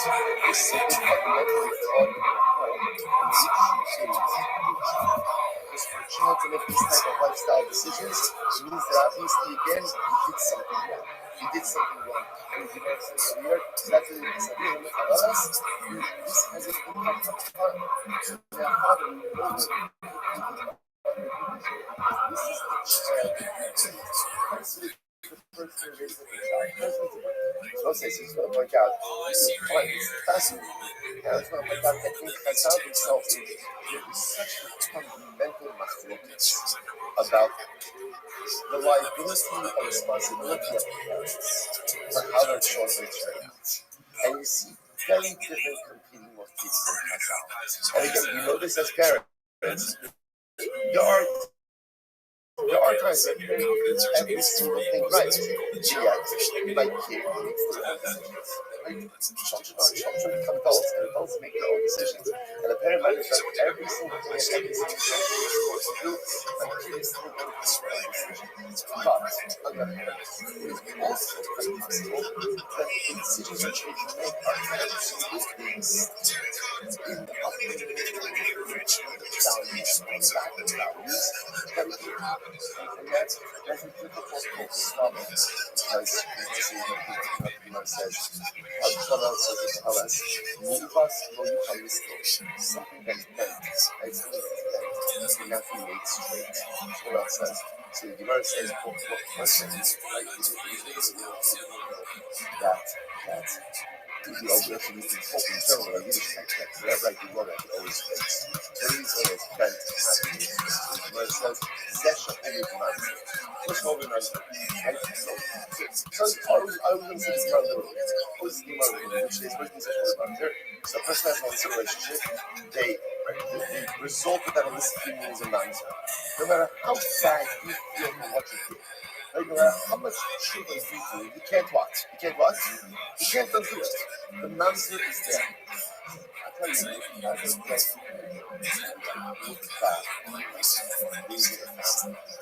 like sometimes not for a mamzer, but it also is a beginning of it. Sometimes the other thing you can do is the way you raise your children. And the thing is, influences you allow in your home, things you allow your children to do, don't allow your children to do. That, you can't undo things. And it's one of the hardest parts because often we learn to be a parent on the job. And then when we realize my mistakes afterwards. So what's usually saying is like, after I've created the mamzer. Like, in other words, like again, I'm not calling out, but some says that like, after I made the mistake, and then I realized I didn't make some mistakes. And the terrible part is, you can't undo it.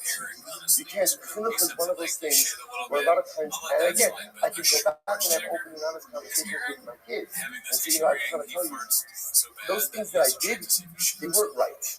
They weren't right, and I want to be clear that they weren't right. But no matter how much I'm over to my kids that they weren't right, I've created the mamzer. I've created the flood field. I've created the flood paradigm in the home, and I can't walk it back. So there's this fast, so again, on one hand, there's this idea that a parent can do everything right, and the child still makes their own decisions. So who says that Rachel's action reflects on her father, Aaron Cohen? But again, there's also a place from Chazal that says, no, what a child does and how a child behaves and how a child leads his life is a direct reflection of the chinuch that he or she has received in the home growing up. Which is right? They're both right. There are elements of both of us, which is why, again, the chinuch we give our children, the example we set for our children, the behaviors we model for our children, the homes we create for our children, the lifestyles we create for our children, everything goes into the chinuch. And again, if it's good, great. But if it's flawed, coming us, we, the parent, are responsible. Incredible. That's what I do. Zoom into how it's going. You want to see my kind of because you into how it's going. Why does the Mishnah end off? Right? The Mishnah ended off by saying, this is the mitzvah of skila. So why does the Mishnah end off this way? Mishnah Ketana, Nigmar Hadin, Motzien Oso L'Saklo. Because remember again, what did we say before? So for that if halacha l'maisi liable to skila, you take him out to skila. Beis skila hayot is the previous mitzvah. Not the last mitzvah. The two mitzvahs. Beis skila hayot is what they come out. But I think the kabbalah the mitzvah had a swapin. And another thing is had a swapin. Even though really this mishnah spoke about Arba Misos, but it was really following on the heels of the skila mishnah. Right? So therefore we had skila, then it went to Arba Misos, and then it went to close out the discussion of skila. And that's why the Mishnah ends up by saying, Zu mitzvahs haniskalin. That's the end of the skila discussion. And I want to say, now we begin Sreifa. Here we go. Mishnah. Mitzvahs haniskalin. This is pretty wild stuff. So what is Sreifa? What is Sreifa? Now I was going to point out, before we go on. Halacha l'maisa, right? What are we doing with Bas Kohen? So Rama Paskin is not supposed to be the Diachar Kma Halacha Gimel. Bas Kohen she's inside. She Isha Ish. Beisha Haya Baila Kohen, Beisha Haya Yisrael, Bafila Haya Baila Mamzer, On Nasin, On Shamachadi Lavin, Harizu B'Sreifa. So the halacha is the Bas Kohen, whether she's in Arusa or she's in a Surah, whether she's right there Kohen, Levi, Yisrael, Mamzer, Nisim, Nishki, Givoni, whatever it is, right? So that's it. That's the Jews. Right? So the nice again, her judgment for adultery is Sreifa. However, U'Po'ala B'Chanek, right? But yeah, what's it? But halacha is the man was commits adultery, and by extension, also Rabbi doesn't say it over here, but ultimately again, but eating sumin as well will get chenek. Chenek strangulation is the normal punishment for adultery. So the only person who gets this unique punishment for adultery is the basically herself, whatever, but everyone else, about chenek. Good, that's the Rabbi. Mishnah, Mrs. Hans Rabbi. They say, how do we administer the punishment of sreifa? Are you mashkin also? The zeva ad arkiv also. So we go ahead and we immerse him in manure up until his thighs. We immerse him in manure. Now, what's that? So Rashi says over here, mashkin also. He's happy. The people have still up some of this.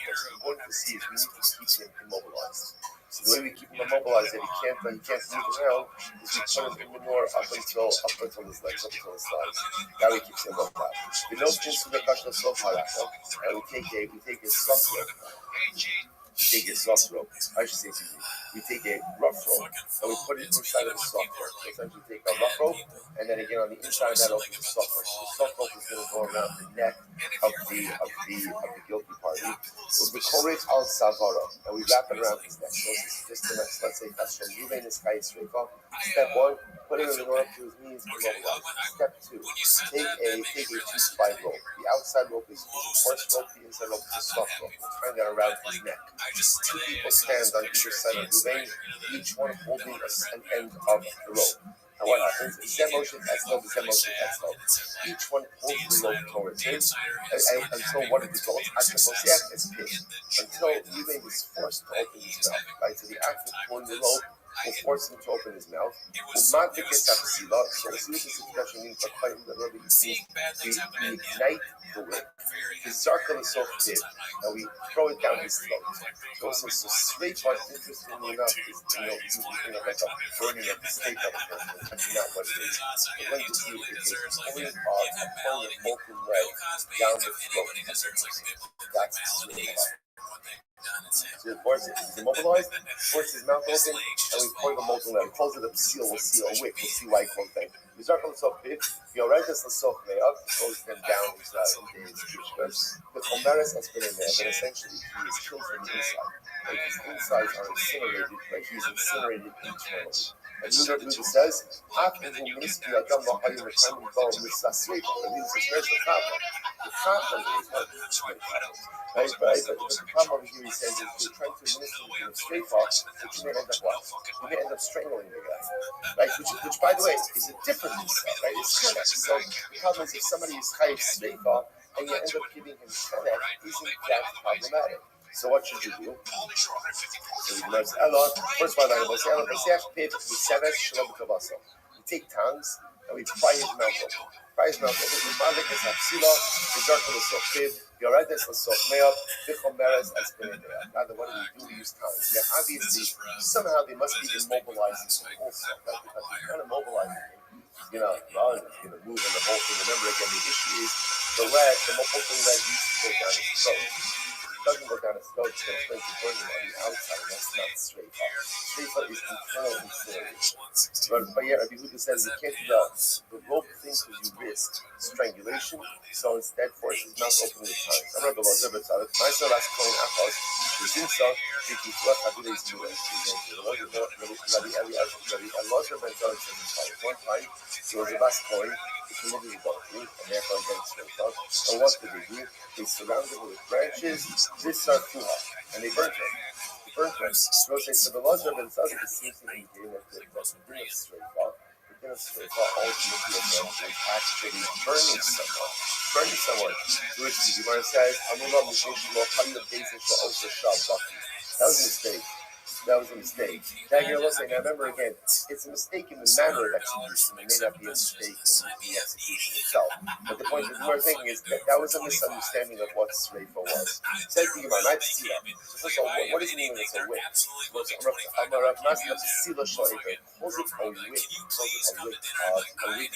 lead. But Rashi points out over here what they would do. Mr. points out what they would do is they would take like a long piece of lead, and they would mold it, and they would melt it down. So they call it a psila because it was long, it resembled the wind. Okay, Manova. So first of all, where do you know this? This is a little bit mind blowing. Like again, how do you know that Sreifa means eternal incineration? Where does that come from? So also, this is quite interesting. Gemara. Asya Sreifa from the Agus Korach. Make it zero. Shabbat Sreifa from Korach means a son. Remember again, Korach means rebellion against Moshe Rabbeinu. And again, his assembly, some of them were swallowed up by the earth, and some of them were incinerated. If you look at Rashi, Rashi says, Ksid Hava, Be'esh Tisarei, Ksid Hasam, Asher Yivu HaSrufim, Ma'ala Halon Kukan Rakot. Remember again, part of what happened with Korach was that a bunch of people brought Ketores. The people who brought Ketores, remember, everybody's jockeying for the position of Kohen Gadol, so whoever brought the Ketores was incinerated. It was killed by Sreifa. So again, a large number of followers were swallowed up by the earth. Others who brought the Ketores were incinerated. So the Gemara says, it says Sreifa over here, it says Sreifa by Korach. So the Gemara says, Ma'ala Halon Sreifas Nashim L'Kutayim, just like by Korach. So again, they were killed by internal incineration. Fire went into their body, killed them internally, but their bodies were still intact. So too over here, the way Sreifa is done is internal incineration, but the body remains intact. Okay, so that's the first thing. Tanakama. Rabbi Elazar Amar asked Sreifa from Aaron. Then we learn Sreifa from Nadav and Avihu. Nadav and Avihu, remember again, also went ahead with whatever they did, like we remember exactly what they did, but whatever they did was unsanctioned service of HaKadosh Baruch Hu, and they were killed. So the Gemara says, this is Aaron. Just like by Nadav and Avihu, fire incinerated them internally, but their bodies were intact. Afkan, Sreifas Neshama L'Kutayim. So too over here again. So to over here by Sreifa, so internally, ultimately again, the incinerate person internally, but the body remains intact. So it's interesting. Everyone is agreeing on the concept that Sreifa is internal incineration. What's the Makar? Tanakama says Korach, but the Elazar says B'nai Aaron. So Marsaman the Elazar has this Korach Minale. So here's what's interesting. How do you know? In other words, the Torah tells us that people offered up to the Torah were burned, but how do you know that it's this internal incineration? The Siv as Machtos HaChotim Ha'ela B'nafsho Sam. Sheneshmasham Nisrafas Beguf Kayot. Okay, we darshan mission B'nafsho Sam. So we darshan again that ultimately again internally, in other words, they were their nefesh, so to speak, their soul, which means just their internal life was snuffed out, but ultimately again their bodies were remaining intact. He does. The other thing, who doesn't know anything, he'll say, he straight from mamish. No, they were literally burned. My benafsho. So what does it mean? The pasuk says benafsho. So shenischay b'shreifa iski nafsho. That they were kind of shreifa ultimately again because of what they did, right? Because of iski nafsho. It wasn't iski nafsho. This is incredible. Gidei Shlakish. My dechsiv bechanti laage ma'od barak alay shemimot. What does it mean? Let's look at Rashi. Rashi says over here, bechanti laage ma'od b'shul chanufas shaligimos ma'od she'achilam b'hishkan barak la'adaso u'nischabri imo. So it says, how do we know? Literally it means chanufa or chanifa is flattery. So literally the pasuk over here, where you are quoting from him, bechanti laage ma'od barak alay shemimot. Because of the flattery that Korach showed to his followers. So Korach alay shnimo, he bared his teeth in a smile. The he is a reference to Gehenna. How did Korach go ahead and onboard his followers? Food and drink. He put out a nice spread in his tent. I don't know, whatever. Little bits and toppers, whatever he did in the desert, right? So you go ahead and you put out in the desert, and that's how you run onboarded his followers through Hanifa. So in other words, we'll say, because what Hanifa does is sometimes Hanifa speaks to the soul, right? In other words, everybody likes to feel good about themselves. So if somebody goes ahead and flatters me, even if it's not real, it still feels good. Because of the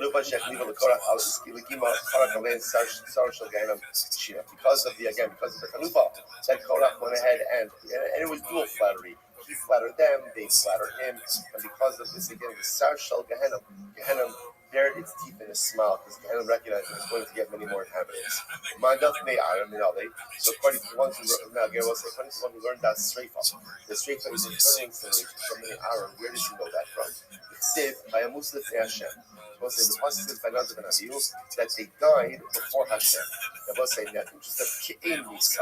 It was like death. What does it mean like? It was like a normal death. Now, what does it mean like a normal death? Right? What's a normal death? The body is intact, but the internal processes stop working. That's a normal death. When Nadav and Abihu died, they died before HaKadosh Baruch Hu by Amusu, a regular Nisa, which means everything that happened to them was internal, but externally everything remained the same. Everything was safe. No, it's not true. Nadav and Abihu were actually incinerated, fully incinerated. They're actually incinerated. So what does it mean by Amusu? It means that the incineration began internally and then spread externally. The Sanya, Rabbi Yossi ben Dostai Omer, how did Nadav and Abihu die? Remember again, all the passages by Nadav and Abihu is by Hashem, by Amusu. They came before Hashem. They came too close. Now again, remember, the whole focus is exactly what it is that they did. So for our purposes now, the fraction is almost irrelevant. What matters is that they died and how they died. Now the Gemara says, how did they die? Two little again, two pillars of fire emerged from the whole vehicle. This is the the next look will the arbor that split into four. The nickness who shine the Pokemon shows that, shine the Pokemon shows that. Two pillars of fire went into the nose of Nadav, two into the nose of Abihu, the Sarfah, and burnt them. The Gemara says, that's how they died. So in other words, the Gemara suggesting again, so the incineration began internally. Now, at least according to the other thing, means they went ahead and spread externally. I've opted Shatotal Osam, because it says it consumed them. Osam below the gate. It consumed them, but not their clothing. Even according to the thing that says Nadav and Abihu were fully incinerated, only them, and not their clothing. Incredible.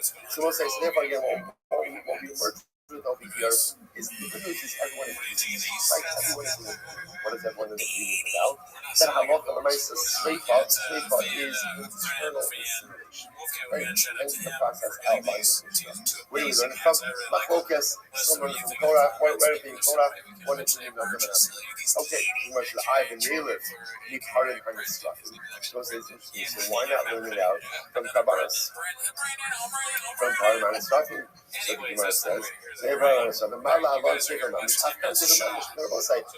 like a paradise. We burn Kabbalas, if you burn Kabbalas, we say that part of Hanisrafim. Remember again, generally, whenever we talk about part, it's the Par Helam David Shal Par Koin Mashiach. These are generally like sin offerings, right? Which are fully consumed. So why not learn out from Par Hanisrafim? So by Par Hanisrafim, again, it's total inspiration. Total inspiration. Which the Gemara says, Mistabra is interesting. Mistabra me Adam Havilei Lelach, Shekim Adam Chotei Neshama Pickle. Because we'll say it makes more sense to learn out the din of Sreifa by people from Adam. Why? Because again, if you learn from Adam, you have four elements. Number one, Adam, you both apply to people. Number one, they're both called Chotei by sinners. Number three, there's an element of the Shama, right? The Kali Bashan of the Shama. And number four, they're not subject to people. Okay, other rabbis, it's the opposite. The Parman is talking about why? She can makshir the donuts. Because ultimately, again, Harin, like you have over here, is a makshir the donuts. Ultimately, again, tell us the Rashi. There's makshir, it's almost writing class in Rashi. Makshir, Sreifa is based in makshir, action, mitzvah, hamakom. Remember again, the action of Sreifa, the base of the death penalty, is what we call a makshir. It's a preparatory act. In other words, it cleanses the person. The same Parman Hanisrafim. So to ultimately the Parman Hanisrafim. Allah Sreifa, the Hani Lasi, the Adamu, should come behind mitzvah, hamakom. But the Sreifa by Torah, by Nadav and Abihu, were not carried out by these. They're carried out by HaKadosh Baruch Hu, which the Gemara says, there are still more comparisons to Sefer Bezdin, to us the other cases of people dying, then to Purim. Man Yolach Adas Korach, my Kamal Yolach Min Korach. So okay, so the one who learns out from Adas Korach, why doesn't he learn it out from Bnei Aaron? Who's Sefer Mamish? He will say that Bnei Aaron will actually fully incinerated. Fully incinerated. I Bnei Lef Minei. So okay, so if you want to, even if you want to think that Bnei Aaron are fully incinerated, so why not use that as a paradigm? Say that just like none of the Rabbi were fully incinerated, therefore what? Sefer means complete incineration. Rav Nachman, Rav Abu, Amar Krav, Yehabtulei Achad Kamosov, Bar Lo Nisach. So let's say we just keep coming up over it. As you have to love your God like you love yourself, even in death, or even in death. Which means again, choose for him a proper death. So the act of internal incineration, which at least does what? Leaves a body with burial. Leaves by burial, the person is able to have a burial, and as much as the burial is that's the incredible. But in the Achad, you could have nothing to Tzir Shabbat. Why did Tzir Shabbat at all? You love Tzir Shabbat Havamina, straight past the Shabbat to love straight from you. Because we're not, if I didn't have Tzir Shabbat, I would have felt like this. That internal incineration with an intact body is not called Sleifa at all.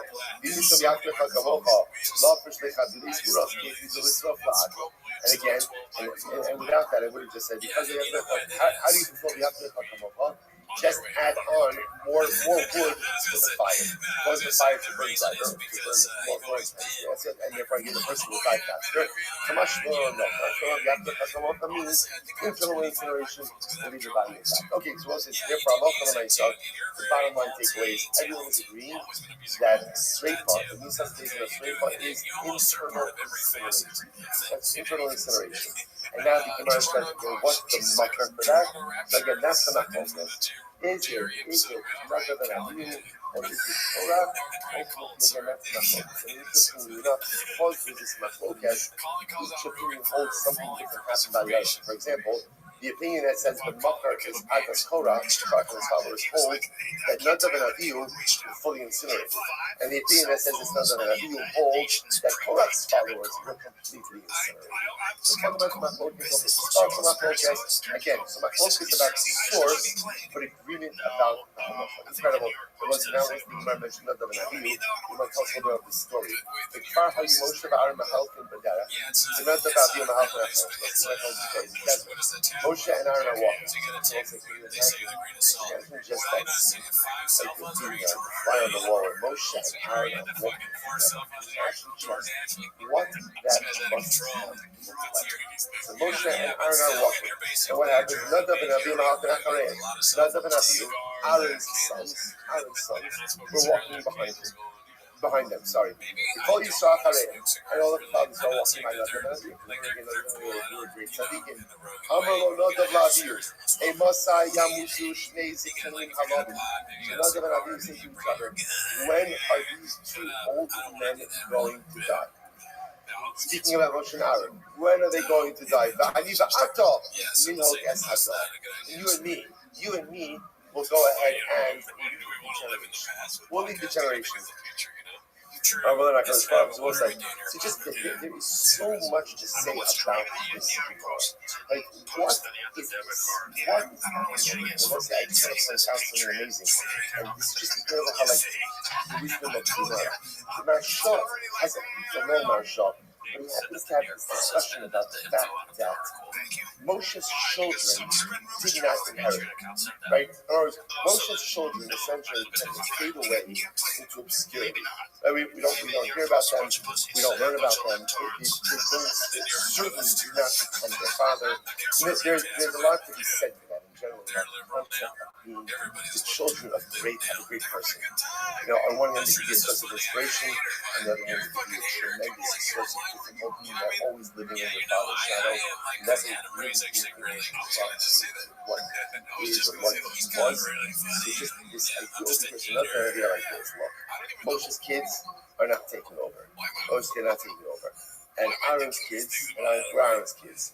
And I will say, the Marsha says something fascinating. So they saw a fundamental flaw in Moshe.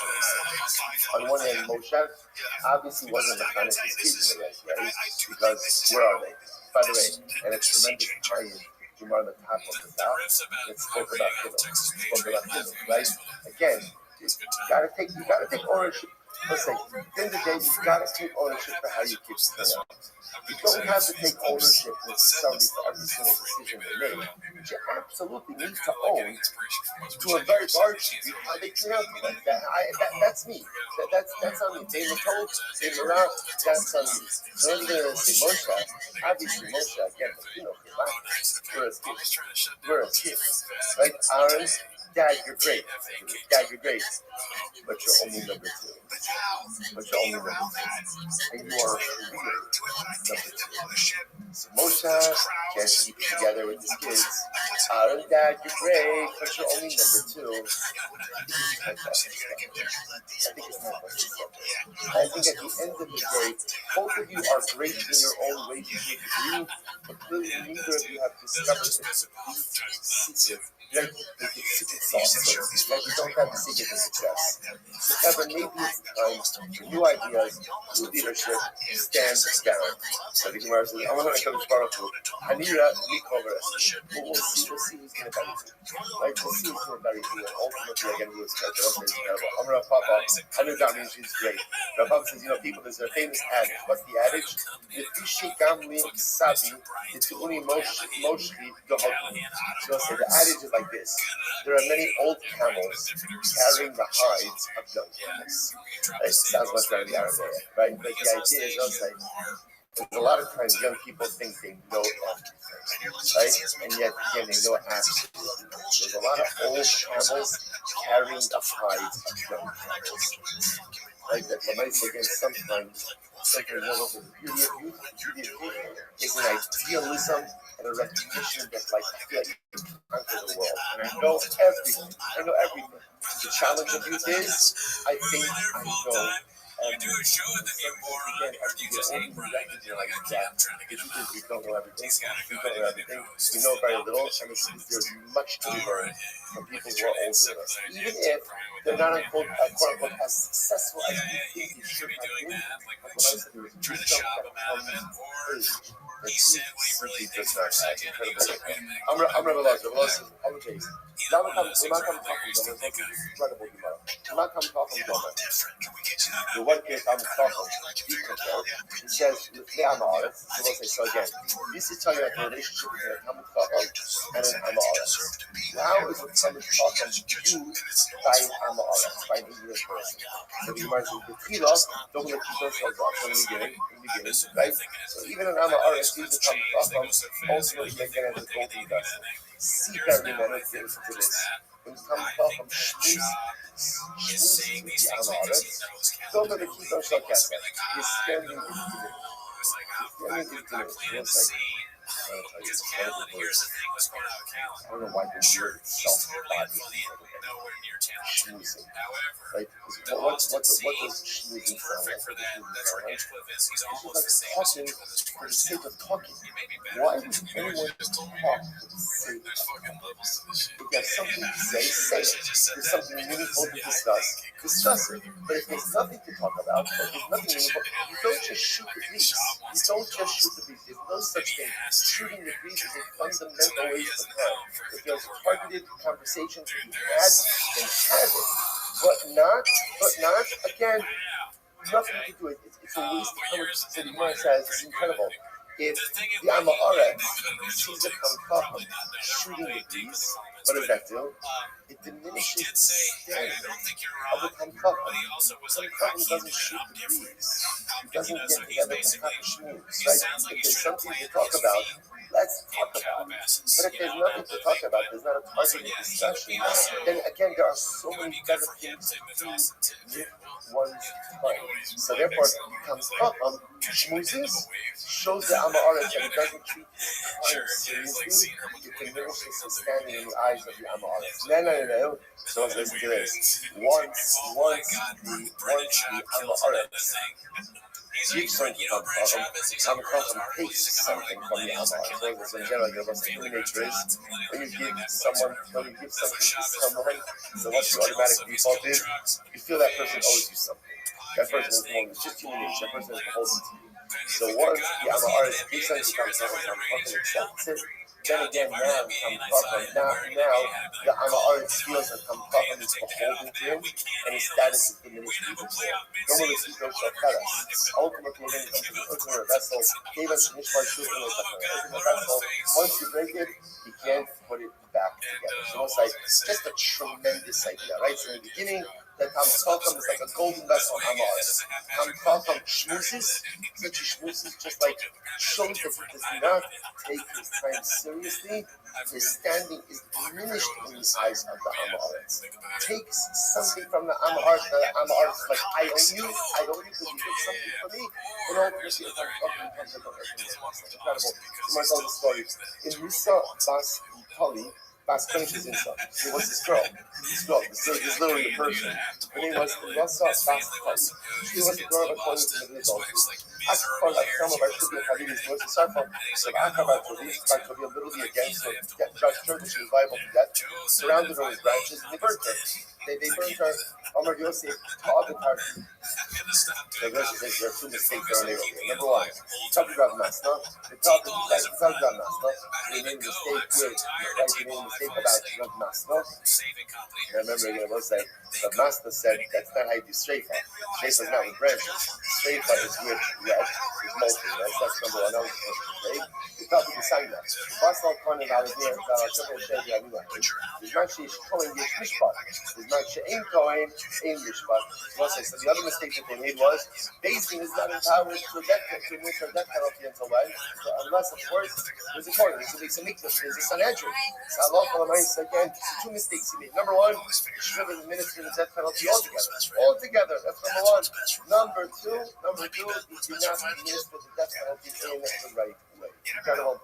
All right, I'm going to realize it's another nice thing about Spencer's insights. We'll say, said this story. Now, we'll say this is the Mishnah. Right? The Mishnah says, at the end of the Mishnah, Rabbi says there was a story of a Bas Kohen committing adultery. They surrounded her with branches and they burned her. And they said back to the Lozar, Ben Sanok, that was a mistake of the Beis Din. So says the Gemara. Says the Gemara as follows. This was the Beis Din of Stupid. And then he said, That's understanding of it. He probably thinks the Gavin Newsom was like pouring gasoline on shit and lighting it on fire. It's crazy. You know, he did that. I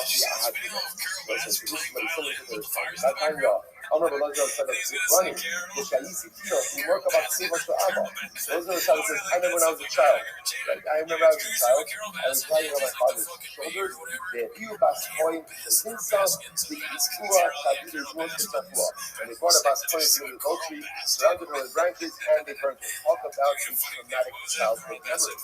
And let's say, so again, I remember I was with my father on his shoulders, and they burnt the Bas Kohen. I don't know. Katan, he said, they were being right in that Katan. They said to him, okay, thank you.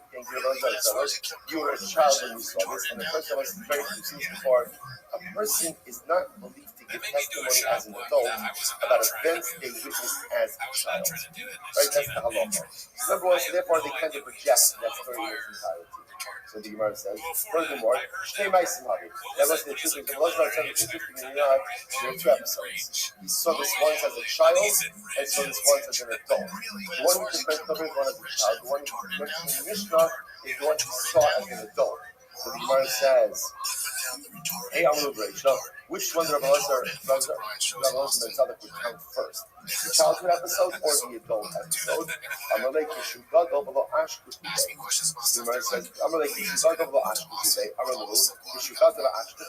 So again, if you omitted the adult one first, and they rejected it, they said that was a Beis Din Torah. Would he go ahead and mention anything about one that happened as a child? Rather again,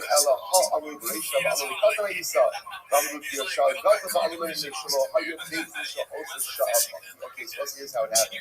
Those are the first said. When I was a kid, I remember that they burnt a Bas Kohen. They literally burnt her. And they said, come on, we're not listening to you. You're not believed to talk about as an adult events that you saw as a child. Then again, he sort of said it when he was a kid, when he was an adult.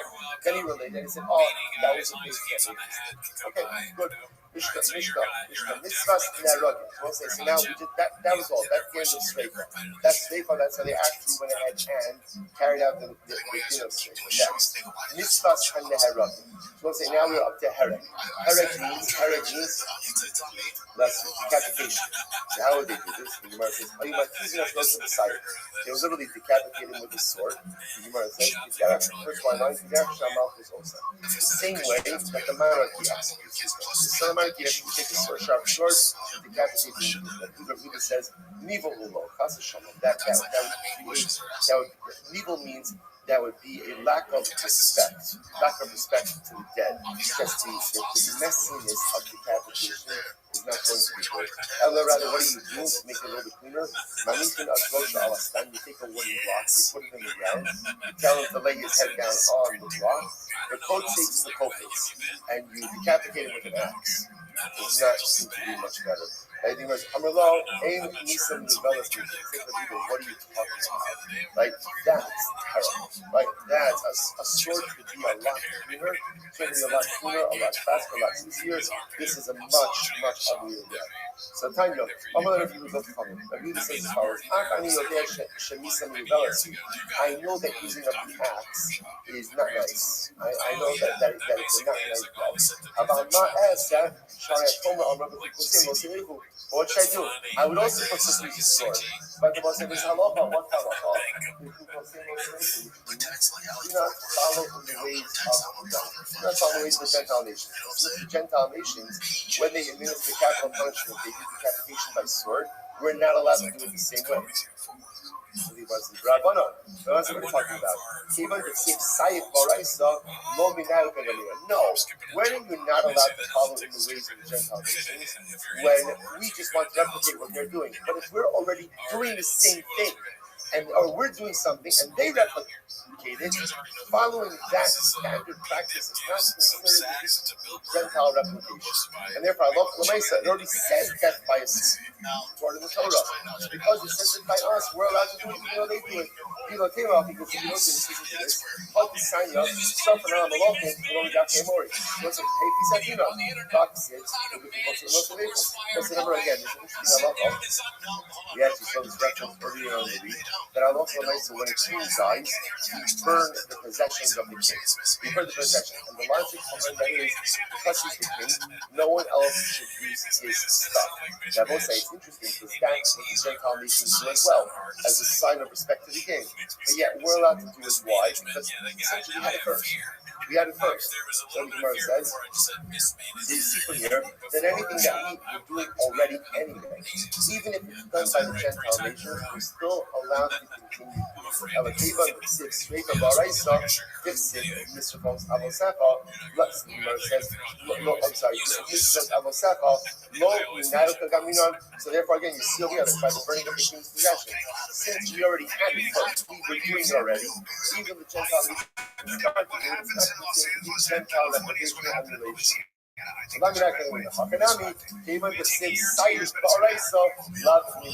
So over here, since it says sword, we're talking about sword and but since it says sword in the Torah, therefore again, death by sword is something we were already doing, and even the Gentile nations that are using it as well, it is not considered to be Gentile replication. So I'm going to stop over here. We're going to try to record the rest up until the Mishnah Merta Shem before Shabbos. So the Shabbos can start at the Mishnah. Osai. What a week, Shabbat, everyone. All right, everyone's good. Shabbos.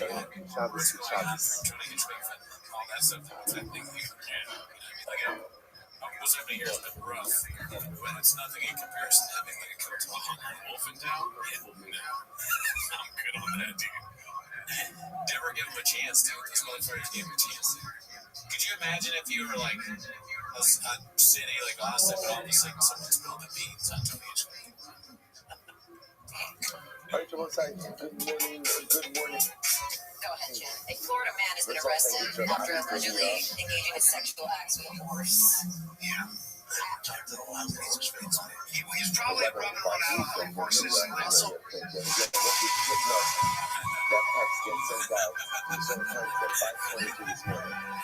Yo, Cosmopolitan, how you living? Fuck.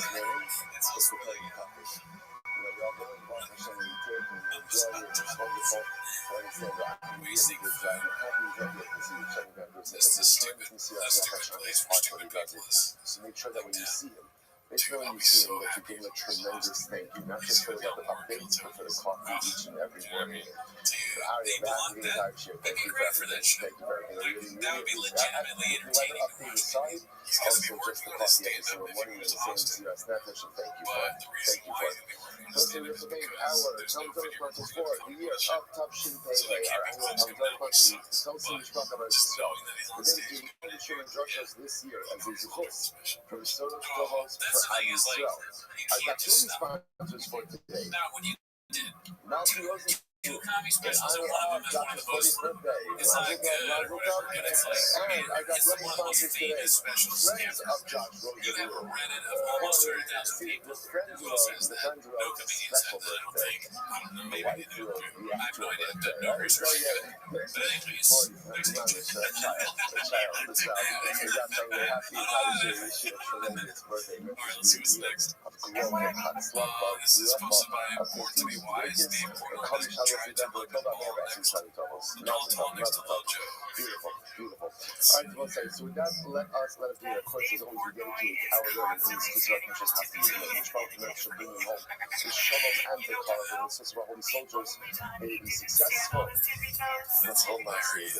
First, with that, let us begin. A lot to do today. An interesting dot filled with just a lot of, at times, random information, but really interesting ideas. Remember, we're still steeped. You're here like a little bit. On one hand, it's interesting, you might up, on the other hand, like puzzles yesterday, and it's very heavy, constantly being involved in death. Right, and just saying, I'm like so paranoid of these things when we started is it real shit? I don't know. Sometimes being around That's death fucking weird if is that's a true. powerful thing, because being constantly around death could be actually life affirming. And I know that sounds inherently contradictory, but sometimes when all you're doing is death, Never saw that happening. and you realize that, oh, I'll see this I'm one alive, is posted I'm here, by it's a new day, it's only 5:57 It's a in the reality morning. check. The What does that whole mean? is ahead of me, and it's mine to decide There's what like the last I several want to Golden do Hour with it. episodes, Eric is constantly talking about how So sometimes, gross he again, thinks spending a lot of Fat time Boy with death He reminds said he was us in a how much hotel room, power sure we was have in facing a life. So with that, He was trying to eat at the we restaurant left off because he yesterday. was right when We left off yesterday. He called management. Turn around. That's crazy. I wish I could hear that phone call. I complained like a total Karen. Told them he was disgusted that they would be swimming within his eyesight. He also complained about that Sister Wives TV show, as well as Big Brother saying that the women are too ugly and that he won't watch his TV show unless he wants to sleep with the women on it. Definitely not realizing that by this logic, no one should be watching this content. Just get to it, doesn't yell, just tell me where we are. These are just examples, but there are Let's some go. So good. You have some of those not every change. So what's the business of running shit and deciding to shit over snake clothes and the Bascoin? So there are two rules set by Bascoin. You might say, one second. The Bascoin law Bascoin. So these two rules are set by Bascoin about the church of the overwhelming ambiguity of all of this is here's what we know. A Bascoin commits adultery is subject to a different type of death penalty. What's the challenge? The challenge is you have two people. One person says Skiba, one person says Sreifa. So we're trying to figure out who is who, right? What is what. So the Shimon says, so rather again, the Torah says, you have to say that these two is apply even to Bas Yisrael, but also apply to Yisrael, Mechlal Yisrael, Va'arusa, Mechlal Arusa. By Bas Kol, whereas it happened over here is, the Torah removes a Bas Kol Yisrael from the general penalty of Yisrael, and a Bas Kol Arusa from the general penalty of Arusa. Let's take a quick look at Rashi for just a moment. Rashi says over Yisrael, Arusa Bas Kol Mechlal Arusa Bas Yisrael. It's in the short lines of Rashi about 8 lines up from before it gets wide. Arusa Bas Kol Mechlal Arusa Bas Yisrael, Miskiva L'Sreifa. So generally, an Arusa would get Skiva. But a Bas Kol Shimon says a Bas Kohen who commits adultery with Arusa will get Sreifa. Okay? And Nisua Mechlal Nisua, Mechanek Nisreifa. Zero Lamar Mikancha Shrifa Kamura. And again, by Yeshua, so regular Yeshua, regular Marigold means adultery, Kara, Baskain, ultimately again will get Shrifa. You get Shrifa. But this all feeds into Rabbi Shimon's rule. What Rabbi Shimon's premise? Rabbi Shimon's premise is that Rabbi Shimon's argument about what is the most common form of Musa, what's common form of death? According to Rabbi Shimon, what's common form of death?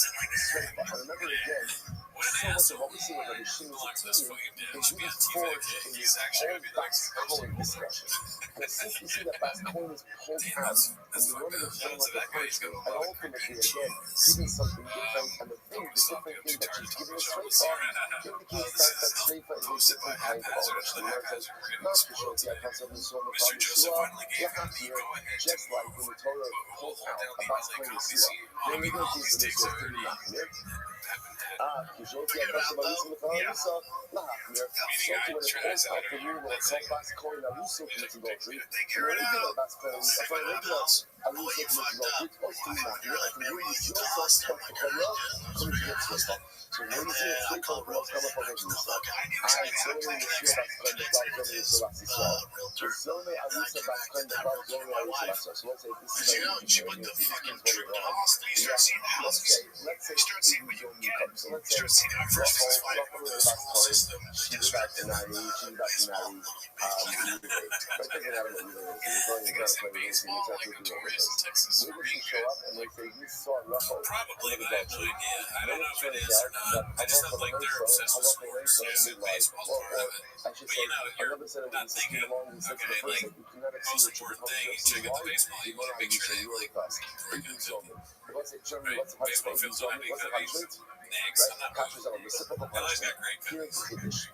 Even though a Bas Kohen gets a unique punishment for adultery, i.e. Shrifa, that's unique chumrah for her, even Zonim do not get her unique punishment.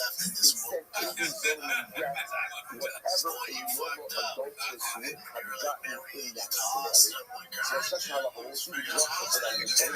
So again, the unique punishment only goes to the Bas Kohen herself, does not go to her even Zonim. The Bas Kohen is again, the two verses of the Rashi is the first by line. Zonim Yeshua Bas Kohen Cloud, Zonim Yeshua Bas Kohen. The Chedek, Shemahotzi HaKasav Ella Oso Levado.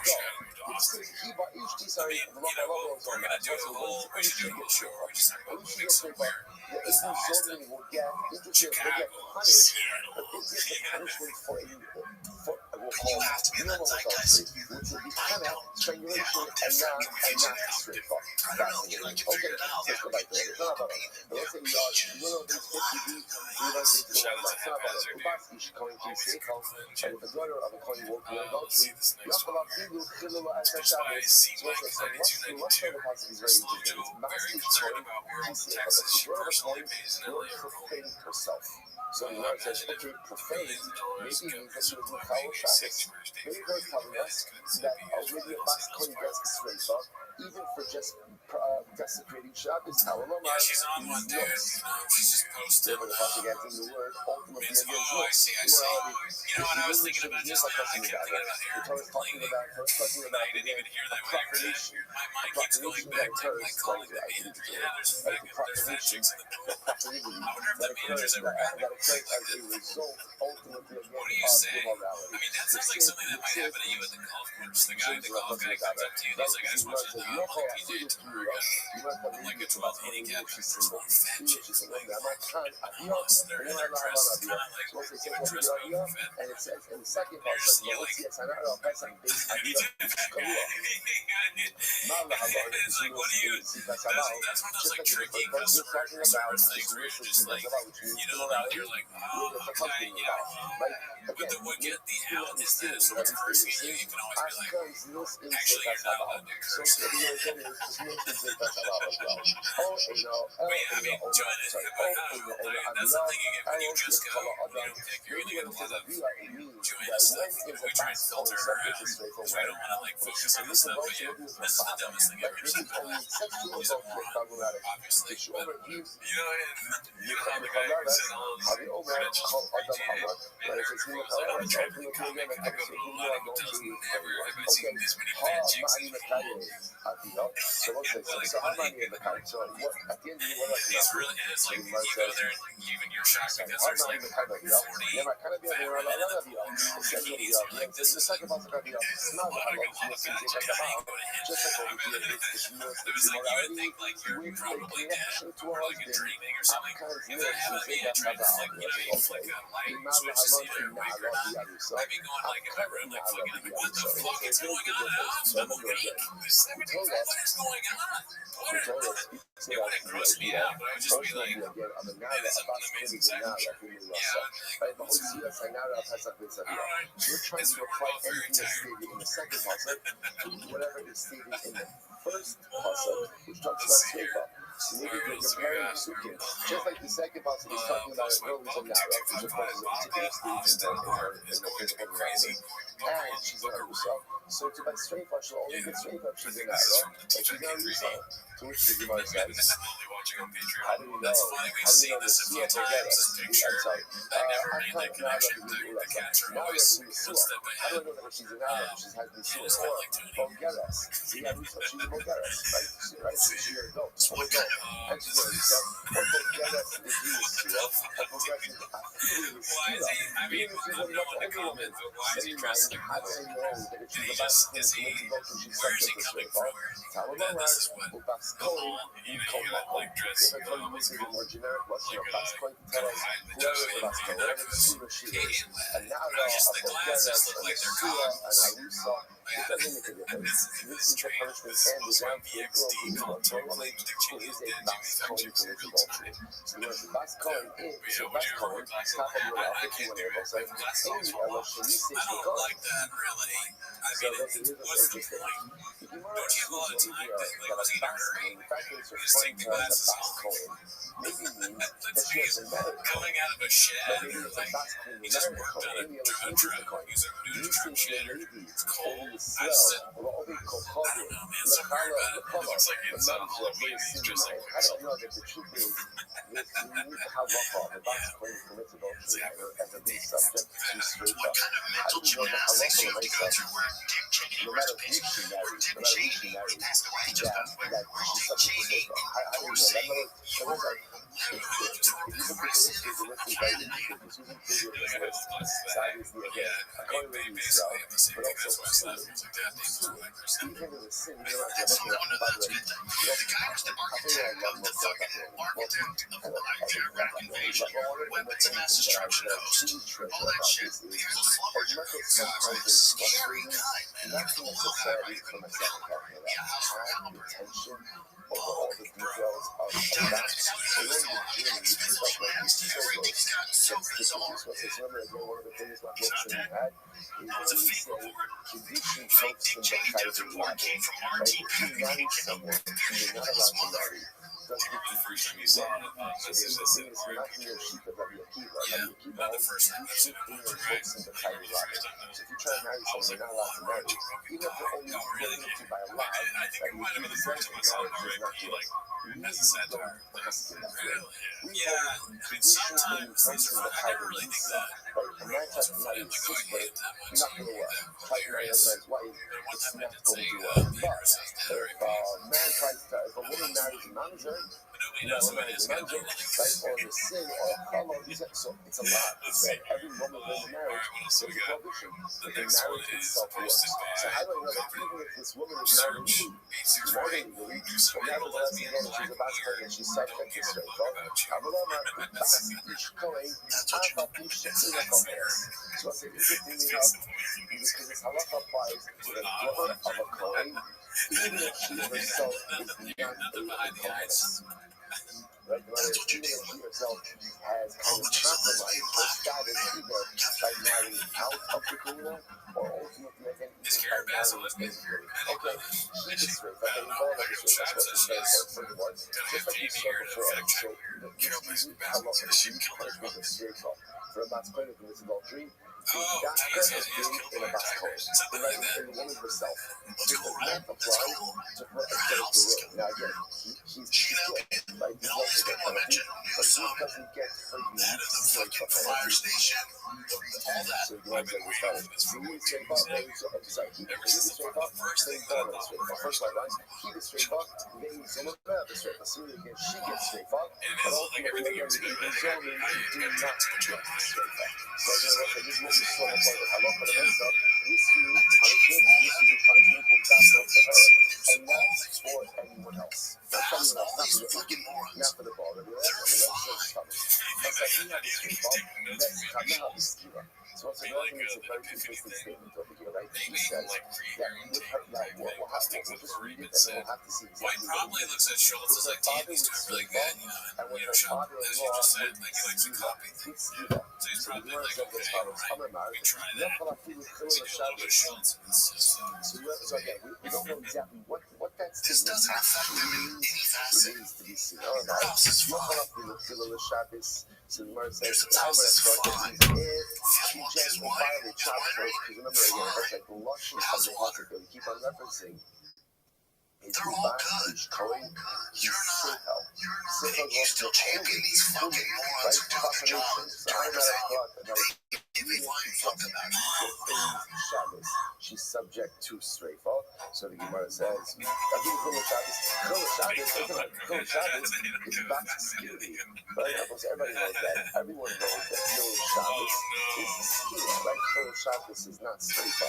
So it's Amrava Hamani of the Shini. That's strafa Kamura. The Shini always says strafa is not Sadai Kamina. So once it's into the Shima of the Sadai Kamina, Sadai Kamina, Hono, but after the Rakamana, the Kamani, Jabi, the Mitzvah, the Sera, to the Mitzvah, this is fascinating. We want to get to the Torah introducing to me something dramatic. And everyone introducing me that Kohanim in general have a totally different punishment system. Right? Why? Because since Kohanim are put on a spiritual pedestal, since they have additional mitzvot, maybe just the ante is much higher by Kohanim. And since Halakha said, yeah, they have what they call mitzvot yisera, they have all these additional mitzvot. That perhaps even for any Avera, which carries a death penalty, Halakha said, again, she should get straight up. They should get straight up. Right? And therefore, even if she's Makal Shabbos, she should get straight up. Kamash Molodo, Kamash Molodo, that straight up is that good in adultery and not by anything else. It's never too late to make changes. So much not so you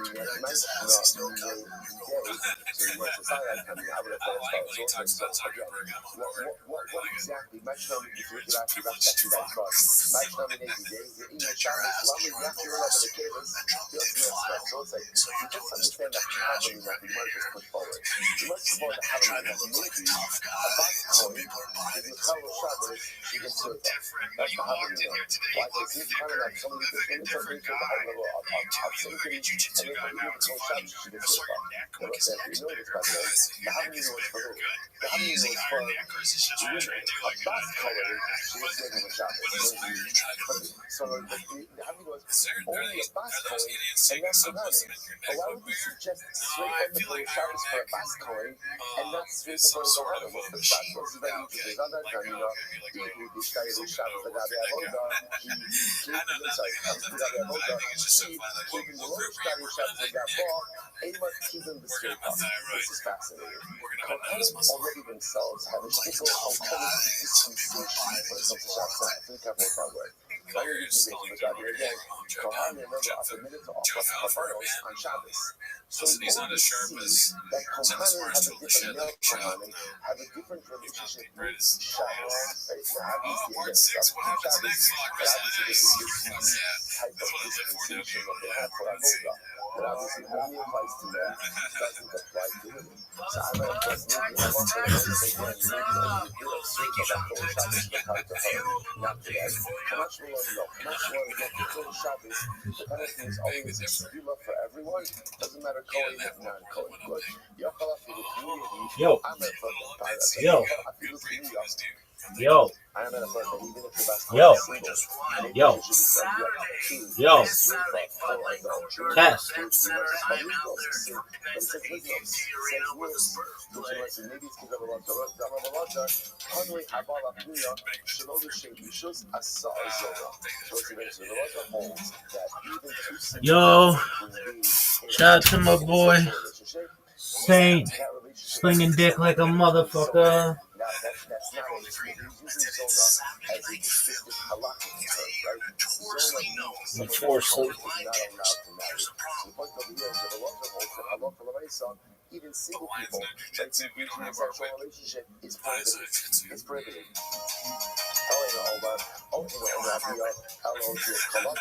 Or maybe it says Avia. Maybe when the pasuk says Avia, ultimately is what? It does feel like a stretch for him to say that the lines have used, but it also feels like it's right there. That is punishable by Sreifa, but not by other men. We would never figure out. These lines have been drinking. Well, these lines coexist in our numbers. And I would say I might go as far as saying we had live problems. She has looks with her father. All the shit like Canaan, right? So Or we made a mistake like this. Then the punishment should not be dependent on whether or not she's a Bas Kohen. Still, what applies if she's a Bas Yisrael?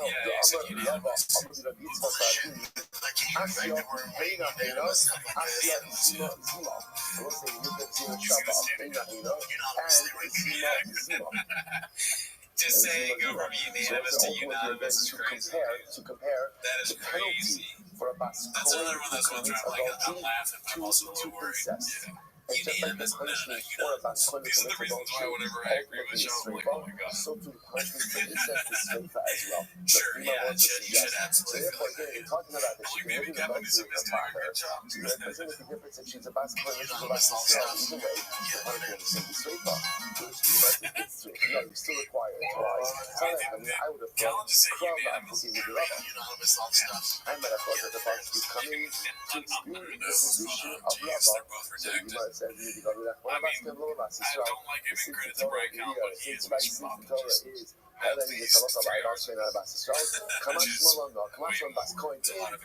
I'm sorry, Kamash Malano. So Bas Kohen, guitars finally. Okay, here's what's interesting. Once again, we might circle back. Now, we just dissect through the Bryce This one's supposed to mentioned before. So we spoke about Bas Kohen. the price for because the sliding default Bob. assumption of the Gemara is that what does Bas Kohen mean? Bas Kohen means the Kohen you want, married to a Kohen. That's a good default understanding of here. The Gemara says Bas Kohen, any other community is the Kohen. I only know that she actually married a Kohen. Usually when ladies leave Israel, we will always talk about the Kohen, the Russian, or the Number how do I know that I'm also amazed that she married anyone, right? Okay, Brendan, you got 29 seats right. Enough for the mom. So how do I know that this same halacha, how she committed adultery to subject to I don't know that it's still right. I don't know. That's Kohen. Well, the Pasuk says that's Kohen. I'll get enough Kohenet. Even if she is no longer a Kohenet, you should be fine. Even if you're no longer a Kohenet, so you have one second. You should get used to it. I'm terrified, dude. The title Kohenet I'm working for a is shop. the title Kohenet bestowed upon. It's bestowed upon someone who's a woman who's the daughter of a Kohen. Now, if she had a red chair, then you would still have a good neck. Depending on who she marries. It's like it's a fact of biology. She's born to a Kohen, right? Her father's a Kohen, but she's the best Kohen. Let's say, let's say a man and a woman, right? A man who advocates this in their status. You have a man who is a Kohen, but if he marries someone who's not allowed to marry, he advocates that status. He could be gaining it afterward, but he's not. Bas Kohen, why would you think that a Bas Kohen is going to marry a Kohen? Bas Kohen is one of a Kohen, independent of who she's married to. So you want to say, assume me being Kohen is the Kohen say furthermore. Does the pasuk itself say, we're talking about a Kohen, she's married to a Kohen? Of course not. I would have thought, he said, Amrachmana, certain words. I would have thought, when the pasuk says as follows, who are we talking about over here? A Bas Kohen, Kiseicha Liznos. Kiseicha Liznos means what? At Dos Bozos, we believe in making money and making it about me. Or real dudes. I'll be honest with you. When men have so cheap to make, and they're all the same shit quality-wise, so you're just paying extra for the brand name. And even though that's widely known, our fans are the kind of people that don't know. Or they did, but forgot. Or they were told slowly in plain English, but it just didn't register. But that's okay. At Dos Bozos, we will never talk down to you. As long as you keep paying me to show you my belly, you're my boy. We literally appreciate you so much. So much. No, hold on. There's a clip. Hold on, there's a clip. There's a clip. You could not have, you're not interrupting. No, you're fine. I'm not interrupting. I'm having a fucking conversation. Okay. The conversation's fucking over your head. For our fans, I can stumble through a shit-faced callback from 3 minutes ago, and they act like I just made the Empire State Building disappear. Remembering something that happened 4 minutes ago. Pure fucking magic. Dos Bozos. Drink up, retards. So let's remember again, this is very important. When a bas Kohen marries a non-Kohen, what happens to Kohanic status? What happens 5 years, 6 years. So it's compromised. Now again, it depends on who she marries. If she marries someone who she's not allowed to, she's compromised her status and she cannot revert. If she marries someone who's kosher, let's say she marries, for example, a Yisrael, right? Disgusting. I'm like, damn, that's like. Then the halacha is she loses certain Kohanic privileges. So, for example, while she's married, she can't do truma. But should her husband die without, should her husband die if she doesn't have children or divorced without children, then halacha l'maaseh she goes back to her father's home. Another failed intervention When a dry bas January. Kohen marries someone who's not a Kohen, for the duration of, at least for the duration of that marriage, possibly beyond, she's compromised her Kohanic status. So the Gemara says, that's what the Levi Yisrael not the Shabbat Yisrael. You have to know that.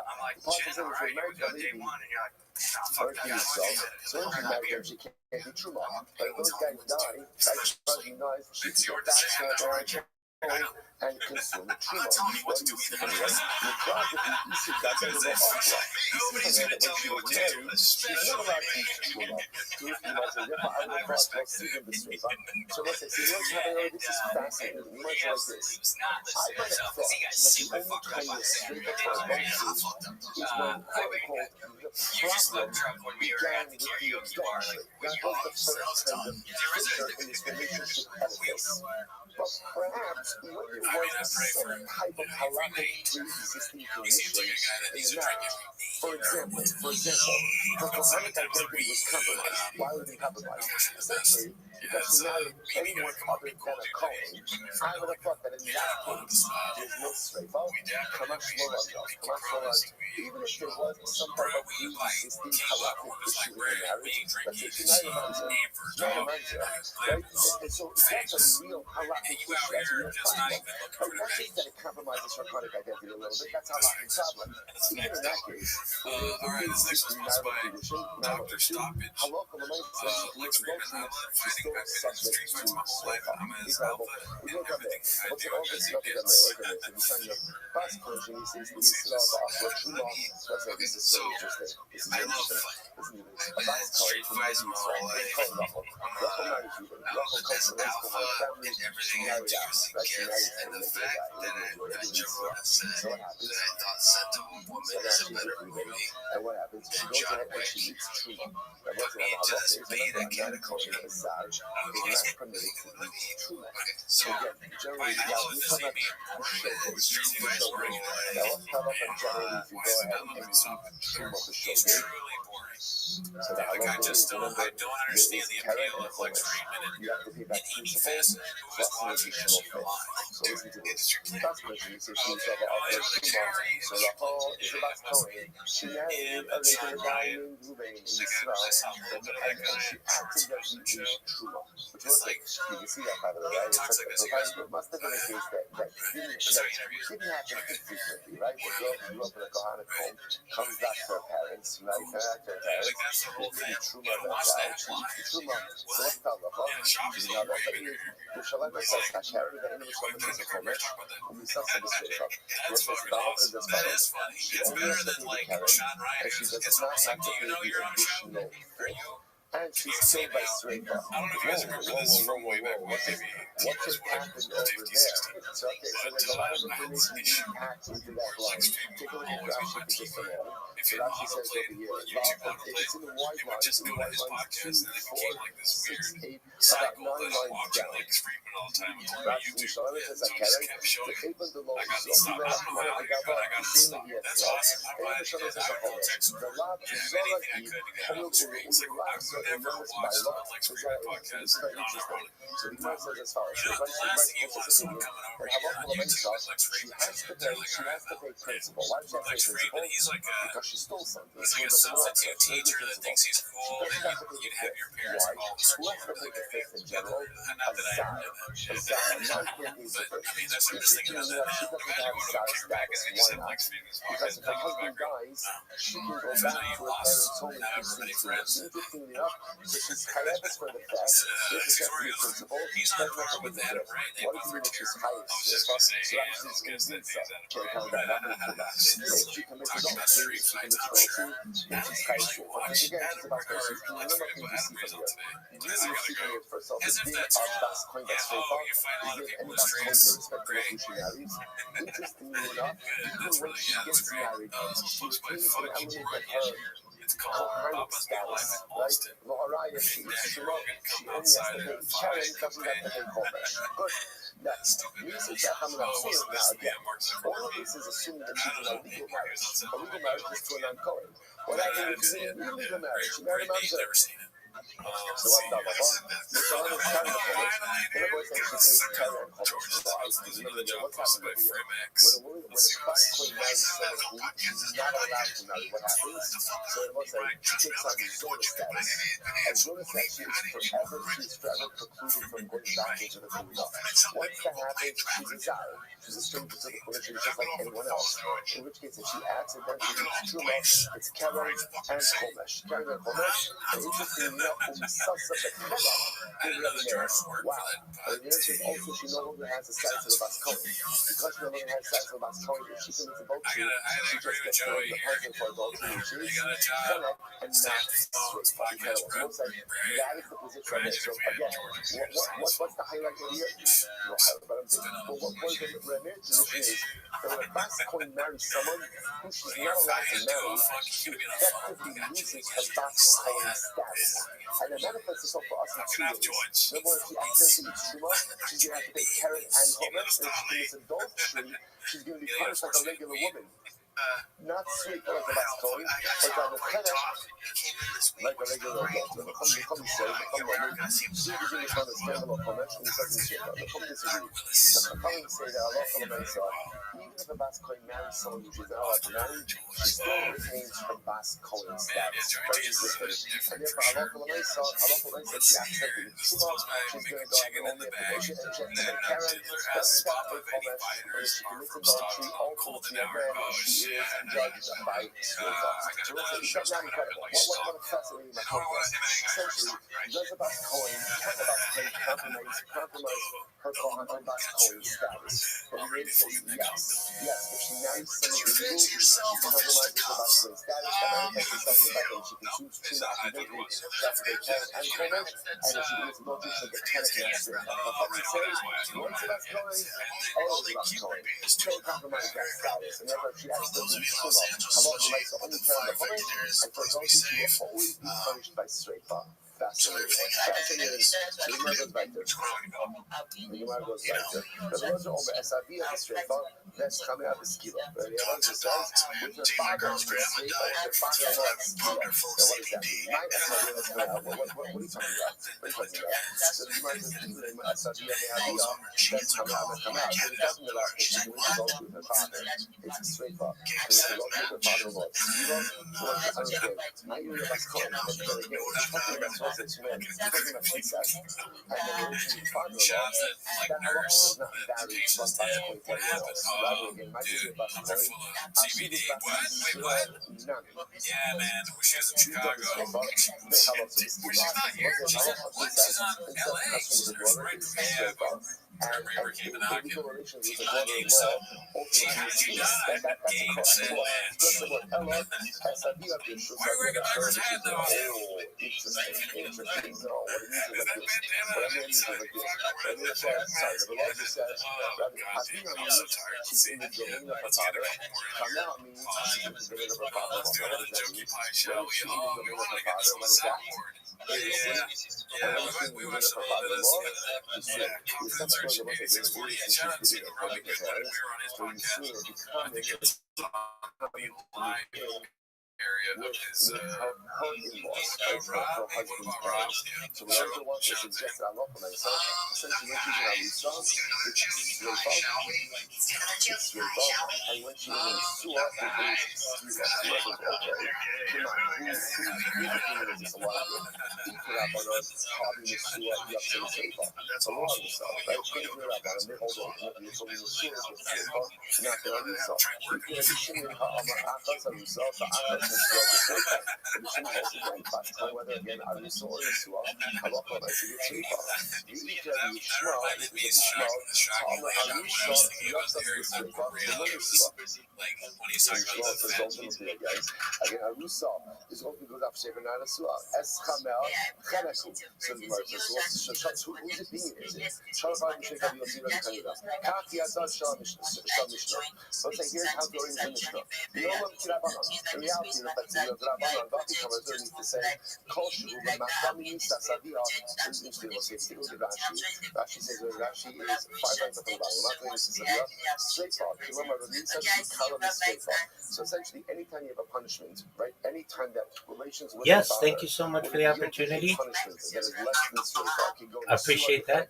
I'm Rabbi Rothschild. I stream my life 24 hours a day, 7 days a week, 365 days a year for world peace. If you don't know who I am, you will. My streams go back to the pandemic. We've seen the death of a queen, the birth of AI, the coronation of a king, and everything in between. This is a real-life Truman Show, a real-life Big Brother.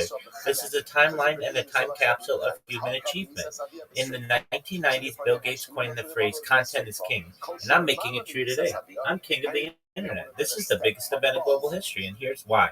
In 2018, The Economist magazine stated that data had overtaken petroleum as Earth's #1 resource, and I have more data archived on the internet than any person ever, which is making me a very influential person. I'm going viral, and when I do, I want to make you, your friends, your family, all financially independent if you're not already. I want to ensure that you have generational wealth if you don't already, and I want you to be able to start charities and philanthropic organizations of your own. I'm unlike any influencer you're ever going to meet. I'm not live on one YouTube stream nor 2 YouTube streams. I'm live on over 20 simultaneous YouTube streams. You can watch my life 24 hours a day in 360 degrees. I even have a ceiling camera. If you want to view these streams, there's a link in my profile to my YouTube. Additionally, you'll find a link to my YouTube streams in my pinned post. You'll also find in my pinned post a link to my link tree. I dare you to look at my link tree. No one dares you to look at their link tree, but I do because I have more social media archived on the internet than any person ever. I have more data archived on the internet than any person ever. I have more content archived on the internet than any person ever. You can also find a link to my Discord. The link is discord.me/rabbi. I'm live 24 hours a day there to help you with whatever it is that you may need. In addition to streaming my life for world peace and wanting to help make you financially independent, I want you to know that I want to help end world hunger through the use of technology such as agricultural drones, floating greenhouses, saltwater greenhouses, hydroponics, vertical farming, cloud seeding. I want to help end world thirst. I'm sponsored by a cryptocurrency that's worth about $100 million. One of the things that we do is we build wells and water towers in developing nations for the benefit of the less fortunate. Additionally, I'm an advocate for the LifeStar program and, most importantly, desalination technology, where we pump Earth's seawater onto land to make it drinkable. If you are a reply guy, if you're a Web3 marketer, if you are a community manager or a raider or a shiller, and you want a free mentor, friend, and coach, send me a DM. I will respond. Send me a follow. I will follow you back. I want you to know that I want you to be successful in all of your endeavors. I want you to know that I'm here to support you both personally and professionally. I'm here to be a positive person in your life. I'm here to have an optimistic view on the future. And most importantly, I want to give people hope. And with that, I sincerely appreciate the opportunity to share. Ma'arusa Chad Darga Maskila Miskila Lusreifa, just like an Arusa, we move her Pasquarizo, we move her one step higher in punishment from Miskila to Sreifa. After Sua, Chad Darga Maskila Law, Mechanik Miskila. Okay? Incredible. So once I saw again, Rabbi the opinion that Allah says essentially what we do over here is in the case of a Bas Kohen, we always move her up one level of severity and punishment. So whatever the normal punishment is, we move her up. So therefore, again, by Arusa, normally again she gets skiva. Again, this is Rabbi Lazar, but really, according to Rabbi Shimon, who holds that Sreifa is the highest level. So we'll take her again from skiva to Sreifa. By Nesua, she normally gets Chenek, we'll move her up from Chenek to skiva. Okay? That's good. I mean, that's hot. This Sreifa Kamar. El Amravina, the Olam Kirabana of the April. Right? Rather than Rabbanan saying, Ravina says in reality, it's Rabbanan, it's just things around. Esavia the skiva. Let's come out this Sreifa. Again, with her father, it's Skilo. With her father-in-law, it's Sreifa. The high just the Amma S Abiyah, Sreifa the Amma Rocket, and that ultimately again, which we said, Abiyah, which we might just be pointing, or the vice just pointing the normative lesson. Okay. Amma Nachman Barabua. Amma Nachman, sorry. Amma Nachman, Amma Barabua. Amma Rab. Halacha, Kishalet Rabin Mishneh Rabbi Yosef Hanina. The halacha follows ultimately again, as Rabin said in the name of Rabbi Yosef Hanina. So I said, this is incredible. I'm Rabbi Yosef. This is fascinating. So watch this. We're gonna button up this sugya right now. The other halacha nice as well. So the Gemara says the halacha follows as Rabin sent in the name of Rabbi Yosef Hanina. Okay. So now the Gemara says, who cares? Essentially, Rabbi Yosef says, now what does this mean? So Rabbi Yosef is saying this halacha is only pertinent for the Messianic era. Now what does that mean? Take a look at Rashi. Rashi says, halacha zu kishiyavo yivos HaMashiach itzrich lanu she'eshivu dalim misas bezim koman. So I said, this is fascinating. So Rabbi Yosef seems to be saying is, Chevra, why are we spending all of this time on this? Right? In other words, this has absolutely no repercussion and ramification for now, which is always fascinating to hear the Gemara say something like that. Consider like how much time is spent on discussions that may or may not be actively pertinent. But again, Rabbi Yosef says right now we have no ability to administer a death sentence. Right? Remember again, death sentence requires Sanhedrin. Sanhedrin requires a Beis Hamikdash. So we need Mashiach. So again, it was the Lashon is so beautiful. This is a halacha which will apply ultimately again when Mashiach comes.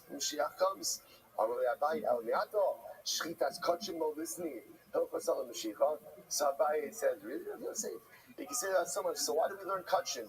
Right? Why do we go ahead and learn anything about Karbanos? Right? After all, again, anytime the Gemara brings up Arvos, for that matter, Tumantara, right? Why even bring up these sugyas at all? It's only relevant for Messianic era. So why bring all this up at all? Rabbi says, so ultimately, again, rather, what's the avod over here? The avod over here is to learn and to receive schar. That's why we learn karbanos. That's why we learn tumantara. Hachinami. So to over here again, by this entire discussion, Josh V'Kavos. I will say this is a very affirming Gemara, because I think for many of us, after the last 2 days, we're kind of wondering to ourselves, what are we doing, right? And we're gonna see the bottom line in just a little bit. We'll do that in just a few moments. But again, it's almost as if sometimes something when you struggle with something, it's very affirming to hear someone else who's struggling with it. And this makes you might be struggling, but at least I know I'm not crazy. So it's interesting because this is coming out of the Gemara. So again, you have Rabbi Yosef saying, Chevra, what are we doing? What do we do? It's very interesting. But what Hilchos Mashiach, to which Rabbi says, what are you talking about? We spend so much time focusing on things that are not yet relevant, but will be in the future. So why do we do that? Drosh v'kavos schar. Learn and receive reward for it. So the Pashup Pshat over here is the Gemara is saying. Pashup Pshat is the Gemara is saying that halacha l'maisa is a value to learning, even if there's not something immediately applicable to do with your learning. Like, in other words, what do I do with the sugya like this? Okay, so we take a Musar HaSkil that when you learn so much about death, it becomes a life-affirming experience, recognizing I'm alive, my gosh, life is such a precious gift. I need to be 6:59. Right, I started this last time at 5:57. Look how quickly time goes by when you're having fun. Right, and then what happens? And then the nights, you know, I gotta live. But in the general idea, sometimes when I say you do things and you're not sure about the relevance of it, it may or may not be halachically relevant. But even if it's not halachically relevant, there's a power to engaging with Talmud Torah. Learning Torah is not just about gaining information that you know how to operate. Torah is an operating system, it's true. But I don't just learn in order to know how to operate. I learn because learning fundamentally changes me. Learning uplifts me. When I see in the outside comment, see love, I become a different person. Right? I emerge a different, I'm not the same person. Although, for what did you learn? I have no idea. I cannot convey to you one piece of information. Yo, what up, Spear? I'm absolutely a different person than I was an hour ago. Big man, how are you? Hey, man. Hey, Rabbi. What's good, son? Yo, man, I'm logged in. I'm about to upgrade my login to version 2. Logged in version 2. So, yeah, I actually got my Discord together, and I got my link tree together, right? And I think I'm good to go from there. I'm not sure it's up to 30, but the basic ones that we have up on link tree, I have them set up now. And I'm working on my feeds as well. When I walk to spaces, go tell that I can, get their social media, their projects on as much as maybe 10 or 20, 30 social media, right? I want this to be a thing that I'm actually capable of. So I want to get all of that running to see if there's more procedures to it that I can go up on spaces, tell them that you can put their projects up on 30 social media platforms to promote it for them and something interesting to them that they should call me. So I want to make sure that it's put together in place. That's exactly right. That's exactly right. You're looking for a job too, right? Yes, man. Okay, I'm sending you a list of recruiters in Nigeria. You want to create your CV, your curriculum vitae, and or your resume, and you want to take it into ChatGPT and say, what your name is, what your contact information is, what your previous work experience is, what your previous education is, and what kind of job you want. And I think for you, you'd want to be a social media marketer. You send this and upload it to these different recruiters, and then you're going to have a team of people who get paid to get you paid. So basically, you have people who are looking to find you jobs in addition to you shilling yourself on Twitter. Does that make sense? Absolutely, man. Most makes sense. Excellent. So I sent you that in Discord, and I can hear the motivation in your voice, and that's excellent. And if you recognize that, you're going to be able to say to people, I'm going to promote you on my 30 different social medias. That's going to help you to get more clients. That's going to open up new communication channels on 30 different platforms. It's going to allow you to promote yourself on 30 different platforms. It's going to allow you to dominate social media, search engines, AI, and it's going to make it difficult to impersonate you. So I know you get it. Yes, man. So, much appreciation for the list. I see Manpower Nigeria, Africa, Work Africa, whichever man. Philips Consulting. Yo, bro, I'm absolutely logged in. I'm trying to upgrade, really, because I need a job. Yes, you do. I really need to get a job, and I want to be like... Yes, you do. I don't want to be like every other guy. I know. I want to upskill. And Spear. I want to make mine really exceptional. You're not. I hear so many reply guys, and you're a lot different than that. And so, what these recruiters will do, if they have something that might be good for you, they're going to contact you and they're going to say, let's do an interview. And you speak very eloquently. You're going to be able to dominate it, and then they're going to find you a job. Another platform, we won't do this right now, but another one that'll be good for you is Fiverr. Fiverr. It's basically a third-party marketplace where people will find you and ask you to post stuff for them, and you can charge them $5 or $500, whatever you want. And then people will rate how you do. And that's another way for you to make money. You're good enough, Spear, that you can just get a full-time job as a social media marketer. I know that is the goal. And so in the meantime, you continue to do your Twitter spaces because you're really good at that. And you continue to shill in these spaces. But as you know, there are so many different people who do what you do right now on Twitter spaces that it's a good idea for you to work with a recruiter so that you have a professional who already has relationships with people who understand the challenges of Nigeria, of getting jobs in Nigeria or wherever you may be, and they're going to help to connect you with the right individual. So if you have questions about your CV or your resume, you certainly can come to me. I'm willing to help you. But basically, ChatGPT is going to make the best uh, resume you've ever seen. Once you put your name in it, your contact information, your work history, your education history, and then say that you're looking to be a social media marketer. Plus, you're going to have this giant link tree with all kinds of social media. And then when you're done with that, we'll make some videos for you using AI to be able to put some content on it, and you'll be made in the shade. Okay? Excellent, excellent. I'll get back to you as soon as I'm done creating all of this. Absolutely. Job sites, especially Fiverr. Absolutely. I'm here to help you. So if you have questions, let me know. Okay? All right, sure. Yeah, thanks so much appreciation. I'll see you in the next call. Absolutely. You're doing great, Spear. You keep it up. Keep up the good work, my man.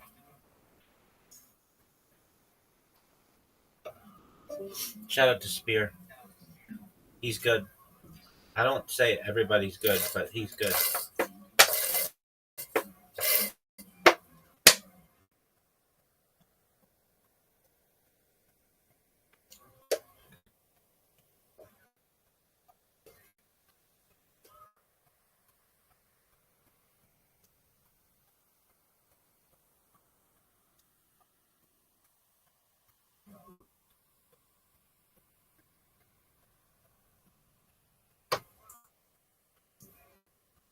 That is an unequivocal, indisputable truth. I am different.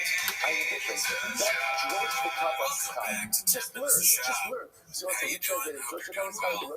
As always, join the Patreon, join the Discord, join the Reddit. On the Patreon, we watch Hassan Minaj moving off of the pyramid or off of the head, off with his head. Because they see how you get persecuted for living his truth, for lying. Because of someone different, that was like, what is the greatest sound in the world? But anyways, that's not why they're here today. When you feel good about yourself, Of course, you guys are here to watch you feel that you 10 are minutes of engaged straw. for love of So self start the timer, when I play feel the that I'm cheap just clip. pushing Also, we forward do to the becoming early best access version on of me. Patreon. The only reason why I'm saying that is because there's going to be a lot of good douche stuff on this Sometimes episode. it's just No about Reddit, learning. some songs, some other things. Yeah, but on Patreon, they're full episodes. And even on Spotify, it's full episodes, not edited, right? And that's how the censorship is made, because we don't really care, we don't really matter. Never mattered even once. But yeah, check it out. We got the new one that we can say. Check it out. We got this goddamn raccoon tweet design. That's our other show. What about? Yeah, we finally got the Reigns sponsorship back.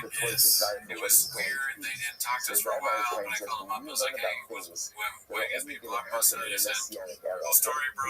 We're trash control, but we know you guys are Bob. Work the deal out. Handshake.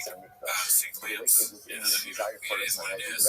Also, shout out to everyone that's watching and loving the set and not leaving negative comments about it, dude. Yeah, please don't hurt Jordan. I know he seems like a big guy, you know, like a fight analyst in Jordan. Like, you have nothing to do with it. You know what I'm saying? You seem like a big guy, but you have feelings, yeah, right? Like, you're a guy, you've heard sometimes. It's not all fucking, UFC and wrestling set. I didn't know what Reddit is really. Neither does Sean McCorkle, who's the first guy I on today's show, who said, post my get off these nuts 5,000. I've got it almost for years. That's his username, right? Yeah, Tim. Yeah, posted some. I've been homeless for years. He's obviously heavy in the Facebook game. I still living in my truck. 5 years ago on this day, Sean McCorkle, despite how beautiful the weather is in Southern California almost year-round, has it. Brendan Chop still refuses to open his window at night. On the nights he performs his stand-up, he says it sounds like crickets, making it possible for him to relax because he feels like he's on stage still. So learn, and learn as much as you can. Because reap the benefits of becoming a different kind of person. Or I like that it's 69 likes. just the kind of time at the end of the day, learn and awaken within yourself this desire for what is going to come. Awaken within yourself a desire for what the future holds. Incredible. So you might say, okay, come on. Okay, here's what I meant to say. That's what I meant to say. So the might say, he said, rather, what he meant to say is, It's just not as why do interesting you to have me to as go it used to ahead be. and make this statement of the Facebook halacha is like follows, what you the get. halacha follows so and so? You might say, suki d'shmaita, halacha kamar. I've always been a Twitter guy. It's a straightforward sugya. Like, all right, I Can't do didn't think so, but numbers. okay. And Make you like might the say, big this is letter really E, good. chop Says, four so the might say, 69. night. So, all of a sudden, night of the shmo. Isanya, ubaskish kointi sikal It isno. is 1K K'naro uploads, dude. yarusa kasam medaber.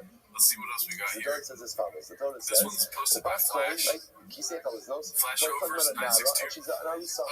Thank God my So gardeners Nara came is an today. Our Arisa, she backyard was is a subject disaster. to straight The Atma city the is Nara, burning the slow Arisa, down. Ela, Aki the Nesua. That's, You're saying it's Nara, she's thank an Arisa, God. maybe it's only in Nesua, Mountain Tamaloma, gardeners each came actually, today Nafes, each to is clean up our backyard. most It was a Yumas, complete Hano, disaster. FS. This How do morning I I was call laughing. FS? My Everyone girlfriend was was like, speaking the what are general you rule laughing about? of I'm like, Noikano oh, FS. God damn it, I have to tell her what I'm laughing about. It was this much. I was like, Torah Child's wife just posted that. Like that. She was like, my gardeners, thank God my gardeners came today. Our lawn was a mess. And then my girlfriend started laughing. Yeah, she gets it. I didn't even have to show her the picture, which is a picture. It's a picture of their pool. If you're listening on the audio, and Arisa Basi is subject to skiva. but yeah, this is really kind of an overhead news. It's pulling out about point Arusa. Then stop there. Arusa is subject to City's sripa burning. and not Kind to of stressed out. Alright, we'll stop I'm and gonna be we'll honest pick with up. you. I'm not gonna sugarcoat it. I'm leaving This up episode mid-sentence. I'm gonna make needs a a little line. stress. I'm not gonna get confused tomorrow. I don't know why. So I'm leaving up It's just one mid-sentence. of I'll those be by things. Zolomon. Maybe. By Zolomon, but I'll put that But in you know for what bothers tomorrow. me about the people that I'm post gonna this kind of distract stuff? myself. Why can't you spell check something Alright, real Kevin, quick? You know what I mean? Thank God Mount Gardeners came today. You know? Yeah, I saw the MT thing and I was like, yeah, is that it? Why did you fix that? It's so insane to me. It's not a good look, but you know, I don't know why it surprises you. There's a lot of statuses that are not most of it is not a good look, right? This is a theme for her. So bad posts, taste, like kind of taste is weird, and then, you know, kind of in the English is from someone here illegally. She just got here like a few months ago, dude. You're being a little fucking, I don't want to get on you. You can tell when she's getting ketoed out. She's not ketoed out. Exactly. She barely speaks English. All right, Josai, good morning. Good morning. Oh, yeah, that's true. First of all, thank you to Ari for the weather advisory. Again, listen, just know that text gets sent out. You saw the timestamp 5:22 this morning. Wondering what Ari is doing at 5:22 this morning is preparing the coffee. You know, we all go in, Baruch Hashem, and we take and we enjoy it. It's wonderful. I understand that Ari really is. I'm happy he's not here because he was shoving back for a second. There's tremendous Mesiras Nefesh on his part when he does it. So make sure that when you see him, that you give him a tremendous thank you, not just for the weather updates, but for the coffee each and every morning. Ari, on behalf of the entire year, thank you for everything. Thank you for everything. We really, really appreciate it. The weather update aside, also just the coffee every single morning. Thank you for it. Also, we also thank our Talmud Torah sponsors for the year of Tavshin Pei, our annual Talmud Torah sponsor, Tosin Mishpat of ROTHSCHILD. We're dedicating all the Shurim and Droshos this year as a zichus from Soros Tovos for Am Yisrael. Our Dachyomi sponsors for today, Malki Rosenblum, in honor of Josh's 40th birthday, Mazel Tov, and our Dachyomi sponsors today, friends of Josh Rosenblum, for his, the friends wrote special birthday. The wife wrote the actual birthday, right? So again, 40, the child. With Josh, I'm going to have the entire show. We wish you a tremendous birthday. We wish you a year of growth, of hatzlacha, of bracha, of continued greatness, and kol mishalos libecha l'tova me'abasim shalos. Mazel tov. Beautiful. All right, well, so with that, let us be a person who is going to the shalom and the carbon, and so the holy soldiers will be successful in the whole massive. Also, with that, let us begin a lot to be today.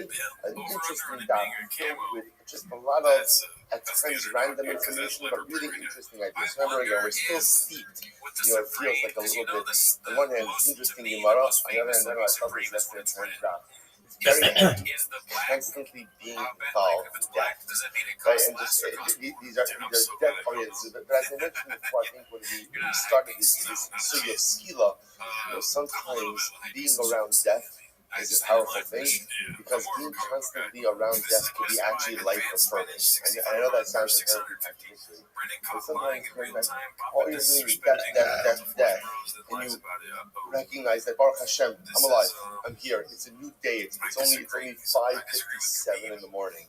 The whole day is ahead of me, and it's mine to decide what I want to do with it. In Bracha Gedol Yisrael. So sometimes, again, spending a lot of time with death reminds us how much power we have in life. So as with that, let us begin. So we left off yesterday.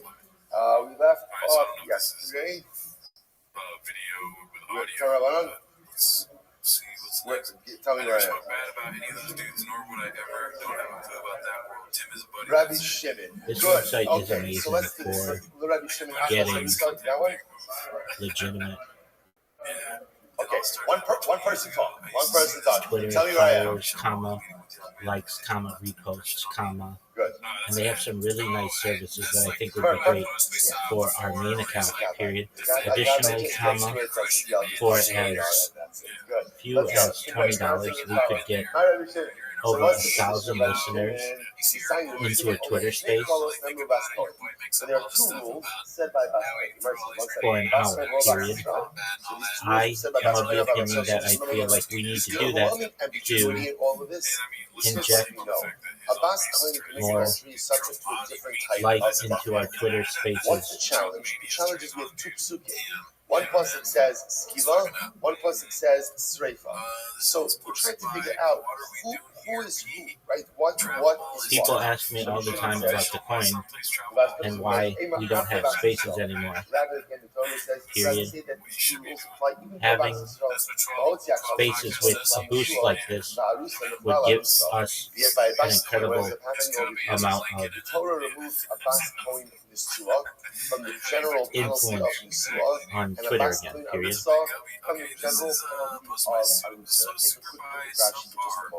Rashi says that Arusa Bas Kohen Mechwal, Arusa Bas Yisrael. It's in the short lines of Rashi about 8 lines up before it gets wide. Arusa Bas Kohen Mechwal, Arusa Bas Yisrael, the skila the streifa. So right, so generally an Arusa would get skila, but Rabbi Shimon says a Bas Kohen, who Kohen Yisrael chooses an Arusa, would get streifa.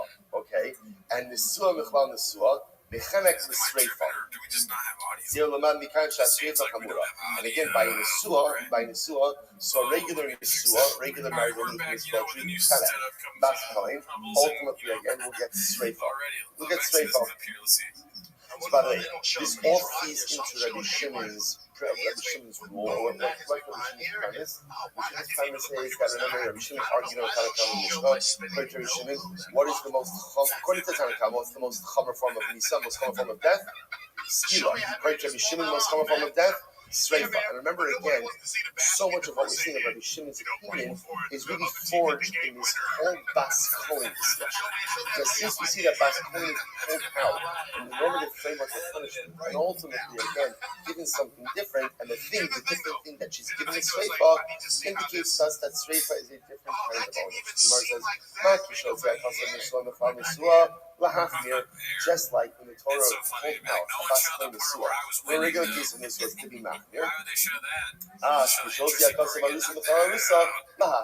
So too when it pulls out the rule of a Kol Bas Kohen Arusa from a regular Arusa commits adultery, it's supposed to be machmir. And here you see We don't need to have them every day, but maybe once a week, a boosted space would help for us to regain our presence on the platform, period. Let's say These are just my thoughts, so let's say period. Rachel is a Bas Kohen. She's about to marry. Ruben. It doesn't matter what Ruben is. The Kohen is not a Kohen. It makes absolutely no difference. Witnesses show up and they say, we saw Rachel commit adultery. then it turns out that halacha l'maisa, they lied, or I should say, another set of witnesses came along and said to the first set, why? You are with us.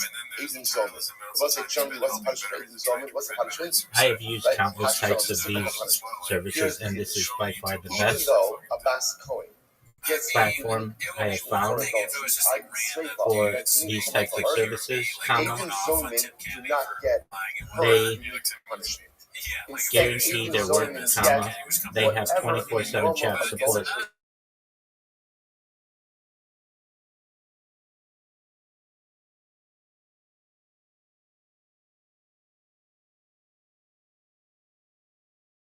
And again, the Torah says over here, look at Rashi, it's the first 5 lines. Using these strategies is how all these influencers are getting really big Twitter spaces, and I think it's a really great opportunity for our coin will get, interesting, they'll get punished. to They get the punishment get some revitalized interest. Which Period. would be chenek, strangulation, and not okay. So let's go back to it. It's not about it. Let's say we're going to base 50 feet, 3 lines into the white line. It's not about it. The bas ish kohen ki seichel, and if a daughter of a kohen walks in adultery, yakala fidu chilula as a Shabbos. So let's say, so the lush of the passage is very interesting. Bas ish kohen ki seichel. The daughter of a kohen will profane herself. So the Gemara says, okay, profane, maybe it means that she was mechal Shabbos. Maybe the Torah is telling us that maybe a bas kohen gets sreifa, even for just desecrating Shabbos. Now, Omar is nos. Therefore, the pasuk adds in the word ultimately against nos, immorality.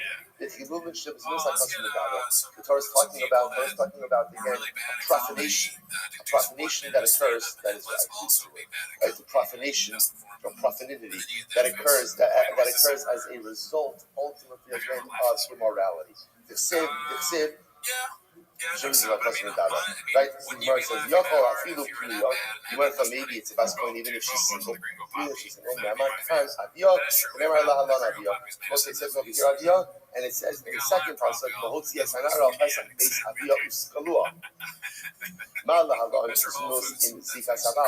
just like in the first pasuk, he's talking about which means immorality, where there's a husband involved, right? Again, maybe not the stealing, but at least there is sin. So it's over here again, there is nus in zekas habal as well.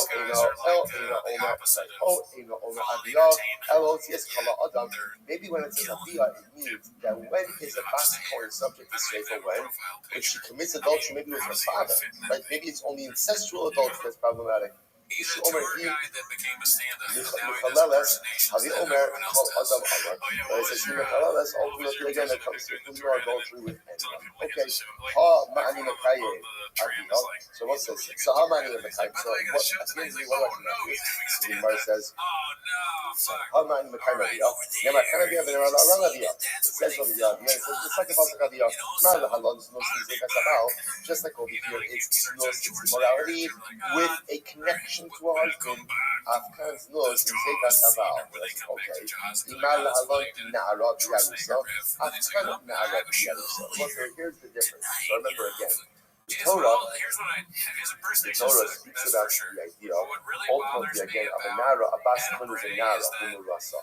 Right? V'hotziyah is a nara, a pesach b'yaviyah. So we're trying to apply anything that's stated in the second pasuk to whatever is stated in the first pasuk, which talks about sreifa.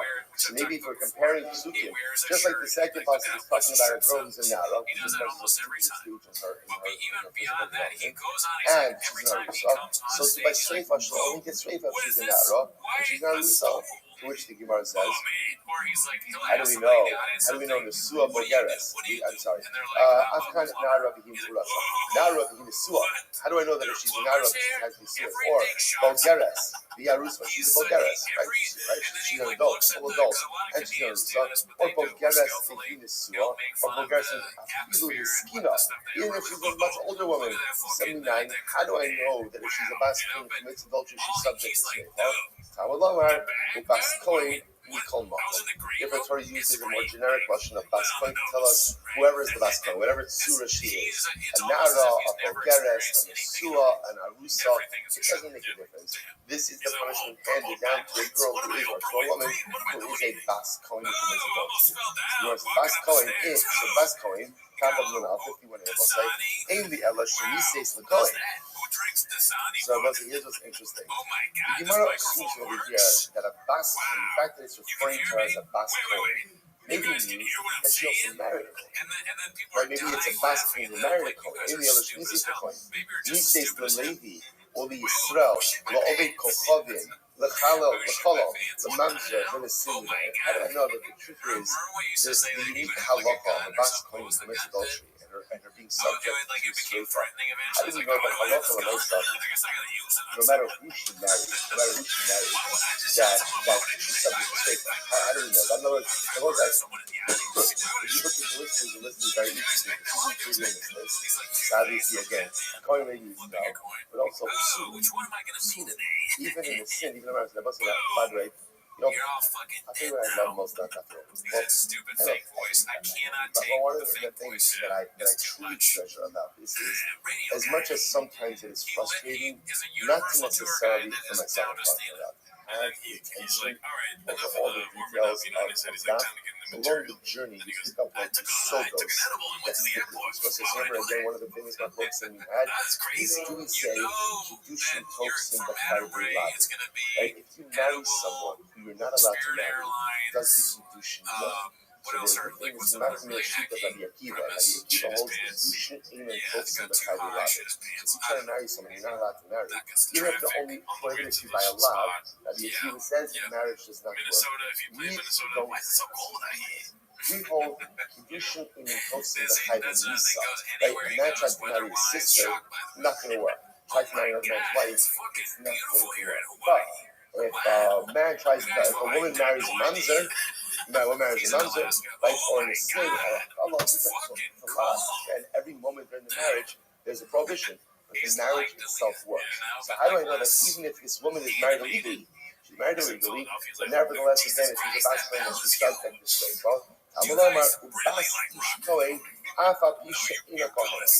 I say, interestingly enough, because this halakha applies to the daughter of a kohen, even if she herself is not a koheness.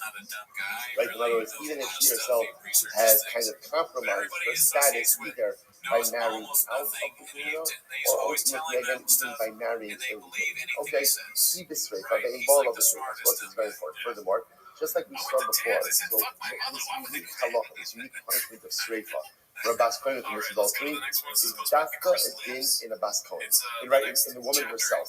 It does not apply to her adulterer. Now again, he's killed, right? He's also death penalty, but he doesn't get her unique Sreifa. So the Gemara says as follows: "See, he was Sreifa, he was Sreifa, vein follows Sreifa." First white line, he was Sreifa, vein Zomameh the Sreifa. Similarly, again, she gets Sreifa, but ultimately, again, the even Zomamim do not get Sreifa. So again, I want to say this is what we saw before the halacha l'meisa. This unique punishment was dafka for her and not for anyone else. Not for anyone else. Not for the Eden. Not for the ball. Rabbi Eliezer says as follows: "Hasadina b'sreifa, ves hameha b'sira." So Rabbi Eliezer makes a very interesting statement over here, right? He says that with her, now we'll just read it and then we'll have to see exactly what it means. With her father with sreifa, and with her father-in-law with skila. With skila. So the Gemara says as follows: Amar Mar, yochal afilu chilul Shabbos. So again, we don't know exactly what that statement actually means. Remains to be seen. Amar, yochal afilu chilul Shabbos. So the Gemara says, I would have thought that even if she just violates Shabbos, because remember again, it was like the Lashon of the pasuk that keeps on referencing is ubas ish kohen, he's seichel. Seichel is Lashon of chulin, right? Profanation. So I'm at a thought that again, even if she just profane Shabbos, she's subject to sreifa. So the Gemara says, afilu chilul Shabbos, Chil Shabbos, Chil Shabbos is Bas Skili. Right? Everybody knows that. Everyone knows that Chil Shabbos is Skila. Right? Chil Shabbos is not Sreifa. So it's Amarava Hamani Rabbi Shimon. Who is this Rabbi Shimon? Damar Sreifa Kamira. Rabbi Shimon holds that Sreifa is more Kamir. Tzadai Kamina. So what's this case? You might have thought that Tzadai is very interesting. Tzadai Kamina. Hoyo Ba'achim Rebuhu Rachamana Bekahani. Trabi De Mitzvos and Seros. These are the Sreifa. This is fascinating. You might suggest that maybe what the Torah is introducing to me is something dramatically different. Maybe the Torah is introducing to me like Kohanim in general have a totally different like punishment system. Right? Why? Because since Kohanim are put on a spiritual pedestal, since they have additional mitzvos, maybe just the ante is much higher by Kohanim. And since Halacha L'Maisa again, they had what they call mitzvos Yiseiros, they have all these additional mitzvos that perhaps even for any Avera, which carries a death penalty, Halacha L'Maisa again, she should get Sreifa, or they should get Sreifa, right? And therefore, even if she's Mechal Shabbos, she should get Sreifa. Kamash Malad, no. Kamash Malad, that Sreifa is dafka in adultery and not by anything else. Remember that. So my shna mine day. So you must decide. I would have thought as far as also. So again, what exactly? My shna look at actually very close. My shna mine day. Even Shabbos lami yachmin up in the caves. So let's say. So just understand the habam in that. You might just move forward. You might before the habam maybe a bas coin. Mechal Shabbos she gets straight off. That's the habam. Why? Because this kind of have so many additional mitzvahs, there's a high level of sanctity, and therefore even for Shabbos she gets straight off. I must say, if you know this, by the way, the habam is for who? The habam is for women. A bas coin she gets straight from Shabbos. So the habam was only a bas coin and not Kohanim. But why would you suggest straight off the Chol Shabbos for a bas coin and not straight off the Kohanim? What's the Shabbos? What's the very interesting? Not that time, Ihu Tishtayli Shabbos Agabi Avoda. He gave Agabi Avoda. He gave him the lowest Tishtayli Shabbos Agaba. Ema keeping the straight off. This is fascinating. Kohanim already themselves have a shtickle of public dispensation when it comes to Shabbos. Now, please don't hold that way. Not really dispensation, but rather again, Kohanim remember offer minute to offer karbanos on Shabbos. So we already see that Kohanim have a different male Kohanim, have a different relationship with Shabbos. Right? Now, obviously, again, it's up to keep Shabbos, but obviously there is this unique type of dispensation that they have for Avodah that obviously only applies to men, doesn't apply to women. So I might have thought maybe Halacha L'Maisa again, maybe only the good of straight for that Chol Shabbos should apply to her, not to them. Kamash Malon, no. Kamash Malon, again, for Chol Shabbos, the penalty is always Skila for everyone, doesn't matter. Good. Yochel Afilu Pneuya piece. I'm going to start. Yochel Afilu Pneuya.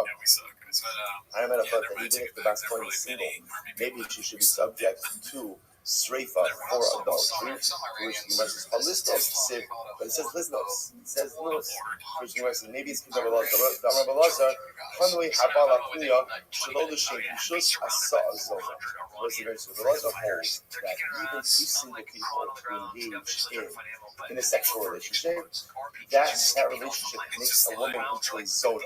Now that's not it. He's using zona as a descriptive halakhic term, right? Zona means someone who a Kohen is not allowed to marry.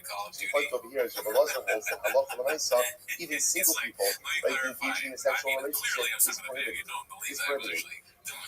Omer Aviyah, LOTS Kaladam, or maybe it says Aviyah. Maybe the reason why the pasuk says Aviyah ultimately is what? Is to go ahead and say that maybe it's only incestual adultery that is punishable by Sreifa, but not by other men. To which the Gemara says, Elamaini, which is in some Aviyah. So the Gemara says, what are you talking about? We're talking about a case over here where she was Mizana, she was innocent, was suing another man, she had sex with her father. That's the case we're going to talk about. So the Gemara says, if that's the case, my area bas kohen, afilu bas yisrael, if that's the case, then the punishment should not be dependent on whether or not she's a bas kohen. Similar to what applies when she's a bas yisrael. The Amar Rabba, Amar Rabbi Yitzchak Baratini, Asya Heina, Asya Zima. It was the unique Zira Shaba, Heina, and Zima. So it's ultimately again to compare the penalty for a bas kohen who commits adultery to incest. And just like the punishment for a bas kohen who commits adultery ultimately is streifa, so too the punishment for incest is streifa as well. That's what I want to suggest. So therefore, again, we're talking about that she committed adultery with her father. So it doesn't make a difference if she's a bas kohen, if she's a bas Yisrael. Either way, the punishment is going to be streifa. To which the Gemara says, no, you still require it. Why? Tell that, I would have thought, I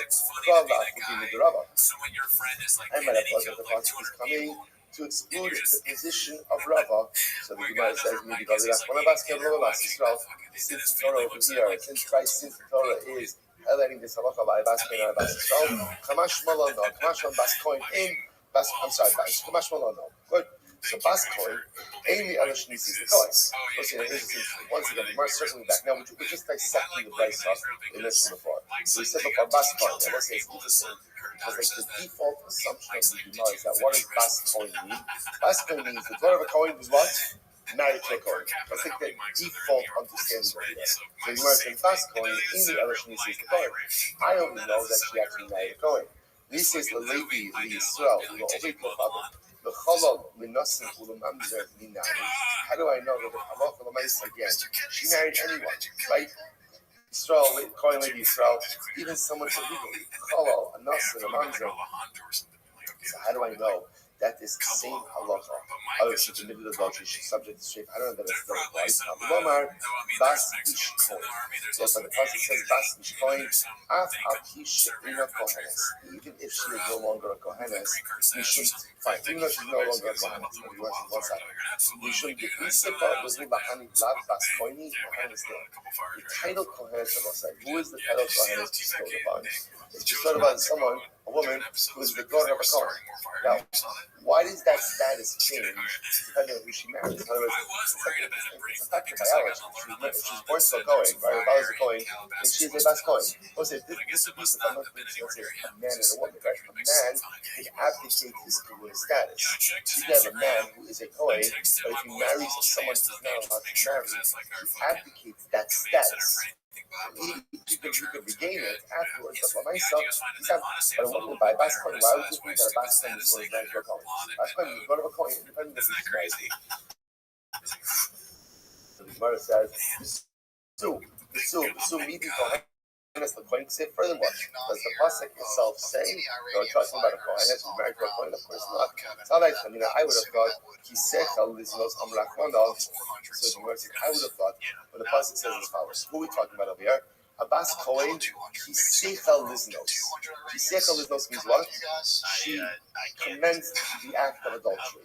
I would have thought as follows. The Gemara says, what I do for that? How do you mean? That's when the act of Znos, so the inappropriate relationship started now.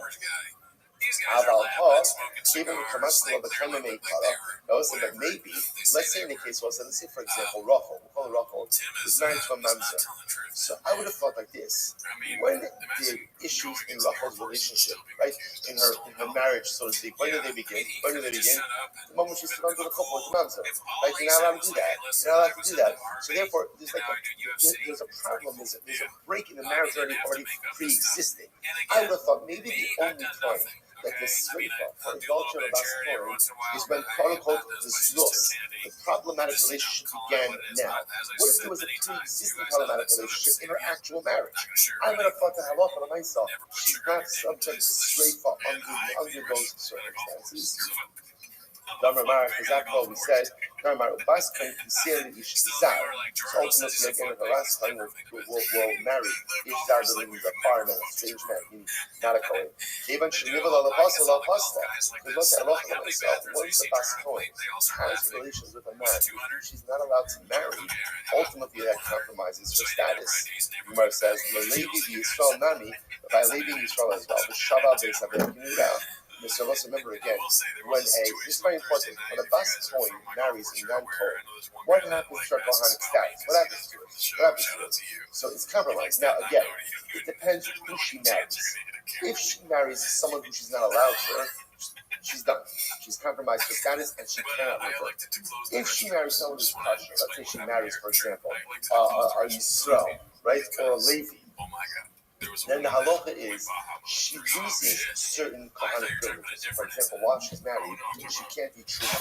But should her husband die without, she doesn't have children or divorce without children, then the halacha l'maaseh then she goes back to her father's home.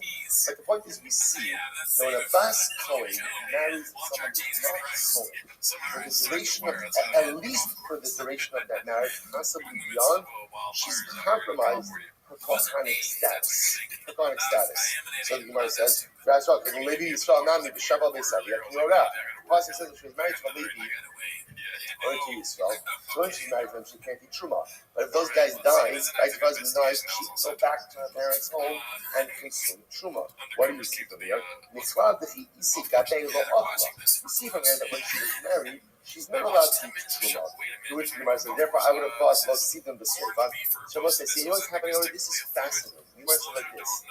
I might have thought that the only time there's sreifa for adultery is when, quote unquote, the problem began with the adultery. That was the first kind of fissure in this relationship edifice. But perhaps when there was some type of halakhic pre-existing condition in the marriage, for example, her kohanic identity was compromised. Why would it have been compromised? Essentially, because she married anyone other than a Kohen, I would have thought that in that case, there's no sreifa. Kamash Malanda.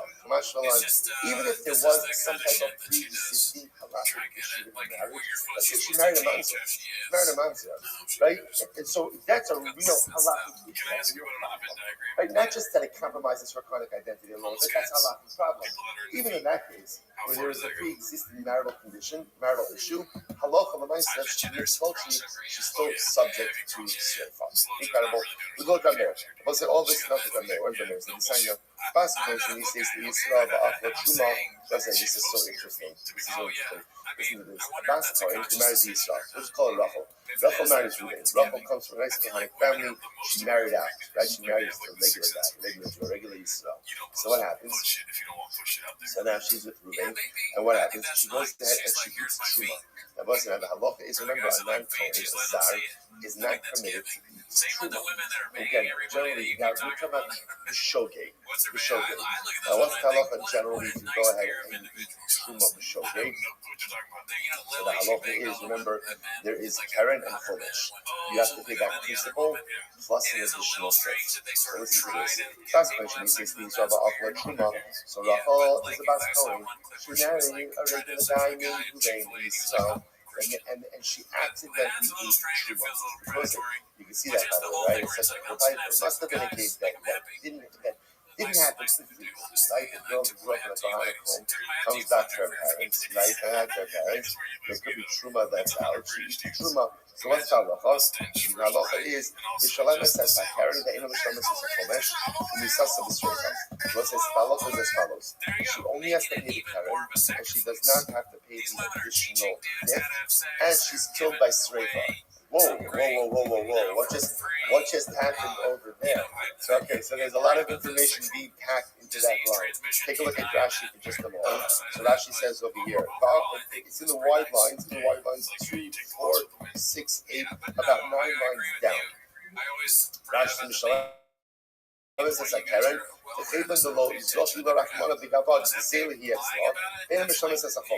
last Zorahi, Hoil Uru Lakso in Yomas Baila, is our illness. This is very interesting. So the Gemara says as follows: the vice consists that halacha l'maaseh, she has to pay principal. Why does she have to pay principal? When she stole something, sure it doesn't belong to her. So there's the principal. She doesn't have to pay the fifth. Why? Who has to pay the fifth in general? A zar, not paying the fifth. Interestingly enough, she doesn't have zar status. Why not? Because if her husband dies, she can go back to her parents' home and consume truma. Interestingly enough, so she's chayav for the fifth. Therefore, she has to be a principal. Doesn't have to pay the fifth. What does it mean that she's chayav sreifa? So Rashi says imzinsa. Okay, calm down. Not for the truma. If she commits adultery, then she's chayav sreifa. Because again, she's a bas Kohen. There's a number of things you see from here. Really, what you see from here is, first of all, the din of bas Kohen by sreifa is that any bas Kohen, irrespective of who she marries, interestingly enough, even when she gets married, she retains an element of her kohanic status, right? Vaharaya, she only has to pay Karen, doesn't have to pay Chomesh. Good. Next. Nisis Tachamim Apsulin. Now, again, all of this is assuming that she's in a legal marriage. A legal marriage is to a non-Kohen. What happens if she's in an illegal marriage? She married a mamzer. So what's that about? Mishalem is carrying the Chomesh.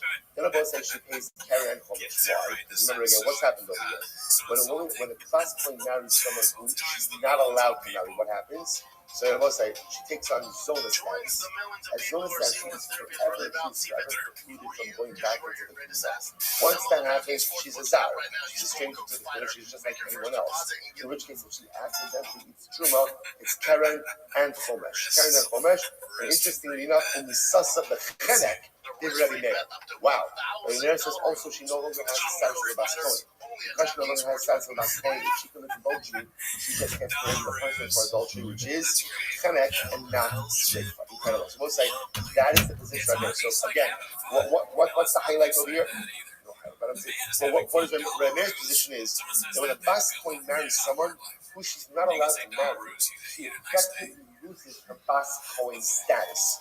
And it manifests itself for us in two ways. Number one, if she accidentally eats Truma, she's going to have to pay Karen and Chomesh. If she commits adultery, she's going to be punished like a regular woman. Not straight like a Bas Kohen, but rather Chenek, like a regular adult. The Chum say, the Chum moment, Zu v'zu mishlam eskem v'lo Chomesh, and he says in Shleifa. The Chum disagree. The Chachamim say that Allah even if a Bas Kohen marries someone who she's not allowed to marry, she still retains her Bas Kohen status. Very interesting. And therefore, Allah says she's going to go and only have to pay Karen, doesn't have to pay Chomesh, and if she commits adultery, ultimately, again, she is judged by Shleifa. So we'll say, is that not incredible? What a fascinating focus. Essentially, can a Bas Kohen compromise her Bas Kohen status? Rabbi Meir says yes. If she marries someone